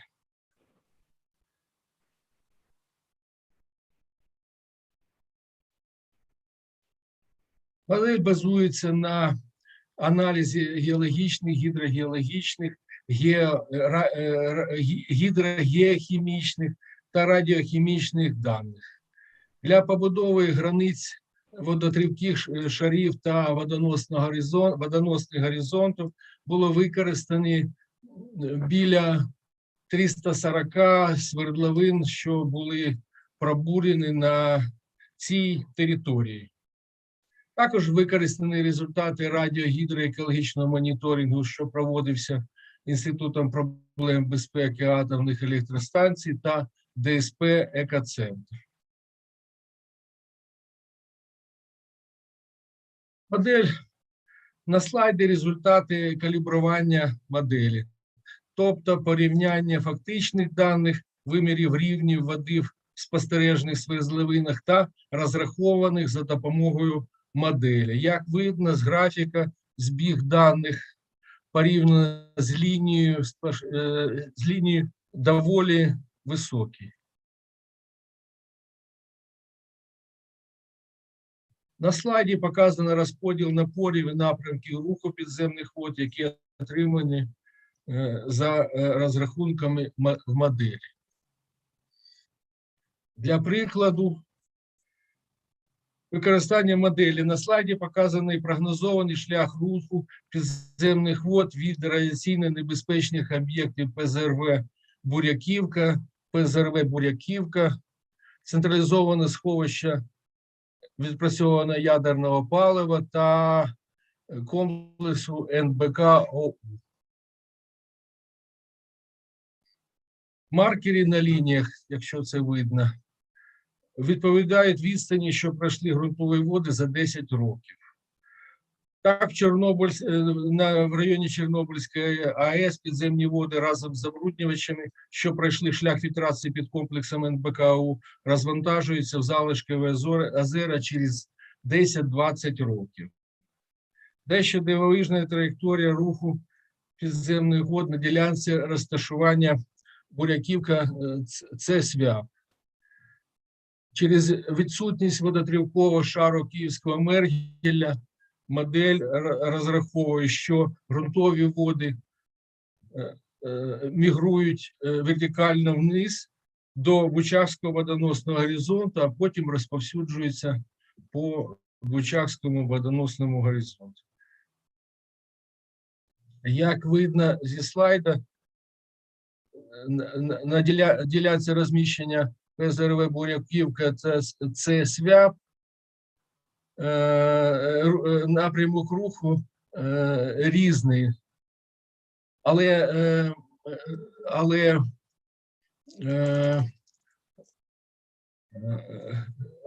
час до розвантаження підземних вод відповідно в ріку Сахан і в пойму ріки Уж однаковий, приблизно 400 років.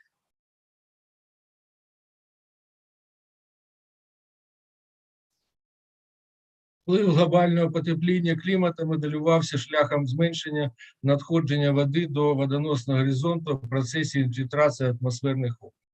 За даними Чорнобильської метеостанції, спостерігається зменшення кількості опадів за рік.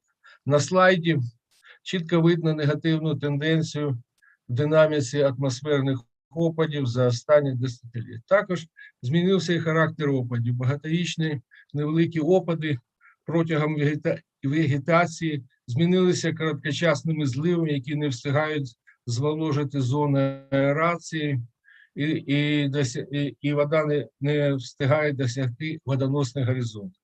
Поряд зі зменшенням кількості опадів, підвищення температури дуже істотно впливає на живлення водоносного горизонту. На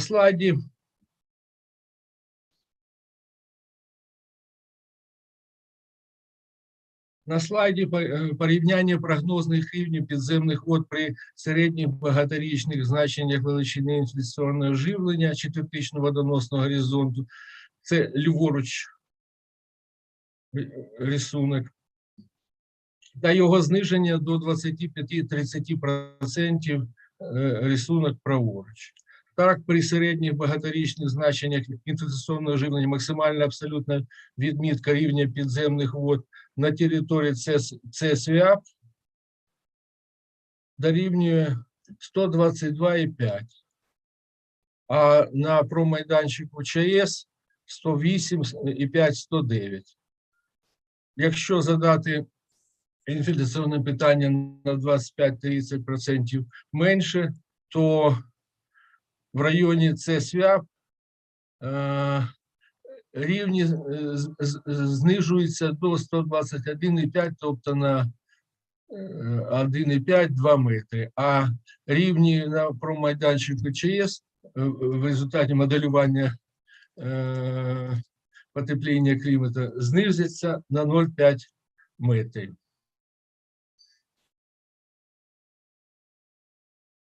На малюнку показано розташування окопів російських окупантів в Рудому лісі. Спорудження окопів зменшило зону інфільтрації. Атмосферні опади контактують з радіоактивно забрудненими ґрунтами та стають самі радіоактивно забрудненими. Потім вони безпосередньо потрапляють у водоносний горизонт.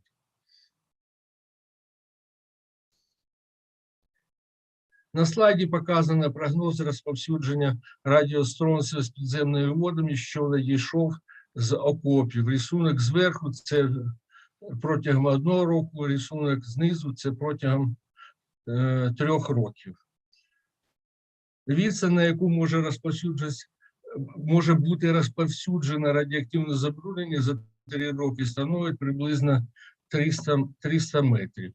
Ясно, що треба обґрунтувати проєктне рішення та ліквідати ці споруди, щоб припинити забруднення підземних вод.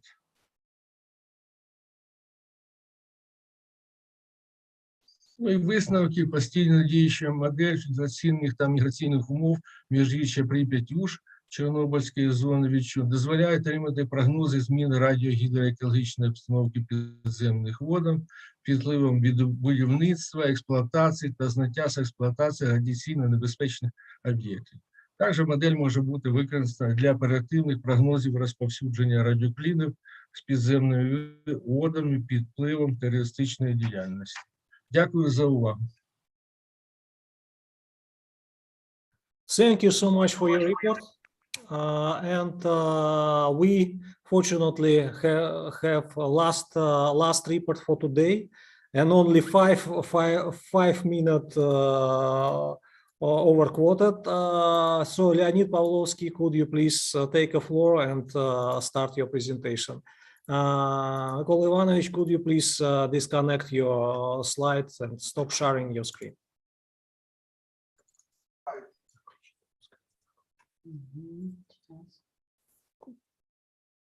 Leonid, share your presentation. Nikolai, stop you. Okay, very good.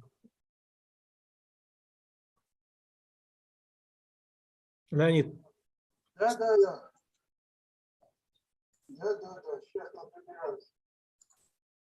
So we have not good voice, good sound. Okay.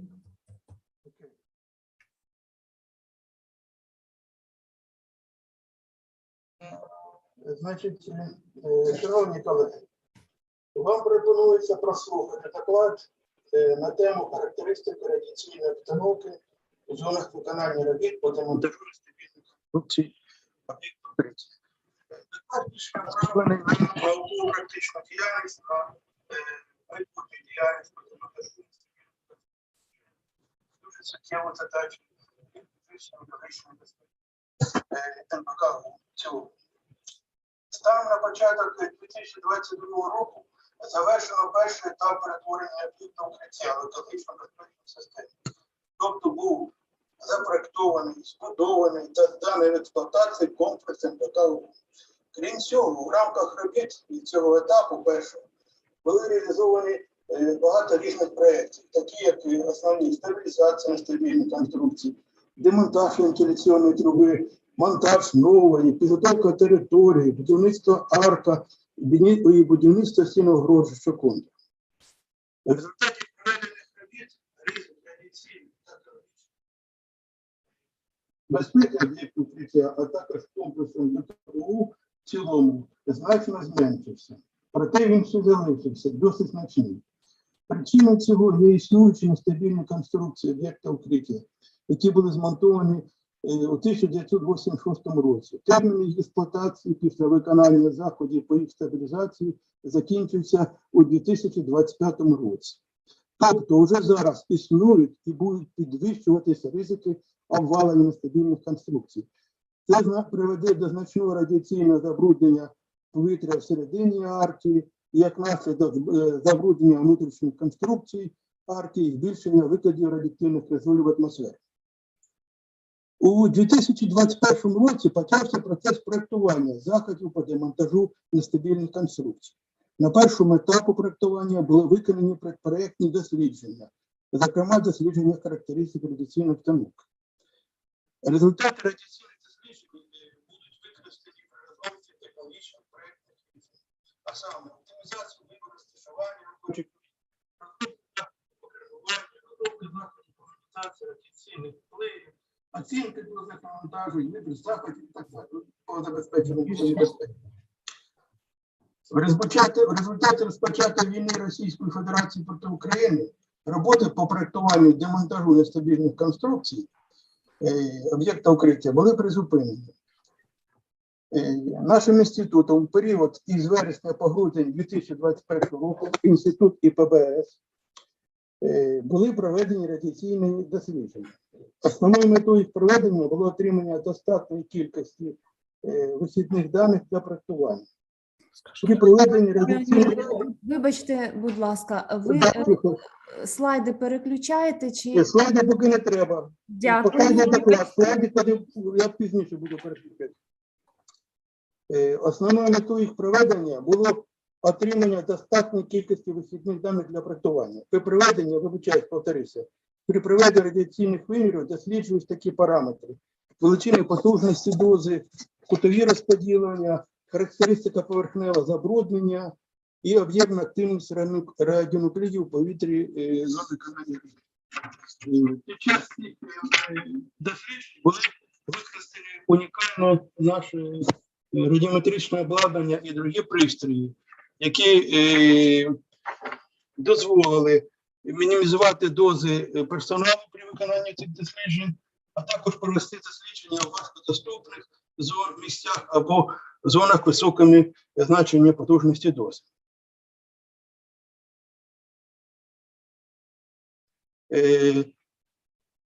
В таблиці 1 на слайді таблиці 1 приведені зони і види радіаційних досліджень. Перший стовпчик – це графічне представлення зони досліджень, вони у кольоровій гамі. Друга – це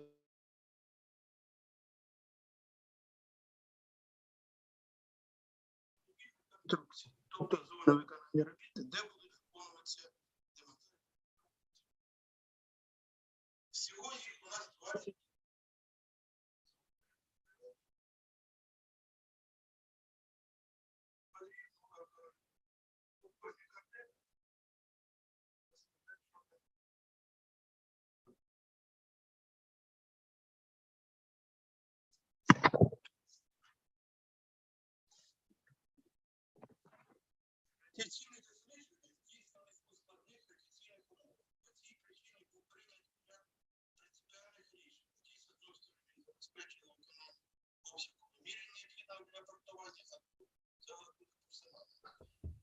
А саме, по вимірам потужності дози, проведення вимірів по всім потенціально можливим робочим містам при стабільній конструкції, такі як робочий акт, максимально можливе використання різних методів і способів вимірів.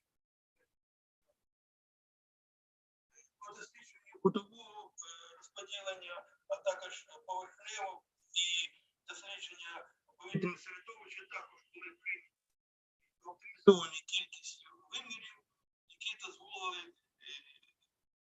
зменшити втрати на персонал, який проводить дослідження, а з другої сторони, включити повністю всі дані, необхідні для проектування. Словом, так як планувався виступ конкретно по поверхневому забрудненню, дуже трошки більше виконувалися роботи по поверхневому забрудненню. Тобто ми перший раз прийняли рішення, що в зв'язку з тим, що кількість пилу було дуже значна, що в кожній точці, а їх вибрали 3. Це нижня точка, це в район південних щитів, щитів ключок і нащільників. Північна зона і центральна. Ми вибрали, робили по одній повній пробі. Тобто це у нас складалося 6 проб в одній точці. Дві проби, ну я далі зупинюсь. Добре. Результати потужності доз. По результатах побудовані картограми. Вони це узагальнені картограми, які прив'язані до конструкції об'єкта укриття. І в основному вони захвачують всі наші робочі зони.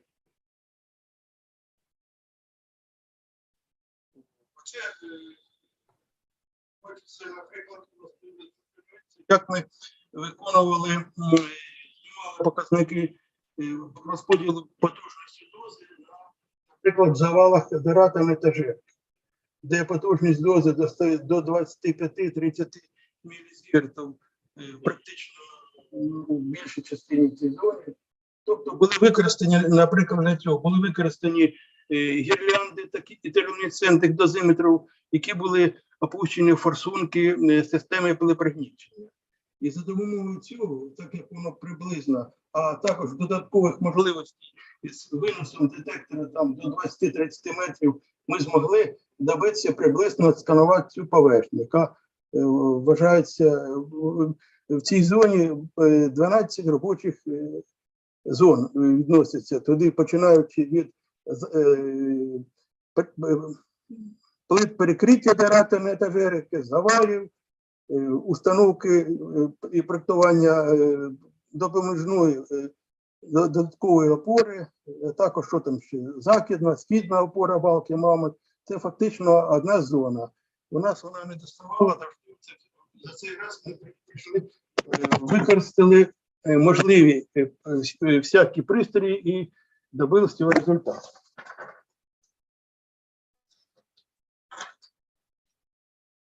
В наступних слайдах показані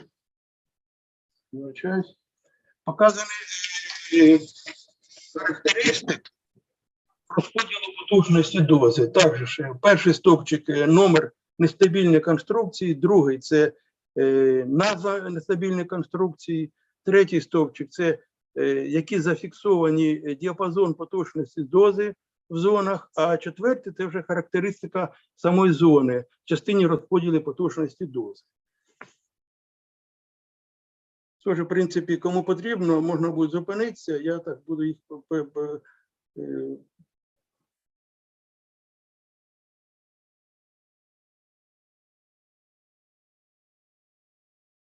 зараз швидко, воно, звичайно, ну, кому потрібно, можна буде.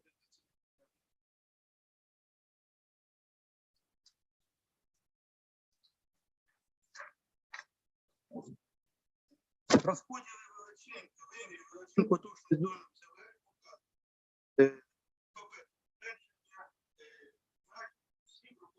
це обов'язково установкою акту проєкту порушення. Екранування оболонки арки розсіяно в шарі повітряного. Декілька підходів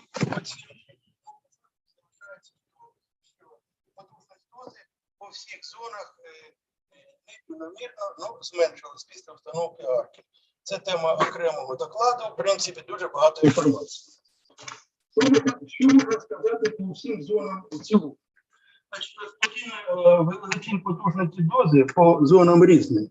Так, для деяких зон розподілення потужності дози є практично однорідним, а по другим зонам не однорідним.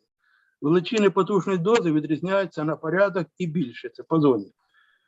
А найбільші величини потужної дози зафіксовані в ЗВР накати з труб у районі блоку Собача будка понад 48 мілізіверт на годину, а також на завалах надзирательної етажерки понад 35 мілізіверт.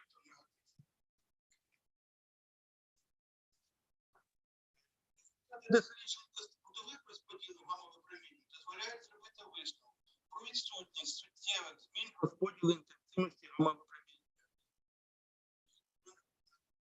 Пояснення відсутності змін – це обставина, що за період із 2003 по 2021 рік переміщення масивних конструкцій, які мають економічні всередині вкриття, не відбувалося.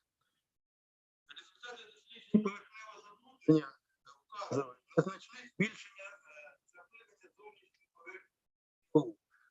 Так, маса пилу становить біля 15 грам на метр квадратний, а його активність складає до 600 кілобактерій діарно активних і до 19,5 тисяч кілобактерій на кілограм до бета-гамма активних. За такої активності такий пил, відповідно критеріям СПУ, відноситься до першої, третьої групи середньоактивних. Детальна характеристика поверхневого забруднення, як я говорив, повинна була докладуватися в наступному докладі, за лімітом часу її не буде. Через те хотілося б зупинитися, як ми виконуємо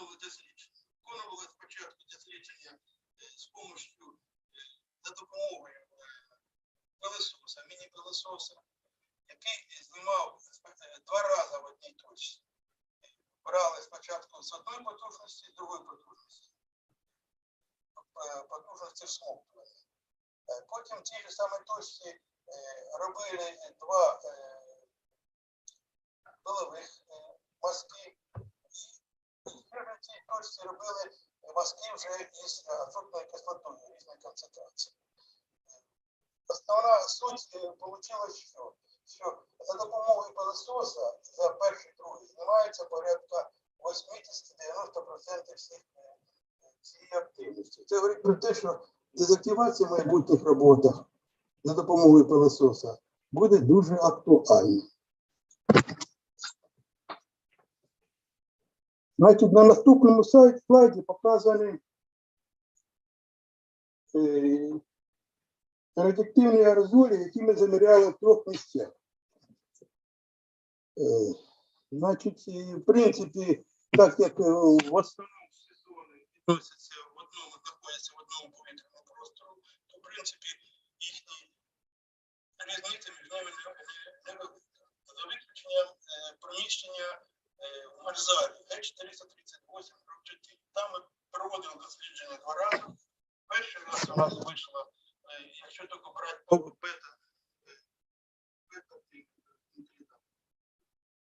порядка 700 бактерій на метр кубічний. Другий раз ми думали, що яка похибка. Другий раз заміряли, стало 450.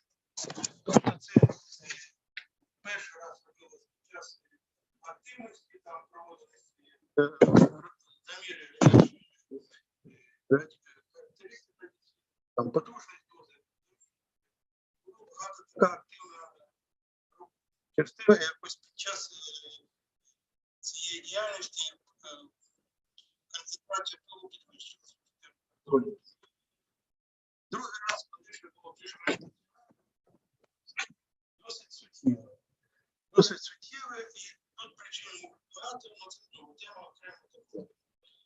Виходячи з результату досліджень радіаційних умов, можна констатувати, що обсяг отриманих даних є достатнім для розробки проєктних рішень по ранньому демонтажу нестабільних конфліктів.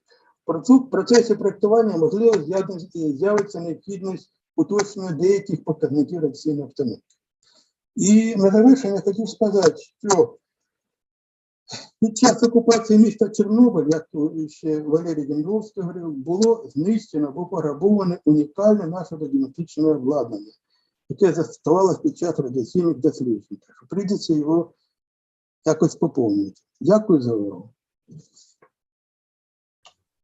Дякуємо за виступ, пане Леоніде. Вітаємо всіх і вас з тим, що це був останній виступ нашого форуму, нашої конференції. Дуже дякуємо всім, хто приєднався і залишився з нами до кінця цього робочого дня. І ми з оргкомітетом хочемо підбити невеличкі підсумки нашої роботи 2 днів конференції. Шановні колеги, шановні пані та панове, дозвольте вам нагадати, що завершується 2-й день нашої конференції, яка відбувалася у Славутичі вже в 7-ме. Це міжнародна конференція «Проблеми виведення з експлуатації об'єктів ядерної енергетики та відновлення навколишнього середовища Inudeco 22. Цього року наша конференція була присвячена викликам ядерної енергетики України у військовий час. Це була тема першого дня роботи конференції. І загалом загальну участь у конференції взяли 168 осіб. Разом ми попрацювали з вами 15 годин. Це впродовж 2 робочих днів. Долучилося до роботи 35 інституцій, організацій, установ. Прозвучало за 2 дні нашої роботи 64 доповіді і 20 країн-учасників. я нагадаю, що ми відмінили, скасували обов'язковий організаційний внесок. Натомість ми відкрили благодійний збір коштів, і всі разом ми за 2 дні зібрали 17 600 гривень. І зараз для перекладу я запрошую співмодератора. Okay, dear ladies and gentlemen, we are finishing second day of our conference in Inudeco 2002. This conference was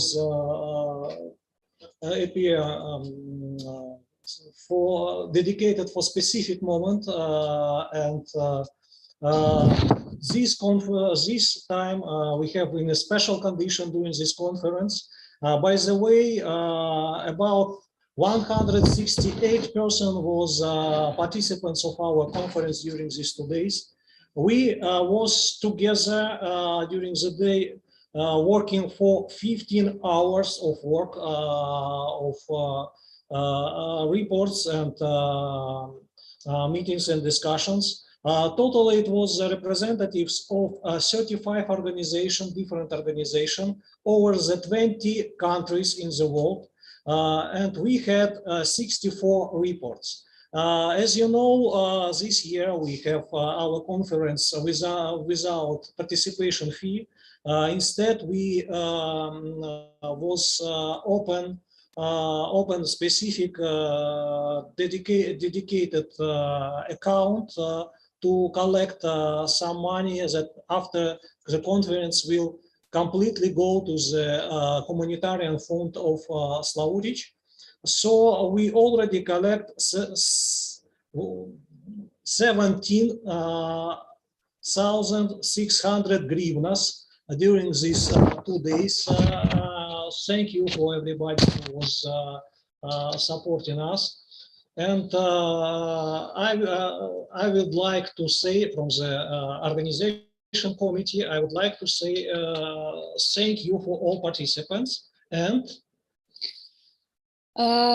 я би хотіла продовжити тим, щоб запропонувати нашим учасникам долучитися до дискусії, зібрання. Можливо, хтось із вас, традиційно ми надаємо в кінці наших всіх конференцій невеличкий час для спільних висловлювань, спільної такої дискусії. Можливо, хтось з вас зараз хоче висловитися за підсумками конференції, або, можливо, прокоментувати якісь виступи.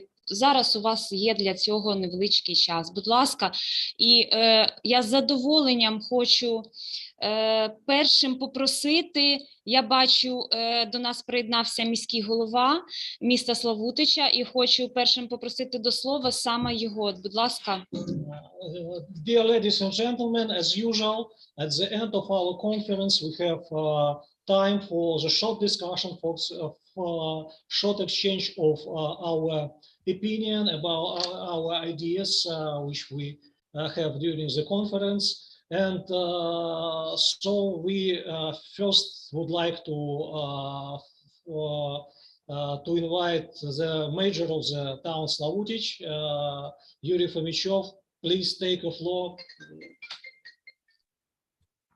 Вітаю, друзі! Радий всіх бачити, ну, принаймні тих, хто залишився ще в ефірі. Ми почули суху статистику, але за цими простими цифрами стоять люди, які не байдужі до сьогодення, до того, що відбувається взагалі в атомній енергетиці і з урахуванням тих викликів, які сьогодні отримала Україна. На жаль, цього разу я не мав змоги приймати участь в конференції всі 2 дні. Ті події, які є в Україні, війна з Росією, яка не зупинилася, яка продовжується на сході, на півдні України, вона залишила свій слід і на північних територіях, на Чернігівщині, Київщині, і наші регіони не лише відновлюються після того, що відбулось тут, і всіляко допомагають нашим партнерам на сході і на півдні, там, де я зазначав, ідуть бойові дії сьогодні. Звичайно, атомна енергетика отримала виклик, всесвітній виклик, не лише для України, а для всього світу сьогодні постає велике питання. а як гарантувати ядерну безпеку далі. Хто її прогарантує і які будуть задіяні механізми гарантій. От мені здається, це ключове, що сьогодні стоїть на порядку денному, незважаючи на всі ті правила, які існували роками, десятиліттями, вони сьогодні не працюють. Не працюють, тому що немає дієвого механізму, практичного механізму, не юридичного, саме практичного механізму. Юридичні, на жаль, важелі не спрацьовують, коли починається війна і коли загарбник хоче забрати твої об'єкти врешті-решт. Коли він посягає на ядерні об'єкти, нехтуючи ядерною безпекою, і не зважає на жодні існуючі правила взагалі в атомній енергетиці, прийняті в усьому світі. Я зупинюсь, мабуть, для перекладу, Максим, правильно?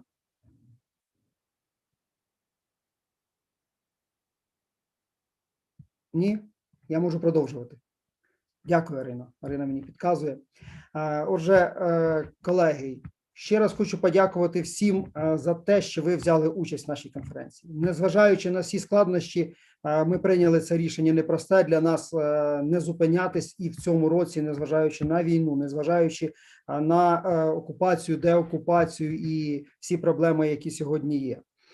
ковід нас навчив працювати в онлайні, і цей механізм нам став в нагоді і в цей непростий час. Тому дякую всім, хто прийняв в цьому участь.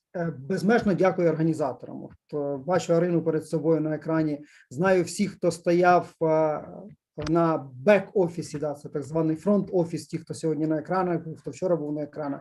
Ще є бек-офіс, який долучився до цього всього. Дякую всім нашим партнерам, постійним і новим, які з'явились, які не є байдужими до проблем атомної енергетики і до тих викликів, які є сьогодні. Чорнобильська АЕС, Запорізька АЕС, врешті-решт обстріли, які ми помічаємо на Южноукраїнській, Хмельницькій атомних електростанціях, коли літають ракети, як з цим боротись? Це виклик шалений. Це виклик шалений, це виклик не лише для України, я повторююсь, але й для світового співтовариства, для МАГАТЕ, для всіх тих, хто повинен гарантувати ядерну безпеку в світі. Ми повинні все переосмислити і переглянути взагалі безпекову доктрину ядерної енергетики. Оце ключове, що ми повинні винести з нашої конференції. Так, було безліч, я знаю, докладів наукових, дослідницьких. Я вам дякую за те, що ви не зупиняєтесь і рухаєтесь далі. Ми обов'язково повинні всі разом всім світом відпрацювати нові правила на цій арені, на безпековій арені ядерної енергетики. І тоді ми можемо вийти на інший рівень і розуміти, що справді уроки Чорнобиля, уроки Фукусими і врешті-решт уроки війни в Україні, вони всі ми усвідомлені, всі розуміють, які наслідки тих чи інших дій і як це все зупиняти. Дякую всім, дякую, що були з нами, дякую, що були в Славутичі віртуально. Всіх запрошую до Славутича післявоєнного, а перемога обов'язково буде за нами, бо такі воїни, які є в Україні, вони довели всьому світу, що вони точно переможуть. І наші Збройні сили, ну ми горді за них, ми просто горді за них, і цим все сказано. Сьогодні Україна – це єдиний фронт, це не лише військовий фронт, це фронт інформаційний, це фронт гуманітарний, це фронт комунальний, це фронт безпековий. На всіх напрямках це єдина родина. От, мабуть, ми так влаштовані, цивілізований світ, що коли комусь стає погано, то ми об'єднуємось і в нас немає протиріч. Дякую всьому світу, хто нам допомагає, всім країнам Європи, Азії, Америки, всьому світу, хто надає збройну допомогу, хто надає допомогу гуманітарну, хто прихистив наших жінок і дітей в себе вдома, і ми знаємо, що вони в безпеці, і ми вам за це теж безмежно дякуємо. Я дякую всім українцям, які об'єднались і спільно сьогодні воюють на всіх фронтах, які я перелічував, для того, щоб ми здобули цю перемогу. І вона обов'язково буде за нами. Дякую, друзі. Все буде Україна. І ми обов'язково з вами ще зустрінемось не один раз на нашій конференції. Хотілося б, щоб наступні теми у нас не стосувались проблем саме військового втручання, щоб ці висновки, ці уроки були відпрацьовані на найвищому світовому рівні, і ми розуміли, що в цій частині нам нема чого обговорювати. Тут все зрозуміло і все безпечно. А ми обговорювали наукові розробки, наукові дослідження і рухались далі, як в розвитку ядерної енергетики, так і в відновленні навколишнього середовища. Нам є про що говорити. Ще раз всім дякую. за увагу і ще раз запрошую до Славутича після війни. Дякую.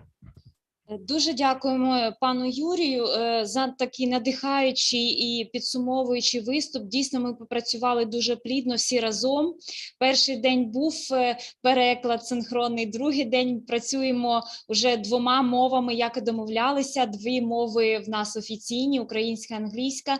І нагадую всім також, що пряма трансляція ведеться на каналі YouTube Славутицької міської ради, тому ви зможете принагідно потім передивитися більш детально всі абсолютно виступи за другий день конференції, які прозвучали, і на каналі Українського ядерного товариства за перший день, які прозвучали. Це дуже важливо, тому що ми всі зайняті люди, тим більше зараз такий в нас період в Україні, воєнний час, так, військовий час, і можливо, у нас був такий у окремих учасників нестабільний інтернет. А от якраз в Ютубі ви зможете потім, коли будете мати більше часу, переглянути знову окремі виступи. І також я хочу нагадати, що всі презентації, всі тези до виступів ми потім формуємо в Google, на Google диск, в Google папку окремо, потім формуємо електронний документ. Цього року просимо більше трошки часу, аж до серпня місяця, для того, щоб завершити всі роботи по формуванню збірника, але всі матеріали будуть у вас вже, я думаю, на цьому тижні або на початку наступного тижня в електронному варіанті. І я хочу, будь ласка, іще запросити, можливо, до дискусії, хто хоче.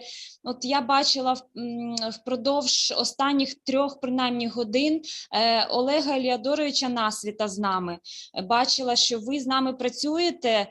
Якщо у вас є зараз можливість або бажання таке приєднатися, прокоментувати, можливо, якщо є така можливість у вас. Дуже дякую, пане Олеже. Дякую, пані Ірино.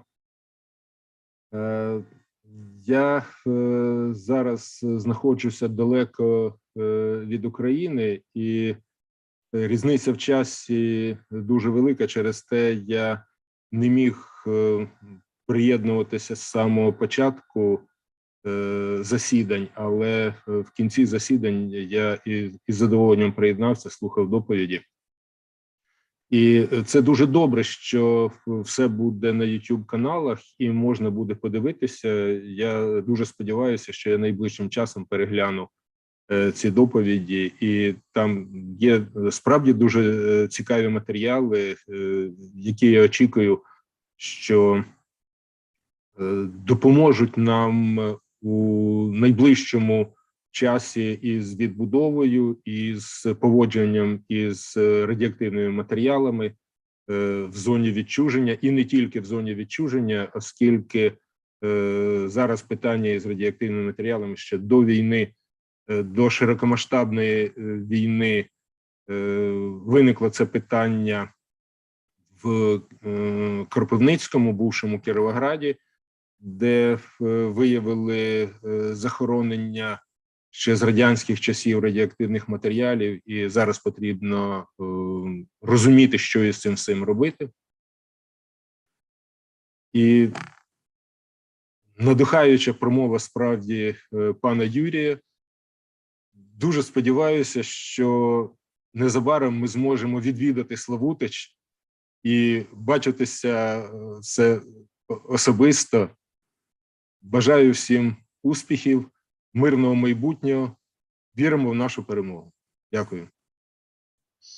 Тільки так, тільки вперед, все буде Україна однозначно. І я дуже дякую, що ви були з нами, і дійсно бажаю тільки більше часу, щоб було на такі наші наукові спільні плани, ідеї, натхнення у подальшому, коли це все завершиться. А завершиться, я думаю, нашою перемогою найближчим часом.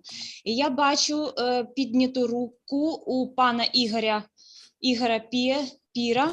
Будь ласка. Уважаемые коллеги, большое спасибо. Я по-русски, Игорь Пир, Израиль, поэтому мне немножко сложновато на українській мові. Я розумію все, але сказати не хочу гвалтувати мову рідну. Поэтому я все-таки по-русски скажу.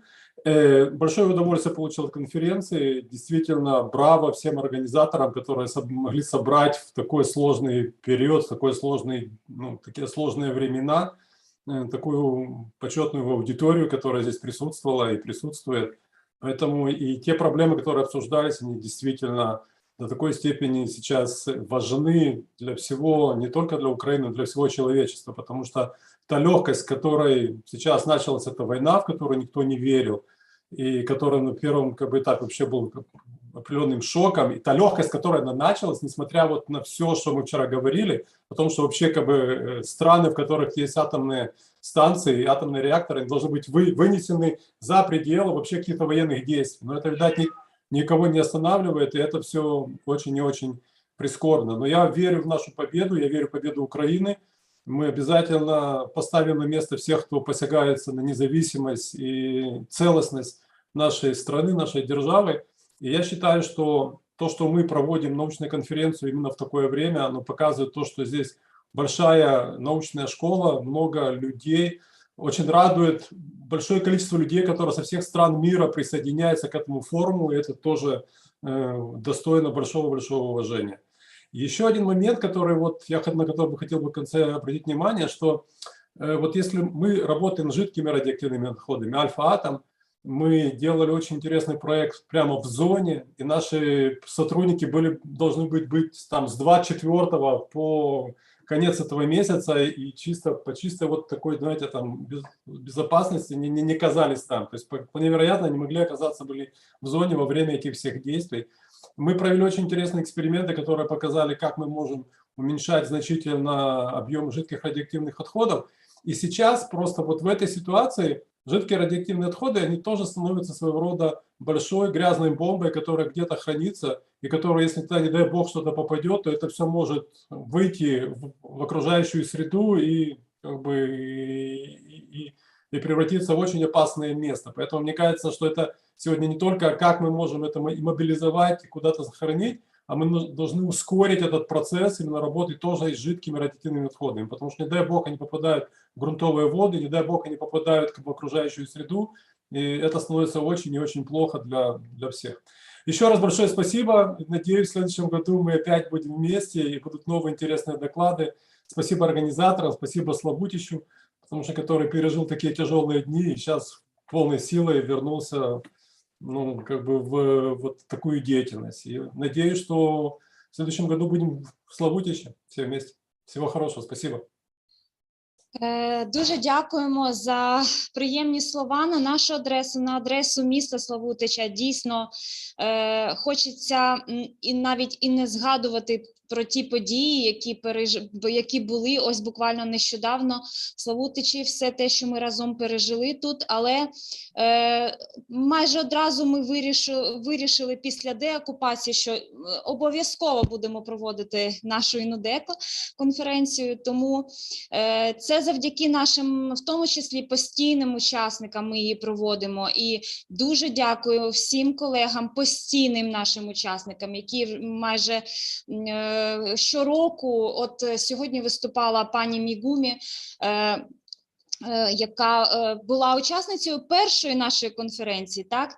І сьогодні знову з нами, і завжди кожного року майже з нами, наприклад, пан Марк Желізняк. Я бачу, що зацікавлені його очі, я відчуваю, що ви хочете якісь підсумки або якісь слова нам сказати. Будь ласка.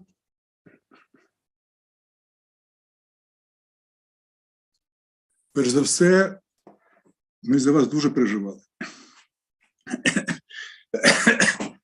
І ми повинні віддати вашій мужності.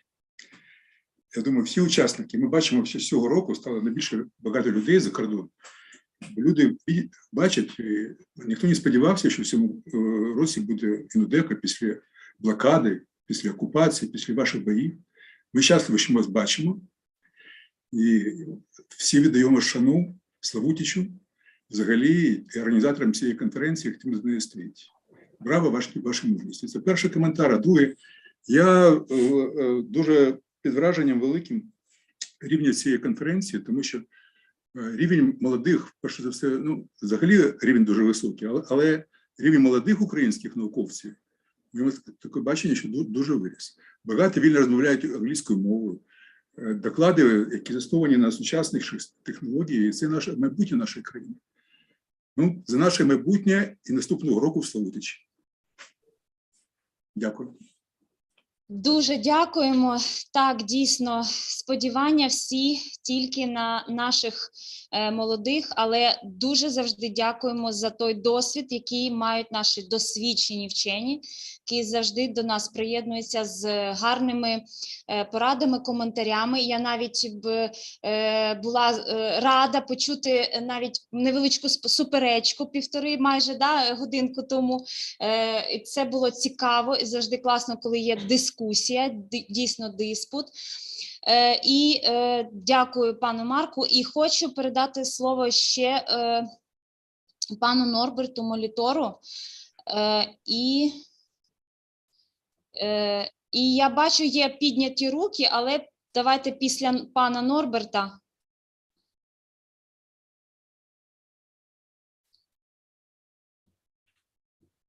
Так. Ми не чуємо. Є проблема із звуком. Norbert, microphone. Please switch on micro. Okay, yes. I just said, was it a request that I shall say something, or were you just referring to my suggestions, which I've given in written? Norbert, please say something. Okay, so I think I already said something in my opening statement, but that's okay. So I think it is a very good visible success that Inudeco 2022 took place.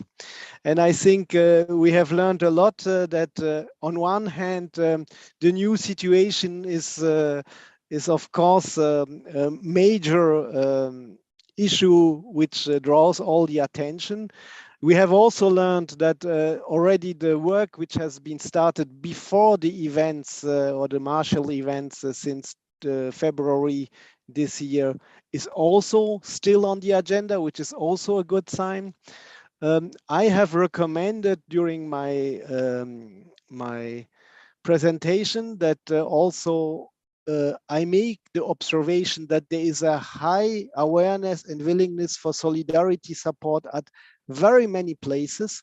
And I recommend to also organize yourself and to organize the solidarity support.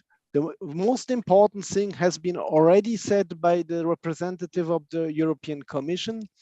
But I know that others are saying exactly the same. We need a comprehensive program. It must be transparent, it must be justified, and it shall be effective and efficient.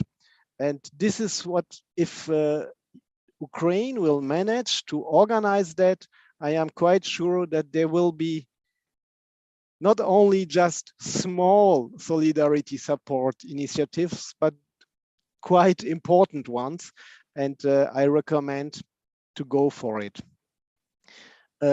I've put some formulations already in my presentation. I have put in response of yesterday's draft, which has been distributed, some additional information to lay out a process how to get that organized.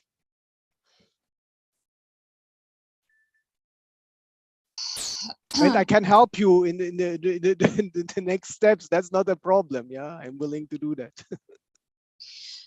Дуже дякуємо за підтримку пану Норберту.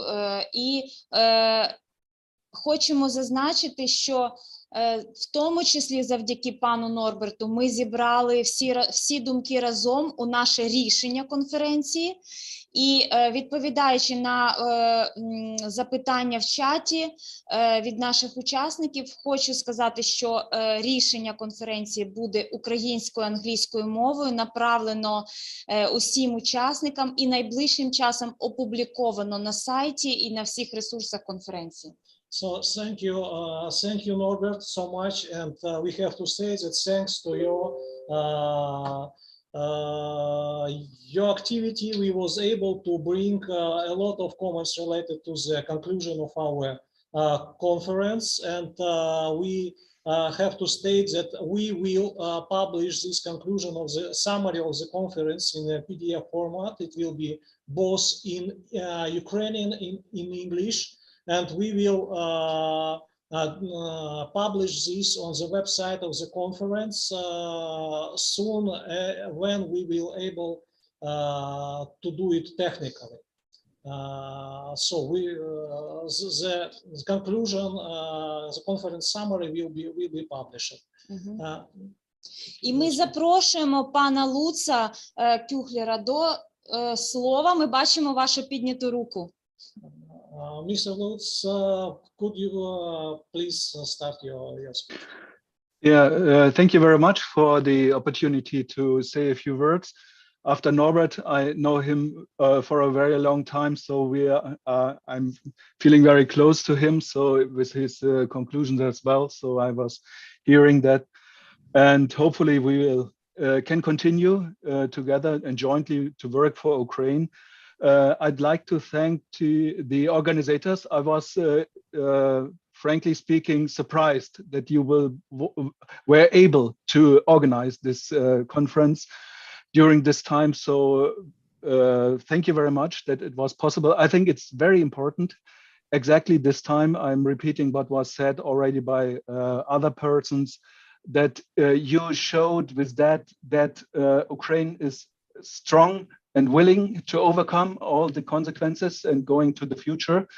And I think all the world, except some countries maybe, will support you in these efforts.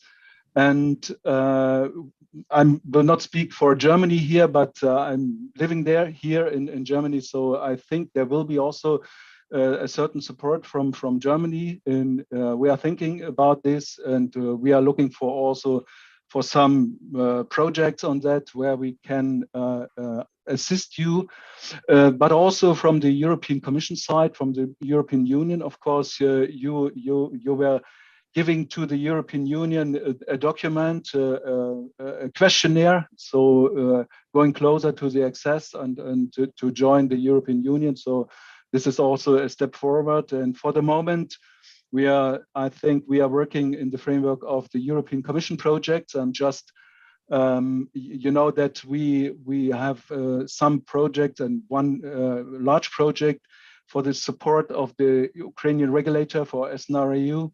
So this project is still running. SNRAU provided to us a very long list of any activities for which they would need the support, not only for SNRAU, but also for SSTC NRS, supporting SNRAU in these questions. We try to do everything to continue this work jointly. There was one presentation of Mr. Sapon. Yes, we were working on the clearance measurement facility together. I know that very good. I'm working already for more than 20 years in Ukraine, so I'm quite aware about the situation. And I think on this basis, on your good people, very well experienced experts, we may continue this work, of course. So there may be one comment here. We were talking several times about the monitoring system. You know that there is under implementation an EC project for the design of several monitoring systems. I don't know whether you are quite aware about that. So there are 4 systems which are foreseen for Chernobyl NPP, for Boyakovka, for the vector site, and for the whole Chernobyl exclusion zone.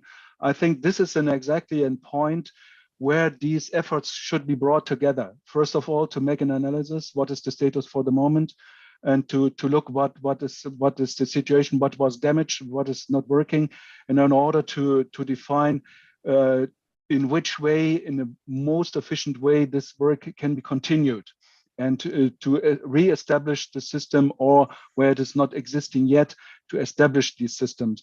The importance was very, very well highlighted during these presentations. When you are blind and you don't know what has happened, it's of course a very, very bad situation.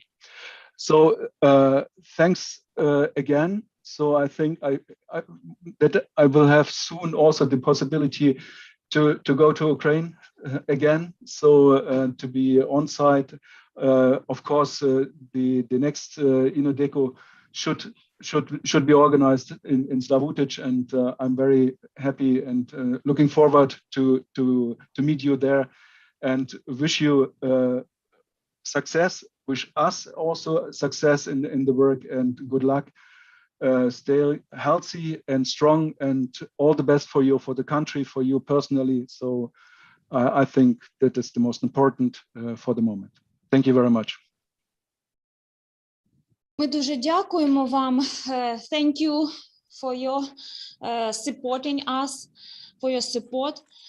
І зараз ми бачимо в коментарях, що у Києві повітряна тривога. Ми дуже радимо, хто чує зараз повітряну тривогу, будь ласка, до укриттів. Тут у Славутичі ми часто чуємо також тривоги і від Чернігівського регіону, і від Київського. У нас від обидвох це підключається, цей сигнал підключається. Поки що ми зараз тут не чуємо, тому на завершення я би хотіла ще надати слово, якщо я бачила руку підняту, пан Анатолій Скарбун. Пан Скарбун, ви ще з нами, чи ви хочете дати пару коментарів? Ну, вже так багато людей сказало, що, значить, якось я змушений буду повторитися. Але що я хотів сказати, коли я дізнався, що мені сказали, що ви збираєтесь проводити конференцію через кілька днів після того, як ви виштовхали окупантів, я сприйняв це прямим текстом як ляпас в сторону Росії. Але значить, я не міг повірити і навіть уявити, що конференція набере таких масштабів. І коли ми вирішили там подати якусь доповідь, я думав, подамо таку напівпопулярну, тому що як в таких умовах. А виявили, що це не так. І чим я ще вражений, що велика частина доповідей була, що називається, на злобу дня, присвячена якимось реальним аналізу реальних воєнних ситуацій, що взагалі дивує. І от мені хотілося відзначити виступ Дорошенка, який в окупованому Іванкові десь там ходив із дозиметром і міряв. Це взагалі перевершує всілякі сподівання і очікування. Я думаю, що ваша конференція війде в історію. Успіхів всім нам, до побачення. Дуже дякуємо вам за цей коментар і за підтримку нам. І ми всі разом тримаємося. На жаль, у нас також звучить тривога, сигнал повітряної тривоги. І, шановні колеги, ми дуже пишаємося і раді були вас бачити. Бажаємо вам міцного здоров'я, миру, витримки вашим всім родинам. І дякуємо нашим партнерам за підтримку, за фінансову підтримку, моральну підтримку, за всі види підтримки, які ви нам сьогодні надаєте, за ті приємні слова, які зараз прозвучали. І ще раз нагадую, всі матеріали будуть вам надіслані на електронні адреси. Наше рішення, резолюція конференції буде також доступна вам всім на 2 мовах. І змушені попрощатися з вами і, можливо, до наступного разу, тільки не в Zoom, а уже в Славутичі вживу. Ми всі разом побачимося знову в такому складі або в навіть більшому. So thank you everybody for the participation to the conference. We will distribute all materials of the conference in electronic form as soon as it's technically possible. Thank you for your participation. Unfortunately, we also have an alarm, and we have to follow the rule. We have to finish our conference. So thank you so much. Thank you so much for participation, and we will hope to see you next year in real, not in a Zoom, but with the ability to have a normal conversation together. Welcome to Slavutic. Our city is always open for friends. So thank you so much. See you next year. See you. Hopefully earlier. Thank you very much. Okay. Goodbye. Thank you, everybody. Good luck. Good luck. Bye. В следующий раз. Наступного разу побачення. обов'язково. Дякуємо дуже вам за участь. Дякуємо за підтримку. На все добре. На все добре. Thank you so much. Thank you. Bye. До побачення, до наступного року. До побачення. Всього найкращого. Тримаємося. Все буде Україна. Перемога буде за нами.